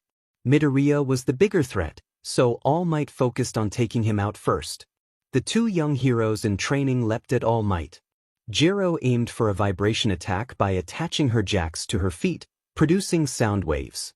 Izuku punched All Might in the right hip, causing him to stagger. All Might reached down and grabbed Izuku by the leg, slamming him into the ground. Izuku increased one for all just enough to minimize the damage. However, after All Might slammed Izuku into the ground one final time, Izuku felt something snap out of place in his back. He gasped in pain, his eyes widening in shock. All Might felt his arm being grabbed by Jiro's jack, vibrations traveling up his arm as he waved it away to focus on her. But then, All Might's arm was caught by Black Whip. Izuku's prone form showed that he needed to be knocked out to be taken out of the fight. As All Might tried to escape from Black Whip, Izuku managed to wrap the tendrils around his arms and yank back. The boy was too injured to stand, and unbeknownst to everyone present, a small pool of blood was forming beneath him. Despite his injuries, Izuku held All Might still as Jiro rushed in. She cuffed All Might by the wrist and placed the other cuff on herself. With that, the final exam was over. But when both All Might and Jiro looked over at Midoriya, they saw Black Whip suddenly disappear. Midoriya lay in a pool of his own blood, and All Might immediately went into panic mode, grabbing his successor. Izuku groaned in pain as All Might lifted him into a position that strained his back. By the time they exited the cityscape for their test, they reached Recovery Girl, who quickly assessed the damage. She placed Izuku under surgery, working diligently to ensure that the bone protruding from his lower back was set back in place. Once that was done and she gave the boy a kiss to heal the rest of his injuries, she left the tent and glared at All Might. She expressed her frustration, saying he had a lot of nerve for nearly harming his successor. All Might responded, insisting he hadn't meant for things to go that far and that he hadn't realized the boy was injured so severely. Recovery Girl shook her head, emphasizing that she had known it was a bad idea to have him face All Might at full power. She pointed out that Toshinori was treating the boy like an adult when he was just a child, only 15 years old and already facing significant challenges. Recovery Girl stressed that there was only so much the boy could handle, especially considering his injuries. Toshinori defended the exam, stating that it was meant to test the boy's limits and help him understand the disparity in power he faced. Recovery Girl reiterated that Midoriya was still very young and questioned what they expected from him, especially when he was only capable of using a fraction of All Might's power without risking injury. She slammed her cane into the ground in frustration, reminding him that it was Nizu's idea to push Midoriya to see how far he had come since starting at the school. After Recovery Girl left the room, Toshinori stood beside Izuku's cot, feeling ashamed for using his full power against his successor. He realized he had nearly harmed him in what was supposed to be a learning experience, and he knew he needed to improve as a teacher to guide the boy properly. He worried about the consequences of his actions and whether he would be able to teach Izuku to surpass him without causing harm. Just then, A voice broke the silence, asking All Might what one for all was. All Might turned to the left, ready to respond. Toru watched the intense battle between Izuku and Jiro against All Might, feeling a whirlwind of emotions. She was worried, scared, and most importantly, concerned. However, the overwhelming feelings of anger and frustration took precedence. Principal Nizu had never explicitly stated that the teachers could use any means necessary to defeat the students, but it seemed that All Might had taken it to an extreme. The damage inflicted on Izuku was alarming, and it was a miracle that he had managed to survive without becoming jaded. Despite everything Izuku had endured in his life, he remained his lovable, worry-driven self. Toru often thought that if she were in his position, she might have joined the villains long ago, wanting to prove that those without power could be dangerous if given the right tools. The situation was dire. All Might, the #1 hero and their hero informatics teacher, had nearly harmed her boyfriend during the final exams, and the entire class had watched helplessly from the viewing platform. People often joked that Aizawa-sensei would be the one to push them to their limits, but Izuku's resilience was evident as he survived multiple powerful blows from All Might. The fact that he had been sent flying 3 miles away, crashing headfirst into a bus, left Toru in a state of panic. When Izuku stumbled out of the wreckage, disoriented, she feared he had sustained a concussion that would impair his ability to think clearly for the rest of the battle. At least Jiro had managed to land a solid hit on All Might's ears. Once the battle concluded with Izuku and Jiro successfully cuffing All Might, Toru decided she had seen enough. She made her way to the nurse's tent, her mind racing with worst-case scenarios. What if Izuku was gravely injured, or worse? As she approached the tent, she overheard a conversation that piqued her interest. Tashinori, for the last time, Midoriya-kun is only 15 years old. What did you expect from him, given his limited ability without hurting himself? And you paired him with an ally who couldn't keep up. Recovery Girl exclaimed, her frustration evident as she slammed her cane into the ground. It wasn't my idea, it was Nizu's. He wanted to see how far Midoriya has come since his first day here. It was meant to help him gain more control over One for All, Tashinori replied, appearing frail in his normal state. Toru's curiosity was piqued by the mention of One for All. She listened intently as Recovery Girl continued. Next time, consider what kind of teacher can counter Midoriya's overwhelming strength. Ectoplasm would have been a better match for him to practice against multiple opponents. With that, Recovery Girl exited the tent. Toru quickly hid around the side of the tent, grateful she hadn't been caught. Once she confirmed the coast was clear, she entered the tent, her heart racing. There, she found All Might slowly transforming back into his frail, true form, revealing a bony, elderly man beneath the hero's facade. Shocked, she stood speechless for a moment before finally finding her voice. All Might, sir? What is One for All? She asked, her curiosity overwhelming her hesitation. All Might froze at her question, his deep-set eyes reflecting a mix of surprise and concern. He coughed slightly, muttering something under his breath that she barely caught. Sheet, he said quietly, leaving Toru with more questions than answers as she awaited news about Izuku. All Might felt as though the day couldn't get worse. After the stern lecture he had received from Chio, he was relieved it was finally over. However, he soon heard the voice of a young girl standing in the tent next to him. He glanced over and caught sight of floating clothing. The voice was feminine and youthful. That's unfortunate, All Might muttered as the girl giggled nervously. Indeed, sir, she replied, presenting herself with her arms hidden behind her back. What did you hear? All Might asked, his tone indicating he had given up. Well, I only caught the end of your conversation. It seemed to be about Izuku. Am I right? Toru asked, shifting her weight from one leg to the other. You're partially correct. Now, why are you asking about One for All? Tashinori inquired, the cover long since blown. It just sounded strange. I know Izuku has a quirk, but I thought it manifested late, Toru said, glancing with concern at Izuku. At least he won't be mad now. As you know, I've come to this school to teach the next generation of heroes and heroines, Tashinori said, and Toru nodded in agreement. That's pretty clear, especially since our school was attacked once already, Toru remarked, and Yagi nodded. Yes, but that's not the only reason I came to UA to teach you all, Yagi continued, rubbing his face. I take it has something to do with both Izuku and One for All Might Sensei? Toru asked, sitting on the edge of the cot beside Izuku. Definitely. But Midoriya wasn't born with a quirk. He was quirkless before entering UA and remained so until the sports festival. By all means, he was a quirkless hero student at the school, Yagi explained slowly, ensuring Toru could follow along. Okay, so after the sports festival, he somehow gained this quirk. One for all? Toru asked, noticing Yagi starting to sweat slightly. He didn't manifest it on his own. One for all cannot be given to just anyone. It has to be passed on through. Yagi clarified, as Toru scrunched her face in confusion. You didn't. You know. Toru started, and Yagi shook his head in exasperation. I was not grooming him.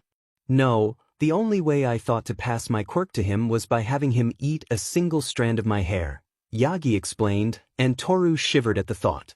That's quite unpleasant, Toru said, slightly miffed. It was the least unpleasant way I could think of. At least he wasn't drugged with toenails. Yagi retorted, and Toru stared at him in bewilderment. Neither of them spoke for a moment before the sounds of groaning filled the air. They looked over at Izuku, who turned over in the cot and continued to sleep. Both let out a breath of relief before exchanging glances and taking a deep breath. What are your plans for Izuku? Toru asked, and Yagi shook his head. My plans for him have already begun. He's come so far with his training.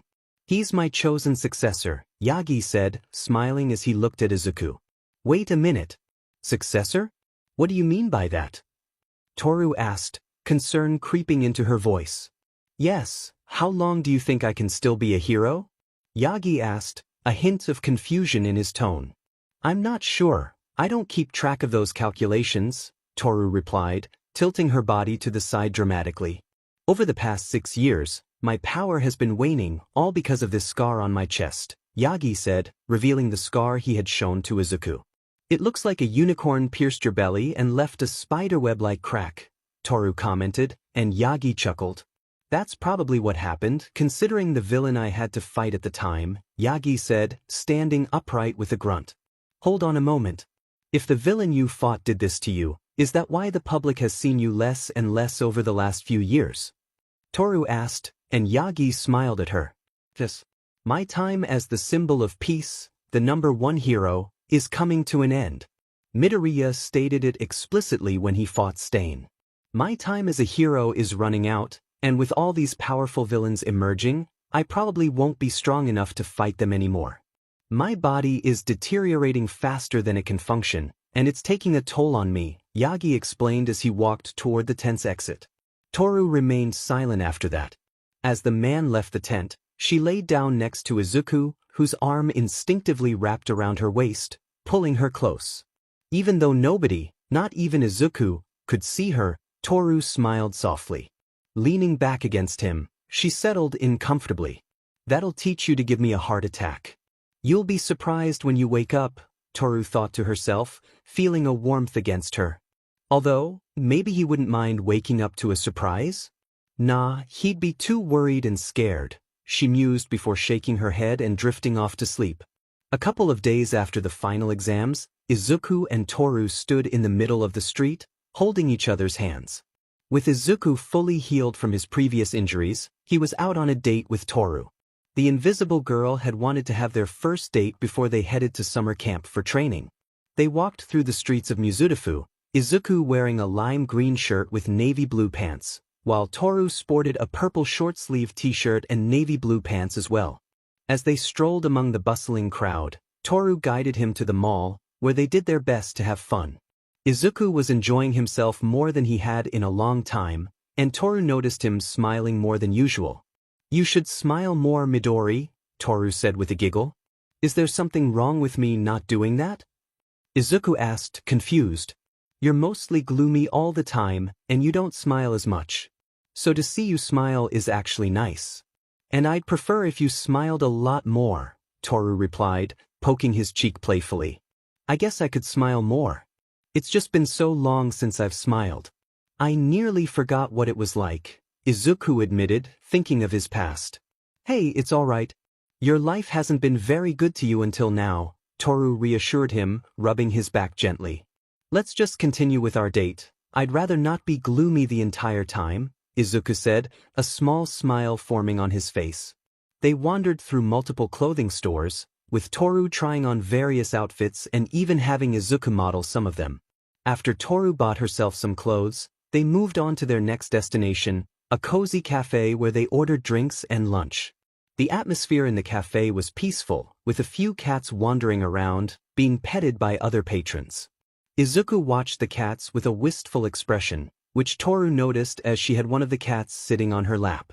The black cat with golden irises purred contentedly in her hold. When a cat leapt into Izuku's lap, his face lit up with joy. However, as he began to pet the cat softly, his expression shifted to one of fondness mixed with sadness, as if he were lost in a memory. Is something wrong, Midori? Toru asked, concerned as Izuku looked up at her. I don't want to dwell too much on the past, but this is exactly where I took Kori after we started dating a few years ago, Izuku said, smiling sadly at the cat in his lap. Really? Which cat was her favorite? Toru asked, hoping to bring back good memories for him. To be honest, the cat on my lap. Its name is Chili, and its attitude is quite spicy, Izuku chuckled. Spicy? Is that a girl's name? Toru inquired, and Izuku nodded. She's around 9 years old, older than the other cats here, he explained, glancing at the other felines. That's beautiful. She must really like you then, Toru said, giggling. She never really focused her attention on me before. So when I looked at her, I never expected her to jump onto my lap, Izuku replied, his tone thoughtful. Really? Toru asked, tilting her head. Yeah, she only ever gave attention to. Izuku started but then paused. Mro, the cat in his lap called out to him. Toru remained quiet for a moment before moving to sit beside him, rubbing his back again. She felt as though Izuku was slipping away from her in that moment. He had agreed to this date, but he kept looking to the past, which might have been ruining their time together. She was determined to help him move on. After finishing their drinks and lunch, they paid and said goodbye to Chili. As they walked around the corner, Izuku took her hand, and Toru silently celebrated his small step out of his shell. They continued down the street and came across a beach that had been cleaned up. Izuku recognized it as Dagoba Municipal Beach Park and smiled as they walked down the steps. They stood together, gazing at the beach and the sun slowly setting in the distance. Their hands intertwined, both Izuku and Toru smiled at the beautiful scene. Izuku glanced over at Toru, who was looking up at him.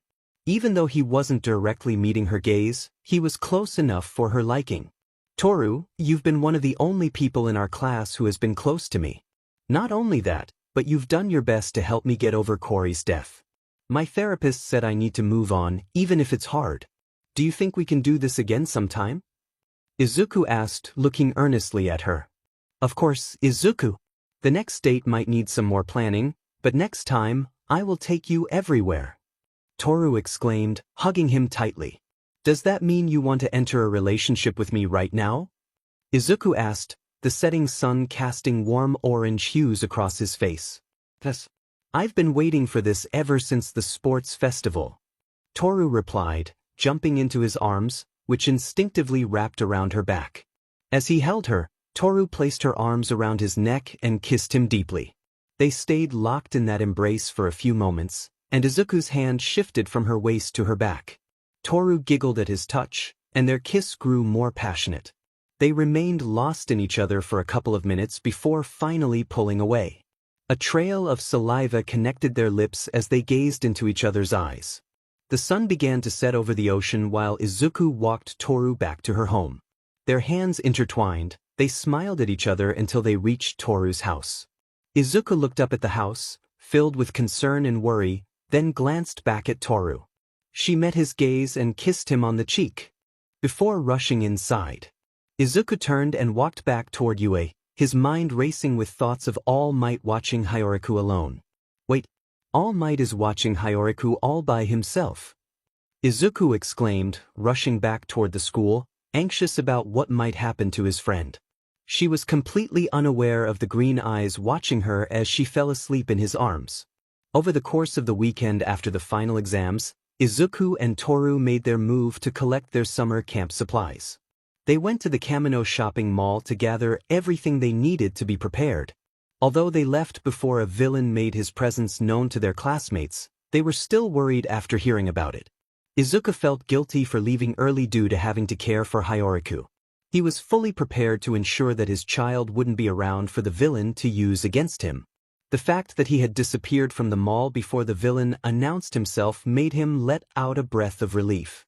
Toru noticed his actions as he focused more on Hiyoriku, but she appreciated that part of him. He was showing more determination to protect something so dear to him, especially since Hiyoriku was his son. Not only that, but Hiyoriku was the last living reminder of Kori, and Izuku wasn't going to lose that connection. As they walked back towards their respective homes, Izuku said goodbye to Toru, who happily walked away. Looking down at his son, Izuku placed a palm on the boy's head as he looked up at him with confusion. "Where's mommy?" the baby babbled.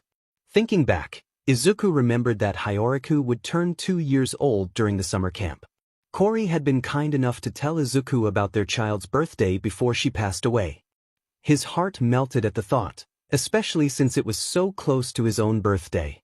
July 10th was Hiyoriku's birthday, and Izuku's was July 15th.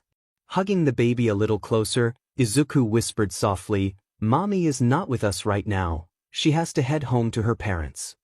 Hiyoriku looked at him, confused. "But she was with us," Hiyoriku said, and Izuku nodded. "She has a life outside of us, Hyo. Just wait until we can see her again as father and son," Izuku said, chuckling while patting Hyo's head. The baby pouted but returned to playing with the toy Izuku had gotten him. The boy was showing himself to be a hero fan just like his father. Although Izuku didn't have as much faith in heroes now as he used to, that didn't mean he hated all heroes. He appreciated how most of the heroes at UA did their best to protect everyone, even if it meant that UA's reputation might suffer for it. They were all true heroes through and through. Izuku wished that some of the teachers, particularly Eraserhead, would take better care of themselves. The teachers were run ragged throughout the weeks since starting school, especially during the first few months leading up to the summer camp. Arriving at the house that once belonged to the Bakugo family, Izuku sat on the couch. Hiyoriku had settled down to crawl around the place, exploring more than he usually did. The baby had already checked out the entire upstairs portion of the building. Now, Izuku turned on the television as he thought about when the summer training camp was going to start. He had the syllabus stating that the camp would begin over the weekend and end near the end of the month. Smiling to himself, he looked at whatever the news stations were discussing this time. That smile faded as he heard a knock at the door. Thinking someone was trying to buy the house again, he moved towards the front door. He wasn't prepared for whoever showed up, as they were covered in soot and grime. The figure at the door didn't look very presentable, resembling someone who had just come off the streets. But Izuku immediately recognized the ash-blonde hair and ruby-red eyes. He leapt back, entering a combat stance as the figure walked through the front door. The person glanced around the place before settling his gaze on Izuku and tearing off the grimy getup, revealing someone Izuku had originally thought to be in prison but had escaped while he was at Island. It was Bakugo Katsuki. Both young men stared at one another, one filled with hostility and the other as calm as possible. Izuku's face was etched with worry and fear for his son, while Bakugo maintained a composed demeanor as he looked at the young man. Neither spoke a word, even when Hiyoriku eventually arrived in the living room, finding his father gazing at the ash-blonde-haired boy with concern. The baby remained silent, choosing to hide behind the couch until Bakugo decided to break the silence. "I came here to talk death. Nothing more," Bakugo stated, his tone eerily calm. "Who's to say that I believe that?" Izuku replied, stepping protectively in front of the living room doorway. "I'm just gathering my clothes and other things." "That's it," Bakugo explained, meeting Izuku's glare. "Why should I believe you? You've lied to my face plenty of times before," Izuku growled, finally realizing why he was so defensive. Glancing behind Izuku, Bakugo noticed Hiyoriku peeking from behind the couch. A pained expression crossed his face as he raised his arms in a gesture of peace, moving closer to the couch but away from Izuku's son. He had learned long ago not to provoke the green-haired young man. "Why did you do it?" Izuku demanded, his eyes locked on Bakugo. "What the hell are you on about?"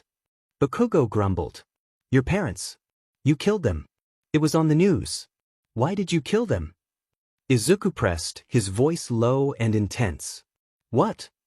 Bakugo exclaimed, taken aback. "Watch your language," Izuku warned, his tone sharp. "Look, that. I don't know what the news said, but I've been at Ketsubutsu High School this entire time. I would never wish any ill will against my mother and father." Bakugo insisted, looking at Izuku with confusion. "That's funny to say, Katsuki, because the news showed footage of you blowing up the vehicle that both of your parents were inside. You had an honest-to-God smile on your face." Izuku retorted, frustration evident as he sat down. "What day was it?" Bakugo asked, his brow furrowing. "It was on July 14th. I was only on Island for 2 days," Izuku replied, watching Bakugo's reaction. "Well, that's impossible for me to have killed them then," Bakugo concluded, and Izuku tilted his head, intrigued. "What are you talking about?" Izuku inquired. "Because I was stuck in a rehabilitation session with my teacher, Mrs. Joke," Bakugo explained, looking at Izuku with a strange expression. Izuku fell silent for a moment, contemplating who could have taken on Bakugo's form. If the boy had wanted to harm his parents, there would be no reason for the explosion to have been created with nitroglycerin. Pulling out the article about the Bakugo family's death, he reviewed the evidence presented. He discovered that the explosion shown in the newsreel was not caused by Bakugo's quirk but was instead a bombing from a remote area, with someone framing him by using his face and body. Looking back at Bakugo, Izuku pondered his next move. For the first time in his life, he wanted to ensure that the Katsuki he was speaking to was the real one. He raised a finger in the air before pulling Hyoriku close, hugging him tightly. "What are you doing, Deku?" Bakugo asked, confusion evident in his voice. "If you are going to gather your belongings, then you should do it while I'm outside the house." "Just as a precaution," Izuku stated, and Bakugo nodded in agreement. Outside, Izuku waited for a few minutes, listening for Bakugo's footsteps as he jogged up the stairs and headed toward his bedroom. Once Bakugo was out of sight, Izuku bolted toward Yue. If Bakugo was genuine, he wouldn't chase after him like a villain would. If he was not, then someone was using Bakugo's likeness to get close to Izuku, likely with the intention of taking Hyoriku away from him. Running toward the school on a cool summer night was easy, especially since it was only about 2 kilometers from the Bakugo family's house in Mizudafu. As he turned a corner, Izuku prepared to make another left turn toward Yue's gates when a knife flew through the air near him, causing him to stop and slide across the pavement. Turning to see who had thrown the knife, he spotted a young woman emerging from an alleyway. "How did you figure out it wasn't that boy?" "I was so sure that I played him to AT, she said, flipping her blade in her hand. "That's because of one very simple thing. Bakugo Katsuki is never quiet nor is he calm," Izuku replied, holding Hyoriku protectively to his chest. Hyoriku began to cry. "Whose baby is that?" the girl asked, her grin taking on a sinister edge. "Why should I tell you?" "You might use him against me," Izuku growled, fury igniting in his eyes. "Oh well, not like I won't take the baby myself. I can be a great older sister," the girl taunted, swinging her blade at him. Izuku dodged the attack, kicking the blade from her hand. She quickly summoned another blade, momentarily stunning him before he regained his focus. He leaped away from another knife throw aimed at him, narrowly avoiding a strike that could have harmed Hyoriku. Determined to reach Yue before the girl could get her hands on his son, Izuku sprinted toward the school's gates. He was about 50 feet away from Yue's barrier when the girl landed in front of him. "You know, it's not very nice to leave a girl standing," she said, a mocking tone in her voice. "Why are you attacking me? What did I even do to you?" Izuku shouted, frustration boiling over. "Oh, you didn't do anything to me. But someone else wanted me to find something you cherish a lot. And seeing how you are protecting that baby in your arms like it's the last thing you will do. I think that child is yours," she said, as Izuku enveloped Hyoriku in black whip. He wasn't taking any chances with this girl trying to escape with his son. Even when someone had sent her out to find his weakness, which was being his son, Izuku aimed his hand into the air, activating one for all. He shot a finger blast into the air outside the barrier, catching the attention of the robots on the wall. They pointed their weapons at him before noticing a girl across from him. The robots aimed their weapons at her as she grunted and threw a smoke bomb onto the ground. However, she didn't leave entirely. She had a message for Izuku. She declared that she had found his weakness and expressed her eagerness to see what would happen when others found out about it before running down the road through the smoke. Once she was out of sight, Izuku pulled his son into his chest, panic and paranoia flooding his mind now that the villains knew about his child. He quickly pulled out his phone and called someone he knew he could trust with his child for the time being. The phone rang as Izuku made his way through the UA barrier. He needed to talk to Nizu about creating a safe place for Izuku and his son, where he wouldn't have to worry about villains. If this continued, he wouldn't be able to take Hyoriku anywhere without the threat of kidnapping looming over them. "What's this about, brat?" a familiar voice questioned. "Gran Torino. I need a favor from you," Izuku replied, his voice small. "Name it," Gran Torino grunted softly. "I need you to watch over Hyoriku during the week of summer camp." "I can't trust myself to protect him there," Izuku explained, holding his son with his black whip arm. "What's the reason you're springing this upon me? I thought you were safe in the city?" Gran Torino asked, confused. "A girl claiming to be a villain found us, Gran. She discovered the house I was living in after the Bakugos died. Last I checked, Katsuki is still on the run or at Ketsubutsu. I'm not even sure right now. But if the villains know about Hyoriku, they will try to kidnap him," Izuku said, fear evident in his tone. "I'll be at UA within the day," Gran Torino said before ending the call. Izuku moved a few more feet when a set of scarves wrapped around him and his son. He looked at his teacher, who appeared to be preparing for war. "Please tell me you didn't just try to attack UA for no reason," Aizawa questioned, glaring at him. "I was attacked outside the gates. A villain was searching for my son," Izuku explained, and Aizawa grunted before pulling him inside. "Come on, we'll keep you safe within UA's walls." "I can't believe those villains would choose to attack you now of all times," Aizawa said, grumbling the last part under his breath. "It's not as though I'm trying to be attacked." "She found my home," Izuku growled, as Hyoriku cried into his chest. "It's alright yo, she's gone. The evil woman is gone," Izuku cooed at his child. "We'll make sure he's safe within the walls," Aizawa assured, and Izuku nodded. "Gran Torino will be here as well, extra insurance," Izuku added, and Aizawa smiled. "Spoken like a true hero. One can never be too careful," Aizawa stated. "And one can never be over-prepared," Izuku replied, causing Aizawa to chuckle. Once Izuku had settled his belongings inside UA's walls, he entrusted his son to Midnight's capable care. She embraced him, assuring him that his child would be safe while he trained for the week. However, Izuku couldn't shake the unsettling memories of the young woman who had attempted to kidnap his child. His expression was tense as he scanned the surroundings, wary of any potential threats. As the hours passed, Izuku's anxiety grew. His classmates noticed his unease when they arrived at the school to prepare for their summer training camp. He was on high alert, glancing around as though expecting an attack at any moment. Toru, in particular, was concerned. She caught him staring at her, as if trying to see through her invisibility. When she confronted him about it, she learned that his fears were not about their classmates but rather about the possibility that one of them could be compromised by a new villainess seeking to kidnap his child. The thought was chilling for Toru. Knowing how fiercely protective Izuku was of his son only intensified her anger towards the villains targeting him. It was wise of Izuku to leave Hyoriku in Midnight's care, ensuring the baby's safety while he trained. Boarding the bus was straightforward, but as they departed the safety of the school's grounds, Izuku remained vigilant, scanning the area as if it were his mission. Toru tried her best to distract him, wanting him to relax. About an hour into their journey, as they neared the training location surrounded by trees, Izuku's demeanor began to shift. His tension eased as they entered the forest. "Are you okay now?" Toru asked, her concern evident. "A little bit.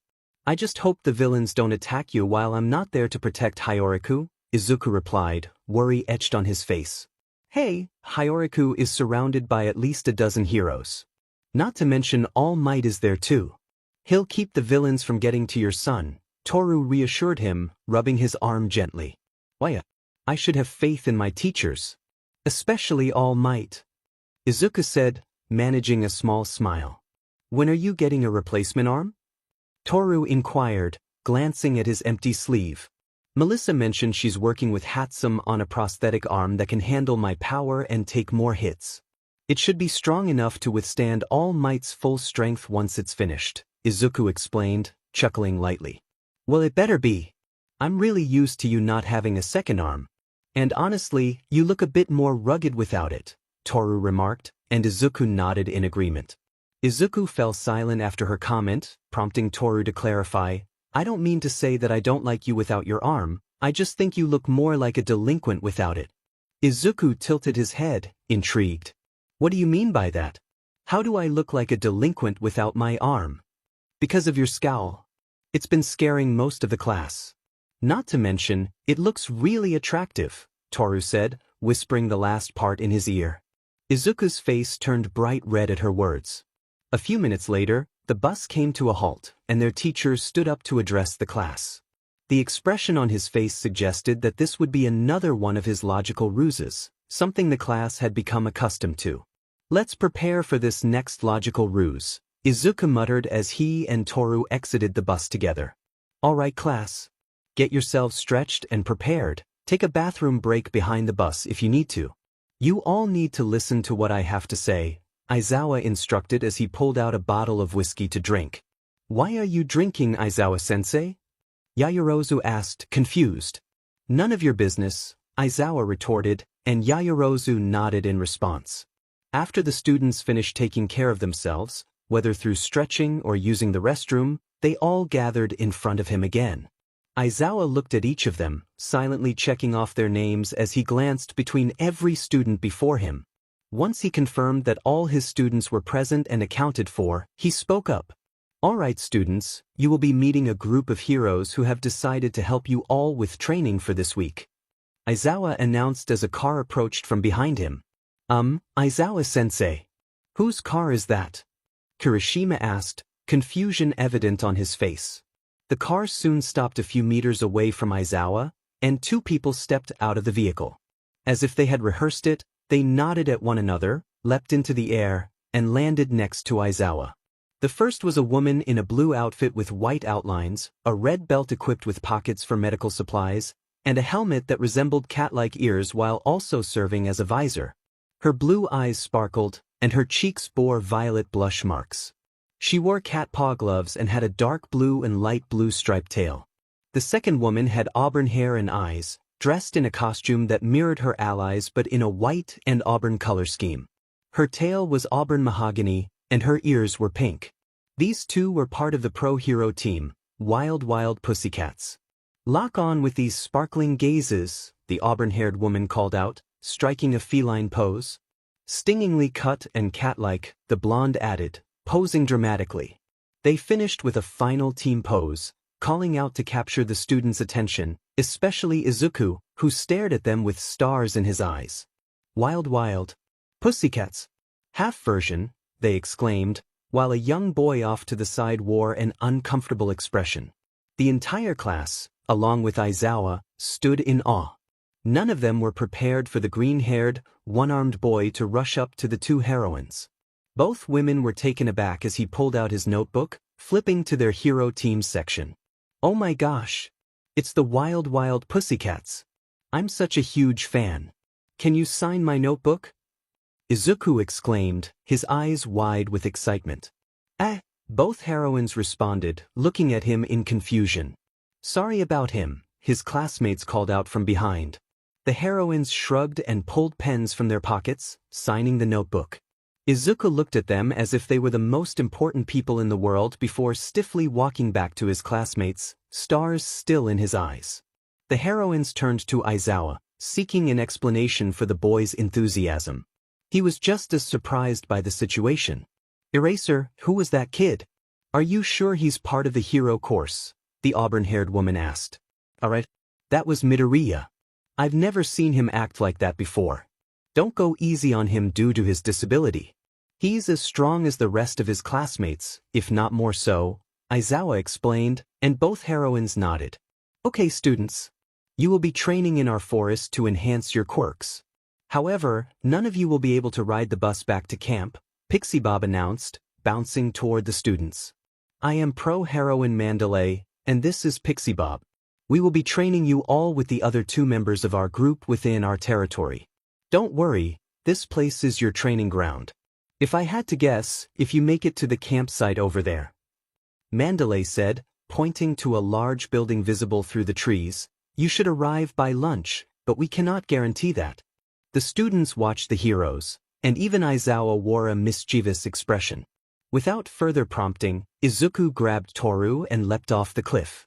Aizawa glanced at the other students, who were confused by their sudden jump. Oh, by the way, training begins now, Aizawa declared, while Pixie Bob smirked at the group. Get back to the bus, everyone! Kaminari shouted in fear. The other students rushed away from the edge, but Pixie Bob placed her hands on the ground. Almost as soon as they made it back to the bus, the students were sent down the cliffside in a muddy landslide. Pixie Bob poked her head over the edge to warn them. By the way, whoever gets to the campsite first will be able to use the baths first, she called out, prompting the students to sprint away. Now that is how you motivate your students, Eraser, Mandalay said with a smile. My logical ruses do the same, Aizawa grumbled, and Mandalay chuckled. And that is why you are stuck with Mike as your husband, Mandalay laughed heartily. Meanwhile, the boy from earlier watched the heroes and the students rushing into the forest, a sneer on his face as he muttered to himself, just a bunch of useless heroes. Just training to fight and defeat villains. You're no different from the villains you fight. He climbed back into the car with his aunt. With Izuku and Toru, the 2 had been rushing through the forest. Izuku had taken her beforehand so that they could have their baths at the same time. From the sounds of battle far behind them, their classmates were getting closer to their position. Toru hadn't let go of his shoulders as she was held in his arms while he ran through the forest. Jumping from tree to tree, he used his kicks to launch himself into nearby areas where his feet could find purchase and increase his speed. Just as he turned around a tree, a large mud-like creature swung its fist in his direction, aiming for Toru. The girl let out a scream of fear as Izuku tossed her into the air, using One for All to flick a compressed bit of air at the creature. It exploded in a massive burst of air as he caught Toru and rushed off again. This time, he ran along the ground, and their classmates managed to catch up to them. On both sides were Yaoyorozu, Ida, and Todoroki, who had used their quirks efficiently to keep pace with them. Falling a little behind were the rest of their classmates, who were pushing themselves to the maximum to keep up. About 4.5 hours of running and fighting later, Izuku and Toru pierced through the nearest bushes, arriving at the camp. Izuku took a few more steps ahead before Toru fell from his grasp, landing on her feet just as he fell to his knees. Taking large gulps of air, the young man had sweat falling down the sides of his face as he panted heavily. His chest rose and fell in quick succession while the invisible girl looked at him worriedly and placed a hand on his back to rub it. They didn't hear the sounds of the bus arriving from their right as Aizawa and the pro-heroes with him climbed out of their own vehicle. The man looked at his watch with a very happy smile on his face before the rest of Izuku's classmates emerged from the bushes afterward. It took them at least half an hour after Izuku and Toru showed up first, but they were moved into their own baths. Izuku alone and Toru in the same boat relaxed in the hot springs, easing their weary and tired bodies. As their class talked to Mandalay and Aizawa about their training from that point onward, the 2 finished their baths. Izuku also received 2 more autographs from Pro Hero Tiger and Ragdoll, which he showed to his classmates as they returned to their rooms. All in all, the class learned more about Izuku. He was a massive fan of rescue heroes, and he had a nerdy side that made him quite adorable. Although they didn't know what had caused him to leave the school with a scowl, they were sure he would tell them in time. They hoped. After going to bed for the night, Izuku woke up bright and early. He left the building and entered the front yard of the campsite, where he saw some teachers setting up. Izuku immediately began his morning exercises by running around the entire area. As he completed his calisthenics, the rest of his classmates entered the yard, still groggy from being rudely woken up. Izuku soon joined the rest of his classmates, a small amount of sweat glistening on his brow. Aizawa stood in front of each student, glaring at them with an impassive expression. "All right, students, the reason we're here is to train you all to increase the potency of your quirk abilities," Aizawa began. "Why are we up so early, sensei?" Mina asked, yawning. "Because this is the best way to get the most training done before you all settle down for the evening. This entire week will be dedicated to pushing your quirks to their absolute limits," Aizawa explained, pulling out a baseball. He glanced between the students and tossed the ball to Yaoyorozu. She managed to catch it, even in her slightly dazed state, and walked forward to face Aizawa. He nodded at her before speaking to the class in a serious tone. "All right, students, we're going to do a small test. We will see how far you've come since the first semester," Aizawa said, looking at Yaoyorozu. "Am I supposed to throw it in the same manner as last time?" Yaoyorozu asked curiously. "Yes, you might see a difference from your earlier attempt," Aizawa replied as the young woman created a cannon once again. Jiro covered her ears as she watched Yaoyorozu blast the ball far into the distance. Aizawa raised his phone to measure the distance, and surprisingly, it went farther than before. Once it stopped, Yaoyorozu stared at it in confusion. "How? I haven't really gotten all that stronger physically or quirk-wise," Yaoyorozu questioned. "That is what this whole training camp is about. You will see how far you've come from training within UA's walls. Once that is complete, you will physically train yourselves and your quirks to their absolute limits. Now, Midoriya, let's see if you can break your previous record," Aizawa said, and Izuku nodded. "Last time I took this test, I only managed to throw it about 60 meters. I wonder how much of a difference I will see this time," Izuku mumbled. "Oh, and before you throw, Midoriya, I want you to throw the ball without your quirk first," Aizawa instructed, causing Izuku to look at him in confusion. "Why?" Izuku asked, receiving a blank stare from Aizawa. "Because that was how you originally threw the ball," Aizawa stated, and Izuku nodded in understanding. Pulling back his arm, he threw the ball as hard as he could without using his quirk. The ball flew through the air swiftly but not enough to be record-breaking. When it hit the ground, his classmates noticed it had only increased by a few meters. 68 meters without your quirk. Not that impressive, but it shows the growth you've had at our school. "Now you can use your quirk," Aizawa said, and Izuku nodded again. Pulling his arm back, green electricity sparked around his body. Black tendrils coiled out from his missing limb, forming one that Izuku didn't need to worry about in terms of strength. He placed the ball in his left arm, stepped back in the circle, and clenched his muscles. With all his power focused in his black whip-infused arm, he threw the ball as hard as he could. A large gust of wind blasted from his position, causing some students to stumble backward. They all noticed how the black whip arm had been completely destroyed from the force of the throw. It twisted and curled around itself before dissipating entirely as Izuku ended the quirk's usage. Glancing over at Aizawa, the man showed everyone the distance the ball had traveled from his throw. 1,059 meters. "That's a vast improvement since the start of the year," Aizawa said, nodding his head.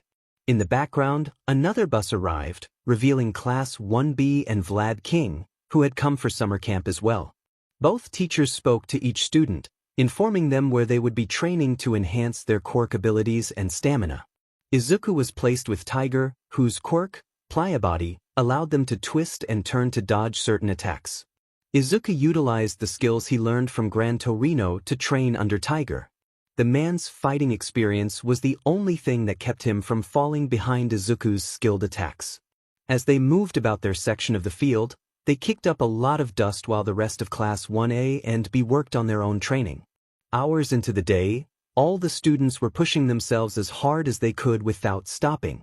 However, it was clear that Izuku was ahead in stamina, having not stopped training with Tiger. The hero was having the most fun with the boy, as they constantly missed hitting each other. The other students watched as Izuku continued through the exhaustion evident on his face, pushing himself to the limit. He nearly collapsed, prompting Tiger to declare that in terms of stamina, Izuku was excellent at outlasting an opponent who relied solely on stamina. But this brought on a new issue for Izuku. The more power he utilized, the more stamina was required for his body to use it effectively. During their training session, Izuku was only capable of using nearly 30% of One for All. Now he had managed to reach around 35% of the quirk's full power, and with Black Whip, he was able to maneuver perfectly. As for the rest of the students, they were training in their own individual ways. Toru had herself hit by Aoyama's naval laser, refracting it around herself. Todoroki sat inside a barrel of boiling water, managing to keep himself cool while simultaneously using his flames. Next to him, Yaoyorozu and Sato shared food and sweets, each utilizing them for their own needs. Sato had to endure the fatigue without losing his stamina, while Yaoyorozu focused on creating items in bulk to increase her energy reserves for future events. The rest of the students were training their quirks. Tokoyami was inside a cave, grunting in effort. Minoma was attempting to use multiple quirks at once, striving to learn how to manage more than just a select few. As the sun began to set, the training session concluded, and the students were allowed to rest. Toru sat across from Izuku, who was still training under Tiger. The two continued until Izuku could no longer fight. Toru and Tiger had to admire Izuku's determination. He was incredibly difficult to wear down. Toru perched on a stump, watching her boyfriend pant heavily. Tiger stood before Izuku, noting the bruises starting to form on his face and chest. Izuku had removed his shirt early in the training, revealing scars from years of hardship. His arm was raised in a fighting stance, and he faced Tiger, despite the absence of his left arm, which bore significant scarring. His hair was disheveled, and he panted heavily, one eye closed and the other half-lidded. "I think that's enough for today, Midoriya. You'll need your strength for tomorrow's training session," Tiger said, just as Izuku fell to one knee. Toru caught him before he could hit the ground. "If you weren't going to stop our training, I would have passed out," Izuku mumbled, barely audible. "You shouldn't push yourself so hard. You're only in your first year of high school. You have 2 more years before entering the pro hero scene," Tiger replied in a gentle but firm tone. "I need to catch up," Izuku insisted. "If anything, Aizu, you're far more physically capable than anyone except Todoroki. You fought Tiger all day," Toru exclaimed, but Izuku shook his head. "I need to make sure Hyoriku stays safe," he said, his voice filled with determination. "You're not alone in protecting your son. We're here to help, just let us," Toru urged, her expression filled with concern. "Can I fall asleep now?" Izuku asked before collapsing. "Izuku?" Toru called out in alarm. "Midoriya!" Tiger shouted as he picked up the unconscious boy. Their cries drew the attention of their classmates, who looked on with worry. They knew Izuku was a dedicated worker, but they hadn't realized he would push himself to the point of unconsciousness through intense training. As Toru and Tiger entered the building, their classmates prepared to follow when Aizawa stepped in front of them, shaking his head. "That, kids, is what happens when you let fear take control. You push yourself beyond what your body and mind can handle." Although Midoriya had a reason for his intensity, Aizawa explained, prompting the class to tilt their heads in curiosity. "What reason does Midoriya have to train that hard?"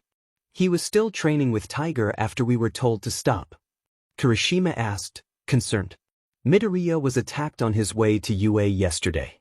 A villain used Bakugo Katsuki's appearance to assault him. Their plan was to kidnap his child to force him into SBMSN. We don't know their motives, but it's clear that nothing good awaits if he were to be captured," Aizawa said, causing Yaoyorozu to cover her mouth in shock. "To resort to kidnapping a child is horrifying and unacceptable," she remarked, grimacing. "That is the life of heroes. We must separate our personal lives from our roles as heroes. We maintain public personas for our families. Midoriya struggles with this balance, so we need to ensure he doesn't lose himself through relentless training. He's pushing himself to the point where he feels he can't rely on us," Aizawa concluded before instructing everyone to start preparing dinner. A few hours after the rest of Class 1A had arrived at the campsite, they had all been separated by gender for their baths. Izuku and Toru were not present, as they had already taken their baths. Instead, they were helping the WWP Hero team prepare dinner for all the students. As they worked diligently, Toru discovered that Izuku was an excellent cook when he followed the directions given to him by Mandalay and Ragdoll. The two heroines smiled at him as he focused on cutting vegetables and preparing other foods with his only arm. By the time they finished, Class 1A was already setting up the tables outside for dinner. Izuku and Toru arrived last, exchanging glances that left others wondering what was going on between them. They sat next to each other, discussing plans to enhance their quirks. "Toru-chan, last time I checked, you aren't technically invisible," Izuku remarked, catching the invisible girl off guard. "What are you talking about, Aizu?" "I'm totally invisible," she pouted, her shield still in place. "Toru-chan, what I mean is that you're not physically invisible. Your quirk isn't making you invisible, it's refracting light to create the illusion," Izuku explained, tilting his head slightly. "I have no idea what you mean," Toru replied, confusion evident in her voice. "Toru-chan, what can you tell me about light refraction?" Izuku asked, prompting her to share what she knew. "Well, it's the idea of light moving around your body without touching it?" Toru questioned, uncertain. "Refraction is the bending of light as it passes from one transparent substance to another. This bending allows us to have lenses, magnifying glasses, prisms, and rainbows. Even our eyes depend on this bending of light," Izuku elaborated, pulling out his phone for an example. "Wow. So, does this mean that if I figure out how to turn that part of my quirk off, I can become visible?" Toru asked, her eyes wide with excitement. "Yeah, I hadn't thought about it before. But if you train your body to stop refracting light and let it hit you, then theoretically, you could become visible," Izuku replied, and Toru hugged him tightly. "Thank you so much. I now know what I need to do for my training," she exclaimed, joy radiating from her. As the two developed a small training schedule for Toru, their classmates watched with happy expressions, pleased to see them supporting each other in their quirk development. One classmate, a boy with dark blonde hair and a black lightning bolt streak, perked up. "Wait, I wonder what she looks like without the invisibility," Kaminari mumbled, catching Izuku's attention. The comment drew Izuku's focus, and he decided to keep a close watch on the slightly mischievous boy. After all, nobody would be able to see Toru when she was visible unless she chose to reveal herself. Inside the room where Tiger had brought Izuku, Toru sat beside him as he slept soundly. His chest rose and fell rhythmically, the bags under his eyes indicating how hard he had trained. She noticed the scars on his chest and arm and gently traced her finger over each one, each scar telling a story of his struggles. "Who in their right mind would ever hurt you like this? I know you don't like perverts or bullies, but this is just wrong," Toru murmured, tears forming where her eyes should be. Deep within the recesses of his mind, Izuku found himself enveloped in a black and green mist. It cloaked his body from his torso down to his lower neck, leaving his mouth, eyes, nose, and head visible while the rest remained shrouded in shadow. As he glanced around, he noticed thrones arranged to represent each user of One for All. The first sat directly in front of him. The second and third were not in their seats, instead facing the brick wall behind the first. The fourth was seated to his left, wearing a small smile and offering a wave. To his right was the fifth, whose punk biker appearance gave him a more intimidating presence. Next to him was the sixth, dressed in attire reminiscent of Best Jeanist but remaining quiet. Over to his left sat the seventh, smiling at him happily. Beside her was a flaming vestige that Izuku believed to be his mentor and predecessor, All Might. As he glanced between them, Izuku opened his mouth to speak, but the first raised a hand to silence him. "Hello, Ninth, it's nice to finally meet you after all this time. I trust you know that my brother is still alive since you witnessed the Hosu incident in USC, the first said, and Izuku nodded in response. "I had a feeling he was still alive because of those Nomu running around," Izuku replied, and the first nodded in agreement. "Yes, that was one of my brother's pet projects. But I called you here to discuss something very important," the first continued, his expression turning serious. "What is it? Am I going to manifest another quirk or something?" Izuku asked, curiosity piqued. "Yes, but we aren't sure which quirk it will be, between the 6th, 4th, 2nd, or 3rd, the first explained, and Izuku nodded again. I will do my best to learn how to use the quirk to its full potential, Izuku said, bowing respectfully. You make it sound like you will push yourself to learn everything you can about the quirk. Our quirks won't be easy to master, especially with Black Whip striving for control half the time, the 7th chuckled. Even so, I will strive to learn how to use all your quirks effectively, Izuku affirmed, and each of them nodded, except for the 2nd and 3rd. Izuku wanted to inquire about those two when he noticed the first looking around. Sighing, knowing their time was almost up, he bowed to each of them, thanking them for the information. Before he left, he sensed that the 7th wanted to say something. Hey kid, I know you're having a tough time with the villains chasing after your loved ones. Just make sure you're strong enough to protect them. Don't make the same mistakes I did to protect my child, the 7th advised, and Izuku felt everything brighten around him. He nodded in response as everything turned white, and he awoke in his room with Toru sleeping on his right arm. Smiling at her, he surveyed the room and found Tiger standing near the doorway with a plate of dinner. Hey kid, you scared us a little there, Tiger said, smiling. Sorry about that, my quirk had a mind of its own, Izuku replied, and Tiger nodded. We heard everything from All Might and Nizu, Tiger said, giving Izuku a wink, which allowed him to relax upon hearing those words. Izuku raised his arm from under Toru's sleeping form and gently patted her hair. He moved his fingers through the strands with a smile on his face, something he hadn't done in a while since arriving here. He leaned down and placed a soft kiss on her head before looking at Tiger, who smiled back. Tell anyone, and I won't hesitate to use Black Whip on you, Izuku said with a serious expression. Duly noted, Tiger chuckled. All right, little kittens. Time for the fun part of the night to begin. Ragdoll called out, bouncing around the room. Mina, filled with excitement, asked, What are we going to be doing today? We are going to undergo a test of courage. Students will enter the forest in hopes of scaring their classmates. Not only that, but students will only be able to enter the forest in teams of 2. Ragdoll explained, winking at the students. How are we going to select the students to team up for this event, Ragdoll-sensei? Ida inquired, raising his hand. By drawing lots. You students will choose lots to decide who your teammates will be for the scaring or the test of courage. Ragdoll replied, holding up a cup filled with matchsticks. Each student took a matchstick, eagerly waiting for Ragdoll to announce their teammates. Izuku picked a blue matchstick and looked around, hoping to find another student with the same color.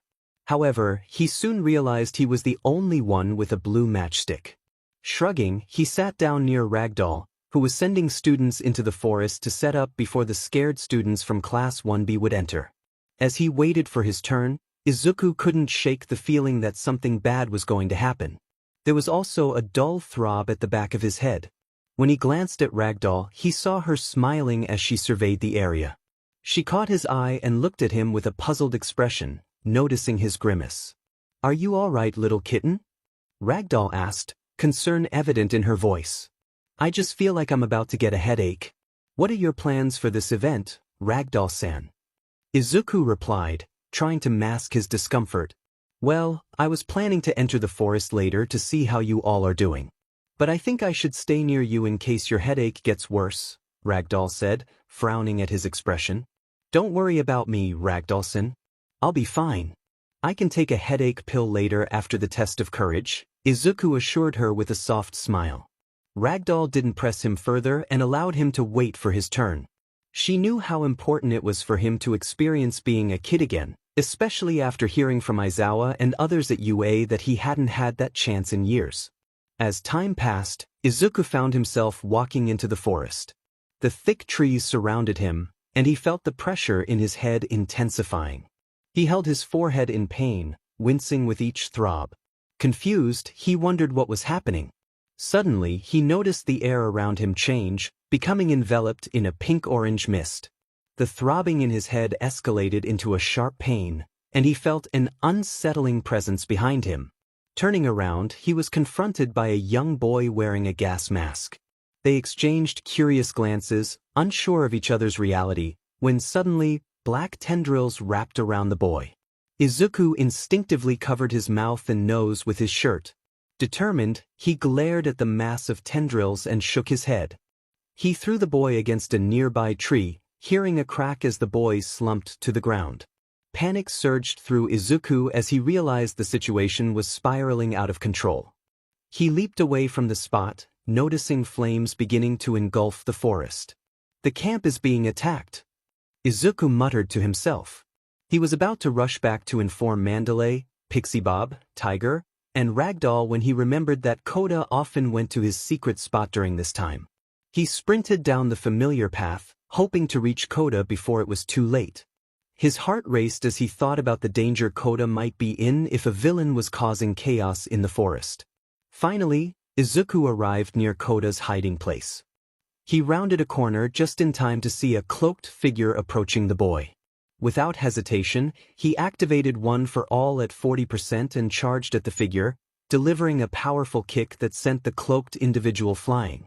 Landing protectively in front of Koda, Izuku glared at the figure, his expression fierce. As the cloak fell away, he recognized the villain standing before him. The man had short blonde hair, a deep blue hue, and a yellow prosthetic. Ah, if it isn't the resident father himself. So, where's the brat? The man taunted with a smirk. You won't lay a hand on my son. Izuku growled, his anger boiling. Wait, that kid behind you is yours? I didn't mean to upset you. The man laughed, ripping off the rest of his cloak. The villain stood tall, built with muscle, and spoke of how the League of Villains had been searching for a boy. You know, now that I remember, that little brat isn't yours. They'd be around 1 to 3 years old by now. What was their name again? The man asked, a sinister smile creeping across his face.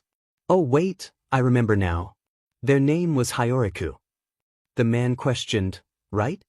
Imasuji Goto was known as Muscular, a villain of high A rank due to his dangerous abilities.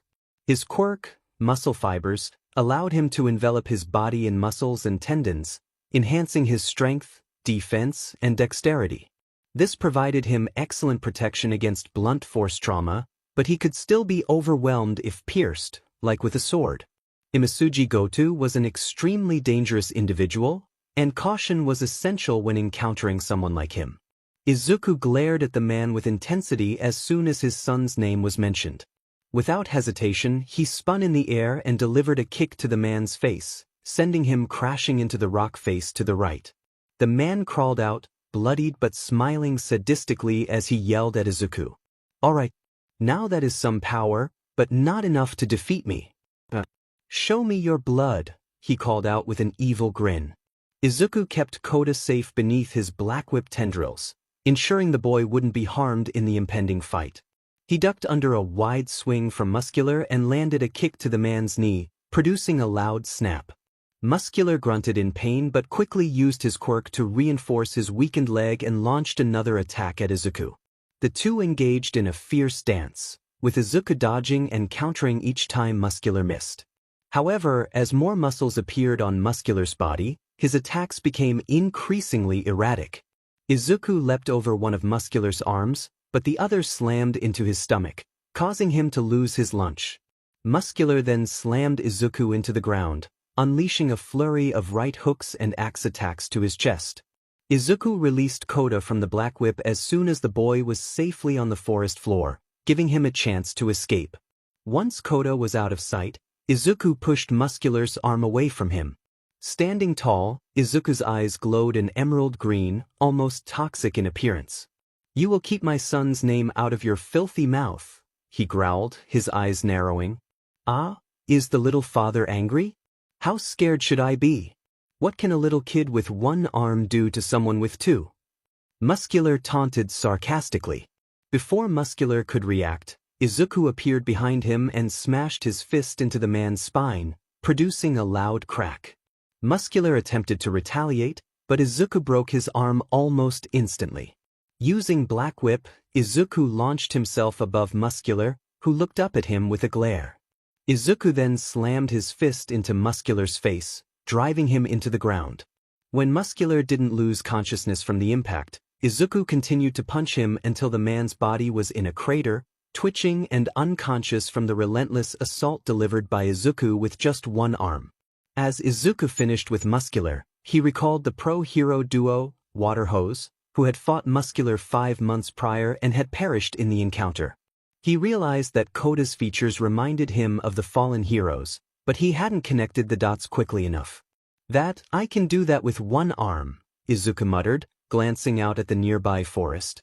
"Now what can I do to the others with a single arm?" he mused to himself. "Use the Mekenka Sappo." Yoichi's voice echoed in his mind. "I don't even know how to use ki," Izuku replied. "You see Theat," Yoichi urged again. With those final words from Yoichi, Izuku leapt into the forest, determined to find Toru and ensure his classmates' safety. Had he fought Muscular for a longer time, he would have discovered that he was the target of the villains who had come for the training camp. After Tiger found Izuku and Toru sleeping in the same bed, Izuku got up and immediately began his training for the day. He wanted to ensure he didn't fall behind in strength and control over One for All, and he aimed to improve his mastery of Black Whip. As he went through some calisthenics, he eventually returned to physical training under Tiger, who pushed him to his limits. By the time the rest of Class 1A came out to train, Izuku was already in his 5th hour of training with Tiger. Despite having only one arm, he was pushing himself to the maximum limit he could handle with One for All, which was around 35%. He knew he had to work harder to activate the other quirks within One for All, as Yoichi had informed him in the Vestige Realm that he needed better overall control before unlocking more quirks. The day was filled with training for all the students, aimed at enhancing their quirks. They were determined to be stronger than they had been the day before. As Izuku trained diligently, his classmates in Class 1A also began to work just as hard, if not harder, to improve their abilities. Throughout the day, the students showed significant progress, allowing the teachers to grant them longer breaks without complaints. However, Izuku did not stop training at all, even when Aizawa told him to take a break. He was determined to reach 38% control over One for All. The fact that he had managed to get to around 40% control within just 2 to 3 months of manifesting it during internships was impressive. His control was improving daily, but Aizawa began to worry that the one-armed boy might burn himself out. Even when signs of fatigue appeared, Izuku spent quality time with Toru, who seemed to be his source of comfort and rest. The day passed as the students prepared for some fun, thanks to Ragdoll, who had watched them train and decided they deserved a break to end the night. Aizawa was seen battling a villain who could throw fire. This villain had a quirk that forced him to blink whenever an extremely bright light entered his face, which was quite inconvenient. Aizawa dodged a fireball and leaped from a nearby tree, slamming his fist into the villain's face. The villain's smirk revealed that this was not the real threat, as he taunted Aizawa. "You know, Eraserhead, I would have thought you prided yourself on rationality. I'm not a real construct of the villain you're facing. After all, we're after one of your students. It's a shame we might need to take their kid to force them with us," the villain said, transforming into a brownish-gray goo. "Midoriya," Aizawa muttered, rushing toward Mandalay, Tiger, Ragdoll, and Pixie Bob. Earlier, Ragdoll had been attacked by a Nomu, but Tiger had managed to protect her and engage in combat. Aizawa entered the battlefield, dodging a barrage of swords combined into one, glaring at the attacker, a heteromorph who had appeared after Stain. "Where is the one that Stain declared a true hero?" the villain shouted, swinging his blade. "If you're looking for Midoriya, I wouldn't know," Aizawa replied, delivering a kick to the heteromorph's face, knocking him to the ground. "Eraser, what's going on?" Mandalay asked as she landed next to him. "The villains are attacking our camp because they're after Midoriya. But I'm not sure why they are using his child to get to him," Aizawa explained, causing Mandalay to freeze in shock. "The green-haired one is a father?" she asked, and Aizawa nodded. "We'll have words when this is over," Mandalay said, and the two re-entered the battle. Deep in the forest, Izuku was seen grabbing Koda and rushing toward the camp's main building for the WWP hero team. He pulled his phone from his pocket and pressed the distress signal to alert All Might about the situation. He knew it would take a few more minutes for All Might to arrive, as he would need directions to the WWP headquarters. When Izuku finally reached the building, he came face to face with a villain covered in scars. He prepared to attack when the villain turned around, smiling at him, holding a little boy who looked strikingly similar to his son. However, Izuku knew his son was still at UA, left in the care of Midnight and Principal Nizu. "So, kid, you really want to play this game? We've got your child," the man said, blue fire flickering from his palm near the boy. "What's your end goal?" Izuku demanded angrily. "Your capture," the man replied, smirking at him.